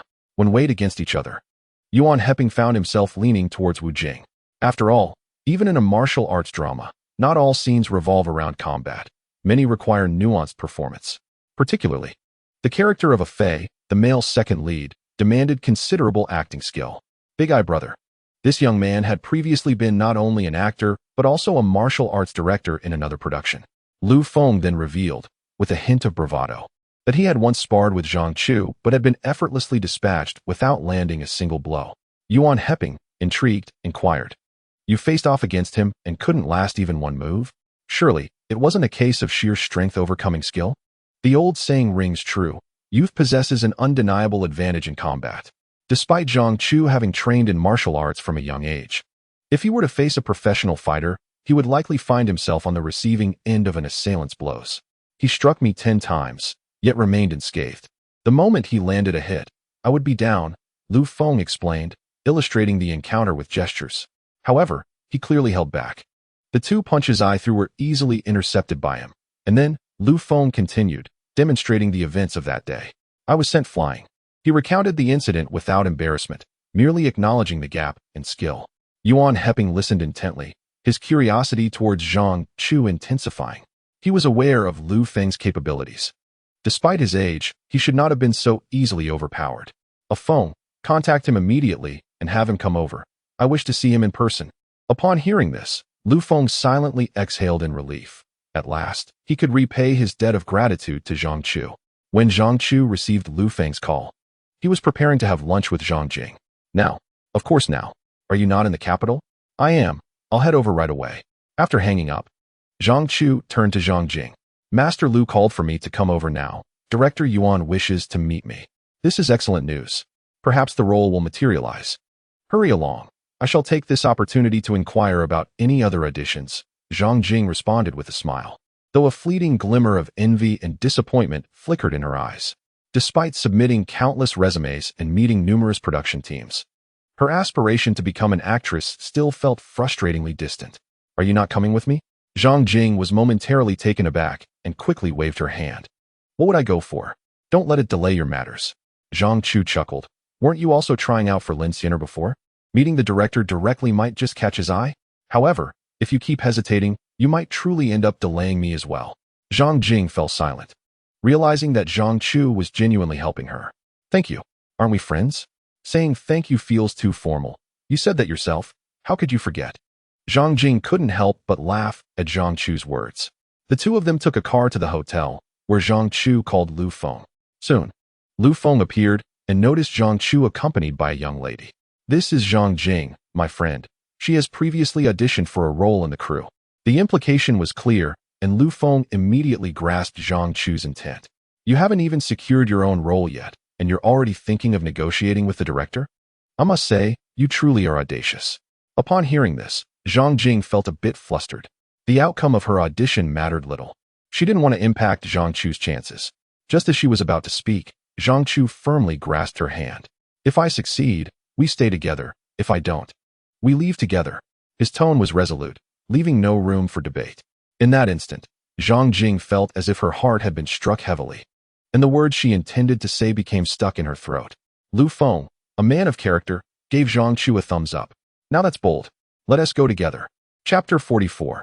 A treasure yet to be unearthed. Before them stood a frail old man with big, sparkling eyes, seemingly capable of being swept away by a gust of wind. Could he truly be the foremost martial arts director in the world? The exhilarating urge to engage in a good fight surged within Zhang Chu. However, he feared that a single punch might send this old man straight to the afterlife, compelling him to suppress his eagerness. Youngster, I heard you defeated a Feng. Hey, I'm still here. Could we refrain from mentioning that? Lu Feng's face turned slightly red. He had always been quite proud of his martial skills. Otherwise, he wouldn't have proposed a match upon their first meeting. The fleeting sensation of that encounter remained unforgettable for a lifetime. Zhang Chu glanced at Lu Feng. "You rascal, could you not look over here? A Zhao. Why don't you give it a try?" A middle-aged man standing behind Yuan Hepping stepped forward upon hearing this. His name was Gu Xianzhao, a member of Yuan's troupe, who had previously served as the martial arts director for the film Tai Chi Zhang San Feng and had even been nominated for the Golden Horse Award. Observing Gu Xianzhao's steady gait and calloused hands piqued Zhang Chu's interest. "Eighth Master, this venue is rather cramped. Shall we move to the rooftop?" Gu Xianzhao suggested, his gaze fixed on Zhang Chu, fists clenched, as if he were a taut bowstring, ready to spring into action. "Excellent. And do bring a sword. It will be needed shortly," Yuan Hepping said, a smile on his face, though his eyes sparkled with intensity. Zhang Jing cast a worried glance at Zhang Chu. Although she surmised the reason behind Yuan Hepping's arrangements, it was uncommon to resort to violence upon first meeting. Sensing Zhang Jing's gaze, Zhang Chu turned to her and offered a reassuring smile. The group soon arrived at the hotel rooftop, where Gu Xianzhao had already changed out of his suit and was limbering up. "Ah Zhao, remember to know your limits." Gu Xianzhao nodded in acknowledgement, then gestured to Zhang Chu, assuming a fighting stance. Upon witnessing this, Zhang Chu raised his hands in front of him. "Please instruct me." No sooner had he spoken than he advanced quickly, delivering a punch directly towards Gu Xianzhao. The strike appeared unremarkable, yet Gu Xianzhao was taken aback, attempting to evade but finding Zhang Chu's speed too swift to escape. He could only raise his arms in defense. Bang! Hiss! Gu Xianzhao gasped, stumbling back several steps before barely regaining his footing. His arms throbbed with pain, and he struggled to lift them to prepare for Zhang Chu's next onslaught. But he found himself utterly powerless. At that moment, Zhang Chu's subsequent attack was already upon him. Unable to defend, Gu Xianzhao braced himself for a direct hit. Yet, as Zhang Chu's fist approached, he remarkably dissipated much of the force, merely pushing gently against Gu Xianzhao's chest, before lifting his leg to sweep toward his head. Yuan Hepping, witnessing this, was rendered speechless. Having trained with Gu Xianzhao for several years, he knew the extent of his formidable skills. He never anticipated that Zhang Chu could breach Gu Xianzhao's defense with a single punch. Had that kick landed, as Zhang Chu's foot connected with Gu Xianzhao, it abruptly halted, allowing Gu Xianzhao a moment to breathe a sigh of relief. Beads of cold sweat trickling down his forehead. This was merely a friendly match, not a life-or-death struggle. Zhang Chu had not exerted his full strength from the outset. Otherwise, Gu Xianzhao's arms would likely have been rendered useless from that punch. "Thank you." Gu Xianzhao, now genuinely impressed, clasped his hands in gratitude towards Zhang Chu. Clap, clap, clap. Yuan Hepping, recovering from his astonishment, applauded enthusiastically. "Ah Zhao, I trust you have learned that there are always greater heights beyond the mountains and skies." As the youngest member of the Yuan family's team, Gu Xianzhao had always taken pride in his remarkable skills and had never regarded anyone but Yuan Hepping with respect. In his youth, he frequently participated in various free-fighting competitions, never having tasted defeat. Yet today he was swiftly vanquished by Zhang Chu. How could he not feel humbled? "Eight Master, I concede." Yuan Hepping chuckled. "What you ought to acknowledge is this young man." Gu Xianzhao nodded in agreement and bowed deeply to Zhang Chu. Yuan Hepping then beckoned to Lu Feng. "Ah Feng, present the sword to Master Zhang." As a man of the martial world, Yuan Hepping always held strength in high regard. Despite Zhang Chu's youth, his exceptional skills warranted the honorific title of master. With the sword in hand, Zhang Chu promptly activated the spring mechanism, carelessly discarding the scabbard, which landed with a thud on a nearby lounge chair, eliciting astonished gazes from the onlookers. Just as Zhang Chu assumed a starting position, Yuan Hepping interjected, "No need." As he spoke, he approached the lounge chair, where a sword sheath, carelessly discarded by Zhang Chu, was firmly embedded in the backrest. Turning to glance at Zhang Chu, Yuan Hepping suddenly felt a disquieting sensation. This young man before him had surely taken a life. "I have nothing further to say." Lu Feng exclaimed joyfully, "Brother Big Eye, are you implying that Ah Fei's role has been determined to be that of Master Zhang?" Yuan Hepping looked at Zhang Chu, a smile gracing his lips. "I certainly do not wish to miss the opportunity to engage with such a skilled individual." With that, he stepped forward to address Zhang Chu directly. "Master Zhang, if I may be so bold as to inquire, from whom did you receive your teachings?" "I have never had a master. It is a family legacy," Zhang Chu replied. Upon hearing this, an irrepressible thought surged within Yuan Hepping. He yearned to invite Zhang Chu into the Yuan family troupe, even to take him on as a disciple. Yet, he realized he had little to offer in terms of instruction, forcing himself to suppress that notion. Regarding the contract, does Master Zhang have any specific requests? Zhang Chu turned to Zhang Jing. This friend of mine previously auditioned for the role of Lin Xianer. The implication was unmistakable. Yuan Heping furrowed his brow slightly. He had not previously paid attention to the girl Zhang Chu had brought, initially assuming she was merely his girlfriend. However, upon hearing Zhang Chu's words, he scrutinized her closely. While she was not overwhelmingly stunning, she possessed an appealing charm, particularly her large, bright eyes and photogenic face. Yet, to portray the seductive and deadly Lin Xianer, she perhaps lacked a certain allure. In Gulong's original work, Lin Xianer was described as breathtakingly beautiful. Furthermore, Zhang Jing's demeanor struck one as rather aloof. While Lin Xianer was renowned for her exquisite charm, capable of captivating a man's heart with a mere glance. In the text, Lin Xianer once self-assessed, stating, "Jing Wuming can only kill. I can kill too, but he requires a sword and bloodshed. My method is far superior, for I kill without bloodshed and without a blade." Although Lin Xianer only appears in the first half of the narrative, her significance ranks just below the leading ladies, Sun Xiaohong and Lin Shirin. Such an important role, was it to be assigned to his friend merely on Zhang Chu's word? Refusal seemed impossible, given Zhang Chu's evident intent to share both triumphs and setbacks. Yet, Yuan Heping found himself unable to commit to an agreement. I must discuss this matter with the other two directors of the production. Although he was the principal director, his focus was solely on the action sequences. The dramatic elements were overseen by two others, one named Cui Qinggong and the other, Jean Dimeo, whom Zhang Chu had mentioned during his audition. Noticing that Zhang Chu remained silent, it was clear he would not receive a definitive answer, prompting him to halt further discussion. Upon returning to their suite, Zhang Chu and Zhang Jing were assigned to a neighboring room. "Zhang Chu, you need not feel burdened by this rare opportunity. You have no idea how many people long to collaborate with Director Yuan," she said. Before Zhang Jing could finish, Zhang Chu interjected with a smile. "Having intruded upon you for so long, it is time I contribute in some way." Since becoming neighbors with Zhang Jing, Zhang Chu no longer needs to worry about daily meals, as Zhang Jing often comes over to help him tidy his home. Although he initially saved her on the bus, her assistance has long since repaid any debt. In recent days, Zhang Jing has stopped sending out resumes and spends her time, aside from attending classes, helping Zhang Chu familiarize himself with his role. Such a considerable favor must be returned by Zhang Chu. In the adjacent room, Jean Dima arrived promptly. "Director Jean, has a candidate been chosen for the role of Lin Xianer?" Jean Dima hesitated momentarily, then replied, "We have several alternatives. After discussing with Director Cui, we've tentatively settled on Zheng Jiesin. She is a student at Jingying and has acted in several dramas before, so her experience is adequate. Both Director Cui and I believe she closely resembles the character from the original work." Yuan Heping nodded, non-committal. "Do you have a photo?" "Indeed." Jean Dima quickly rummaged through the folder he carried and produced a photograph, handing it to Yuan Heping. The girl was undeniably beautiful, yet lacked that breathtaking allure. Gulong's portrayals of handsome men and beautiful women tend to be quite extreme. Finding a suitable actress is indeed challenging. After examining the photo and recalling his recent encounter with Zhang Jing, he felt they were nearly indistinguishable. "I have a candidate in mind," he remarked, whispering a few words to someone nearby. That person nodded and exited, returning shortly with Zhang Jing in tow. "What do you think of her, Director Jean?" Yuan Heping was primarily concerned with the story's chivalrous figures. For women, beauty sufficed, as they were merely embellishments in his eyes and did not warrant excessive attention. If the current candidate were a stunning beauty who could easily captivate any man, Yuan Heping might have hesitated. However, since the two were so closely matched, hesitation was unwarranted.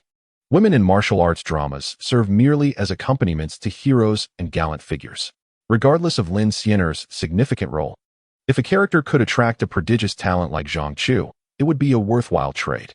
In Yuan Heping's eyes, Zhang Chu was an undiscovered treasure, and he certainly did not wish to miss the opportunity to become his benefactor. Chapter 45. The presence is overwhelming. Fear of being overpowered. How did it go? Zhang Chu eagerly inquired upon Zhang Jing's return. Previously, he rarely concerned himself with others and seldom allowed anyone to occupy his thoughts. Yet he found himself inexplicably invested in Zhang Jing's affairs. Zhang Jing shook her head. "Upon entering, all eyes were on me, and I genuinely felt a bit flustered. I wasn't. He asked anything. I was in there for a moment, and then Director Yuan asked me to step out. What does that mean? Unbeknownst to Zhang Chu, the atmosphere in the adjacent room was particularly delicate due to Zhang Jing. Director Yuan, Zhang Jiasin hails from Jingying and possesses considerable acting experience. This Zhang Jing is merely a specialized student from the directing department at the Central Academy of Drama and has never acted before. The two are hardly comparable. Jean Dima observed that Yuan Hepping had clearly brought Zhang Jing over with the intention of assigning the role of Lin Xiener to her. However, he had already communicated with Zhang Jiasin regarding this matter. With the role now lost, how would they meet in the future? Yuan Hepping, maintaining an air of nonchalance, remarked, Director Jean, you also graduated from Jingying, didn't you? This single statement effectively stifled any words Jean Dima had planned to utter. His brows furrowed in displeasure. Was Yuan implying that he was engaging in favoritism? Yuan waved his hand dismissively. Director Jean, please do not misunderstand. In this production, we are collaborators. If my intentions are misconstrued, it could lead to conflict, which would not be good for us, nor for the investors. What do you think? Meeting Yuan Hepping's gaze, Jean Dima felt a twinge of guilt. While he indeed intended to support a junior from Jingying, his intentions were purely benevolent. As a senior merely wishing to guide a younger talent. This was a long-standing tradition at Jingying during every alumni gathering. Graduates who have found success are reminded by the school's leadership and faculty to assist their juniors whenever possible. This time, with the opportunity at hand, Jean Dima, as the casting director and co-director of Little Li Fei Dao, sought to include 1 or 2 juniors in the production, which was not a difficult task. Thus, he returned to the school, spoke with teacher Cui Xinqin, and ultimately selected Zhang Jiasin from the 1996 acting class. To avoid any misconceptions, he even arranged for an open casting call, ensuring Zhang Jiasin's involvement. With his support, Cui Qinggong naturally would not complicate matters over such trivialities. Consequently, Zhang Jiasin became the sole choice for Lin Xiener, while others were relegated to mere supporting roles. However, Yuan Hepping's public declaration put Jean Dima in an awkward position. I find Zhang Jing quite impressive. She is equally appealing and possesses a remarkable demeanor. Let us finalize her for the role. While Zhang Jiasin can be considered for other unassigned characters. With Yuan Hepping making such a definitive statement, Jean Dima found himself at a loss for words. Thus, the decision regarding Lin Xiener was made. Yet, with the remaining significant roles already cast, one being the investor-designated Jia Jingwen, and the other the renowned beauty from Baodao, Xiao Chong, Jean Dima felt a throbbing headache. Had he known he would be backed into a corner, he would have tempered his words. How would he explain this to teacher Cui Xinqin later? When Zhang Chu and Zhang Jing next encountered Yuan Hepping, 2 contracts lay before them. Master Zhang and Miss Zhang. If the details of the contract meet your satisfaction, please proceed to sign. Although the matter of the actors' contracts was not typically within Yuan Hepping's purview, he made an exception this time. Until he witnessed Zhang Chu's signature on the contract, he would not feel at ease. Yuan Hepping was confident that with Zhang Chu's physical attributes and remarkable martial arts skills, a promising future awaited him, perhaps even the potential to become a second Bruce Lee. In such a case, as Zhang Chu's mentor, he would undoubtedly reap both fame and fortune. The character Li has become somewhat indifferent to Yuan Pingyi. As at his current stature, what he values most is reputation.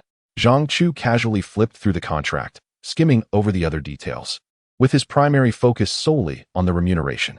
Previously, while filming the story of the Pearl Princess, Zhang Chu earned a mere 500 yuan per episode. As it was his debut role, and, naturally, his pay could not be substantial as a newcomer. Furthermore, he had heard from Fan Bingbing that the elderly Lady Qiong Yao was particularly frugal when it came to finances. Now, having completed a production, he could hardly be considered a novice. Moreover, in this new project, he was cast as the male second lead. Such a significant role surely warranted an increase in pay. 10,000. Zhang Chu counted the zeros again, confirming it was indeed 10,000 yuan per episode. Director Yuan, how many episodes does this drama have? Yuan Pingyi remained silent. But someone standing nearby answered, the script has just been completed. It is tentatively set for 40 episodes. 40 episodes at 10,000 yuan each amounted to 400,000. Zhang Chu's eyes widened in astonishment. Of course, it was possible that the total might not reach that figure. Li Ping had explained to Zhang Chu that an actor's remuneration was calculated on a per-episode basis, with the final amount dependent on the proportion of their performance. For instance, when he portrayed Xiao Jian, he appeared in 22 episodes and, including some minor scenes, ultimately earned 56,000 yuan. Although Hua Fei was the male second lead, he did not appear in every episode. Indeed, the contract also specified that the final remuneration would be 320,000 yuan, with the specific amount contingent upon the filming conditions. Perhaps, as the filming progressed, he might even become the protagonist. While it was currently set for 40 episodes, it could potentially extend to 80. Nevertheless, even if the final amount were to be only 320,000 yuan, it was still a considerable sum. Zhang Chu recalled that in his first role as a supporting actor, the lead character, Tu Er Xiang, earned around 170,000 to 180,000 yuan. It was almost a doubling of his previous earnings. Did this mean he could now consider himself a rising star? What Zhang Chu did not realize was that his ability to command such a high fee was entirely due to Yuan Pingyi's negotiations with the investors. The original price had been intended for Wu Jing. Now, with a relatively unknown actor in the role, the investors were understandably reluctant to offer such a generous salary. However, Yuan Pingyi was adamant about providing it. His rationale was straightforward. He did not want Zhang Chu, once he achieved fame, to recount their collaboration during interviews, only to be labeled as a heartless businessman who exploited actors due to meager pay. Additionally, Yuan Pingyi had also invested a portion of his own funds into this production. Otherwise, given Zhang Chu's negligible status, a maximum of 4,000 yuan per episode would have been considered a fair ceiling.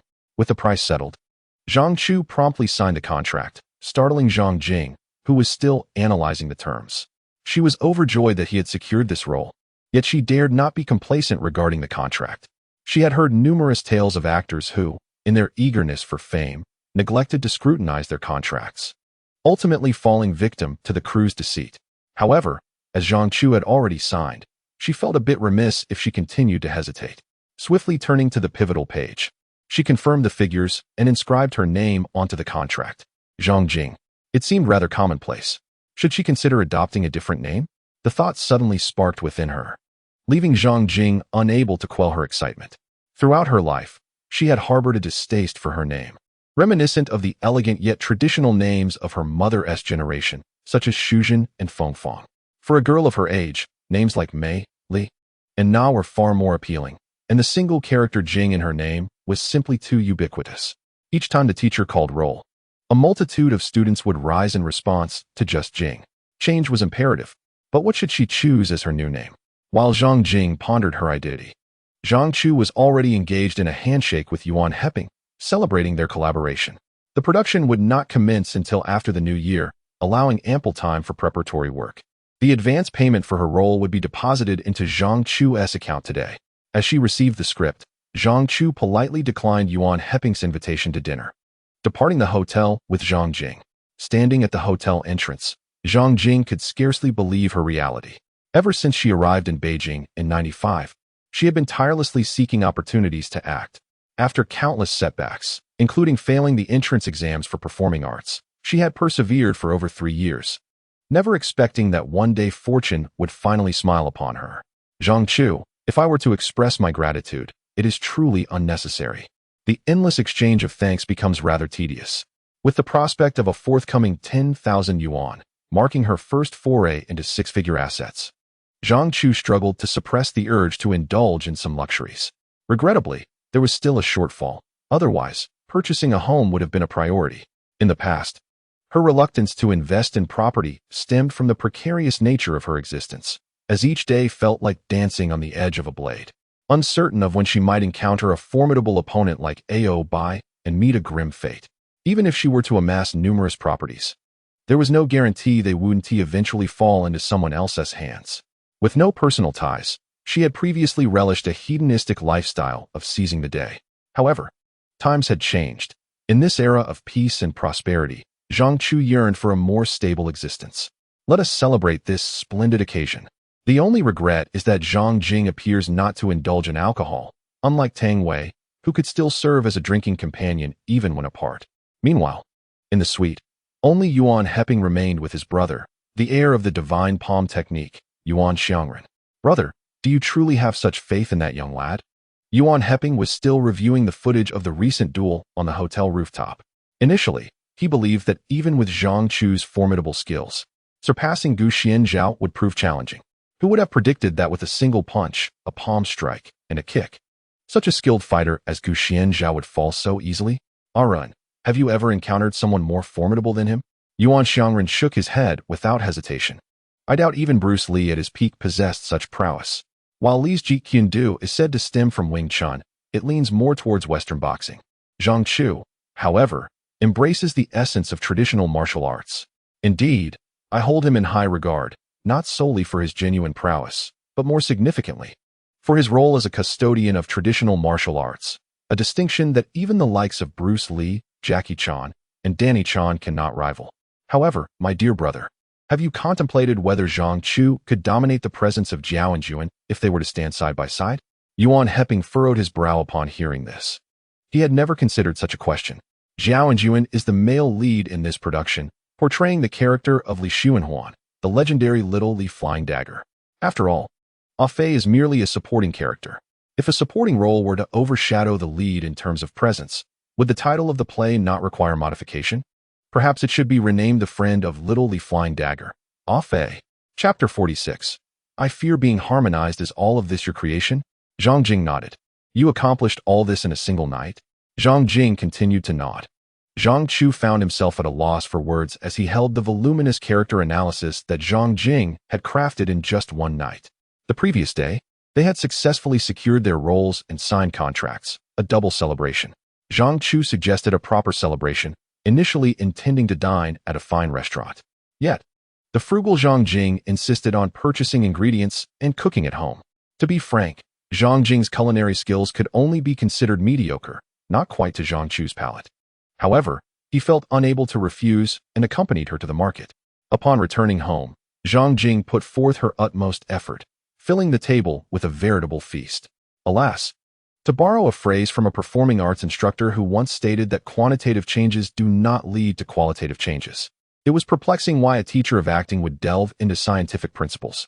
In any case, the adage of practice makes perfect did not hold true for Zhang Jing's cooking. The table laden with dishes skillfully evaded the trifecta of color, aroma, and flavor. The food was palatable, neither outstanding nor terrible. After their meal, the two retreated to their respective rooms. They had earned a substantial amount, and Zhang Chu intended to save it for establishing a tangible home in the capital. In high spirits, he found that although their celebration was somewhat diminished, he enjoyed a particularly restful night's sleep. However, unbeknownst to him, Zhang Jing was secretly laboring away. In the span of a single evening, she had completed thousands of words and character notes. You didn't sleep last night. That's all right. Today is the weekend, and school is on break, Zhang Jing remarked, smoothing out the script. This was her first time receiving a script, her inaugural role, and she had been so exhilarated the previous night that sleep eluded her. She had been so engrossed in the script that time slipped away unnoticed. The original novel of the sentimental swordsman, Ruthless Sword, had been perused by Zhang Jing before. The script bore a close resemblance to the original, albeit with some alterations in detail. For instance, in the novel, Lin Xianer meets a tragic end after losing Ah Fei, succumbing to despair, only to discover she is with child by Shangguan Jinhong, whom she entrusts to Ah Fei before her demise. In the adapted script, however, Lin Xianer disfigures herself, transforming from the most beautiful woman in the world into a hideous creature, and after causing Lin Shirin's death, she descends into madness. In the tale of Ah Fei, the narrative unfolds with him wandering the world, while the screenplay presents a different conclusion, wherein Ah Fei ultimately finds companionship with Sun Xiaoong. This leaves Li Xuanhuan in a precarious position, wearing the metaphorical green hat bestowed by his dear friend. Upon discovering the alterations in the storyline, Zhang Jing resolved to forego sleep, choosing instead to intertwine the new narrative with the original text and craft a comprehensive character sketch for Lin Xianer. Zhang Jing pondered the mindset of the author Gu Long in shaping such a character. In Gu Long's portrayal, Lin Xianer emerges as a woman who captivates men with her extraordinary beauty and seductive charm, ensnaring countless renowned figures of the martial world into a state of infatuation. Willing to forsake their lives for her, she only dons the guise of a pure and innocent maiden before Ah Fei, maintaining an unyielding boundary despite their 2 years of secluded cohabitation. As a woman, Zhang Jing empathized with Ah Fei, who truly loved Lin Xianer, venerating her as a goddess. Even as she had been with over 100 men before him, despite his profound affection, he never truly possessed her. Yet, after absorbing the full story, Zhang Jing considered that the relationship between Lin Xianer and Ah Fei was fundamentally one of mutual benefit, with both parties aware of their desires. Ah Fei's feelings for Lin Xianer were those of first love, authentic and deeply felt. A fledgling hero, he had stumbled upon an unparalleled beauty, a glitch that a boy raised in the wild could hardly comprehend. He only knew that any kindness shown to him would elicit his heartfelt devotion, whether towards his good friend Li Xuanhuan or Lin Xianer. However, Lin Xianer acted as a huntress, seeking to ensnare the emerging talent of Ah Fei for her own ends. Zhang Jing had once heard that in matters of love, the one who falls first invariably loses. The Navi Ah Fei, faced with the seasoned Lin Xianer, stood no chance. Like many young men experiencing their first love, Ah Fei revered Lin Xianer as a sacred goddess, believing unconditionally in whatever she said, ready to defend her against any slander. Even when he uncovered her true identity as a thief, having caused harm to many, he could not bring himself to harm her. This was due to the fact that she provided him with precisely what he yearned for the most. The original text described her meticulous care for Ah Fei, surpassing even the attentiveness of the most devoted mother towards her own child. While Lin Xianer continued her nocturnal escapades, by day she embodied the virtues of a dutiful wife, sewing and tending to Ah Fei with unwavering devotion. Such dedication was reserved exclusively for him, as her dealings with other men transpired in a different setting entirely. This was a bespoke arrangement crafted solely for Ah Fei. Because of the plight of the unfortunate child Ah Fei, his yearning for familial warmth far surpasses that of romantic love. Upon discovering the details of his background, Lin Xianer deftly exploits this vulnerability to manipulate him completely. Even if Lin Xianer's kindness towards Ah Fei is merely a facade, it nonetheless attests to her exceptional acting skills, which Ah Fei willingly embraces. Ah Fei, despite his lack of worldly experience, is an astute individual. Li Xuanhuan has even praised him for his great wisdom. It is inconceivable that he would be oblivious to Lin Xianer's true nature. Yet even upon realizing she is not a virtuous woman, he finds it difficult to relinquish their connection. His attachment lies not solely with Lin Xianer herself, but rather with the warm familial atmosphere she has constructed, a profound void in his life that he desperately craves. Had Lin Xianer genuinely loved Ah Fei, he might have willingly sacrificed his fervor and renounced his aspirations for the martial world in her favor.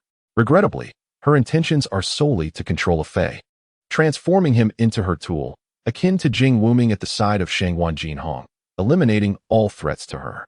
Lacking the extraordinary martial prowess of Shangwan Jinhong, Lin Xianer cannot subdue Ah Fei through force.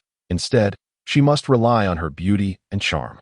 However, she is far from innocent and has constructed a saintly persona before Ah Fei, making it imperative that he remains unaware of her true self.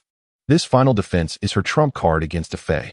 As long as she does not unveil it, Ah Fei will continue to serve her loyally, allowing her to indulge in her reckless behavior, bolstered by the presence of such a formidable ally. Yet, if Ah Fei were to possess her, even if she could deceive him and conceal her past indiscretions, she fears that the allure of mystery and novelty might fade, leading him to undervalue her, disobey her, or even grow weary and depart. Finding another man like Ah Fei would not be an easy endeavor. Eventually, when she deemed Ah Fei's sword too slow, unable to protect her or aid in eliminating Li Xuanhuan, she unceremoniously cast him aside, aligning herself with Jianghu Ming and then with Shangwan Jinhong, using both to humiliate Ah Fei deeply. It was only later that Lin Xianer realized that Ah Fei was the only one who truly cared for her. But by the time she sought to return to him, Ah Fei had already awakened to the truth. What prompted Ah Fei's sudden epiphany? On one hand, the image of Lin Xianer as a pure goddess had crumbled. On the other, she could no longer provide him with the warm familial atmosphere he so desperately needed. Even if Lin Xianer were willing to continue her charade and deceive him, Ah Fei could no longer deceive himself. Lin Xianer had inflicted profound wounds upon him, nearly taking his life twice. Such a terrifying woman was more perilous than a viper. In truth, Zhang Jing believes that Lin Xianer's failure to engage in a genuine intimate relationship with Ah Fei reflects her last vestige of conscience. For Ah Fei, being a pure and innocent soul is fundamentally different from the other men in Lin Xianer's life. However, Zhang Jing is not entirely satisfied with a Fei's fate post-Lin Xianer, as she perceives that he has garnered the courage to confront solitude following his experiences with her. Forcing the characters of a Fei and Sun Xiaohong together merely serves to highlight the extraordinary qualities of Li Xuanhuan, ultimately rendering a Fei a rather cliché figure. Are you analyzing the character of Lin Xianer or composing a brief biography of a Fei? In my previous readings of the original text, Zhang Chu also provided an analysis of a Fei, yet compared to Zhang Jing's insights, his writing resembled that of a primary school student, remarkably superficial. The character most intricately connected to Lin Xianer is indeed a Fei. Thus, to comprehend Lin Xianer, one must also grasp the essence of a Fei. This makes sense. If that is the case, allow me to peruse your work. I am certain it will be far more engaging than my own musings. Zhang Jing, naturally, would not decline. Here you go, but you must assist me with a small favor in return. What do you need? Zhang Jing extracted a neatly written sheet from the script, adorned with a list of several names. Kindly take a look and tell me which one resonates best. What do you mean? Zhang Chu, puzzled, glanced at the names. All sharing the surname Zhang. Was someone requesting Zhang Jing to assign names, or were they relatives? I wish to change my name. The current one feels too mundane. A name change? To Zhang Chu, a name, like life itself, is a gift from one's parents, and thus should not be altered lightly. Please help me out. I've pondered this for quite some time and remain indecisive. Is this truly necessary? However, Zhang Chu was no expert in naming. In the past, subordinates had sought his assistance to name their children, but the best he could conjure were names like Dog Egg, Iron Pillar, or Prosperity. Noticing Zhang Chu's prolonged silence and his intense gaze on the paper, Zhang Jing followed his gaze, landing on one particular name. The first two characters were still Zhang Jing's current name, but with the addition of the character Chu at the end. This one, Zhang Jing's finger rested on that name. Zhang Chu quietly picked up a pen from the table, striking out the character Jing and replacing it with Jing. Is this change acceptable? What is the reasoning behind it? Zhang Chu sighed softly, expressing his concern. I fear it may be deemed inappropriate. Chapter 47. As the new year approaches, the weather grows increasingly frigid. The capital has already experienced 2 snowfalls, prompting even the most resilient individuals to don thicker garments, disregarding any notions of beauty. Zhang Chu, however, felt little discomfort. In winters past, the capital's climate was far harsher than it is now. During snowstorms, it was not uncommon for the patrols to haul away dozens of corpses, if fortune did not favor one, and they were dispatched to Liaodong. There was no need for the Jurchen's bows and sabers. A single night of northern winds could claim half a life. Upon arriving here, Zhang Chu encountered a term in his readings, the Little Ice Age. Perhaps the root cause of the Ming Dynasty's downfall lay not solely in the domestic bandits or the Jurchens of Liaodong, but rather in this very Little Ice Age, which ultimately froze the dynasty's fate. With natural disasters and human calamities incessantly occurring, even Emperor Chongzhen's diligent governance could hardly defy the heavens. As he opened the door early in the morning, a puff of stale air accompanied by a billow of white smoke escaped his lips, and Zhang Chu felt invigorated. Those who inhabit this era are indeed fortunate. The object known as heating within their abodes alleviates the suffering of countless souls during the frigid winter months. As the door across the way creaked open, the newly named Zhang Jingchu emerged, her face illuminating with a radiant smile upon seeing Zhang Chu. Good morning, Zhang Chu. Unable to resist the infectious joy, reciprocated, good morning. The snow accumulated in the courtyard had been diligently cleared by 2 individuals the previous day, and in a whimsical spirit, Zhang Jingchu had taken the time to sculpt a snowman from the remnants. However, after a night of frost, a delicate layer of ice coated the ground, rendering it somewhat slippery underfoot.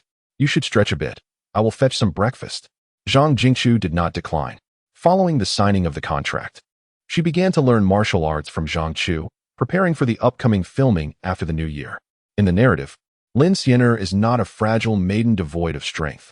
Although she may not wield weapons, her martial prowess is formidable. The public often fixates on her beauty, neglecting her skills, yet her unparalleled allure has led to requests being fulfilled with little resistance. As a child of the martial world, her abilities and weaponry are her foundation, enabling her to effortlessly exchange her beauty for exquisite weapons and unparalleled skills. Coupled with her astute mind and tenacity, many skilled men covet her charm, ensuring their utmost efforts to meet her demands. Lin Xianer's martial skills can be described as a confluence of diverse techniques, However, her foundation was not solidified in her youth, leading her to acquire her skills later in life. Due to her busy schedule, her foundational training is lacking. Yet her innovative techniques allow her to triumph over ordinary martial artists with ease. When faced with the foremost experts listed in the weaponry compendium, she may find herself at a disadvantage.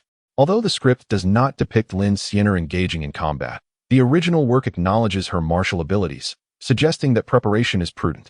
Upon exiting, Zhang Chu discovered a breakfast shop at the alley's mouth, offering a far more diverse array of delicacies than the humble vendors of the past in the capital. The doji, a fermented mung bean drink, particularly appealed to Zhang Chu's palate. A bowl of doji, a bowl of soy milk, and 10 meat buns quickly became his routine. After several days of indulgence, he found himself growing accustomed to this new lifestyle. Having resided in this era for an extended period, he couldn't help but ponder whether he had truly lived in the Ming Dynasty or if he had succumbed to the delusions of what the text referred to as schizophrenia. Fabricating an alternate self. Here you go, this is yours. Take care. The breakfast shop was run by a warm couple who greeted him with enthusiasm. Each time Zhang Chu visited for doji, the proprietor would generously add 2 crispy rings and pickled vegetables, patiently instructing him on the authentic way to enjoy the meal. After settling the bill and receiving his order, Zhang Chu returned home. Unbeknownst to him, he had genuinely begun to regard this place as his home. Unlike his previous existence, he now felt a profound sense of belonging. Upon returning home, Zhang Jingchu was already prepared. Under Zhang Chu's guidance, she practiced the boxing techniques he had taught her over the past few days. It must be said that her talent far exceeded that of Fan Bingbing, and she learned swiftly. It was merely unfortunate that she had started too late. Otherwise, with Zhang Chu's expert tutelage, she might have truly achieved excellence. For now, it sufficed to have a general grasp of the posture. Are you drinking that again? Upon seeing the thick bean juice Zhang Chu poured into his bowl, Zhang Jingchu couldn't help but frown. Although it emitted no strong odor, the sight of the viscous substance made her stomach churn. Out of curiosity, she had once tasted it and ended up feeling nauseous, so just the sight of it was unbearable for her. Preferences vary. What is poison to one may be a delicacy to another. With that thought, she lifted her bowl and took a sip, the sour flavor igniting her taste buds and momentarily whetting her appetite. Zhang Jingchu dared not look, concentrating instead on her own soybean milk. She could not fathom how anyone could enjoy such peculiar food. Zhang Chu. While eating, an idea suddenly struck her. What is it? Zhang Chu replied softly. The new year is approaching. The new year? Zhang Chu paused, realizing the significance of her words. Are you going home? The Central Academy of Drama had already begun its holiday, and as a native of Fujian, she indeed should return home. I never said I was going back. Since she had deceived her family 3 years prior, claiming she had been accepted into the art department of the Central Academy, she had vowed never to return unless she realized her dreams. At the time, in her youthful fervor, she felt quite ambitious. Now, she wondered whom she was really punishing. Having secured the role of Lin Xianer, she was merely a step away from her dreams, and before the holiday, she had contemplated returning home. However, I will stay in the capital for the new year. Zhang Chu's hand, which was reaching for the dumplings, froze momentarily in the air before returning to normal. I've gotten used to being alone. The new year holds little meaning for me. Memories of past lives intertwined in his mind. And it seemed Zhang Chu had always been solitary. In his previous life, before the age of 13, he at least had his mother for companionship. In this life, he had been an orphan. Previously, Zhang Chu had not paid much attention to the Spring Festival. Despite the hardships faced by the people due to natural disasters and man-made calamities, on that day, it seemed as though they were compelled to celebrate, exhausting all means to create a festive atmosphere, even if they faced starvation the very next day. Zhang Chu, however, was an exception. He had no family. His half-brother Ding Xiu could barely be considered one, and he had few friends, only Lu Jianxing. Alone and isolated, the Spring Festival held little joy for him. Each year, he either spent the holiday working at the palace or indulged in debauchery. This was why, when Zhang Jingchu mentioned the new year, he had momentarily failed to react. As the days counted down, the festival was indeed fast approaching. That simply won't do. The Spring Festival holds profound significance for us Chinese. Zhang Jingchu exclaimed in an exaggerated tone, seemingly hoping to pique Zhang Chu's interest.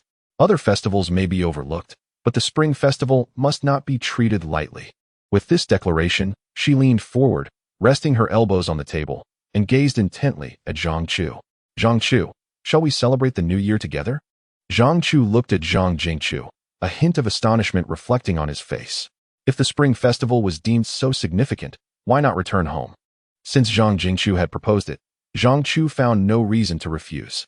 The pretense of indifference was merely a facade to evade the truth.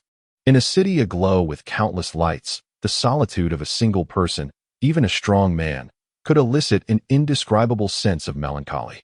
With the decision made to spend the new year together, preparations must commence. After breakfast, Zhang Jingchu pulled Zhang Chu out the door, heading straight for Wang Fujing.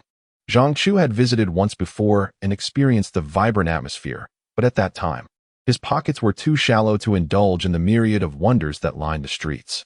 Lacking experience in the necessary preparations for the festival, Zhang Chu relinquished control to Zhang Jingchu. Couplets, lanterns, firecrackers, and fireworks. The capital had banned the discharge of fireworks since 1993, allowing exceptions only during the new year to honor traditional customs. After only a short while of wandering, Zhang Chu was already adorned with various trinkets. Upon inspecting their purchases, Zhang Jingchu realized there were still a few items missing and tugged Zhang Chu onward. That should be sufficient, she exclaimed with a clap of her hands. Now, let us return home. With several days until the new year, we can always add anything we may have forgotten later. Her words evoked a genuine sense of domesticity. On the night of the 29th day of the 12th month, the capital was graced with a fresh snowfall, abruptly reversing the gradually rising temperatures. Yet, no chill could dampen the fervor of the populace for the spring festival. Early in the morning, families began their preparations. Some ventured outside the city to honor their ancestors, while others busied themselves at home affixing couplets. A bit higher, just a tad more. Yes, that's perfect. Zhang Jingchu, her nose tinged red from the cold, enthusiastically directed Zhang Chu as he applied the couplets. Every doorframe in the small courtyard was adorned, and upon closer inspection, one might think a wedding was to be celebrated. The vibrant red accents immediately infused the space with a festive spirit. Just as they were engrossed in their task, the landlord suddenly arrived, carrying a large cardboard box. Seeing the two diligently applying couplets, he couldn't help but chuckle. Not bad. You two are doing quite well. He placed the box on the stone table in the courtyard. A television. One cannot have a festive occasion without some lively sounds. This is an old one from my home. It may be a bit dated, but it still works. I'll bring it over for you to use. Zhang Jingchu responded with delight. Thank you so much, brother son. I was just thinking that without the Spring Festival Gala this year, it would be quite dull without your thoughtfulness. Typically, Zhang Jingchu maintained a reserved demeanor towards outsiders. Even the landlord, with whom she only exchanged polite pleasantries. However, her radiant smile today left brother son pleasantly surprised. After a brief conversation, the landlord excused himself, citing other matters at home, prompting Zhang Jingchu to hastily instruct Zhang Chu to move the television back into the room, connect the antenna, and power it on. The screen flickered to life, revealing a news segment featuring backstage interviews from the Spring Festival Gala. As she gazed upon the familiar faces, Zhang Jingchu felt a palpable sense that the new year was indeed fast approaching. Oh, how could she forget? The lanterns had yet to be hung. Chapter 48. Until we meet again suddenly, the crackling sound of firecrackers erupted, jolting the peacefully slumbering Zhang Chu awake. He threw off the covers, leaping to his feet, instinctively reaching for the embroidered spring knife hanging at the head of his bed. However, his hand grasped nothing but air. As the dim light illuminated his surroundings, Zhang Chu exhaled deeply, realizing where he was. He had just awoken from a dream, one that transported him back to the past, where he found himself bloodied and facing a horde of the Manchu Eight-Banner soldiers. In the midst of the chaos, he spotted a familiar face grinning at him, brandishing a three-eyed gun. It was Albei. Contrary to the film portrayal of him resembling a lion, the Albei Zhang Chu had encountered had slender brows and long eyes. Had it not been for his prominent nose, he could have even been described as handsome. Just as the medicinal fuse burned out, the sound of firecrackers resonated once more. The raucous sounds continued to build. Typically, the city prohibited the use of fireworks, but due to the Spring Festival, a temporary reprieve was granted. The townsfolk, having stored their supplies for an entire year, unleashed them in a celebratory frenzy, eager to indulge on this festive day. Attempting to calm his racing heart, Zhang Chu drew back the curtains. The dawn had yet to break, and a fresh layer of snow blanketed the courtyard. Once awakened, he found sleep elusive. He flicked on the light, donned a jacket, leaned against the headboard, and picked up his script. Just the day before, he had received a call from Lufeng, confirming that the filming of Little Li Flying Dagger was set to commence on the last day of the lunar month. With a month to prepare, he had ample time. The sound of firecrackers intensified as more families joined the revelry, transforming the capital into a lively spectacle by 4 in the morning. "Are you awake?" A message from Zhang Chu pinged on his phone, indicating that the commotion had roused her as well. It was far too early. Perhaps they should wait a while longer. Zhang Chu dialed Zhang Chu's number, for he was destined to remain clueless about texting, as the jumbled pinyin letters confounded him no matter how much time he had to learn. Yet, he recalled someone mentioning that on New Year's Eve, the family that set off firecrackers the earliest would enjoy prosperity in the coming year. Was such a belief true? Having never celebrated the spring festival before, Zhang Chu was unaware. "Shall we rise as well?" Zhang Chu urged once more. "All right," he conceded. Setting down his phone, he retrieved his clothes from the radiator, donning each piece, which felt delightfully warm against his skin. Reflecting on the days spent crawling through snow and ice in pursuit of military intelligence, he felt an overwhelming sense of happiness. By the time Zhang Chu emerged, Zhang Chu had prepared everything. The firecrackers purchased the day before were spread out in the center of the courtyard. Each family would have their share, no one would suffer losses. A rare childlike side of Zhang Chu emerged. The ground still bore the imprints of her measurements, and the arrangement of the firecrackers was indeed quite fair. Crack! As he lit a cigarette, the snowfall had finally ceased. Observing this, Zhang Chu hurriedly sought refuge beneath the corridor, trembling from the cold yet reluctant to retreat indoors. Merely hearing the sound of firecrackers lacked significance. It was the vivid spectacle of sparks flying that one yearned to witness. Otherwise, one might as well record a segment during the usual celebrations, sparing those experts who lament the environmental pollution caused by fireworks. Hurry up, it's freezing. Despite knowing the chill, one must rise and engage in frivolous activities. Fortunately, Zhang Chu possessed exceptional eyesight. Otherwise, in the enveloping darkness, even the fuses of the firecrackers would be indiscernible. With a crack, before Zhang Chu could evade, the firecracker erupted with a resounding bang. The air was filled with a cacophony of pops, and the yard was strewn with paper remnants, a pungent scent of sulfur wafting about. Another string. Zhang Chu, feeling insatiable, unfurled a longer chain of firecrackers, laying them out meticulously as per the remnants. May fortune abound in the coming year. Who would have guessed this young lady held such beliefs? If a few firecrackers could summon wealth, Zhang Chu would not have had to resort to violence for money in the past. After 2 strings of firecrackers, the yard was shrouded in smoke, and the two, merely a dozen meters apart, could no longer see one another. "Let us head back." Zhang Chu, thoroughly chilled, regained some clarity and recognized the folly of her earlier actions.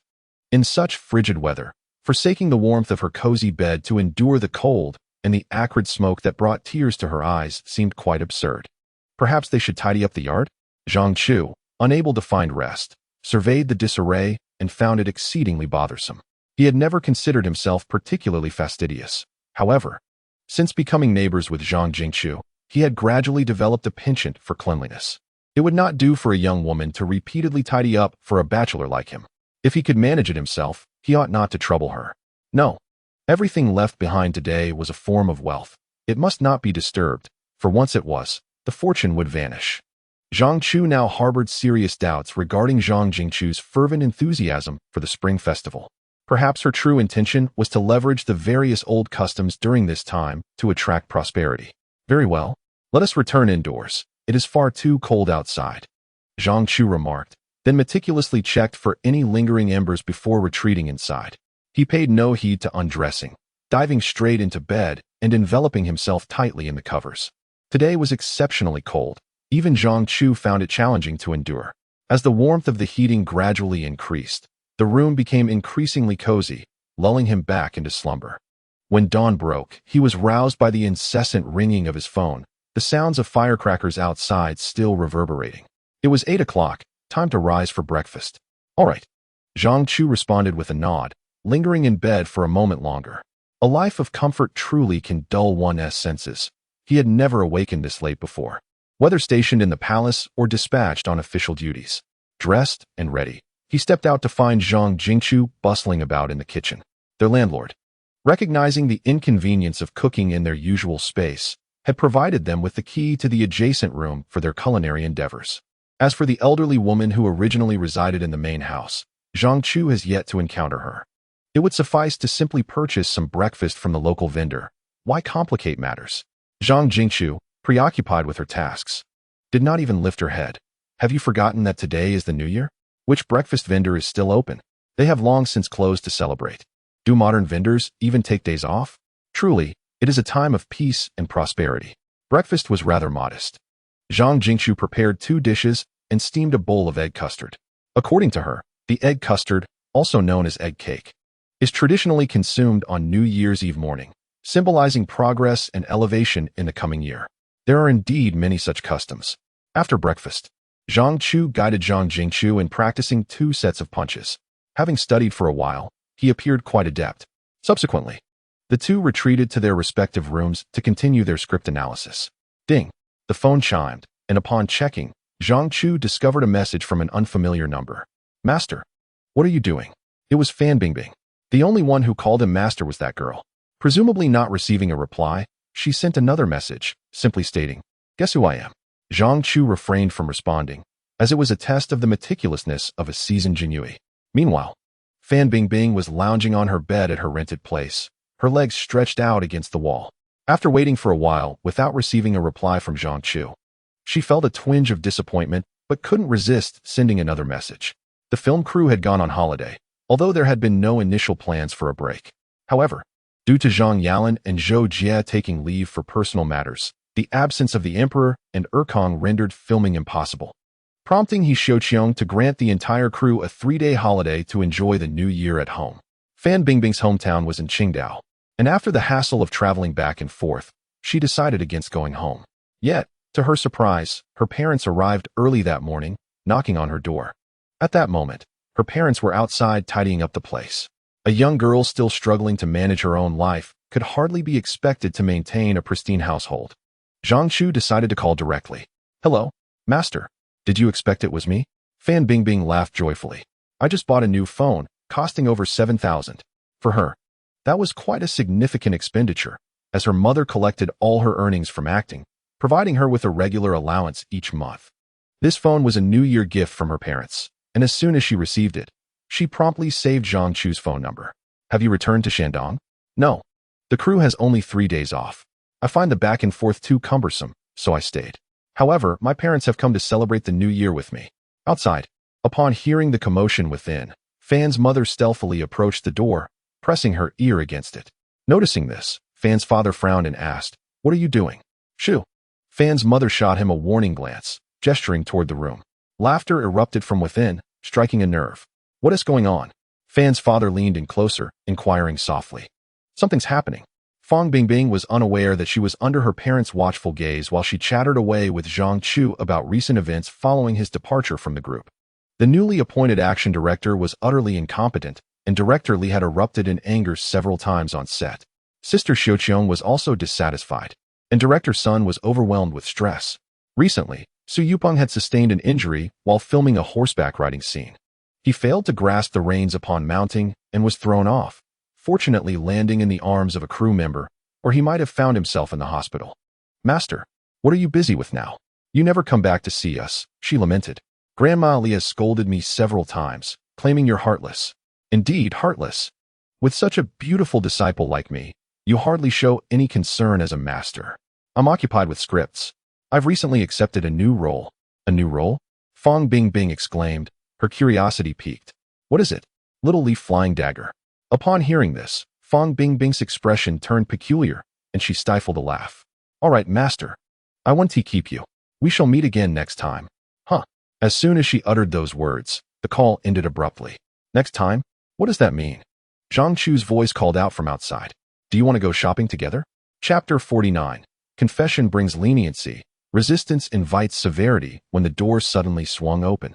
Fan Bingbing was rolling joyfully on her bed. Startled by the sound of the opening door, she looked up to see her mother standing at the entrance, her expression as frigid as ice. What is going on?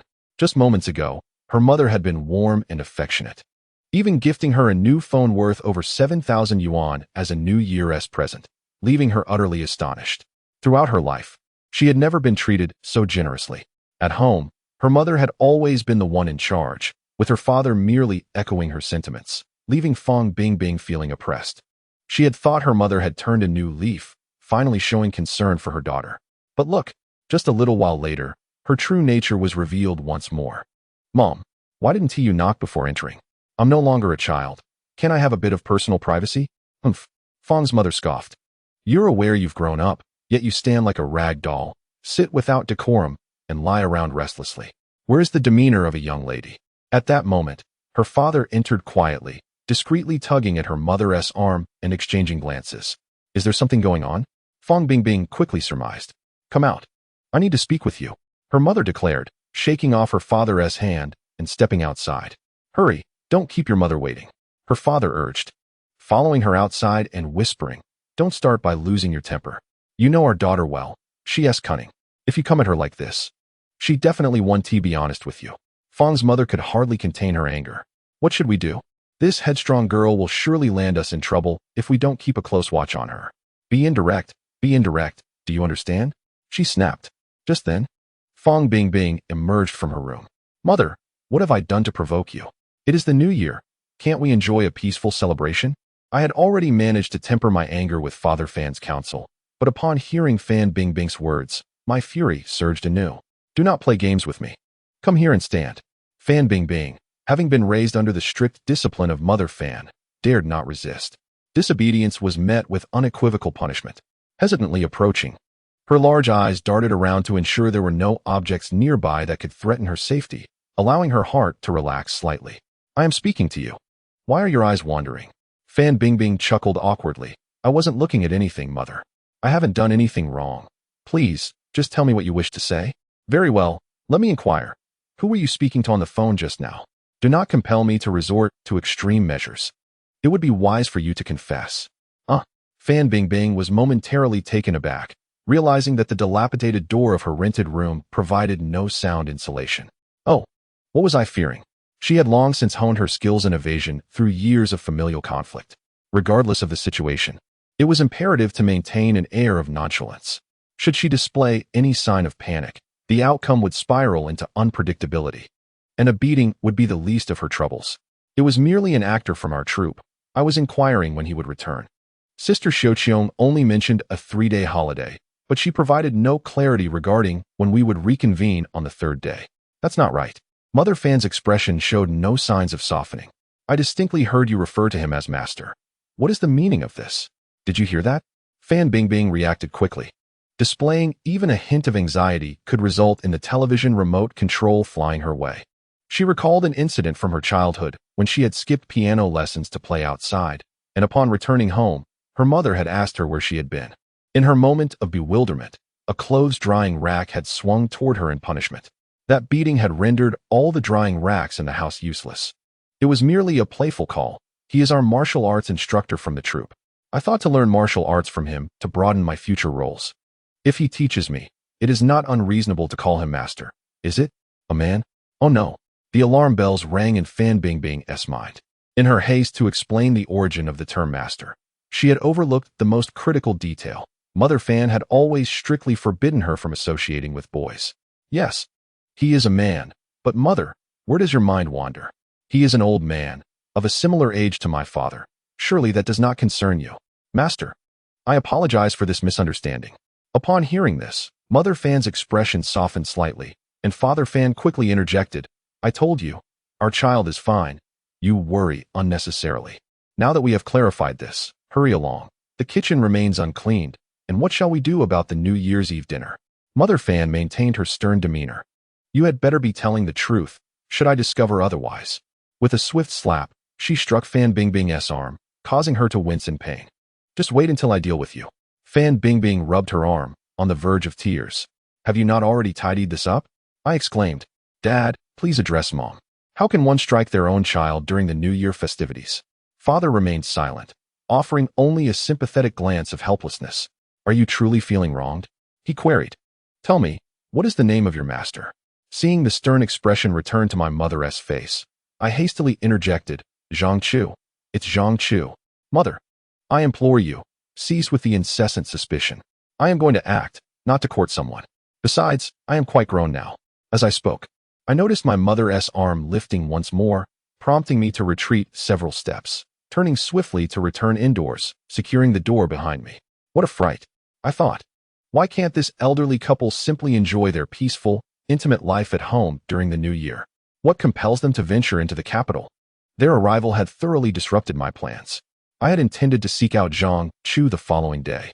Now, if I were to leave, my mother would undoubtedly follow closely behind. However, it mattered little, for it would not be long before we would meet again. The company had cast me in a new production, and following the conclusion of My Fair Princess, I was set to join the crew of Little Leaf Flying Dagger. The original novel lay discarded on my bedside table. The role I had been assigned was rather minor, and initially, I had felt discontent. Yet upon learning that Zhang Chu would also be part of the same series, my dissatisfaction evaporated instantly. I realized I had forgotten to inquire about the character Zhang Chu would portray. Holding my phone, I contemplated calling to ask, but before I could press the dial button, a chill crept up my neck. I could almost envision my mother eavesdropping from the other side of the door. At that moment, I envied those from families with multiple children. If there were siblings, my parents would not fixate solely on me. In the kitchen, my father scrubbed pots and pans while incessantly lamenting that he should never have allowed me to live alone in the capital. Look, everything is prepared, pots, bowls, and pans, yet none have ever been used. How is this child living? Initially, the family had discussed having my mother accompany me to the city to oversee my well-being, but I had adamantly asserted my independence, claiming I could manage on my own. Am I speaking to you? What are you pondering? My father asked after a prolonged silence. Noticing my mother's lack of response. Do you believe what Bing said is true? Huh. What is true or not? About that, Zhang Chu. What are you concerned about this for? I am discussing serious matters. I truly worry for her being alone here. My mother furrowed her brow. What I am telling you is the serious matter. You only think about her basic needs and neglect the fact that she is still so young. What if someone deceives her? Hearing my wife's remarks, my father felt a twinge of uncertainty. This is hardly the case. Bing has mentioned that Zhang Chu serves as the martial arts director for the production team, and his age is comparable to mine. Our child lacks for paternal affection. Fan Ma rolled her eyes, exclaiming, "Oh, you truly do not understand our daughter at all. Do you believe our little rascal is an easy one to handle? Are you so certain that she speaks the truth?" At this moment, Fan Ba's heart was also filled with unease. No father can calmly accept the notion that his painstakingly raised daughter harbors feelings for another man. Are you implying that Bing has deceived us? Perhaps you should consider that if Zhang Chu truly is as she describes, then her jovial demeanor while conversing with him, laughing and chatting, suggests otherwise. On the off chance that it is indeed true, the situation would be even worse. The thought of his beautiful daughter being ensnared by an old scoundrel ignited a murderous rage within Fan Ba. So what shall we do? If the child refuses to speak the truth, we find ourselves at a loss. After pondering, Fan Ma suggested, why not directly inquire with the crew? Inquire with whom? I retained Miss He's phone number from when we signed the contract. As she spoke, Fan Ma reached for her phone, but Fan Ba quickly pressed her hand down. Do not act recklessly. We cannot ask Miss He. Fan Ma was puzzled. Why? We have no other contacts. You must consider. If our daughter truly is in a relationship and the company discovers it, the next step would be to blacklist her, ultimately ruining her future. Fan Ma retorted in distress. Her future? Are you still thinking about her future? Our daughter could be deceived by another man. If we don't call Miss He, what else can we do? Calm down. Calm down. Fan Ba hurriedly reassured his wife. Here's the plan. Bing returns to the crew on the third day of the new year. We will follow our original plan, go home as intended, and in a couple of days, we will visit the crew directly and meet Zhang Chu. Ah, what a splendid idea. At that moment, Zhang Chu, who was out shopping with Zhang Jingchu, had no inkling that he had been the subject of such concern. Chapter 50. Happy New Year. In the past, once winter set in, even in the capital of the great Ming, during daylight hours. Aside from those compelled by necessity to venture outdoors, who among the more affluent families did not remain indoors, huddled around the fire? Yet now, it seems that people have acquired the ability to brave the cold winter. Although the daytime temperatures approach freezing, this does not dampen their enthusiasm for the spring festival. Wang Fujing, Guijia, Sanlitan, Zhang Jingchu's knowledge of the capital surpasses even Zhang Chu's, as she seems to know where the liveliest spots are and where the best food and entertainment can be found. Since arriving in this era, Zhang Chu seldom has the leisure to revisit the grandeur of the Ming capital. It has undeniably transformed, and aside from the Forbidden City. There are few places that evoke familiarity. At 4 in the afternoon, having just returned home, Zhang Chu busied herself with preparations for the New Year's Eve dinner. Zhang Chu intended to suggest simplicity in the meal, for he held little expectation of her culinary skills. However, Zhang Chu asserts that the significance of the New Year's Eve dinner lies not in the food itself, but in the sense of ritual. She speaks of it as much as she practices it.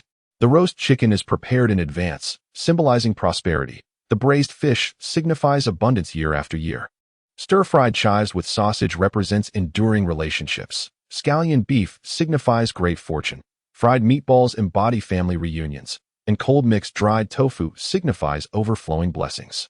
As Zhang Chu absorbs these meanings for the first time, he finds himself increasingly anticipating the forthcoming feast. What time is it? Outside, the weather is frigid. Yet Zhang Chu is bustling in the kitchen with fervor. It's 6:30, comes the reply, prompting Zhang Chu to quicken her pace. The New Year's dinner must not be served too late. Those who dine early are believed to enjoy prosperity in the coming year. Throughout the day, Zhang Chu manages to connect every matter with fortune, a lesson that Zhang Chu gradually learns. Indeed, the sound of firecrackers erupts outside. Initially sporadic, but soon merging into a continuous chorus, drawing nearer. The families setting off the firecrackers are preparing to enjoy their New Year's Eve dinners. Zhang Chu pours the cut beef into the pan, producing a delightful sizzle. Shall we set off firecrackers? Zhang Chu, like an eager student, feels compelled to seek Zhang Chu's approval for every action. With so many customs to observe during the new year, he fears he might inadvertently offend some taboo. Go ahead. Receiving her consent, Zhang Chu rushes to her room to fetch the firecrackers, mimicking her earlier actions by spreading them out in the courtyard.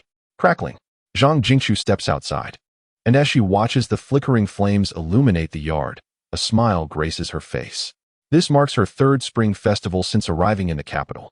In the past, she celebrated alone, boiling a bowl of noodles, adding a fried egg, and pairing it with the dried meat sent by her parents, completing her solitary New Year's meal. This year, however, with Zhang Chu as her neighbor, the celebration finally feels somewhat festive. Taking a deep breath, she turns back to the kitchen. As the final dish is placed on the table, their New Year's Eve dinner is about to commence. The clock strikes 8, and the television lights up just in time for the Spring Festival Gala. Shall we drink? Zhang Chu asks, grasping a bottle of liquor and looking at Zhang Chu. This time, she does not refuse, raising her glass to meet his. It's New Year's, let us have a little. This bottle of liquor is Zhang Chu's only acquisition from his shopping trip today, Mitai, not for its quality, but for its price. In the past, he favored a homemade liquor brewed secretly by a subordinate. A single sip would ignite a fiery sensation from his throat to his stomach. Before embarking on a violent task, he would drink a jug to dull his senses, allowing him to avoid hearing the target's cries, a form of self-deception, perhaps. Won't you say something? Zhang Chu interjects as Zhang Chu prepares to drink. Is this a custom as well? She inquires, chuckling at the realization that Zhang Chu seems to hail from another world, seemingly oblivious to the nuances of tradition. It's about the sense of ritual. Zhang Chu pauses, then joins her in laughter. Then let us toast to health and prosperity. These words were once spoken by a former subordinate of Zhang Chu during the Spring Festival greetings. Upon hearing this, Zhang felt a sense of novelty and echoed, "May fortune bring peace and health." She took a delicate sip, only to be met with a sharp and spicy sensation that enveloped her palate. In haste, she grabbed her chopsticks and placed a piece of beef into her mouth. It was salty. Zhang was acutely aware of her culinary skills. Having rarely cooked at home before, her repertoire limited to boiling noodles and occasionally stir-frying vegetables. Her journey into the culinary arts began only after she became neighbors with Zhang Chu. Despite her earnest efforts, she lacked the innate talent for cooking. Lost in thought, she observed as Zhang Chu lifted a piece of fish with his chopsticks, his gaze following the morsel as it entered his mouth. How was it? A bit bitter and somewhat fishy. Quite good. During previous business trips, when pressed for time and missing accommodations, he often found himself in desolate areas, roasting a caught fish over an open flame. Even those who had never tasted it could surmise that it was far from a delicacy. Zhang also took a piece, only to frown as she chewed. "I think I've just broken the fish's gallbladder." Zhang Chu chuckled at this and remarked, "The sense of ceremony is what truly matters." His comforting words elicited a smile from Zhang. He then shifted the topic, pointing at the television and asking, Why are there foreigners on screen? On the Spring Festival gala stage, several foreigners were performing a comedic skit. Foreigners? This term sounded novel indeed. Zhang Jing glanced up. What is so surprising about that? Haven't we encountered enough foreigners today in Wangfujing? In the past, the Ming Dynasty also welcomed many foreigners who crossed the ocean to spread their faith. One named Tang Ruowang was even introduced to the court and appointed to the Astronomical Bureau, tasked with compiling calendars. Zhang Chu had recently perused historical texts that mentioned Tang Ruowang after the fall of the Ming. He sought refuge with the Manchus and was nearly executed for his peculiar theories. Just before his execution, an earthquake struck the capital, leading the Manchu emperor to grant a general amnesty, thus sparing the life of this foreigner. A loyal subject should uphold their integrity and fidelity. Yet here was someone who failed in that regard. But I digress. As Zhang Chu and Zhang Jing shared their New Year's Eve dinner while watching the gala, the bottle of Maotai was nearly emptied. Zhang Jing had only sipped a cup, leaving the rest to Zhang Chu. Indeed, everything has its value. Suddenly, a loud bang startled Zhang Chu, who hadn't yet reacted, while Zhang Jing had already dashed to the door, gazing up at the sky. Zhang Chu, come quickly. The fireworks are starting. As midnight approached, the fireworks display in the capital commenced, with households unveiling their meticulously prepared fireworks. In an instant, the dark night sky seemed poised to burst into brilliance. What about ours? Let us set them off too, Zhang Jing urged. Heeding her words, Zhang Chu hurriedly brought out the fireworks, lit the fuse, and with a resounding pop, they soared into the sky, exploding into a dazzling spectacle. Meanwhile, the phone that Zhang Chu had left inside suddenly rang before promptly disconnecting. Far away in Hangzhou, Tang Wei hung up the phone, her emotions tumultuous and unsettled. Just moments ago, she found herself inexplicably compelled to dial Zhang Chu, without a clear notion of what to say. The events of that night remained etched in her memory, a profound experience for any woman. She had unreservedly given him her most cherished possession. Yet, upon awakening, she felt lost, unsure of how to confront the reality, ultimately retreating to her hometown. During this period, Tang Wei contemplated reaching out to Zhang Chu several times, but the thought of explaining her abrupt departure left her paralyzed. Thus, she lingered in uncertainty until the eve of the new year. While sharing a festive dinner with her family, she could no longer contain her impulse. Excusing herself under a flimsy pretext, she retreated to the living room and dialed the number that had long been etched in her heart. However, after a single ring, she panicked and hung up, torn between the desire for him to answer and the fear of his response. Xiao Wei, what are you up to? It's time to make the Tang Yuan, her mother called, prompting her to rise. Yet she found herself unable to move, her gaze fixed on the silent phone, secretly yearning for Zhang Chu to call back. After a moment's wait, her mother urged her for the third time, and with a resigned shake of her head, she headed to the kitchen. Who did you call just now? Tang Wei was taken aback by the question and lowered her head, muttering, No one, just a friend. Nobody answered. Is it that boy from Shanghai? After returning from the capital last year, Tang Wei had struggled to move on. During a heart-to-heart with her mother learned that her daughter had ventured to the capital and experienced a fleeting romance that had ultimately fizzled. No, I haven't been in touch with him. He is just a friend I met in the capital. A mother knows her daughter well, and the subtle shifts in Tang Wei's emotions did not escape her mother's keen perception. Xiao Wei, do you like him? The question struck Tang Wei, prompting her to quickly deny it. No, we haven't known each other long. He helped me out, but then he went off to shoot a film, and we haven't seen each other since. Tang Wei told a small lie, wishing to spare her mother further worry. Her mother sighed quietly, sensing her daughter was not being entirely truthful, but chose not to press further. In their family, there was always a democratic approach. If Tang Wei did not wish to speak, they would wait until she was ready. The water is boiling. Let us cook the Tang Yuan. Meanwhile, the scene shifted back to the capital. Zhang Jingchu was hurriedly dropping dumplings into the bubbling water, a result of her several hours of labor that afternoon. Being from Fujian, she was accustomed to eating Tang Yuan during the new year, but since she was in the capital, she decided to embrace local customs. Zhang Chu stood by the door, observing. When his phone buzzed, a text from Fan Bingbing. Master, Happy New Year. Chapter 51. Visiting the set, did I forget anything? Zhang Jingchu meticulously checked her preparations, feeling as if she were a young bride packing for her husband's journey. It doesn't have to be this complicated. It's just a visit to see a friend. Looking at the assortment of fruits and beverages strewn across the floor, Zhang Chu pondered how he would manage to carry it all. While not particularly heavy, the items certainly occupied a significant amount of space. This is a matter of social etiquette. If you were to arrive empty-handed, even if the crew members do not voice their opinions openly, they would certainly speak ill of your social skills behind your back, which would also reflect poorly on your friends. Zhang Chu's reasoning left Zhang Chu with little room for rebuttal. However, she was unaware of the circumstances. Zhang Chu was not particularly favored within the caste of My Fair Princess. Regardless of the common courtesies, even if he were to bring a mountain of gold, Sun Shupei would likely not offer him a warm welcome. Alas, he considered it all for Fan Bingbing, who had unfortunately faced some backlash for her association with him. Zhang Chu found it perplexing that a grown man like Sun Shupei could possess such pettiness. Are you coming back today? In recent days, Fan Bingbing had been sending messages and making calls, subtly hinting at her desire for him to visit the set. Soon, Little Flying Dagger would commence filming, taking place in a location known as Haidian. According to Lu Feng, the filming schedule would span at least 4 months. As the second male lead, Zhang Chu had no choice but to remain with the crew for the entire duration, ensuring that by the time they wrapped up, My Fair Princess would have long been completed. Following that, it would likely be quite some time before he could see Fan Bingbing again. Previously, Huang Bo had advised him to diligently maintain his connections, and Zhang Jingchu had emphasized the importance of regular communication among friends.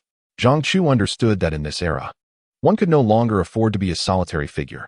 After all, humans are social creatures. To navigate life more effortlessly, one must rely on mutual support among friends. At present, the crew of My Fair Princess was filming at the summer resort in Chengda, and after this round trip, it was likely that he would return home after dark. We'll see, Zhang Chu remarked, gathering the considerable pile of items and stepping out. The distance from the city to the summer resort in Chengda exceeded 200 kilometers, making an early departure essential for a timely return. Displeased with public transportation, Zhang Chu hailed a taxi. Being the 5th day of the Lunar New Year, taxi drivers were reluctant to accept long-distance fares. Thus, Zhang Chu had no choice but to pay a premium for a ride. The fare was 500, equivalent to his previous earnings as a stuntman in jianghu. Having settled on a price, the driver accelerated, reaching a speed of 100 km/h within the city, and once on the expressway, the speed soared to 140 km/h. Zhang Chu initially anticipated that the journey of over 200 kilometers would take at least 3 to 4 hours. Surprisingly, an hour and a half later, they arrived at the main entrance of the summer resort. Hey buddy, what time should I pick you up? 2 o'clock in the afternoon. At this rate, he would still have time to return home for dinner. Carrying several shopping bags, Zhang Chu staggered inside. The rapid pace was quite taxing for someone accustomed to horseback riding. Once inside, he made his way directly to the Yinyu building, where scenes of the show's Su Fangzhai were being filmed. After perusing the script, Zhang Chu was perplexed. If the emperor was so benevolent towards these two young ladies from humble origins, why, in the vastness of the palace with its many unoccupied chambers, had they been assigned accommodations in the theater of the Forbidden City? Or perhaps the author Qiong Yao was entirely unaware of the true purpose of Shu Feng's Hai. As Zhang Chu approached the Yinyu building, he noticed that a scene had just concluded, and Fan Bingbing had once again gravitated towards Li Mingqi. This peculiar pairing of an elder and a youth stood out amidst the crowd. "Ah, little Zhang," Li Mingqi exclaimed upon spotting Zhang Chu. Hearing this, Fan Bingbing quickly looked up, and there was Zhang Chu before them. "Come over and lend a hand. Can't you see I'm in need?" Li Mingqi's admonishment immediately dimmed Fan Bingbing's excitement. After such a long separation, it was hardly appropriate to begin with reproach. Despite her displeasure, Fan Bingbing stepped forward to take half of the shopping bag from Zhang Chu's hands. "Not bad, quite a bit of stuff," she remarked. "Happy New Year, Grandma Li." Li Mingqi replied with a smile, nodding enthusiastically. Good, good. I heard from Xiao Fan that you've landed another role." At this moment, Fan Bingbing had already called over several crew members to take the items and distribute them among everyone. While the gifts may not have been of great monetary value, the sentiment behind them was what truly mattered. The project had been confirmed before the new year, with filming set to commence shortly, requiring a trip to Haidian. "Oh, what's the big deal? This is the life of an actor, today in the south, tomorrow in the north," Li Mingqi remarked, visibly surprised to learn that Zhang Chu had secured another role. She had initially believed that even if Zhang Chu were to achieve fame, it would be after the airing of My Fair Princess Part 2. To her astonishment, this young man had managed to catch the eye of the influential Lu Feng following a confrontation, and now he had also garnered the favor of Yuan Ping. suggesting that he might indeed soar to great heights. While others might think that Zhang Chu's lack of formal training and credentials would hinder his progress in this industry, Li Mingqi held a different view. She firmly believed that Zhang Chu possessed genuine talent and an admirable determination. Such a young individual, if given the right opportunity, was certainly not to be underestimated. As they conversed, Li Mingqi noticed Fan Bingbing persistently signaling her with her eyes. "Oh, do you find my presence burdensome?" she mused, suddenly recalling that she needed to rehearse lines with Dai Chunro.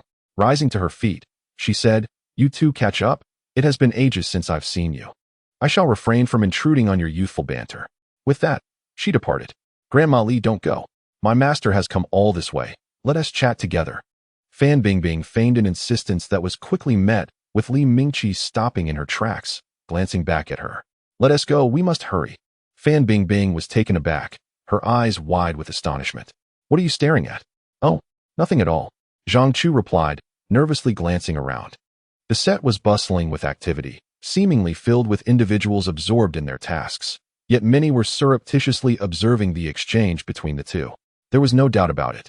This pair was certainly entangled in something intriguing. No one is a fool. When Zhang Chu was still on set, Fan Bingbing followed him around like a shadow, clearly showing her interest in him. As for whether Zhang Chu shared those sentiments, it was uncertain until today when he unexpectedly paid a visit to the set. Was he planning to make an official announcement? With this thought, the frequency of exchanged glances among the onlookers significantly increased. It is human nature to indulge in gossip. Where is Director Li? Only Sun Shupei occupied the director's seat, fully aware of Zhang Chu's arrival, yet pretended not to notice, sitting calmly, as if waiting for Zhang Chu to approach and greet him. What a beauty! Zhang Chu was never one to compromise his principles. Even in his previous life, he remained submissive in the face of deliberate provocation from the likes of Shang Wan, all the while plotting his revenge behind the scenes. Just a director. Yet he truly believed himself to be an emperor.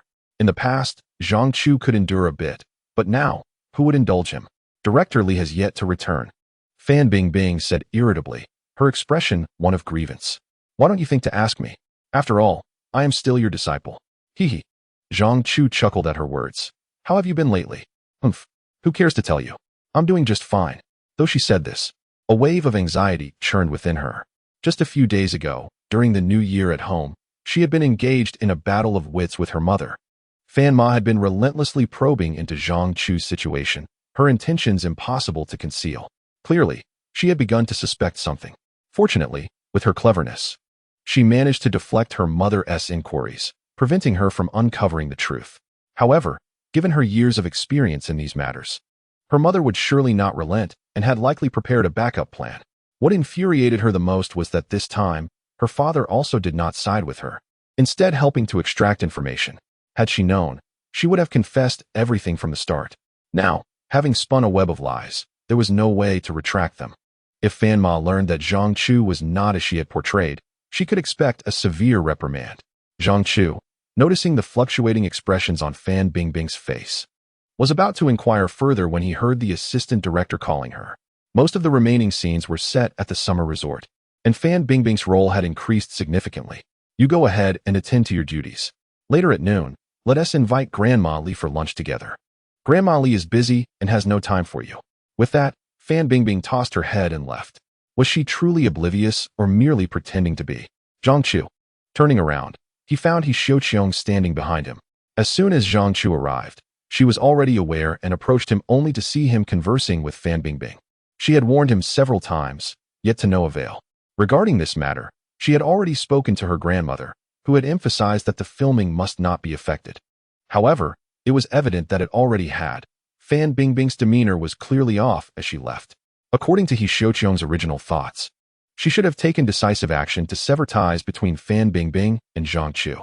If Fan Bingbing protested, she would contact her parents, knowing there would be a way to extinguish her affections. However, the circumstances have shifted. The company has just informed Fan Bingbing that, in a surprising turn of events, Zhang Chu will be playing the second male lead. This revelation has indeed taken He Xiuqiong by surprise. The first season of My Fair Princess has already captivated audiences across the mainland, and it is certain that the second season will become a sensational hit upon its release. At that time, Zhang Chu will undoubtedly rise to fame alongside the show.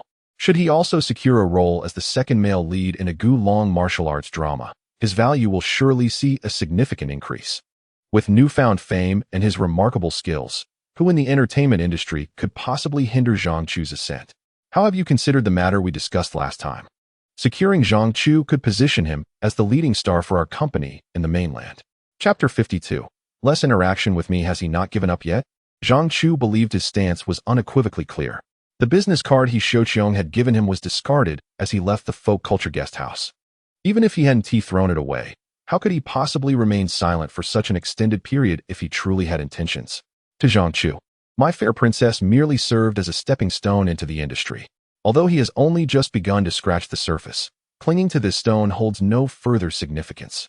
If he were to continue participating in such absurd productions, he would rather return to the entrance of the Beijing film studio as an extra. Enduring such indignity once is sufficient.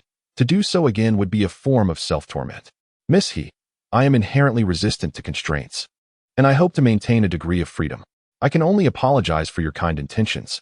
This was a blatant rejection. While He Xiaoqiong felt a tinge of disappointment upon hearing this, she did not press further. She sensed that Zhang Chu was unlike others. Employing the same tactics used with others would only lead to unnecessary losses. Very well. Since you have made your decision, I shall not insist any further. I still hope we might collaborate again if the opportunity arises. Zhang Chu merely smiled in response, indicating that the chance was likely lost. Please, could you refrain from being so tormented? Please, could you stop being so captivating? Please, can you engage in conversation like normal human beings? On set, Lin Xinru and Zhou Jie were communicating in a language that resembled that of beasts, with not a single word resembling human speech. The sheer absurdity of the scene left Zhang Chu feeling profoundly embarrassed, even as a mere observer. Once the two finished their scene, it was then Fan Bingbing's turn. This scene would prove challenging for little Fan. Li Mingqi suddenly appeared beside Zhang Chu, catching him completely off guard. Did you not go to find Teacher Dai? Zhang Chu asked, bewildered. Li Mingqi was at a loss for words. Is this truly the focus at present? Don't digress. I was telling you about little Fan. Fan Bingbing. Zhang Chu quickly located the girl in a corner of the set. With her hair tied up, standing on a flower pot, and clutching a rag. Her expression seemed to be in a fierce contest with an invisible opponent. The upcoming scene involved a segment from Mountain Without Ridges, Heaven and Earth Deciding Love, where the transparent character is ousted. In the first season, Ziwei endured a stab to save the emperor and entrusted the golden lock to Kong while withdrawing the knife, only to later retract that promise. Thus, Ziwei and Kong commenced a collective endeavor to instill notions into the naive Jin Suo, inundating her with a plethora of platitudes about her right to pursue love. In essence, their trio felt rather congested and no longer wished to include her in their escapades.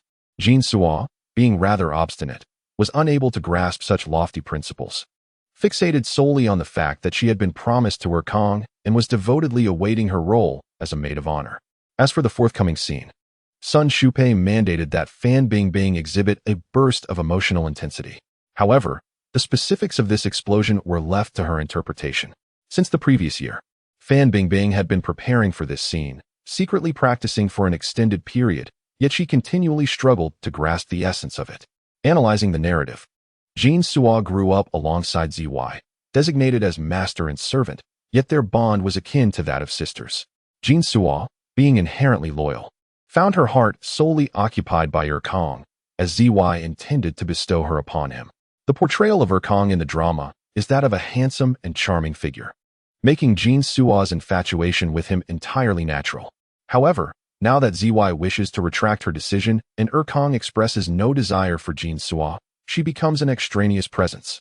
What reaction might Jin Suo exhibit in such a predicament? Certainly, there would be a degree of anger, yet it would not escalate to fury, regardless of Ziwei's kindness.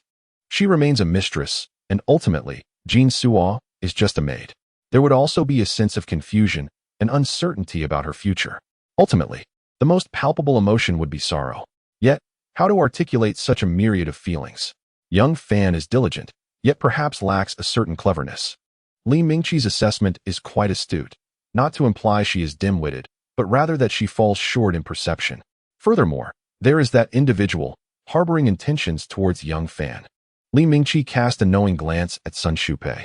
Zhang Chu, upon hearing this, was taken aback, Is it truly the case that a director could be so intolerant? It is hard to say, as this individual seems wholly consumed by the pursuit of power and influence. Were it not for the contractual obligations, I would have no intention of participating in the second installment. Zhang Chu had previously heard Li Mingqi recount the chaos during the filming of the first part. Xiao Zhang, I have heard that this individual is currently holed up at home writing the sequel. Still writing? The emotional arcs of the characters have already been resolved in the first part. What else could possibly be written? When the time comes, they will undoubtedly wish to retain the original cast, but I have no desire to partake in such turmoil. As Li Mingqi turned his gaze towards Zhang Chu, he remarked, they will certainly seek you out as well. Do you think I should continue my role? If the story were to progress, it would inevitably delve into the dynamics between Xiao Jian and Qing. Perhaps Xiao Jian's character would gain prominence, potentially elevating him to at least the third male lead. Yet, even as the leading man, Zhang Chu was unwilling to indulge in such madness. I cannot offer you advice, but excessive involvement in such dramas yields no benefits. Zhang Chu chuckled as he shared a similar sentiment. As for Fan Bingbing, won't you lend her a hand? I have already assisted. Prior to approaching Zhang Chu, the elderly lady had first sought out Fan Bingbing, imparting a single piece of advice. If you cannot manage your emotions, just remember that Zhang Chu has no interest in you. As Fan Bingbing awaited her turn, she took a deep breath and approached her position. Director, I am ready, she declared. Sun Shupei, intrigued, wore an expression of anticipation. All departments, prepare, he instructed. Fan Bingbing's hand rested on the table, tightly gripping a cloth. Her knuckles visibly strained from the pressure. The camera focused on her hand. Sun Shupei's interest peaked. Although he harbored mischievous intentions, he remained focused on the task at hand. At that moment, the intensity emanating from Fan Bingbing was precisely what he sought. With the cloth in hand, she began to wipe the table and cabinets aimlessly, her movements erratic. Lin Xinru approached, exuding an air of melancholy. Jinsuo, you must stop wiping. You've been at it for several hours. What are you truly doing? Fan Bingbing, increasingly immersed in her task, mumbled with her head down. This table is filthy. I must clean it. Her words astonished everyone present. Typically, Fan Bingbing's performances lacked notable highlights and seldom encountered errors, yet this moment was distinctly different. Her tone was calm, devoid of emotion, resembling a soliloquy. Coupled with her vigorous physical movements and her vacant, bewildered, sorrowful gaze, Lin Xinru felt a twinge of panic in their scene together. Realizing she was losing her composure, Lin Xinru hurriedly snatched the cloth from Fan Bingbing and tossed it aside, exclaiming, if you're upset, just tell me. Fan Bingbing kept her head lowered, feeling an overwhelming sense of grievance at Li Mingqi's words. Why hadn't he noticed her? What was lacking in her? Taking a deep breath to stave off tears, she replied in an even tone, how could I dare to be upset? I merely wish to keep myself occupied. Lin Xinru sensed her own restraint waning and raised her voice to mask her anxiety. Why do you feel the need to stay busy? Because I am merely a maid. Fan Bingbing replied. Lin Xinru felt exasperated, bewildered by Fan Bingbing's peculiar demeanor and the somber tone she adopted in their exchange. The oppressive atmosphere intensified her emotions. If you keep insisting you are just a maid, I will become exceedingly angry. We should share everything. Tell me, have you fallen in love with him? Lin Xinru referred to her Kong from the script, yet the visage that haunted Fan Bingbing's mind was that of Zhang Chu. The echoes of he doesn't even fancy you reverberated in her ears. In the next moment, tears streamed down her cheeks. Wasn't crying written into the script? What was she to do? Fan Bingbing, without allowing Lin Xinru a moment to react, continued, Miss, let me be frank, when you betrothed me to him, you did so without my consent. Now that you have rescinded that agreement, you have again failed to seek my approval.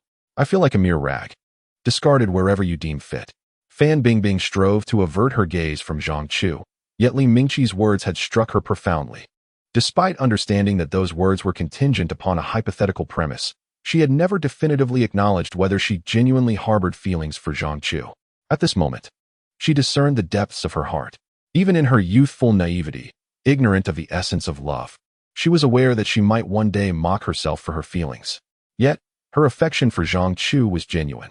The mere thought of her emotions being unreciprocated, or perhaps deemed insignificant in Zhang Chu's eyes, pierced her heart with anguish. I must leave this place, leave you, Mississippi. Please, let me go. I've made up my mind. I can assist at the Huibin Hotel. Her tone was frigid, her gaze equally icy. a close-up revealing the profound pain concealed beneath her cold demeanor. Very well. Sun Shupai was left speechless. He had initially believed that this performance would help adjust Fan Bingbing's disposition, tightening the reins on the mainland actors. To his surprise, she had truly erupted. Nitpicking? Such behavior seemed rather petty. Fan Bingbing took a deep breath, rubbed her face, wiped away her tears, and without uttering a word, turned to leave. Lin Xinru also breathed a sigh of relief. She had felt utterly powerless moments ago, resorting to shouting just to maintain her composure. Without needing to review the playback, she knew her recent performance had been abysmal. Xiao Fan, you performed well, didn't you? Li Mingqi gazed quizzically at Fan Bingbing as she passed by him, her expression stern and silent. Was she still in character? Zhang Chu found it peculiar. He had never experienced such a moment, or perhaps he had never truly immersed himself in a role before. This implausible narrative made it exceedingly challenging for him to relate. What's wrong? Upon hearing Zhang Chu's voice, Fan Bingbing abruptly raised her head, glaring at him fiercely. Don't bother me. What have I done to deserve this? Chapter 53. I want this, and this. With a flourish of her petite hand, Fan Bingbing exuded a somewhat audacious air. Zhang Chu and Li Mingqi exchanged puzzled glances, uncertain of the girl's sudden eccentricity. As Fan Bingbing flipped to the next page, poised to continue her selections, Li Mingqi quickly interjected, That's enough. We're just the three of us. Can we possibly finish all that? What does it matter? Someone's treating today. Clearly, Fan Bingbing had already designated Zhang Chu as the one to foot the bill. Why should that be? I traveled all this way to see you. I am a guest too. Is it appropriate for you to ask me to pay? Fan Bingbing protested. You a grown man. Expect a delicate girl like me to treat you? How shameless. Hey, this girl seems intent on overstepping her bounds.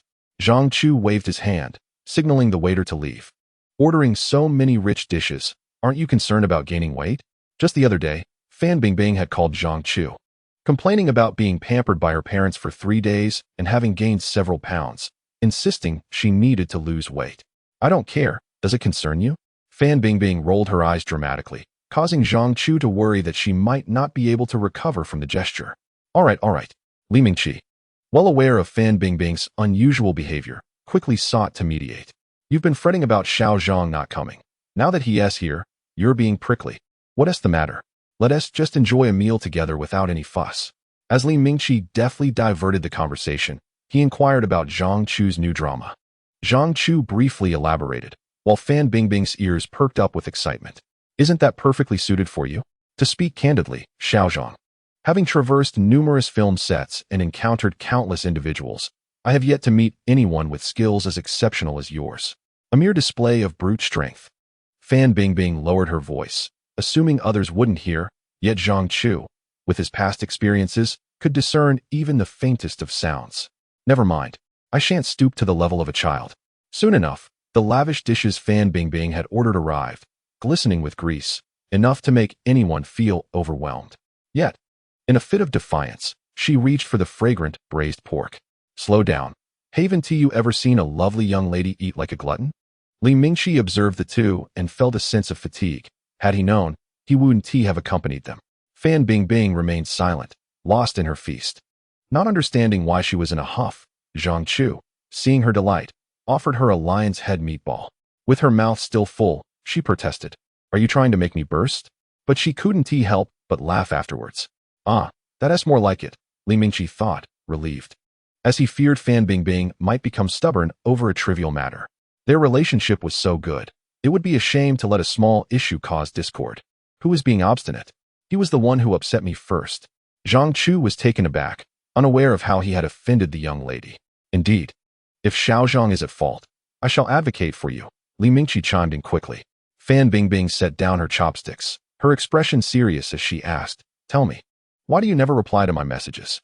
This was indeed an oversight on your part, Xiao Zhang. Even the busiest person can spare a moment to respond.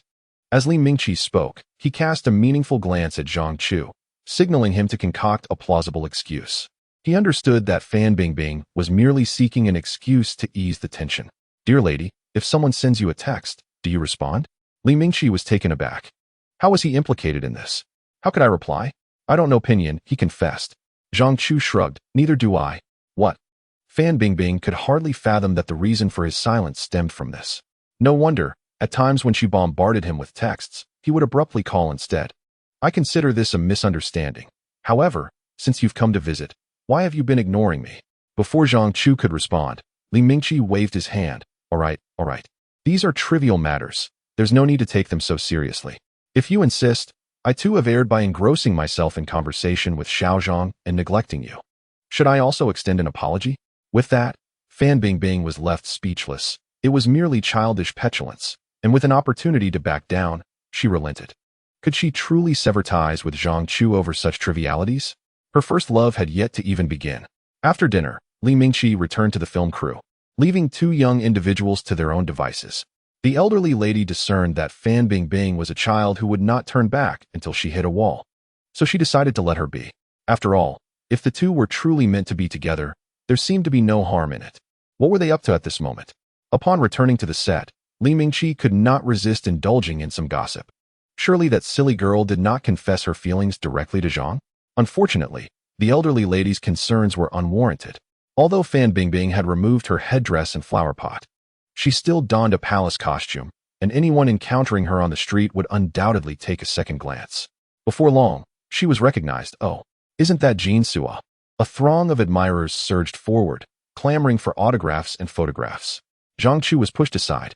As the crowd grew larger, a few unscrupulous individuals reached out towards Fan Bingbing. Zhang Chu could not merely stand by. He pushed through the throng to separate those with ill intentions. Had he not wished to spare Fan Bingbing any distress, he would have kicked them away long ago. In his life, he held a deep disdain for those who bullied women or took advantage of them. Matters of the heart should be consensual. Follow me, let's go. With Zhang Chu safeguarding her, Fan Bingbing effortlessly navigated through the crowd, no longer daring to loiter outside, and promptly returned to the crew. Are you leaving already? Shortly after returning to the summer resort, Zhang Chu received a call from the taxi driver. Realizing it was nearly 2 o'clock, Fan Bingbing had so much more to say to him. I will come back when I have time. Zhang Chu then bid farewell to Li Mingqi, Zhou Jie, and several familiar staff members before departing. All right, stop staring. Everyone has left. Li Mingqi noticed Fan Bingbing seemed lost in thought and quickly reminded her, aware that many eyes were upon them. Alas, Li Mingqi could empathize with Fan Bingbing's feelings. Who isn't he experienced youth? Xiao Fan, if you have something important to say, you must express it. Zhang is quite perceptive. If you don't speak up, he won't understand your feelings. Be wary of someone else stealing him away. Steal? At this, Fan Bingbing felt a pang of anxiety, biting her lip as she declared, I won't say anything. Whether he is truly oblivious or just pretending, I want to see how long he can remain so. What? This girl's thoughts are truly inscrutable. Who are you trying to provoke? If you like him, just be straightforward. If it works out, splendid. If not, then let it go. Be decisive. Though Fan Bingbing put on a brave front, internally, she was a whirlwind of confusion. What if things did not work out? Throughout her life, she had always been confident, particularly in her appearance, exuding an aura of being a unique, limited edition masterpiece. However, since encountering Zhang Chu and gradually being drawn to him, her attraction had evolved into affection, and she found her confidence waning. Fan Bingbing. Suddenly, someone called out, jolting her back to reality. Your parents have arrived. They're with Sister Xiao Qiong and want you to go over. Who? It took Fan Bingbing a moment to register what was happening. Her parents were at the film crew? What could be the reason? For a brief moment of confusion, Fan Bingbing deduced the reason behind the situation. Mother, how ruthless you are. To orchestrate such a surprise attack, you even made a special trip back to Qingdao, only to execute this counterstrike. What should we do now? Surely, Her Majesty has come for Zhang Chu. There is no avoiding this. Xiao Fan, what is the matter? You look as though you've lost your soul. Suddenly, Fan Bingbing embraced Li Mingqi, exclaiming, Grandma Li, this may be our last meeting. If Fan Ma discovers her deceit, a beating is undoubtedly unavoidable. Watching Fan Bingbing depart, Li Mingqi remained perplexed, wondering what nonsense the child was spouting. Unbeknownst to Zhang Chu, who was already on his way home, Fan Bingbing was about to face an impending challenge. Even if he were aware, he would be powerless to assist. It was hardly reasonable to consider physically reprimanding Fan Ma to spare Fan Bingbing from punishment. Before nightfall, Zhang Chu arrived at his doorstep. Upon entering the courtyard, he spotted Zhang Jingchu practicing a set of punches. Zhang Chu, back so early? Zhang Chu smiled and gestured for Zhang Jingchu to continue. She quickly focused her attention, leaping forward and delivering a powerful punch. There was some skill evident in her movements. Zhang Chu had spent 3 months training Fan Bingbing at the film set. Yet she remained merely a fade. In contrast, Zhang Jingchu, despite her brief training period, clearly possessed a greater innate talent. Her every move reflected a solid foundation. After completing her routine, Zhang Jingchu remained composed. I thought you were staying over there today. Haha. Zhang Chu was self-aware, after spending merely half a day on set. Sun Shupei had not spared him a glance, treating him as if he were invisible, wishing nothing more than for him to leave. It was needless to say that Zhang Chu held little regard for the esteemed director. Were it not for the presence of a few friends on set, he wouldn't have wished to linger even for an extra minute. Just as he was about to speak, his phone rang abruptly. It was Lu Feng, the liaison for the Little Li Flying Dagger crew. Master Lu. Master Zhang, are you in the capital? Yes. Where else could I be if not in the capital? Good. I will send you an address shortly. We need to do the character fitting tomorrow. The shooting schedule has been moved up. Is that all right? Moved up? No problem. Great. Just like that. I have to notify the others. With that, Lu Feng ended the call, followed closely by a text message containing the address. Another series of phone rings ensued, this time from Zhang Jingchu, conveying the same news. She was also required to attend the character fitting tomorrow. The advancement of the shooting schedule indicated they would soon be departing the capital. After residing in this courtyard for several months, Zhang Chu felt a twinge of reluctance to leave. Chapter 54. Is hair also following the trend? The filming of Little Li Flying Dagger, originally slated for the last day of the lunar month, was now rescheduled to the 8th day. This meant that in just 2 days, Zhang Chu and Zhang Jingchu would join the crew on their journey to Haidian. Why the sudden urgency? There was no alternative. The male lead's schedule could not be adjusted, and thus, they had to accommodate him. Lu Feng wore an expression of helplessness. Just when he was enjoying a peaceful new year at home, he suddenly received a call from Yuan Hepping, prompting him to rush to Hong Kong on the 3rd day of the Lunar New Year. And then he hurried to the capital yesterday. Fortunately, most of the crew consisted of mainlanders, making it somewhat convenient to gather. Otherwise, even the esteemed Yuan would have faced scorn. Let us go. I'll take you for a makeup trial. During the filming of Princess Pearl, he had encountered similar experiences, and Zhang Chu was not entirely unfamiliar with them. Yet, was this truly the attire befitting the second male lead? The sword inside was acceptable, being a modified warrior's outfit. But what was the significance of this coarse linen garment? Zhang Chu's biological mother had indeed passed away early, leaving him an orphan in this lifetime. But wearing such a thing on the outside was rather disheartening. Moreover, it was the new year. Zhang Chu had never cared much about the festivities. But recently he had learned a great deal from Zhang Jingchu. Wearing such attire during the new year could hardly bring fortune. It seemed he could carry misfortune from the beginning of the year to the end. The original story did mention that a Fei lost his mother at a young age, and in his memories, there were only barren lands and ferocious beasts. Yet, he was still a young talent, a rising star in the martial world, brimming with skills. Was it too much to expect he could afford a new outfit? As Zhang Chu grumbled internally, he noticed other male actors emerging from the fitting rooms, and suddenly, he found nothing amiss. Some were bare-chested, resembling flamboyant peacocks, while one even came out wearing a burlap sack. Was this crew reliable? He had only heard of Yuan Hepping's great reputation in Hong Kong, having propelled many martial arts stars to fame. But seeing these bizarre outfits made Zhang Chu question their authenticity. Next came the makeup, and since it was a period drama, hairpieces would undoubtedly be necessary. At least he wouldn't have to braid his long hair, which was a small mercy. During this time, Zhang Chu's hair had grown quite a lot. Looking into the mirror, he was too weary to continue his complaints. What on earth was this? His hair was a disheveled mess, with the front styled in a side part, and the back simply tied into a ponytail. Which dynasty did this hairstyle belong to? Although the original work by Gu Long blurred the historical context, Zhang Chu felt quite familiar with the clothing and behaviors depicted in the novel. Thus, he could deduce that the story was set during the Ming Dynasty. What did hair tied atop the head mean if not worthy of scrutiny? Moreover, the adapted script had mentioned the Changhua era, confirming it was indeed during the Ming Dynasty. Who would sport such a hairstyle back then? In earlier times, Zhang Chu would have likely been mistaken for a vagrant and driven away by officials with such unkempt hair. While a Fei was indeed portrayed as a roguish character, there was no need for his hair to reflect that lifestyle as well. I think it looks pretty good. Zhang Jingchu had also changed into her outfit. Adorned in silks and satins, with a high coiffure, her hair embellished with jewels and ornaments. Zhang Chu surveyed Zhang Chu and was indeed taken aback. Yet upon hearing her assessment of his attire, he could only think, "Your taste is questionable." Today, not all the actors have arrived.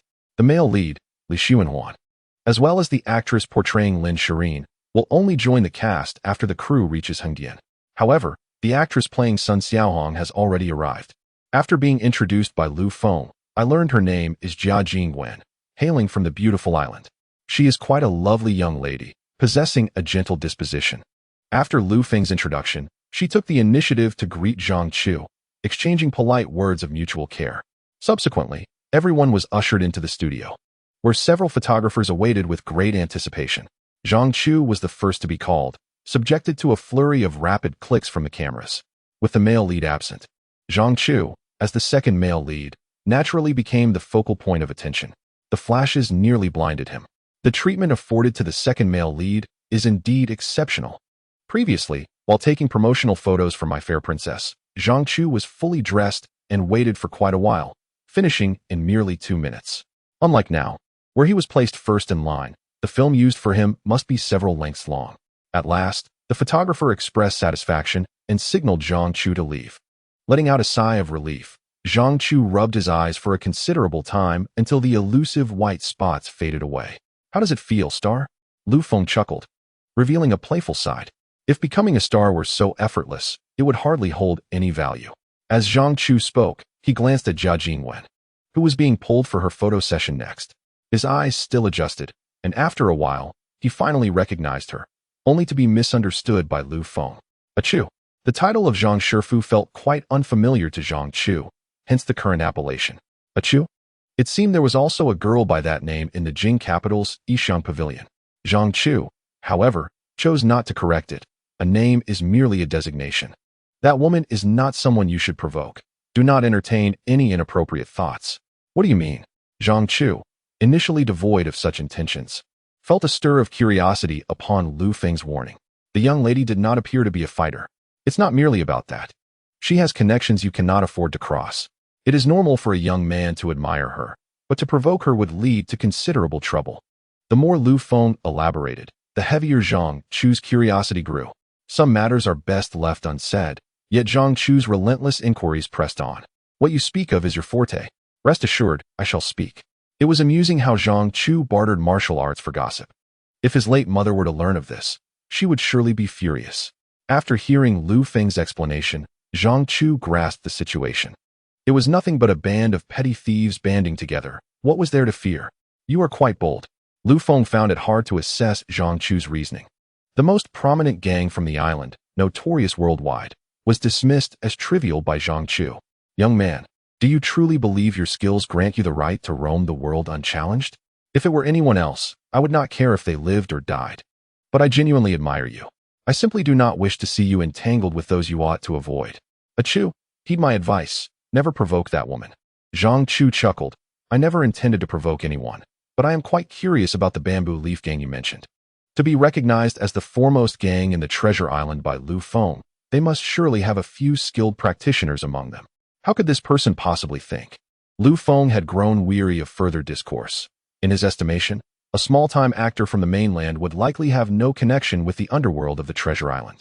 However, as the saying goes, one can never predict the future. After Jia Jingwen finished her costume fitting, she departed for the hotel with her assistant. Lu Feng had been observing discreetly and felt a sense of relief when he noticed Zhang Chu didn't even glance at Jia Jingwen as she left. Next came Zhang Jingchu. To be frank, Zhang Jingchu's demeanor did not quite suit such opulent palace attire. It gave the impression of a child having pilfered her mother's garments. Yet the photographer seemed quite pleased, shouting enthusiastically. Master Lu, I have a small request, Lu Feng said. I wish to learn martial arts from you. I cannot accept the title of Master Lu. If there is anything I can assist with, please do not hesitate to ask. In that case, I shall be forthright. Zhang Chu replied. I have 2 friends, referring to Huang Bo and Wang Baoqiang. Previously, while filming My Fair Princess, he had considered introducing them to the crew for minor roles.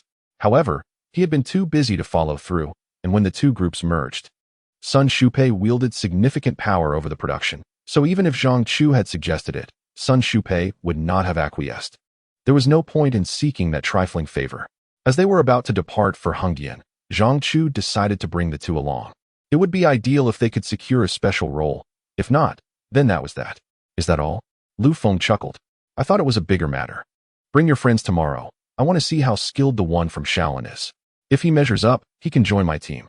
The other can start as a background actor. When an appropriate role arises, I can arrange for him to perform. Such an easy agreement?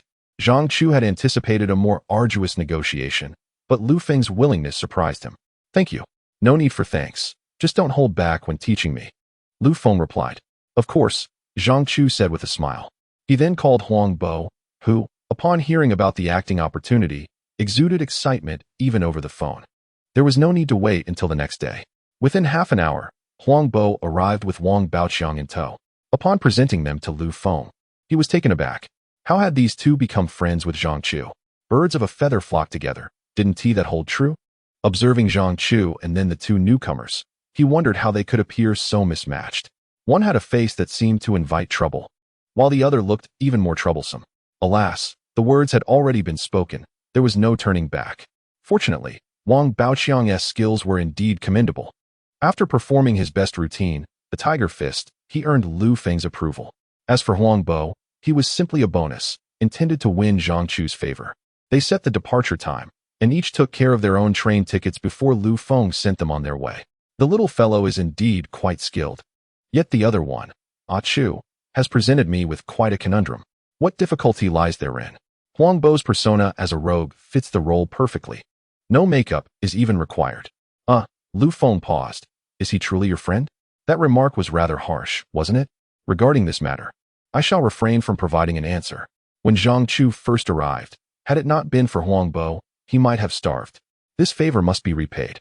At this moment, Zhang Jingchu had also just finished her shoot. Similarly dazzled by the flash of lights, she stumbled slightly. After exchanging greetings with Lu Feng, the two removed their makeup and departed. With their journey set for the morrow, there was little time left to prepare. Chapter 55. The Charm of Women. Originally, Haidian was merely a quaint town in Jinhua, Zhejiang, notable only for its picturesque landscapes. In 1996, in anticipation of Hong Kong's return, the Amei Film Studio collaborated with several domestic organizations to plan the film war. Renowned director Xie Jin unexpectedly received an invitation from the local government of Haidian while scouting for filming locations. After thorough examination, he ultimately selected Haidian as the site for the film's exterior scenes. The groundbreaking took place that year, and within a mere 3 months, the first film base, Guangzhou Street, was established in Haidian World Studios. Thus began a rapid expansion. Within just over a year, the studios grew significantly, evolving into Asia's largest film city, capable of accommodating ancient, historical, and contemporary productions centered around Guangzhou Street and the Qin Palace. This was Zhang Chu's inaugural visit, and he found himself profoundly impressed as he traversed the expansive grounds. It was difficult to fathom how such a colossal complex could have been constructed in such a short span. Zhang Jingchu, however, felt little astonishment. She had visited alone the previous year, primarily to meet the production team. Regrettably, that experience had been far from pleasant, as she had not even laid eyes on the director. Instead, she encountered someone claiming to be the casting director, who, upon meeting her, made various insinuations that were quite unmistakable. In response, Zhang Jingchu had splashed her tea in his face and walked away. Despite the distasteful encounter, being in a studio far less grand than the current one had sparked an indescribable yearning within her. She wished to belong here, longing for the day when she could walk into this film city not as a mere visitor, but as an actress. Little did she anticipate that this day would arrive so swiftly. Mere months later, her aspirations had materialized, and she had indeed become an actress. All of this came to fruition because of her gaze upon Zhang Chu, who at that moment was marveling at the grandeur of the Qin Palace. It was astonishing that such immense effort had been invested in constructing a palace of such scale for the sake of a film. The movie Assassin Jianghu that premiered last year had been filmed in this very location. Zhang Chu had heard of this film, with many magazines featuring it prominently and posters frequently visible on the streets. However, this film has reportedly faced severe criticism, having invested several tens of millions, yet only grossed a mere 10 million at the box office, resulting in a clear and significant loss. Wasn't that film a considerable failure?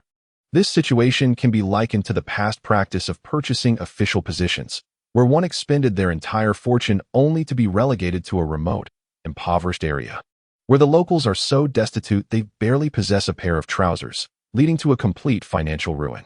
Yet, one cannot simply assess it that way. At least this film left behind the majestic Qin Palace, allowing investors to recoup their losses through ticket sales. Is it truly possible? Zhang Chu chuckled. You seem to be quite informed. Zhang Jingchu couldn't help but feel a bit proud. Shall we go in and take a look? The Qin Palace attracts numerous tourists. And during her last visit to Haidian, Zhang Jingchu found it closed to the public due to ongoing filming. Not today, perhaps next time. Let's find somewhere to eat first. With the crew set to commence filming tomorrow, today marked the last day of leisure. Not just Zhang Chu and Zhang Jingchu, but other actors from the same group also ventured out to explore, particularly those from the beautiful island who appeared even more awestruck than Zhang Chu. Wow, it's so tall. Wow, it's so grand. Zhang Jingchu, upon hearing their exclamations, was tempted to enter and experience it for herself. A short distance later, they stumbled upon a row of small eateries. When a region develops its tourism industry, it is evident that the goal extends beyond merely collecting entrance fees. It aims to boost local economic growth, create job opportunities, and provide avenues for the residents to earn a living. For instance, these small restaurants are predominantly operated by locals, alongside numerous vendors selling souvenirs. The existence of a film city can indeed elevate the living standards of local residents, provided they do not succumb to laziness, as money does not simply fall into anyone's lap without effort. Upon entering one such establishment, they immediately spotted Huang Bo and Wang Baoqiang, who were patiently waiting at a table for their meal. It was lunchtime, and the restaurant was bustling with visitors, mostly tourists enjoying the holiday season with their families. Hey, we have space here, come sit. Huang Bo thought to himself, feeling exasperated. How could this kid lack any awareness? Not noticing that Zhang Chu was accompanied by a young lady? At this moment, a wise individual would have feigned ignorance. Wang Baoqiang shouted, drawing the attention of all the patrons in the restaurant. Keep it down. Huang Bo quickly pulled him back. Brother, Zhang is over there. Am I blind? How could I not see two living people? Xiao Zhang, there's no room left. How about joining us? Huang Bo awkwardly smiled at Zhang Jingchu, genuinely wishing to avoid being a third wheel. However, Zhang Chu, unfazed by his concerns, led Zhang Jingchu over. Impressive. On the way to Haidian, Huang Bo had already discerned that Zhang Chu and Zhang Jingchu shared a unique bond. He had been worried that Zhang Chu might still be affected by Tang Wei. Yet, it appeared that he had moved on without a second thought, finding another equally stunning companion. Truly, the comparison was disheartening. It was evident that beauty can indeed be a powerful asset. If it were to be his words, he wouldn't even dare to imagine it. However, Zhang Chu is indeed quite fickle, having so swiftly transferred his affections from Tang Wei. What a scoundrel! Huang Bo incessantly concocted scenarios in his mind, realizing that if Zhang Chu were to discover the thoughts swirling within him, he would undoubtedly be ejected from the establishment with a swift slap. Can there not exist pure friendship between men and women? How sordid! Summoning the waiter, he ordered 2 additional dishes. It was evident that today's meal was again on Zhang Chu.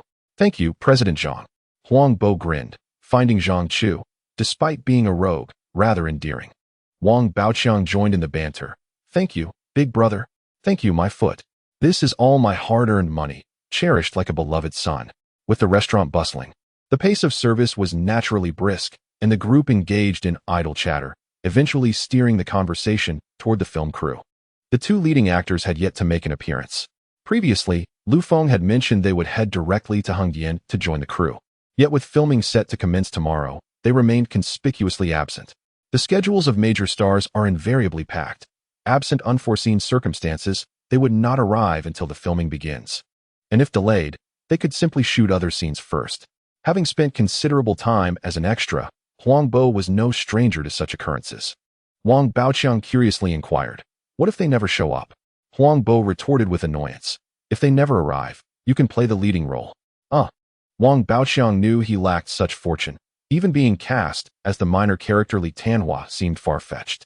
Lin Shireen had a childhood cousin like him, having endured a streak of unfortunate luck, so it was only natural for her to shift her affections and marry Long Xiaoyan. I can't play the role. Nor can you. Enough already. Zhang Chu's mind conjured images. Lin Shireen, resplendent and delicate, standing next to a large, donkey-faced figure. This was not a martial arts drama, but rather a horror film.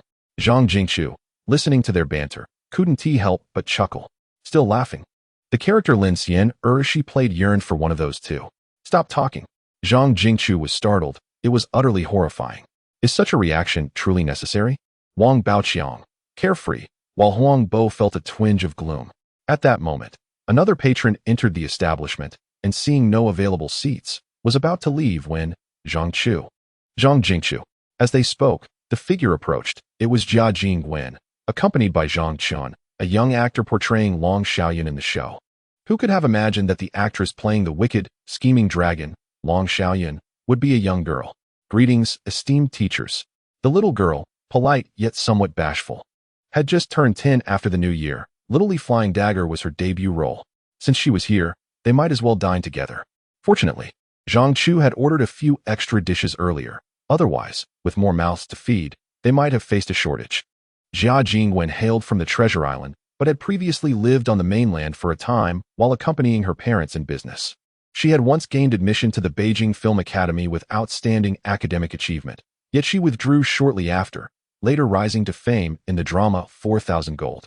Dreams that others chased for years, she easily relinquished. Though unfamiliar with one another, the gathering of individuals should not result in neglecting anyone's presence. Zhang Chu, a considerate person, proactively initiated conversation, quickly forming a rapport with Jia Jingwen. She inquired about the two prominent stars who had yet to arrive. While I had not collaborated with them either, I had heard that teacher Jiao Juan was amiable. The absence of mention regarding Xiao Chong allowed for speculation. The most beautiful woman of the island might indeed possess a certain pride. Zhang Chu, lacking interest in a mature beauty, found Jia Jingwen intriguing, particularly reflecting on the previous remarks made by Lu Feng. She did not appear to be connected to any underworld figures. Yet it was unlikely Lu Feng would fabricate slander against a young woman. Was it possible that Jia Jingwen was simply adept at concealing her true self? Perceiving Zhang Chu's gaze, Jia Jingwen's face flushed slightly, her eyes revealing a trace of discontent, though she refrained from confrontation, merely diverting her gaze. Huang Bo, seated opposite them, observed the exchange with interest. The audacity of Zhang Chu was remarkable, unabashedly staring at another woman in front of Zhang Chu. Jia Jingwen's cheeks reddened further. This wretched affinity with women was truly maddeningly enviable. Is the food ready? If it's not served soon, we might take our leave. Huang Bo called towards the kitchen. The anticipated standard response of "it will be ready shortly" was conspicuously absent, replaced instead by a shout from the kitchen. Eat if you wish, leave if you desire. Or wait patiently. Huang Bo was momentarily taken aback. Had the current state of business truly become so audacious? The following day marked the commencement of the film crew for Little Flying Dagger. Being a co-production between the two sides of the strait, it attracted considerable media attention.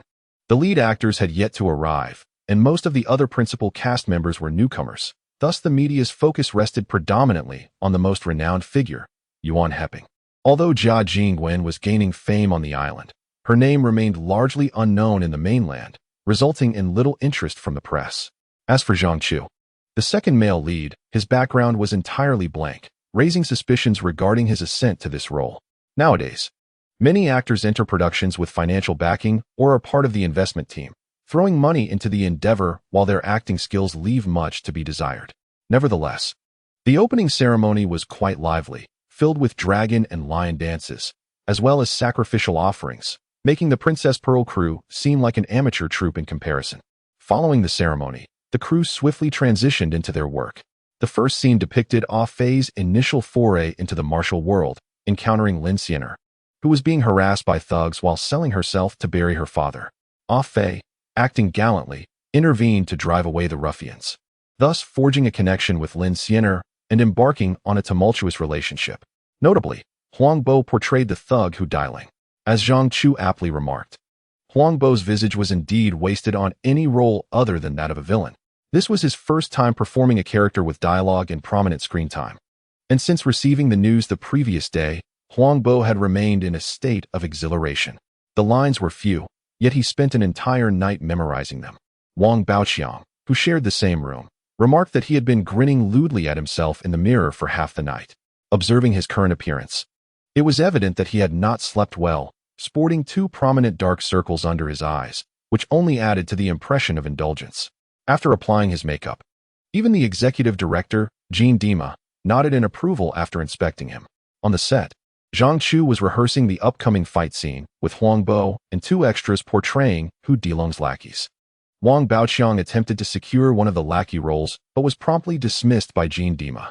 He looked like a cowardly victim, and given his demeanor, who could believe he was a villain who bullied others?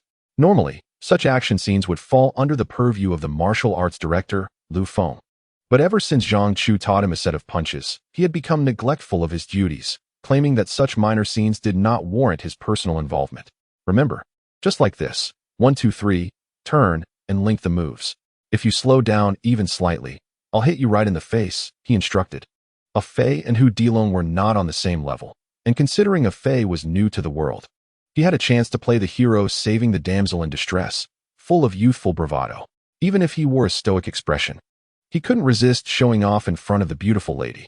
Thus, Zhang Chu specifically crafted a moment in the fight where a Fei toys with Hu Dilong, delivering 3 consecutive slaps with the same move. It must be said that Zhang Chu displayed more talent as a fight choreographer than as an actor. Initially, while working as a martial arts director on My Fair Princess, he was somewhat clumsy, but he quickly adapted. Eventually, not only did he execute the choreography with ease, but he also devised some particularly amusing moves. Despite several attempts, Huang Bo struggled to grasp the rhythm, becoming increasingly anxious. For a minor role like this, if he failed to deliver on the first try, the director would undoubtedly replace him immediately. After finally securing this opportunity, Huang Bo was determined not to let it slip away.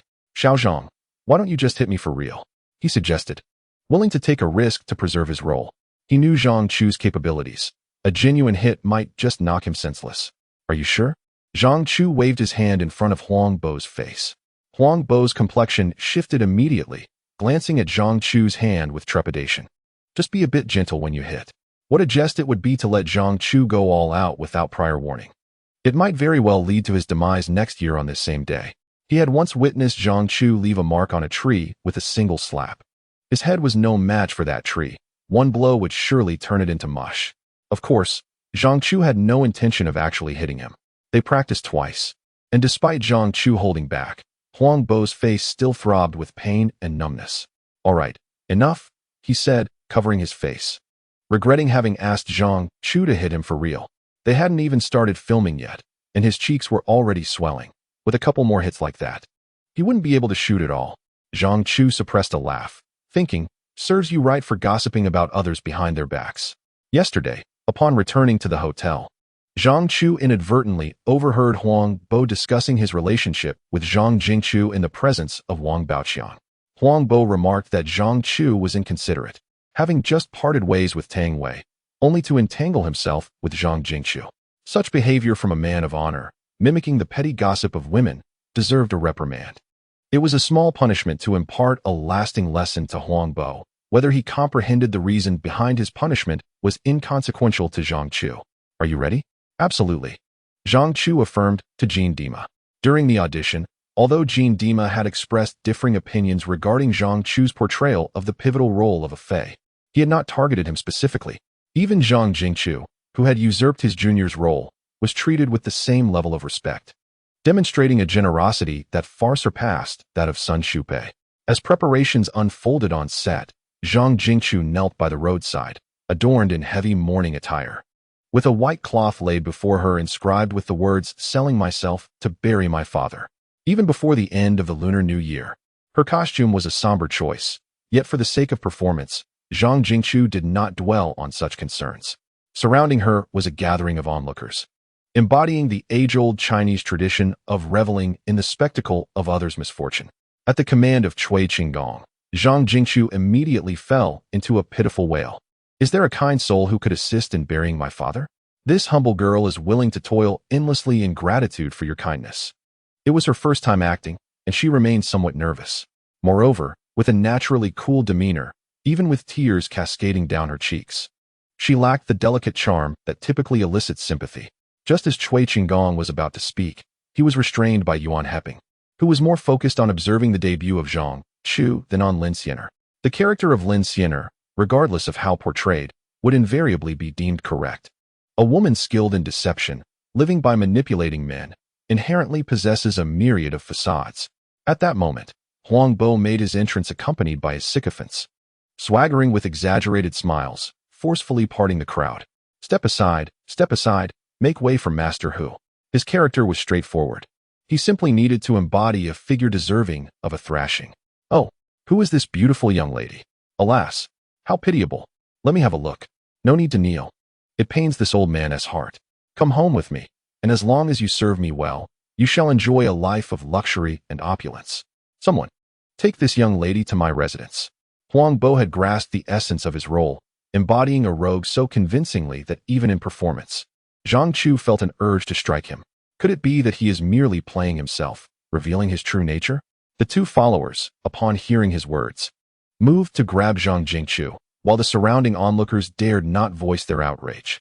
Zhang Chu displayed a look of sheer terror, hastily retreating. Noticing her fear, Huang Bo's grin widened with satisfaction.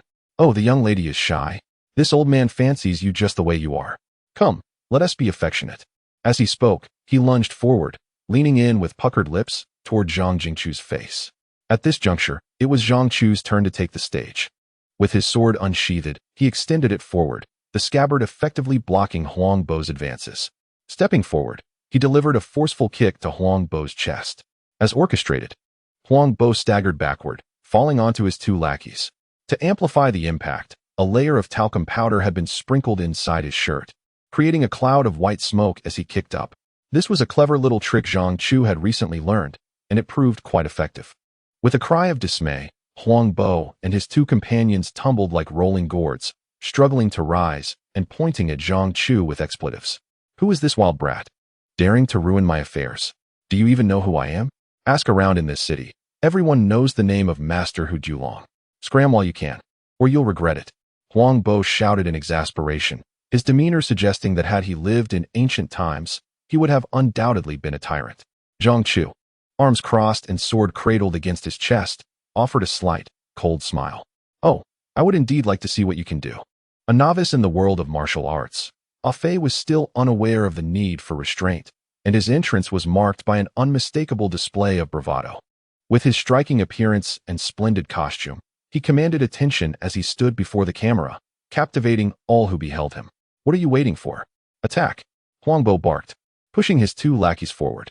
Zhang Chu effortlessly dispatched the two henchmen with a few swift punches and kicks, leaving them sprawled on the ground like a stack of pancakes, while he casually seated himself atop them.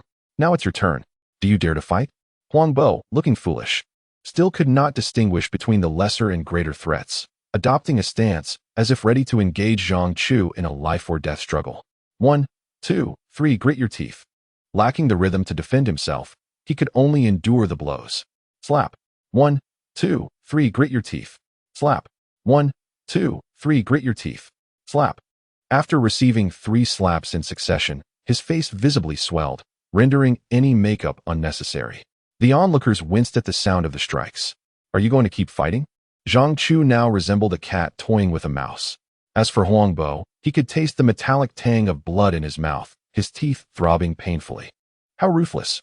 All he wanted now was for it to end, to check if his teeth were loose. After all, he couldn't afford to lose half a mouthful of teeth over such a minor roll. Following this, Zhang Chu delivered a kick to his chest, sending him airborne before crashing heavily to the ground. Zhang Chu rose, while the two lackeys scrambled to help Huang Bo up. Kid, don't get too cocky, just you wait. If you have the guts, don't run. This was the standard behavior of a villain, no matter how severely beaten. They always managed to deliver a parting threat before their exit. Chapter 57, Masters Encounter Masters. As his body twisted, Zhang Chu suddenly lunged forward, thrusting his sword with the force of thunder, swift as lightning. The actor portraying Mr. Tai Di, a seasoned martial artist, had once been fierce in his youth and was particularly skilled with the sword. Yet, as Zhang Chu's sword came at him, he found himself unable to discern its trajectory. Despite numerous rehearsals before filming, he was caught off guard and could only react as Zhang Chu had choreographed, thrusting his flute forward in defense. Whoosh!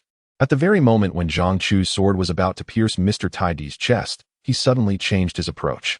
With a subtle flick of his wrist, he created a flourish with the sword and retreated a step, deftly catching the tip of the flute with the sword's point. With a clever pull, the flute slipped from Mr. Tai Di's grasp, soaring towards a nearby tree, where it gracefully perched atop the branches. Astonishing. Mr. Tai Di was momentarily stunned, left speechless and unable to react. However, Zhang Chu showed no signs of hesitation. He advanced, leaped into the air, and executed 3 swift kicks, all striking Mr. Tai Di's chest with precision. At this moment, the staff members who were supposed to pull the steel wire to send Mr. Tai Di flying were utterly mesmerized by Zhang Chu's rapid succession of moves. It was astonishingly swift, almost too fast to comprehend. Fortunately, Zhang Chu's final kick was executed with finesse, rather than a forceful strike. It was more akin to a nudge that propelled Mr. Tai Di away. While the fall appeared quite clumsy, it did not inflict significant injury. Struggling to his feet, Mr. Tai Di's gaze towards Zhang Chu was anything but calm. Having collaborated with numerous renowned actors, he had never before encountered someone as formidable as Zhang Chu. The recent aerial kick sequence, though replicable by others, lacked the effortless grace that Zhang Chu exhibited. Not only was Zhang Chu remarkable as an actor, but Yuan He-ping, sitting behind the monitor, was so exhilarated that he didn't know where to place his hands. While utilizing stunts and camera cuts could easily achieve this scene, the entire sequence, culminating in the flute being deftly disarmed by a fei and landing on a tree branch, was executed entirely by Zhang Chu himself. Without extraordinary skill and unwavering confidence, accomplishing such a series of actions would be utterly impossible. Particularly during the earlier fight between the two, Zhang Chu's agile maneuvers, coupled with the sword thrust aimed at Mr. Tai Di while airborne, created a blur in the frame. Yuan He-ping had been able to perform similar aerial kicks in his youth, but certainly not with such ease. Moreover, what was most remarkable was that he accomplished all this without the aid of wires. Although Yuan He-ping had trained in martial arts from a young age, he had never witnessed such prowess as Zhang Chu's. He had neither seen it nor even heard of it before. What a discovery! It was indeed a treasure found.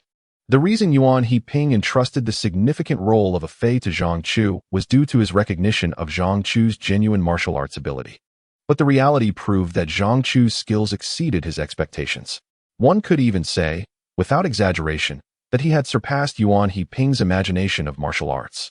Could it be that the unparalleled martial arts depicted by jianghu Liang truly exist? At this juncture, the actor portraying Mr. Tai Di regained his composure and quickly bit down on a blood packet, allowing the crimson liquid to trickle down his chin. The scene being filmed depicted a fei's arrival to rescue Li Sun Huan, who was trapped in Shaolin Temple. Having made an agreement with Master Xian Mei that if he could successfully pass through 3 challenges, Li Sun Huan would be released.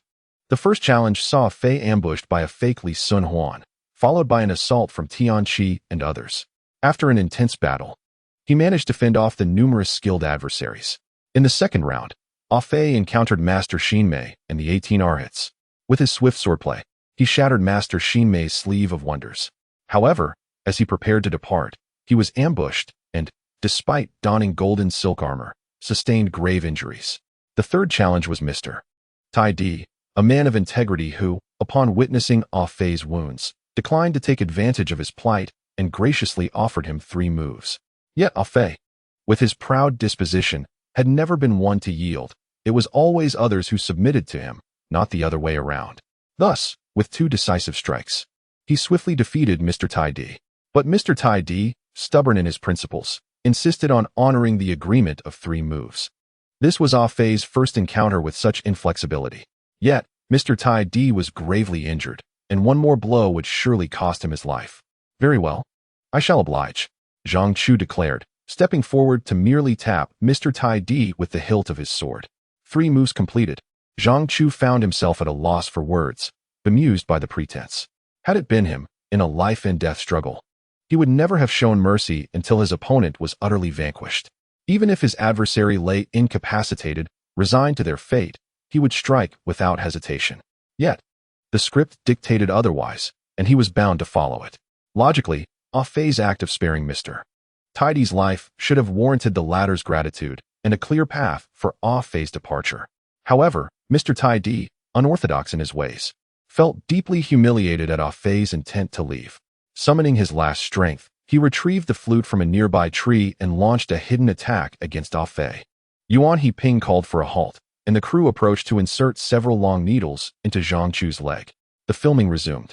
Zhang Chu, having been ambushed, glared at Mr. Tai Di with indignation, yet found himself schooled in the harsh realities of combat.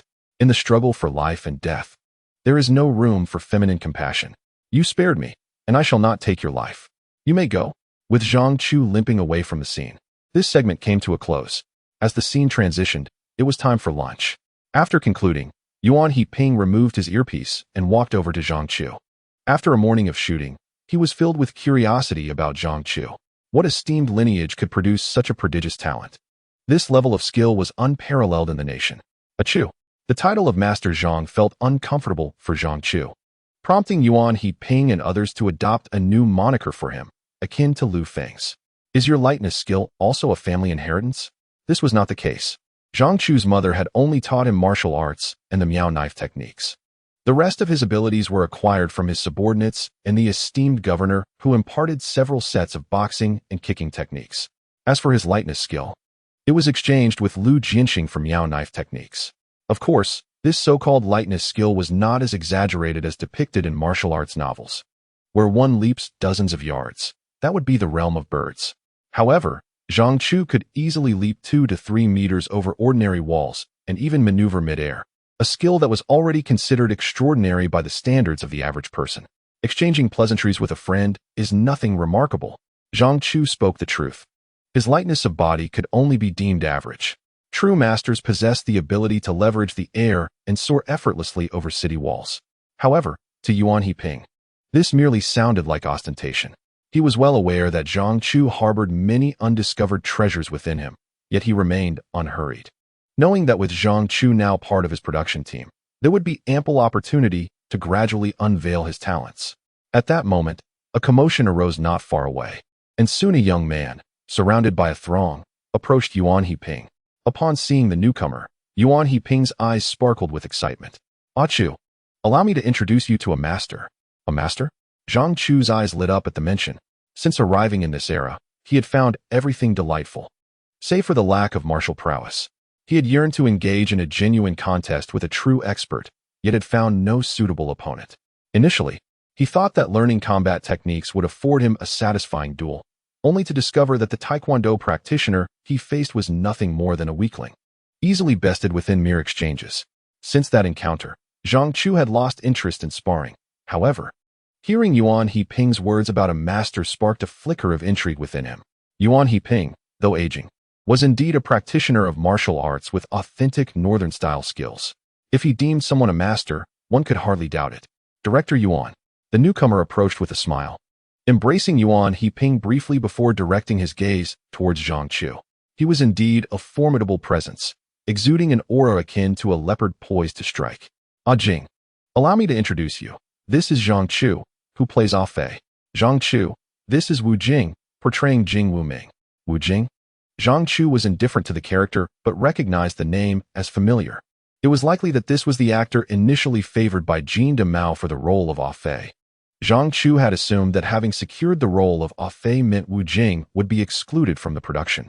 Yet fate had brought them back together in the same crew, albeit with a different role as Jing Wu Ming. Ah Fei and Jing Wu Ming were natural adversaries within the narrative, both renowned for their swift swordsmanship. However, Jing Wu Ming's technique was ruthless, while Ah Fei's was marked by steadiness. I have heard of you. Wu Jing smiled, yet there lingered a palpable tension, as if he were ready to spring into action at any moment. I've heard your skills are impressive. Zhang Chu braced himself. Before him stood Wu Jing, the first person since his arrival in this era to ignite his competitive spirit. Likewise, would you care for a friendly spar? Zhang Chu could hardly contain his eagerness, keen to ascertain the true measure of a master in this age. What a fortuitous opportunity. Wu Jing shared the same sentiment, disregarding the reactions of others as he shed his down jacket and prepared himself in a horse stance. Please instruct me. Zhang Chu also discarded his sword, tucking his garments into his waist and extending his hands towards Wu Jing. After you. Yuan He-ping looked on, utterly bewildered by the unfolding scene between the two. Why is it that upon first meeting, before having exchanged more than a couple of words, a conflict must arise? As soon as the words escaped their lips, Wu Jing shouted and leaped forward, feigning an attack with his left hand while his right fist aimed directly at Zhang Chu's face. This sequence of movements was executed with remarkable speed.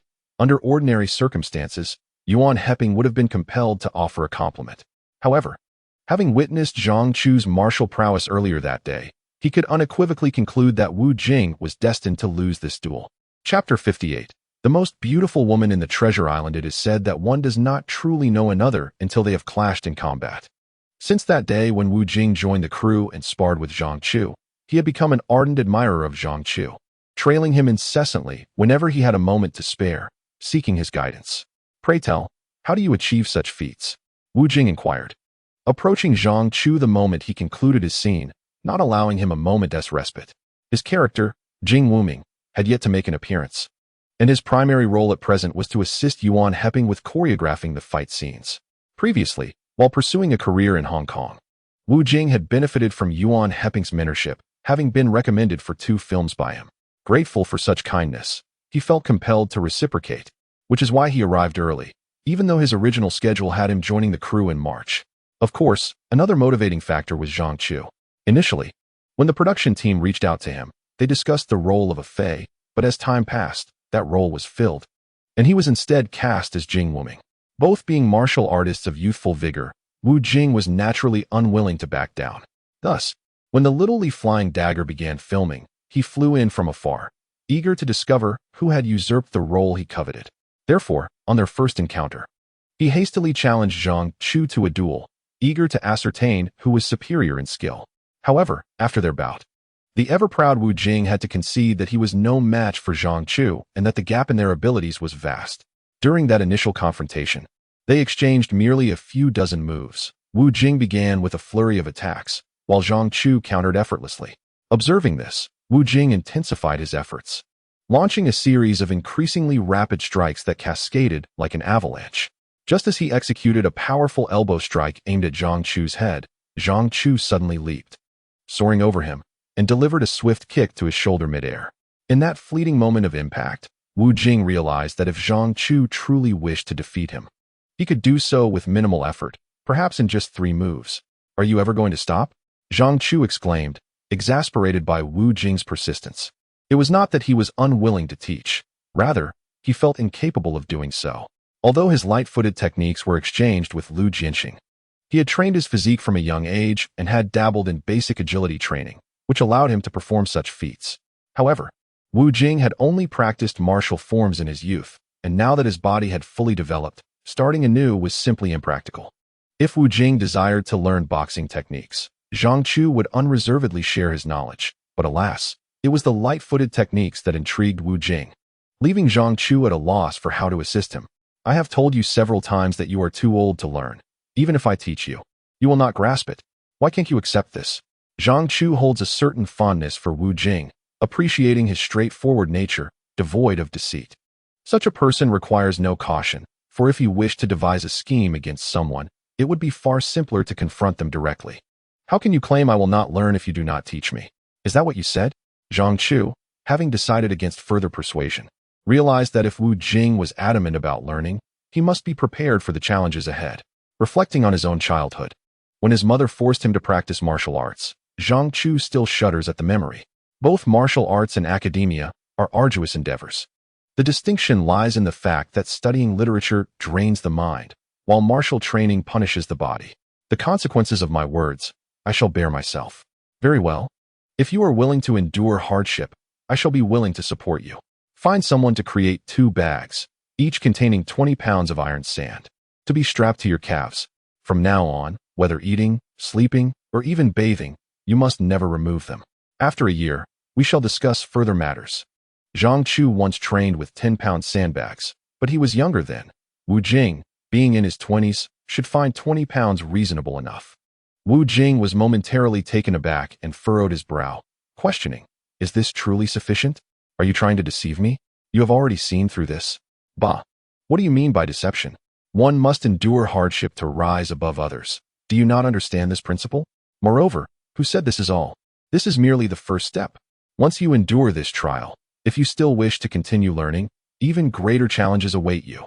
Under Zhang Chu's insidious gaze, Wu Jing suddenly felt as if he were being preyed upon by a wolf. He contemplated retreating, yet having committed to his words, he could not afford to backtrack. At such a youthful and impetuous age, who wishes to admit their shortcomings? Let it come. Who fears whom? Just as he finished speaking, A commotion arose nearby. The two turned to see a throng of reporters invading the set, encircling someone. How did the reporters get in? Wu Jing frowned. Isn't this a closed set? As he attempted to rise, Zhang Chu pressed him back down, gesturing towards another direction. Over there, Yuan Heping, Cui Qinggong, and Jean Dimeo stood together. The three directors were present, indicating that the reporters had gained their permission to enter. Who has arrived? Just then, Zhang Jingchu and Jia Jingwen approached. The four of them, of similar ages and having worked together for a considerable time, had grown closer, often gathering during their leisure and occasionally dining together. Didn't you know? The female lead has arrived, Jia Jingwen exclaimed as she took a seat beside Zhang Jingchu, making room for her, so they sat closely together, resembling conjoined twins. Zhang Chu looked over and noticed that indeed, within the crowd, a woman was being interviewed. However, due to the distance and the reporters obstructing his view, he could not see her clearly. Wu Jing chuckled, the female lead? Aren't you the female lead? According to the original narrative, it is indeed Jia Jingwen's portrayal of Sun Xiaohong that positions her as the protagonist, ultimately leading her to unite with Li Xuanhuan. However, following the adaptation, the significance of Sun Xiaohong in the initial segments of the story has been considerably diminished, while Lin Shirin's role has been substantially amplified. It is not until episode 22, when Lin Shirin succumbs to the effects of a counterfeit antidote and tragically passes away, that Sun Xiaohong officially ascends to her role as the lead character, only to face competition from the enchanting Yang Yan thereafter. One must empathize with Jia Jingwen's plight as the principal actress, caught between Lin Shirin and Yang Yan. It is no wonder the screenwriter opted to alter the outcome for Sun Xiaohong, pairing her with a Fei to spare her from the jealousy and rivalry with other women. What constitutes a leading lady? Despite her discontent, Jia Jingwen is acutely aware that while she possesses a modicum of fame in the Treasure Island, she remains a newcomer upon arriving on the mainland. In terms of renown, how could she possibly contend with the illustrious Xiao Chong, deemed the most beautiful woman of the Treasure Island? Following a press interview, Xiao Chong exchanged pleasantries with Yuan Heping, subsequently surrounded by her entourage. She proceeded to the vehicle arranged for her by the investors, not deigning to bestow a glance upon her colleagues, including Zhang Chu. Such arrogance. Upon witnessing the beauty of the Treasure Island firsthand, Zhang Chu found her allure rather unremarkable, while undeniably attractive. To label her as the most beautiful woman of the Treasure Island seemed rather exaggerated. In comparison, Zhang Chu believed that Zhang Jingchu and Jia Jingwen surpassed Xiao Chong in beauty, albeit the former lacked the innate charm that Xiao Chong effortlessly exuded. However, it was evident that Wu Jing, a fellow man, harbored a different perspective. His gaze towards Xiao Chong was unabashedly admiring, following her into the vehicle with reluctance as he eventually withdrew his stare. One must be cautious not to be mistaken for a rogue. In the presence of the two young women, Wu Jing felt his cheeks flush, yet he continued to feign innocence. What nonsense! Who is the rogue here? I am merely appreciating beauty. Do you comprehend? Indeed, there is truth in that. Simply state whether she is beautiful or not. Zhang Chu could not, in good conscience, deny her allure, though he had long since encountered a beauty with a hint of worldly allure at Yixiang Pavilion. He had anticipated that the most beautiful woman of the Treasure Island would not only possess striking features, but also an ethereal grace. To his dismay, the reality fell short of his expectations. In the afternoon, Xiao Chong meticulously arranged her makeup and filmed her first scene. It was said that the character design for Lin Shirin had enlisted the expertise of a master from Hong Kong. Upon her debut, she indeed appeared resplendent. When standing still and silent, there was a faint celestial aura about her, aligning well with Gu Long's depiction of Lin Shirin in the original text, elegant, noble, perpetually imbued with a subtle sense of sorrow.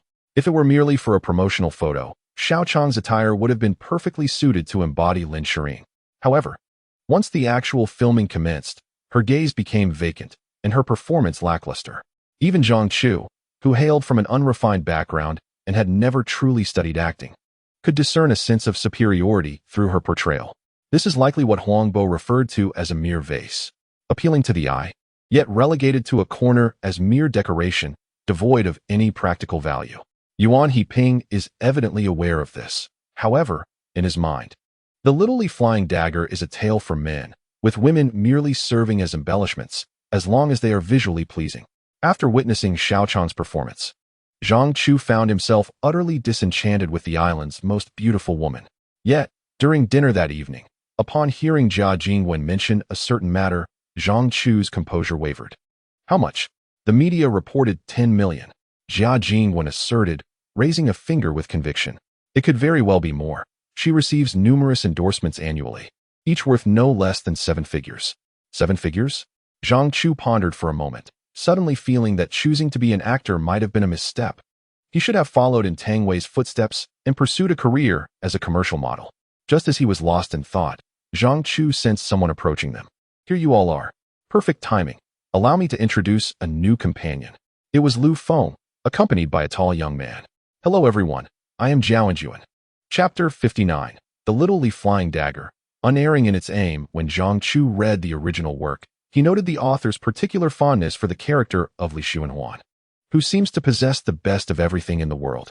Born into immense wealth, with a lineage steeped in prominence, boasting 7 imperial scholars in his family, including 3 top scholars among father and son, he is undeniably illustrious. Li Xuanhuan himself is not only exceptionally talented, both in intellect and martial prowess, but also learned extraordinary skills from a mysterious mentor in his youth. With such a background and abilities, even without undertaking any endeavors, his life would undoubtedly be splendid. Yet, Li Xuanhuan is destined not to be an ordinary figure. His actions are perpetually enigmatic. The original text mentions that although he is not a gentleman, his deeds are those that most gentlemen would neither perform nor wish to, and are forever beyond their reach. Therefore, anyone who has read The Sentimental Swordsman, Ruthless Sword finds it hard to believe that a person like Li Xuanhuan truly exists, let alone the profound and genuine friendship he embodies. In the narrative, Li Xuanhuan consistently brings joy to others. His motivations stem from love rather than hate. He firmly believes that hate leads only to destruction, while love can grant eternal life. Thus, his heart remains ever expansive, and his demeanor is perpetually magnanimous. It is certain that while no one wishes to be Li Xuanhuan, many yearn for a friend like him. When Li Xuanhuan makes his initial appearance in the original text, the author refrains from meticulously describing his appearance. Instead, a few succinct phrases sketch the character's extraordinary nature. He is described as languid yet dashing, aloof yet composed, exuding the aura of a poet. Even in the absence of direct depiction, one can infer that Li Xuanhuan must be a handsome man akin to Pan, possessing a charm that transcends time and space, a quality that has eluded all other men throughout history. Zhang Chu had previously pondered the type of actor the production team would select to portray Li Xuanhuan, but regrettably, the male lead had yet to arrive. The only name he was aware of was Zhao Yuan. Now, upon witnessing the man's true visage, Zhang Chu could not help but concede that Zhao Yuan indeed possessed a striking handsomeness and an elegant demeanor. While Zhang Chu was still assessing his counterpart, several others had already risen to greet Zhao Yuan. Previously, Jia Jingwen had mentioned that Zhao Yuan had debuted quite early, placing them all in the position of juniors before him. Hello, Zhao Yuan greeted with a hearty smile, extending his hand toward Zhang Chu. Observing this, Zhang Chu stood and briefly shook his hand. Now, I must rely on you, Zhao Yuan stated. Zhang Chu, taken aback, wondered why such a declaration was made upon their first meeting. Nearby, Lu Feng awkwardly clarified, the situation is this. With Little Li Flying Dagger, I've devised numerous plans. Yet Director Yuan is not entirely satisfied. Thus, he asked me to bring him to you, hoping you might have some brilliant ideas. It turned out he was there to seek Zhang Chu's assistance. Zhang Chu had effectively become the unrecognized martial arts director of the production team, yet he had not profited from this role. However, as it was a request from Yuan Heping, Zhang Chu felt compelled to oblige, for he could not disregard the favor he owed. This was also why, despite his usual fixation on monetary gain, Zhang Chu had never mentioned compensation while serving as the martial arts director. Nevertheless, this time, Yuan Heping truly posed a challenge for Zhang Chu. How should he design the movements of the Little Li Flying Dagger? By nature, it should be a concealed weapon, striking swiftly and with certainty. Yet, based on the character's depiction in the literature, it seemed Li Xuanhuan would disdain ambush tactics, thus negating the element of surprise inherent to a hidden weapon. Furthermore, the text only suggested that Li Xuanhuan's blade was never drawn lightly. Once unleashed, it would never miss its mark. The shape and length of the blade, as well as the manner of its deployment, remained unarticulated, leaving such details to the reader's imagination. Indeed, The martial arts depicted in wuxia novels are inherently products of the imagination. Li Xuanhuan's little flying dagger evokes not merely a weapon or technique, but a symbol representing the forces of light and justice. Consequently, despite Shanghuan Jinhong's superior martial prowess, he ultimately fell beneath the blade, for righteousness must prevail over evil. Thus, the dagger is neither a mere weapon nor a concealed device, but rather an invigorating force that assures the defeat of formidable foes and the triumph of justice. This, perhaps, encapsulates the author's true intention behind the little flying dagger. However, as they were filming a television series, it would be imprudent to leave the interpretation entirely to the audience's imagination post-broadcast. The martial art must be concretely defined, clearly expressed as a technique. How to design it? This indeed posed a significant dilemma. Upon returning from the restaurant to their residence, Zhang Chu and Lu Feng continued their discussion, while Wu Jing and Zhao Yuan sat nearby.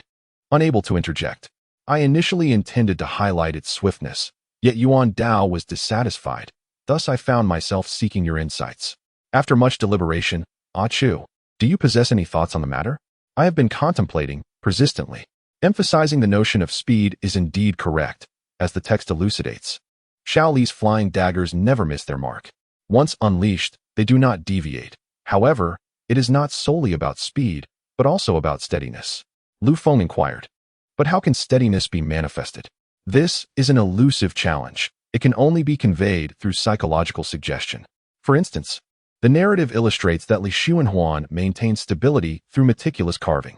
We could incorporate this moment into the performance, allowing the audience to perceive that Li Xuanhuan's mastery of the flying dagger is not merely innate talent, but rather the result of diligent practice. Lu Feng nodded in agreement, acknowledging, your point is well taken. However, the pivotal issue now lies in how to launch the dagger. Zhang Chu had already contemplated this. The crux is encapsulated in 4 words, imposing and upright. Imposing and upright. Several individuals expressed their confusion.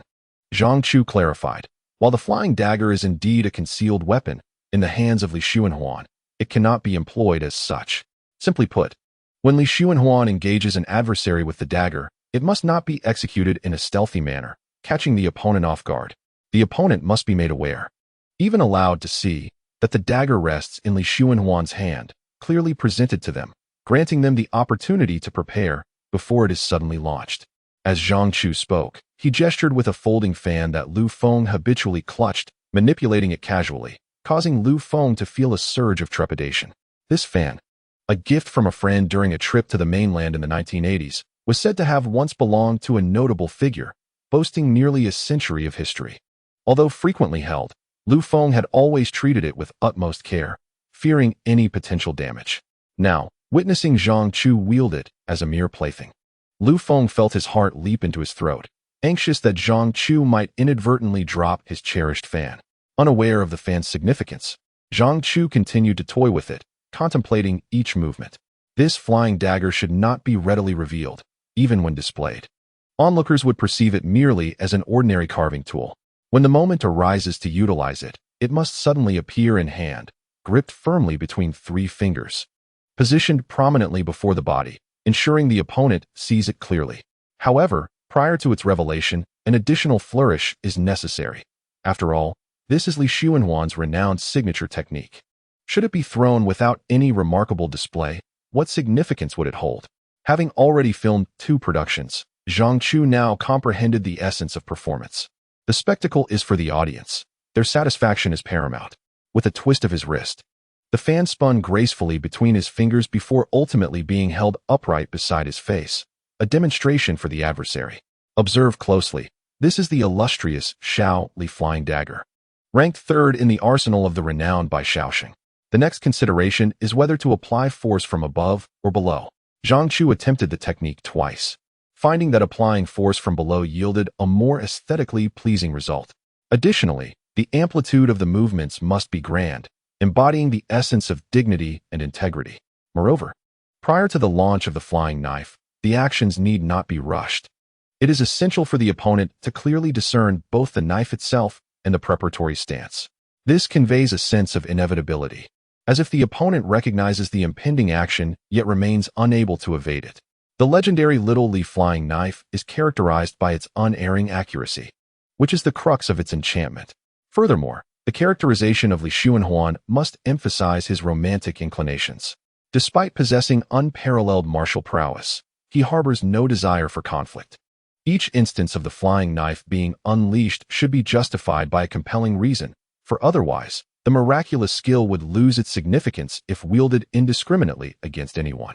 This design clarifies everything. The techniques are extraordinary, executed with both speed and steadiness, while simultaneously exuding an air of nobility. Lu Feng, upon hearing Zhang Chu's elucidation, could not help but applaud enthusiastically. Yes, this makes perfect sense. Zhang Chu then proceeded to demonstrate the technique from beginning to end, and with a decisive shout, released the folding fan from his hand. Bang! Hiss! Wu Jing and Zhao Enjuan gasped in astonishment. Just moments ago, Lu Feng had been reveling in the resolution of a significant dilemma, but now his expression twisted with fury as he watched his cherished fan hurled by Zhang Chu, embedding itself in the television screen. My precious, he exclaimed, realizing he may have been overly exuberant. Perhaps we should retreat to my room and discuss this further. It is unwise to linger here. With that, Zhang Chu stepped away. Zhao Enjuan and Wu Jing, sensing the tension, followed suit, as Lu Feng's glare suggested murderous intent.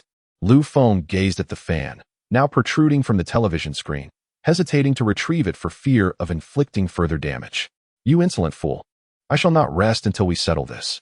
Chapter 60. Beer and Clans. Yuan He Ping was in high spirits. Having just witnessed Zhang Chu and Zhao Enjuan demonstrate the technique of Little Li flying knife. After the performance, he expressed his satisfaction and encouraged Zhao Enjuan to practice diligently. However, Lu Feng soon approached, resembling a disgruntled spouse, incessantly lamenting about the fan. Yuan He Ping was aware that Lu Feng possessed a folding fan used by a notable figure from the late Qing dynasty. Yet his ignorance of antiquities led him to view it merely as an ordinary fan, regardless of its illustrious history. If it means that much to you, I shall compensate you with another. Yuan He Ping, having reached his limit, noted that while the entire crew was busy, Lu Feng was fixated on a mere folding fan. Had they not been longtime friends, he would have long dismissed him. Brother Big Eyes, after all, it is just a fan, if you truly desire it. Once this production wraps, I shall gift you the fan worn by Xiao Chong. Nearby, Zhang Chu glanced over at Xiao Chong, who was preparing for her scene, and noticed, for the first time, that she indeed wore an elegantly open lady's fan atop her head. This particular adornment is a novel sight for me. Previously encountered women typically styled their hair in high buns, spiral knots, or simple chignons, often complemented by jeweled hairpins and delicate fans. What significance does a fan hold? Merely to provide a gentle breeze on a warm day?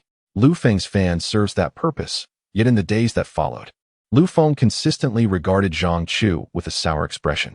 As the principal cast members assembled, the filming intensity of the production gradually escalated. Nevertheless, for Zhang Chu, this proved to be a fortuitous development. With the leading man, Zhao Enjuan, present, Yuan He Ping no longer needed to focus solely on him. The division of labor alleviated Zhang Chu's burdens significantly. Although Zhao Enjuan is a celebrated star from the Island of Treasure, his demeanor starkly contrasts with that of Xiao Chong. Xiao Chong possesses a somewhat aloof disposition, accompanied by the inherent pride of a superstar. Within the crew, she seldom interacted with anyone aside from occasionally consulting Yuan He Ping and Cui Chenggong regarding her character. When not filming, she would retreat to her trailer for rest, rendering her nearly invisible to the other actors, let alone establishing personal connections.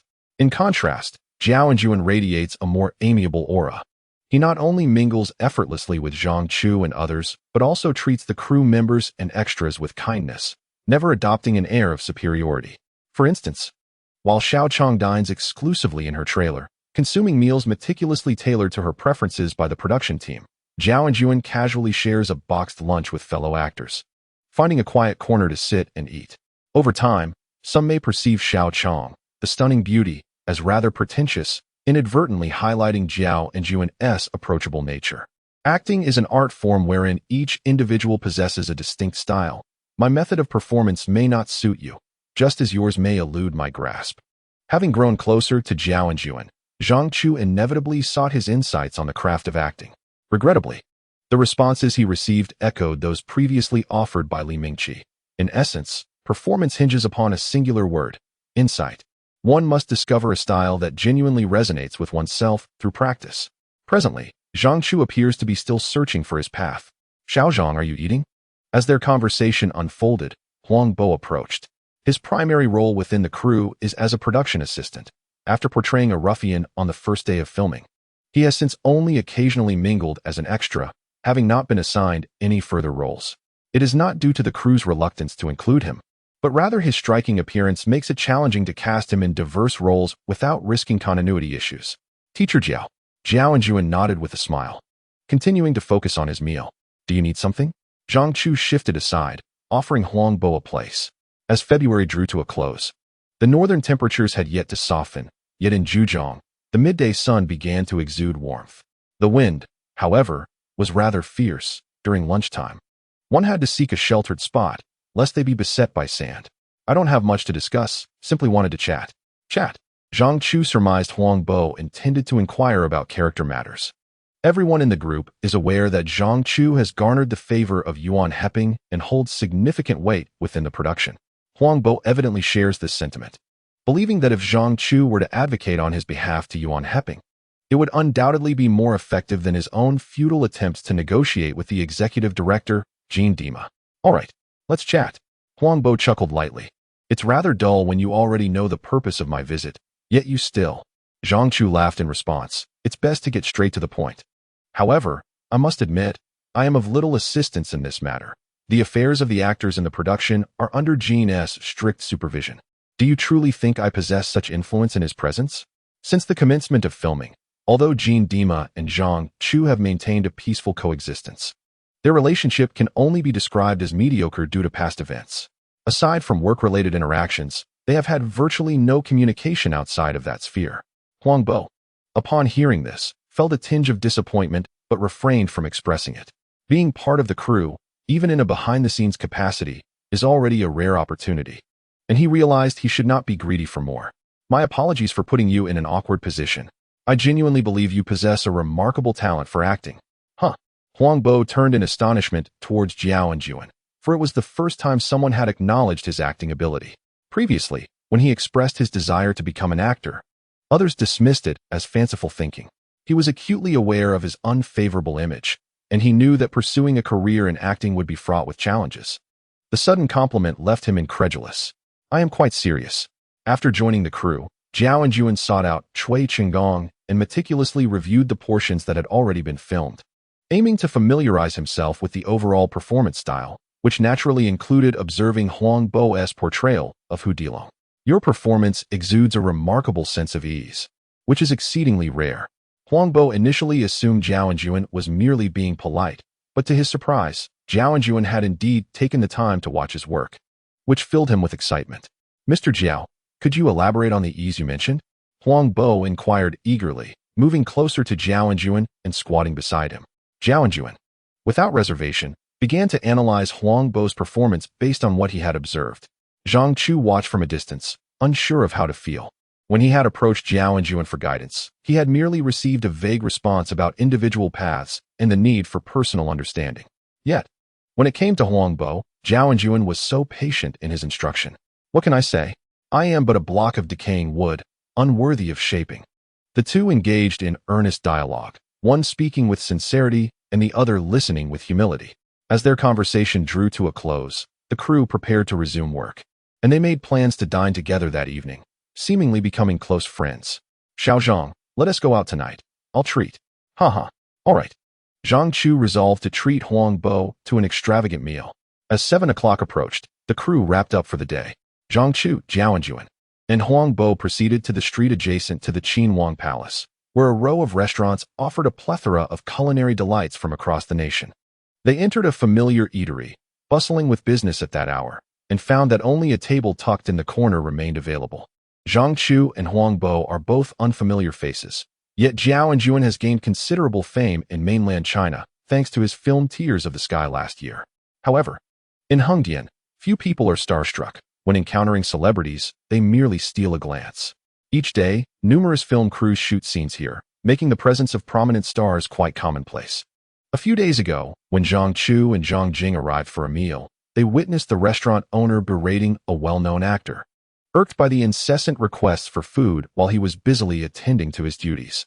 Huang Bo, with great generosity, ordered several of the most expensive dishes and a case of beer, acknowledging the immense pressure actors face, which often drives them to indulge in a drink or two.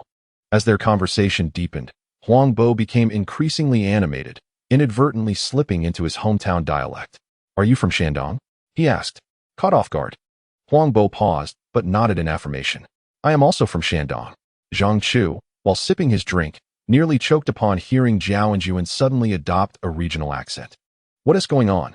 This normally articulate Zhao and Yuan had transformed into a Shandong man, his familiar face now enunciating words steeped in the flavor of scallion pancakes, creating a rather discordant harmony. Huang Bo's eyes widened in surprise. "Teacher Zhao, you're from Shandong too?" Zhao and Yuan chuckled. "I hail from Weifang in Shandong." "I'm from Qingdao," exclaimed Huang Bo. "What a coincidence."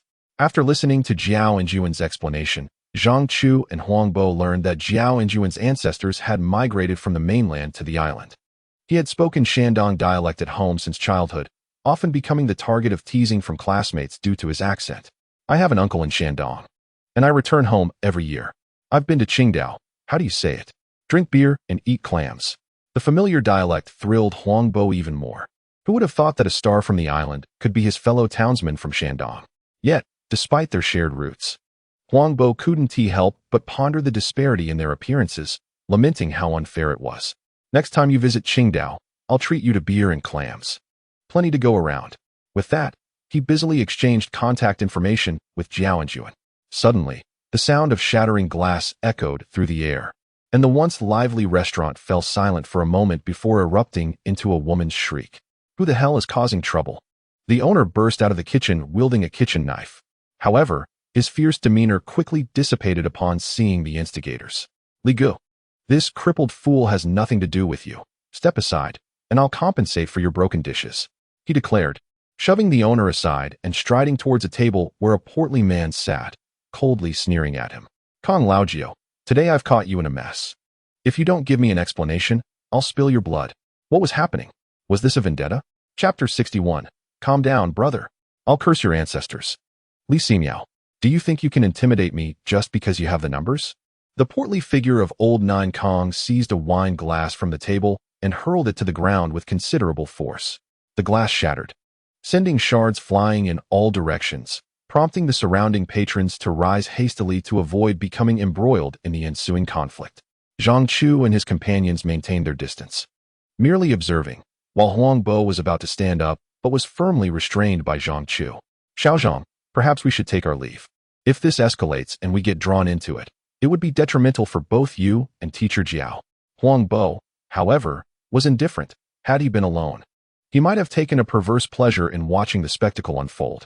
Yet, Zhang Chu and Zhao and Yuan could not afford such risks, particularly Zhao and Yuan, a celebrated star who, even if not directly involved, could find himself inadvertently captured by the press, leading to sensational headlines claiming Zhao and Yuan was embroiled in a brawl in Haidian, which could spell trouble.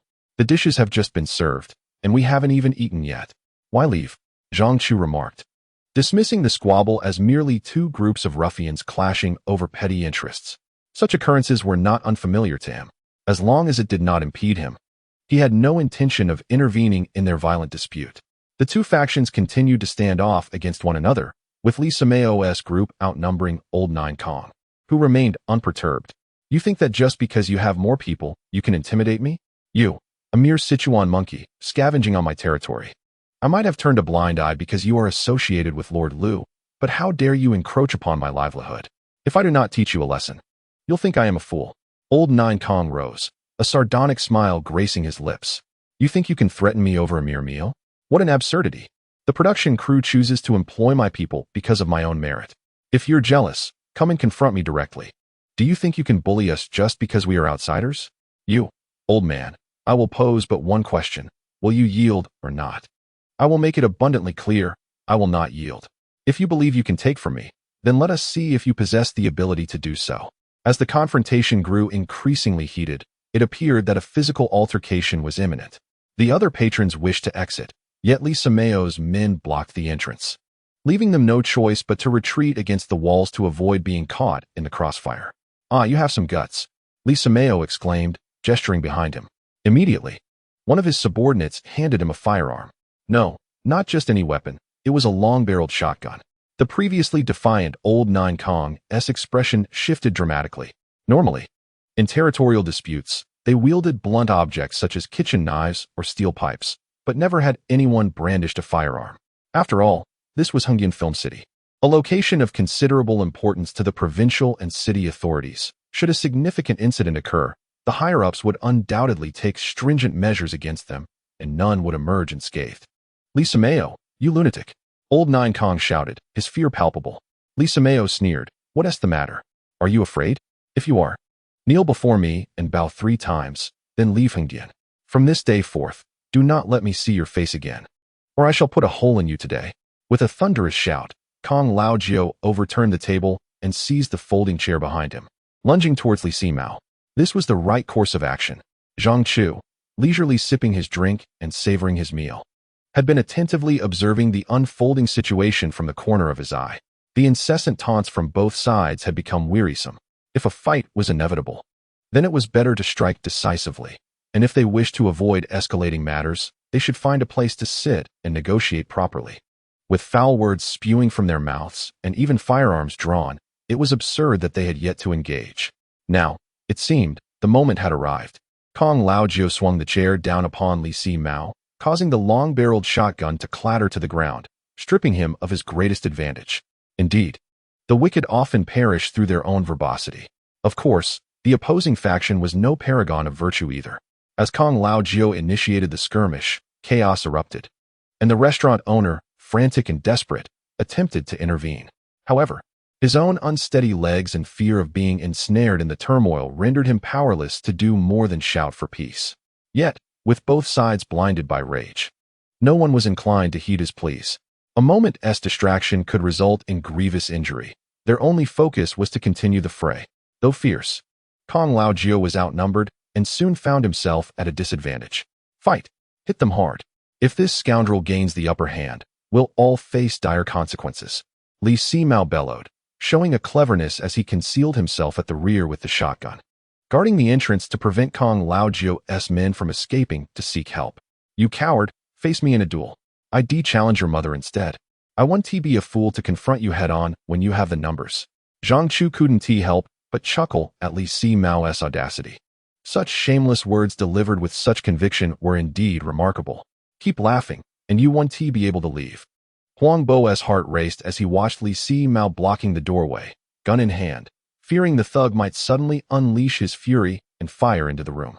"Rest assured, once we subdue the other side, they will certainly cease hostilities." Zhang Chu remained as steadfast as a mountain. But the other patrons in the establishment shared none of his calmness. Witnessing the bloodshed, they feared that if the fighting continued, lives might be lost. Most of the individuals present were tourists, unwilling to be swept into such a chaotic affair. Some wished to flee, yet the confines of the restaurant were too cramped.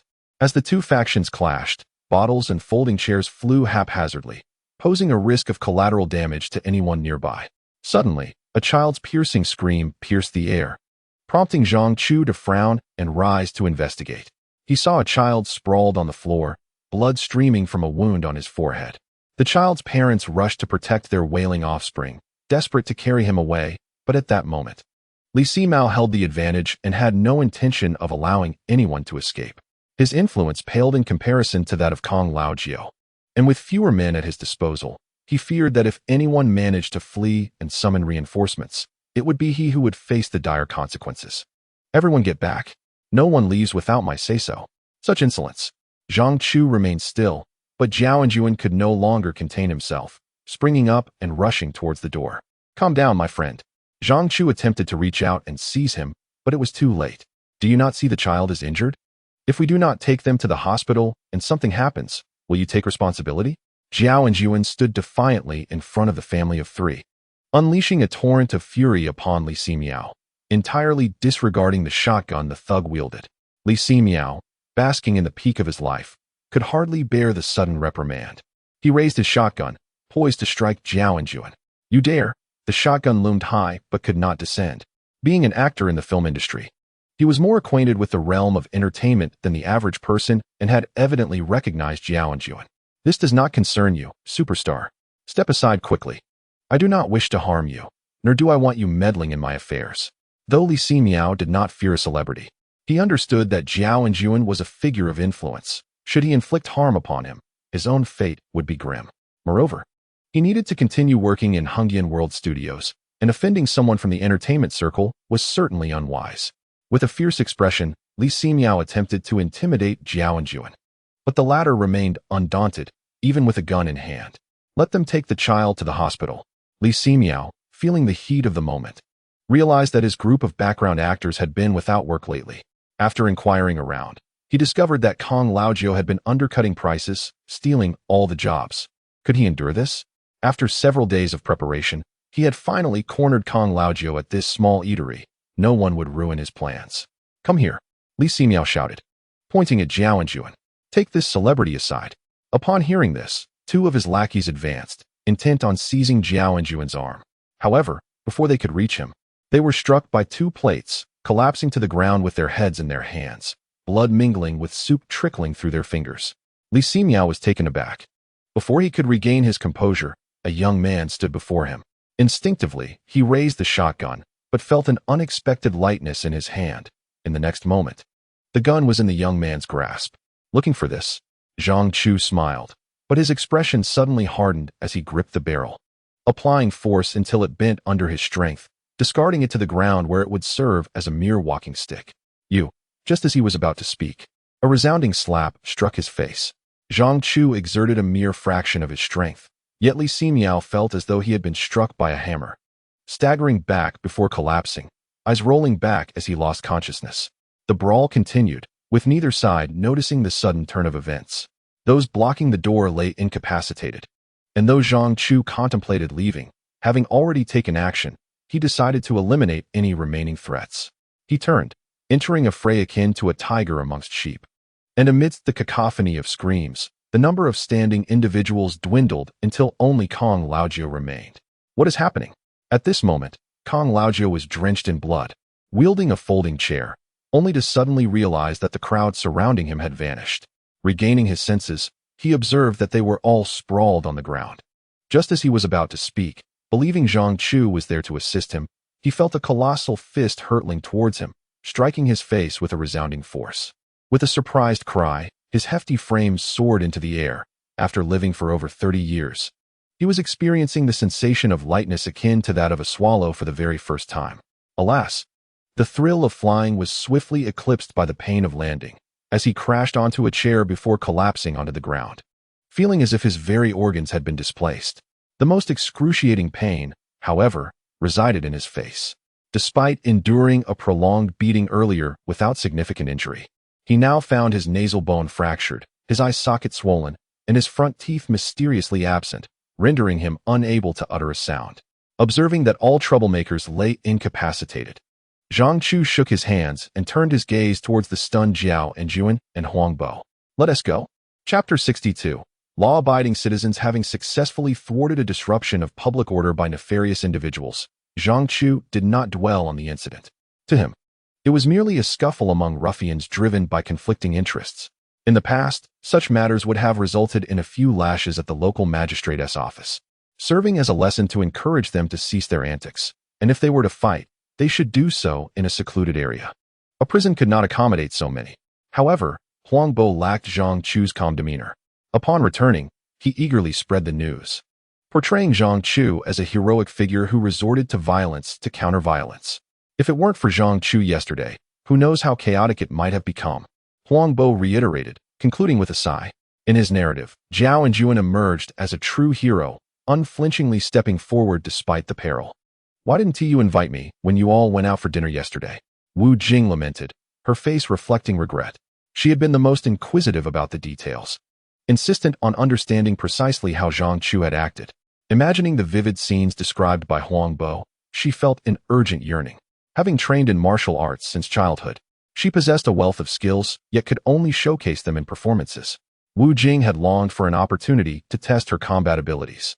Unfortunately, during her last encounter with Zhang Chu, He had effortlessly subdued her even without exerting his full strength, leaving her doubting her own prowess and eager for another chance to validate her skills. All right. This isn't a matter to be taken lightly. Let us put an end to it and refrain from spreading it further. By the time Yuan Heping learned of the incident and instructed Lu Feng to inform a few others, Huang Bo's retelling had already made the rounds among the crew. Just moments ago, even Xiao Chang's gaze towards Zhang Chu had shifted, tinged with newfound respect. Women have an innate admiration for the strong. Regardless of the reasons behind the actors' brawl, should the media catch wind of it, it would undoubtedly cast a negative shadow over the production. Huang Bo received a stern warning, and, though he felt a twinge of curiosity when others inquired, he dared not utter another word. It seemed that this incident would fade into the background. However, that very afternoon, an unexpected group intruded upon the film set. At the forefront was a middle-aged man in his 40s, impeccably dressed in a suit, sporting a slicked-back hairstyle, exuding an aura of refined malevolence. Trailing behind him were the bruised and battered figures of Kong Lao Jiao and Li Si Mao, accompanied by a throng of ruffians. At that moment, the crew was engaged in filming an action sequence, with Jiao and Yuan portraying Li Xuanhuan, finally ready to showcase the legendary skill of the little Li flying dagger after extensive practice. Yet, before Jiao and Yuan could assume his stance, a cacophony erupted, compelling the crew to halt their work. What was happening? Did they not understand decorum? Yuan Heping, his face a mask of fury, approached the scene. Surely, this must be Yuan Baiyi? Yuan Heping furrowed his brow, scrutinizing the leading man, uncertain of his identity and purpose, perceiving only that he was exceptionally adept at posturing. As they conversed, two more thugs advanced, placing a grand armchair down, sitting with their legs crossed, their expressions radiating a sense of dominion over Yuan Heping. Were this in Hong Kong, Yuan Heping would have likely ordered them to leave by now, although not a member of any gang. His disciples were widespread in the Hong Kong entertainment circle, and even notorious gang leaders would accord him a modicum of respect. However, this was the mainland. And without a clear understanding of the adversary's background, Yuan Heping dared not act impulsively, suppressing his anger and opting to engage in dialogue instead. All thanks to the favor of friends, Yuan Heping. Zhang Chu had deduced the situation, though he was astonished to see Li Si Mao and Kong Lao Jiao, who had been at each other's throats just yesterday, now standing united. Yesterday, Li Si Mao had mentioned to Mr. Lu. Could he possibly be this pretentious fellow? May I inquire how to address you? The pretentious man lit a cigarette, inhaling deeply, a relaxed smile gracing his face. Lu Yong.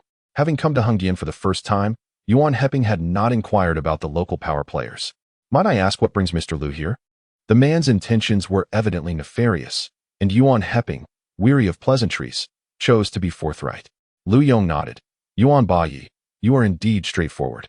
In that case, I shall dispense with the formalities. I should have visited you sooner upon your arrival in Haidian, but my affairs kept me occupied. The primary reason for my visit today, however, concerns my two rather incompetent brothers. With that, Lu Yong gestured for Li Si Mao and Kong Lao Jiao to step forward, both exhibiting similar injuries, one with a severely swollen cheek and the other with puffy eyes, barely able to see. These two brothers of mine had a minor disagreement, which could have been easily resolved. Yet, for reasons unbeknownst to me, your crew members struck them without provocation, injuring both and causing harm to a dozen of my men. Yuan Baiyi, you owe me an explanation regarding this matter. Yuan Heping was already aware of the events that had transpired the previous day. Upon the emergence of Li Si Mao and Kong Lao Jiao, he had surmised Lu Yong's intentions. However, according to Huang Bo, both parties had resorted to firearms yesterday. Yet Lu Yong trivialized the matter as a mere insignificant dispute. This was clearly an attempt at extortion. Taking a deep breath, Mr. Lu forcibly suppressed the anger surging within him. How does Mr. Lu intend to address this situation? This matter cannot simply be brushed aside. In order to ensure the smooth progression of the production, Yuan Heping had no intention of confronting the other party. He merely sought to resolve the issue amicably and dismiss these local thugs as soon as possible. It was straightforward. The resolution was simple. You injured my brothers. So a compensation for medical expenses, Yuan Baiyi, is not an unreasonable request, is it? How much? Lu Yong raised a finger, gesturing towards Yuan Heping. 10,000.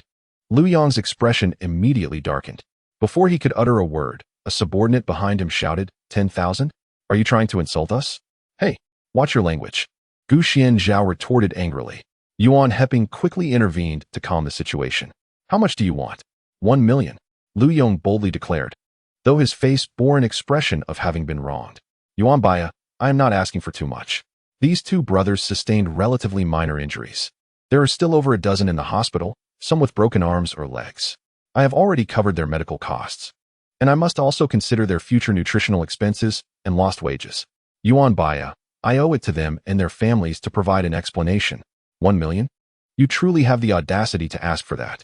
In this day and age, even in major cities like Beijing and Shanghai, a formal employee's monthly wage barely ranges from 200 to 500 yuan. Lu Yong's demand for 1 million seemed to treat Yuan Heping as a fool. It is only natural to compensate for the medical expenses since my people injured your brothers. However, if we are to negotiate, there should be some sincerity involved. With an innocent expression, Lu Yong shrugged. Yuan Baya, I have already shown great sincerity. Initially, these two brothers planned to demand 2 million from you. But in consideration of your standing, I am only asking for half. Isn't that sincere enough? You can take that nonsense elsewhere. Zhang Chu was about to step outside, unwilling to let Yuan Heping, an elderly man, face this alone. Just as he moved, he was pulled back by Lu Feng, who shook his head in disapproval. Wait and see.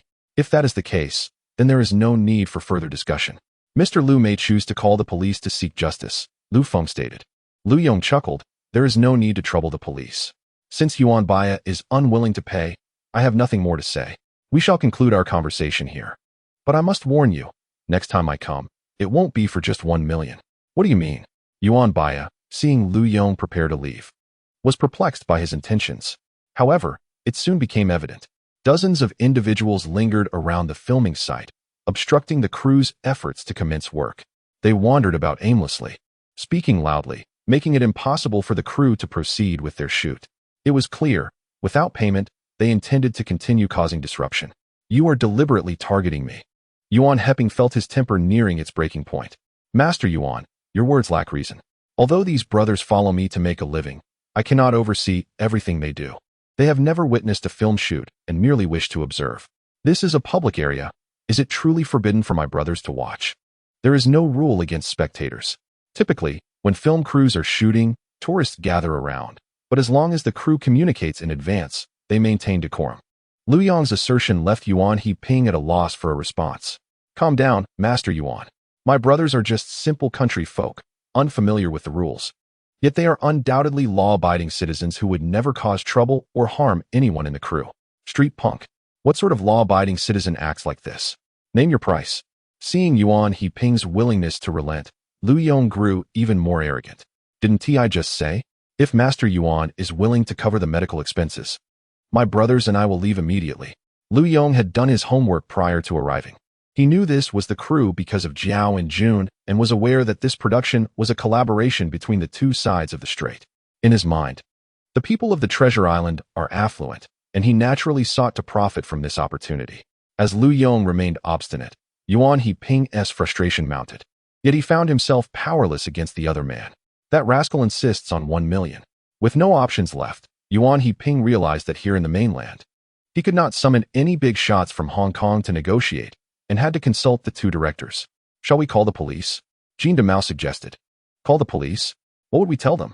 They haven't done anything wrong. They're merely watching, which isn't illegal. Chui Qinggong also found the situation rather tricky.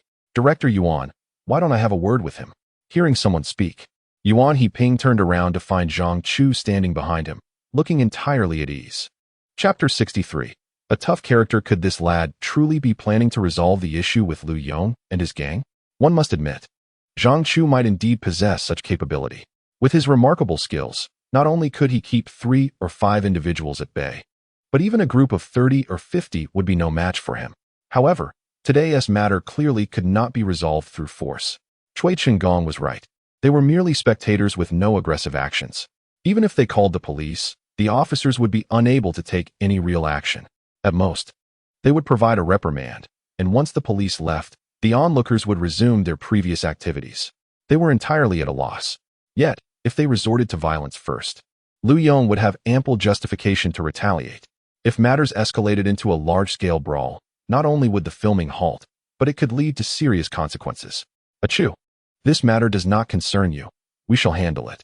Yuan He-ping wished to keep Zhang Chu out of this. In his view, Zhang Chu had a bright future ahead and should begin to protect his reputation, avoiding any negative publicity. Director Yuan, I instigated this situation. How can I not be involved? Rest assured, I intend to reason with them and will not resort to violence. Hearing Zhang Chu's words piqued Yuan He-ping's curiosity. How do you plan to handle it? By adapting to the situation and persuading through virtue. Zhang Chu's tone exuded sincerity, yet to Yuan He-ping, his words sounded like a jest. If Lu Jinxing were to hear this, he would surely burst into laughter. Zhang Chu's approach has always been to act rather than speak. Yuan suggested allowing Zhang Chu to give it a try. Remaining in this stalemate was hindering their work. Jean Dimeo chimed in with encouragement. Lu Yong and his crew were evidently determined to achieve their aims, and they had ample time to exhaust the film crew. At that moment, Yuan He-ping found himself at a loss. As the foremost martial arts director in Asia, he had never felt so constrained since rising to fame. While a mere phone call could resolve matters in Hong Kong, his reputation held little sway in the mainland. Despite Lu Yong's constant address of Yuan as Elder Yuan, in their eyes, he was hardly significant. However, remember, absolutely refrain from violence. Do not provide them with any leverage, Zhang Chu assured. Before turning to navigate through the crowd towards Lu Yong and his associates, Zhang Jingchu suddenly approached and grasped his arm. There are so many of them. Don't worry, I'm just going to reason with them. I would be foolish to take your word for that. I'm coming with you. Zhang Chu was taken aback, witnessing Zhang Jingchu's determined expression. He realized she was quite obstinate and would follow regardless of his consent. In that case, stay behind me and say nothing. Zhang Jingchu nodded and released his arm. At this moment, Zhao Yuan also stepped forward. Although he said nothing, his intentions were clear. Then let us all go. Upon seeing Zhang Chu's resolve, Li Simeo's eyes blazed with fury. Just yesterday, Zhang Chu's slap had knocked out 3 of his molars and even removed the wisdom tooth, leaving half of his face numb, and speaking was painfully difficult. Hearing Li Simeo's words, Lu Yong frowned. This morning, he had learned that Li Simeo and a group of others had been attacked by a single individual and found it hard to believe. Yet, their insistence made him somewhat uncertain. Was there truly someone so formidable? Although he had a few capable men, they could only handle 2 or 3 opponents simultaneously. However, yesterday, Li Simeo and his companions numbered at least 20. Could one person truly be that powerful? As he scrutinized Zhang Chu, he found nothing particularly remarkable about him. Clad in costume and wearing a wig, he seemed merely an actor. When had such a figure emerged from the entertainment industry? Are you the one who struck me? Zhang Chu shrugged with a smile. If you mean those 2, then yes, it was indeed I who struck them. Huh, and you still have the audacity to laugh.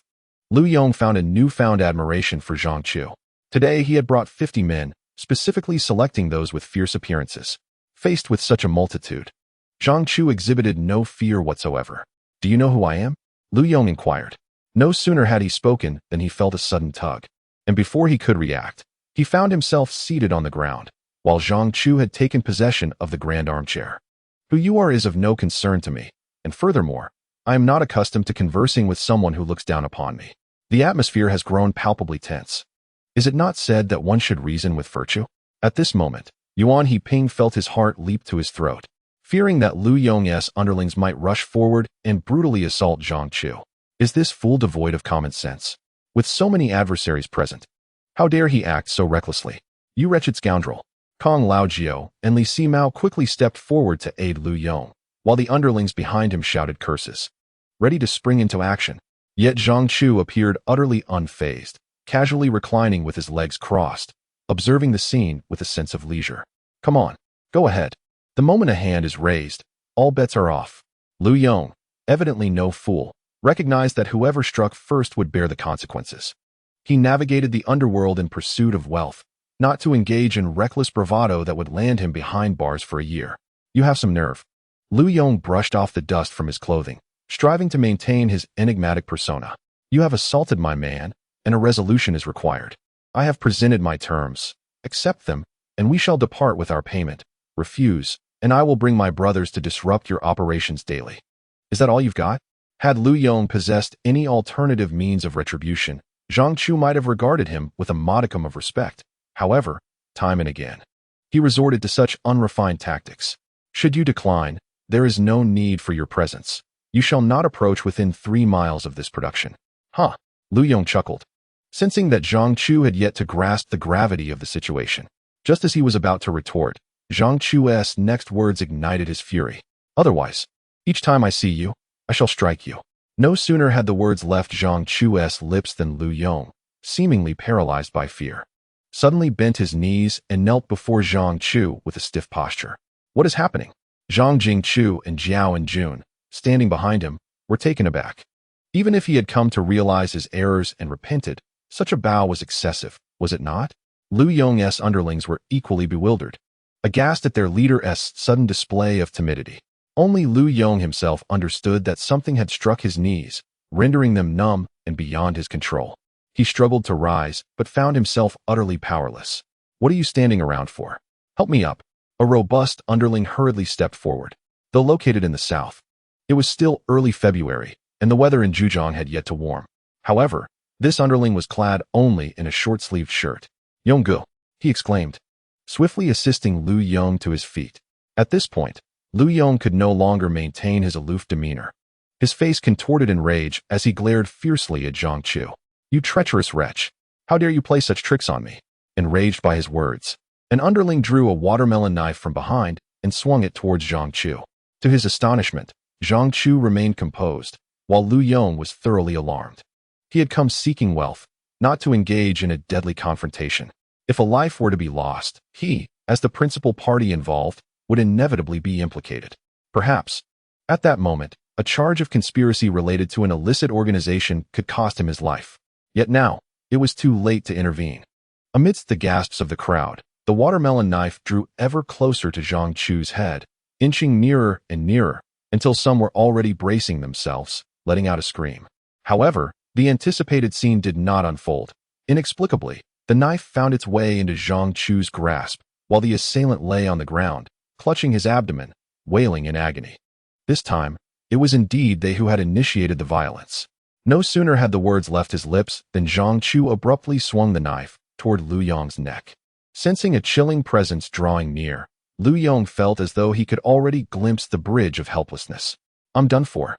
Yuan Ping, who had been intently observing the chaotic turn of events, had not yet recovered from the shock of Zhang Chu nearly being struck when he witnessed this new development. I instructed you to negotiate, not to commit murder. Stop. In that critical moment, just as the blade was poised to sever Lu Yong's head, it suddenly turned upright, gently tapping the blade's edge against Lu Yong's face. At that instant, Lu Yong's soul seemed to float above, while he felt a warm, damp sensation between his legs, rapidly soaking the ground beneath him. Gasping for breath, still shaken, Lu Yong looked at Zhang Chu with fear in his eyes. This man is ruthless. In that fleeting moment, Lu Yong could distinctly sense that, were it not for the multitude of onlookers, Zhang Chu would have undoubtedly taken his head clean off. He spared him, merely to avoid complications, knowing full well he could strike whenever he wished. Did you capture it all? Zhang Chu suddenly inquired. The crowd immediately responded. Yes. We got it all, crystal clear. Huang Bo raised his hand high, accompanied by the head of the filming crew, who bore a camera on his shoulder, aimed directly at Zhang Chu and the others. At this moment, Lu Yong grasped the situation. You're playing me for a fool. As the thought crossed his mind, he felt a chill on his face as the watermelon knife pressed against it once more. Mind your words, or next time, you may not be so fortunate. Lu Yong's gaze, filled with malice yet tinged with fear, revealed his understanding that Zhang Chu was not merely speaking for effect. He scrambled to distance himself from Zhang Chu, supported by his subordinates as he struggled to stand, his legs still aching and numb, the area between them damp. A cool breeze wafted by, bringing an inexplicable sense of relief. Today's encounter had been an utter humiliation. Let us leave.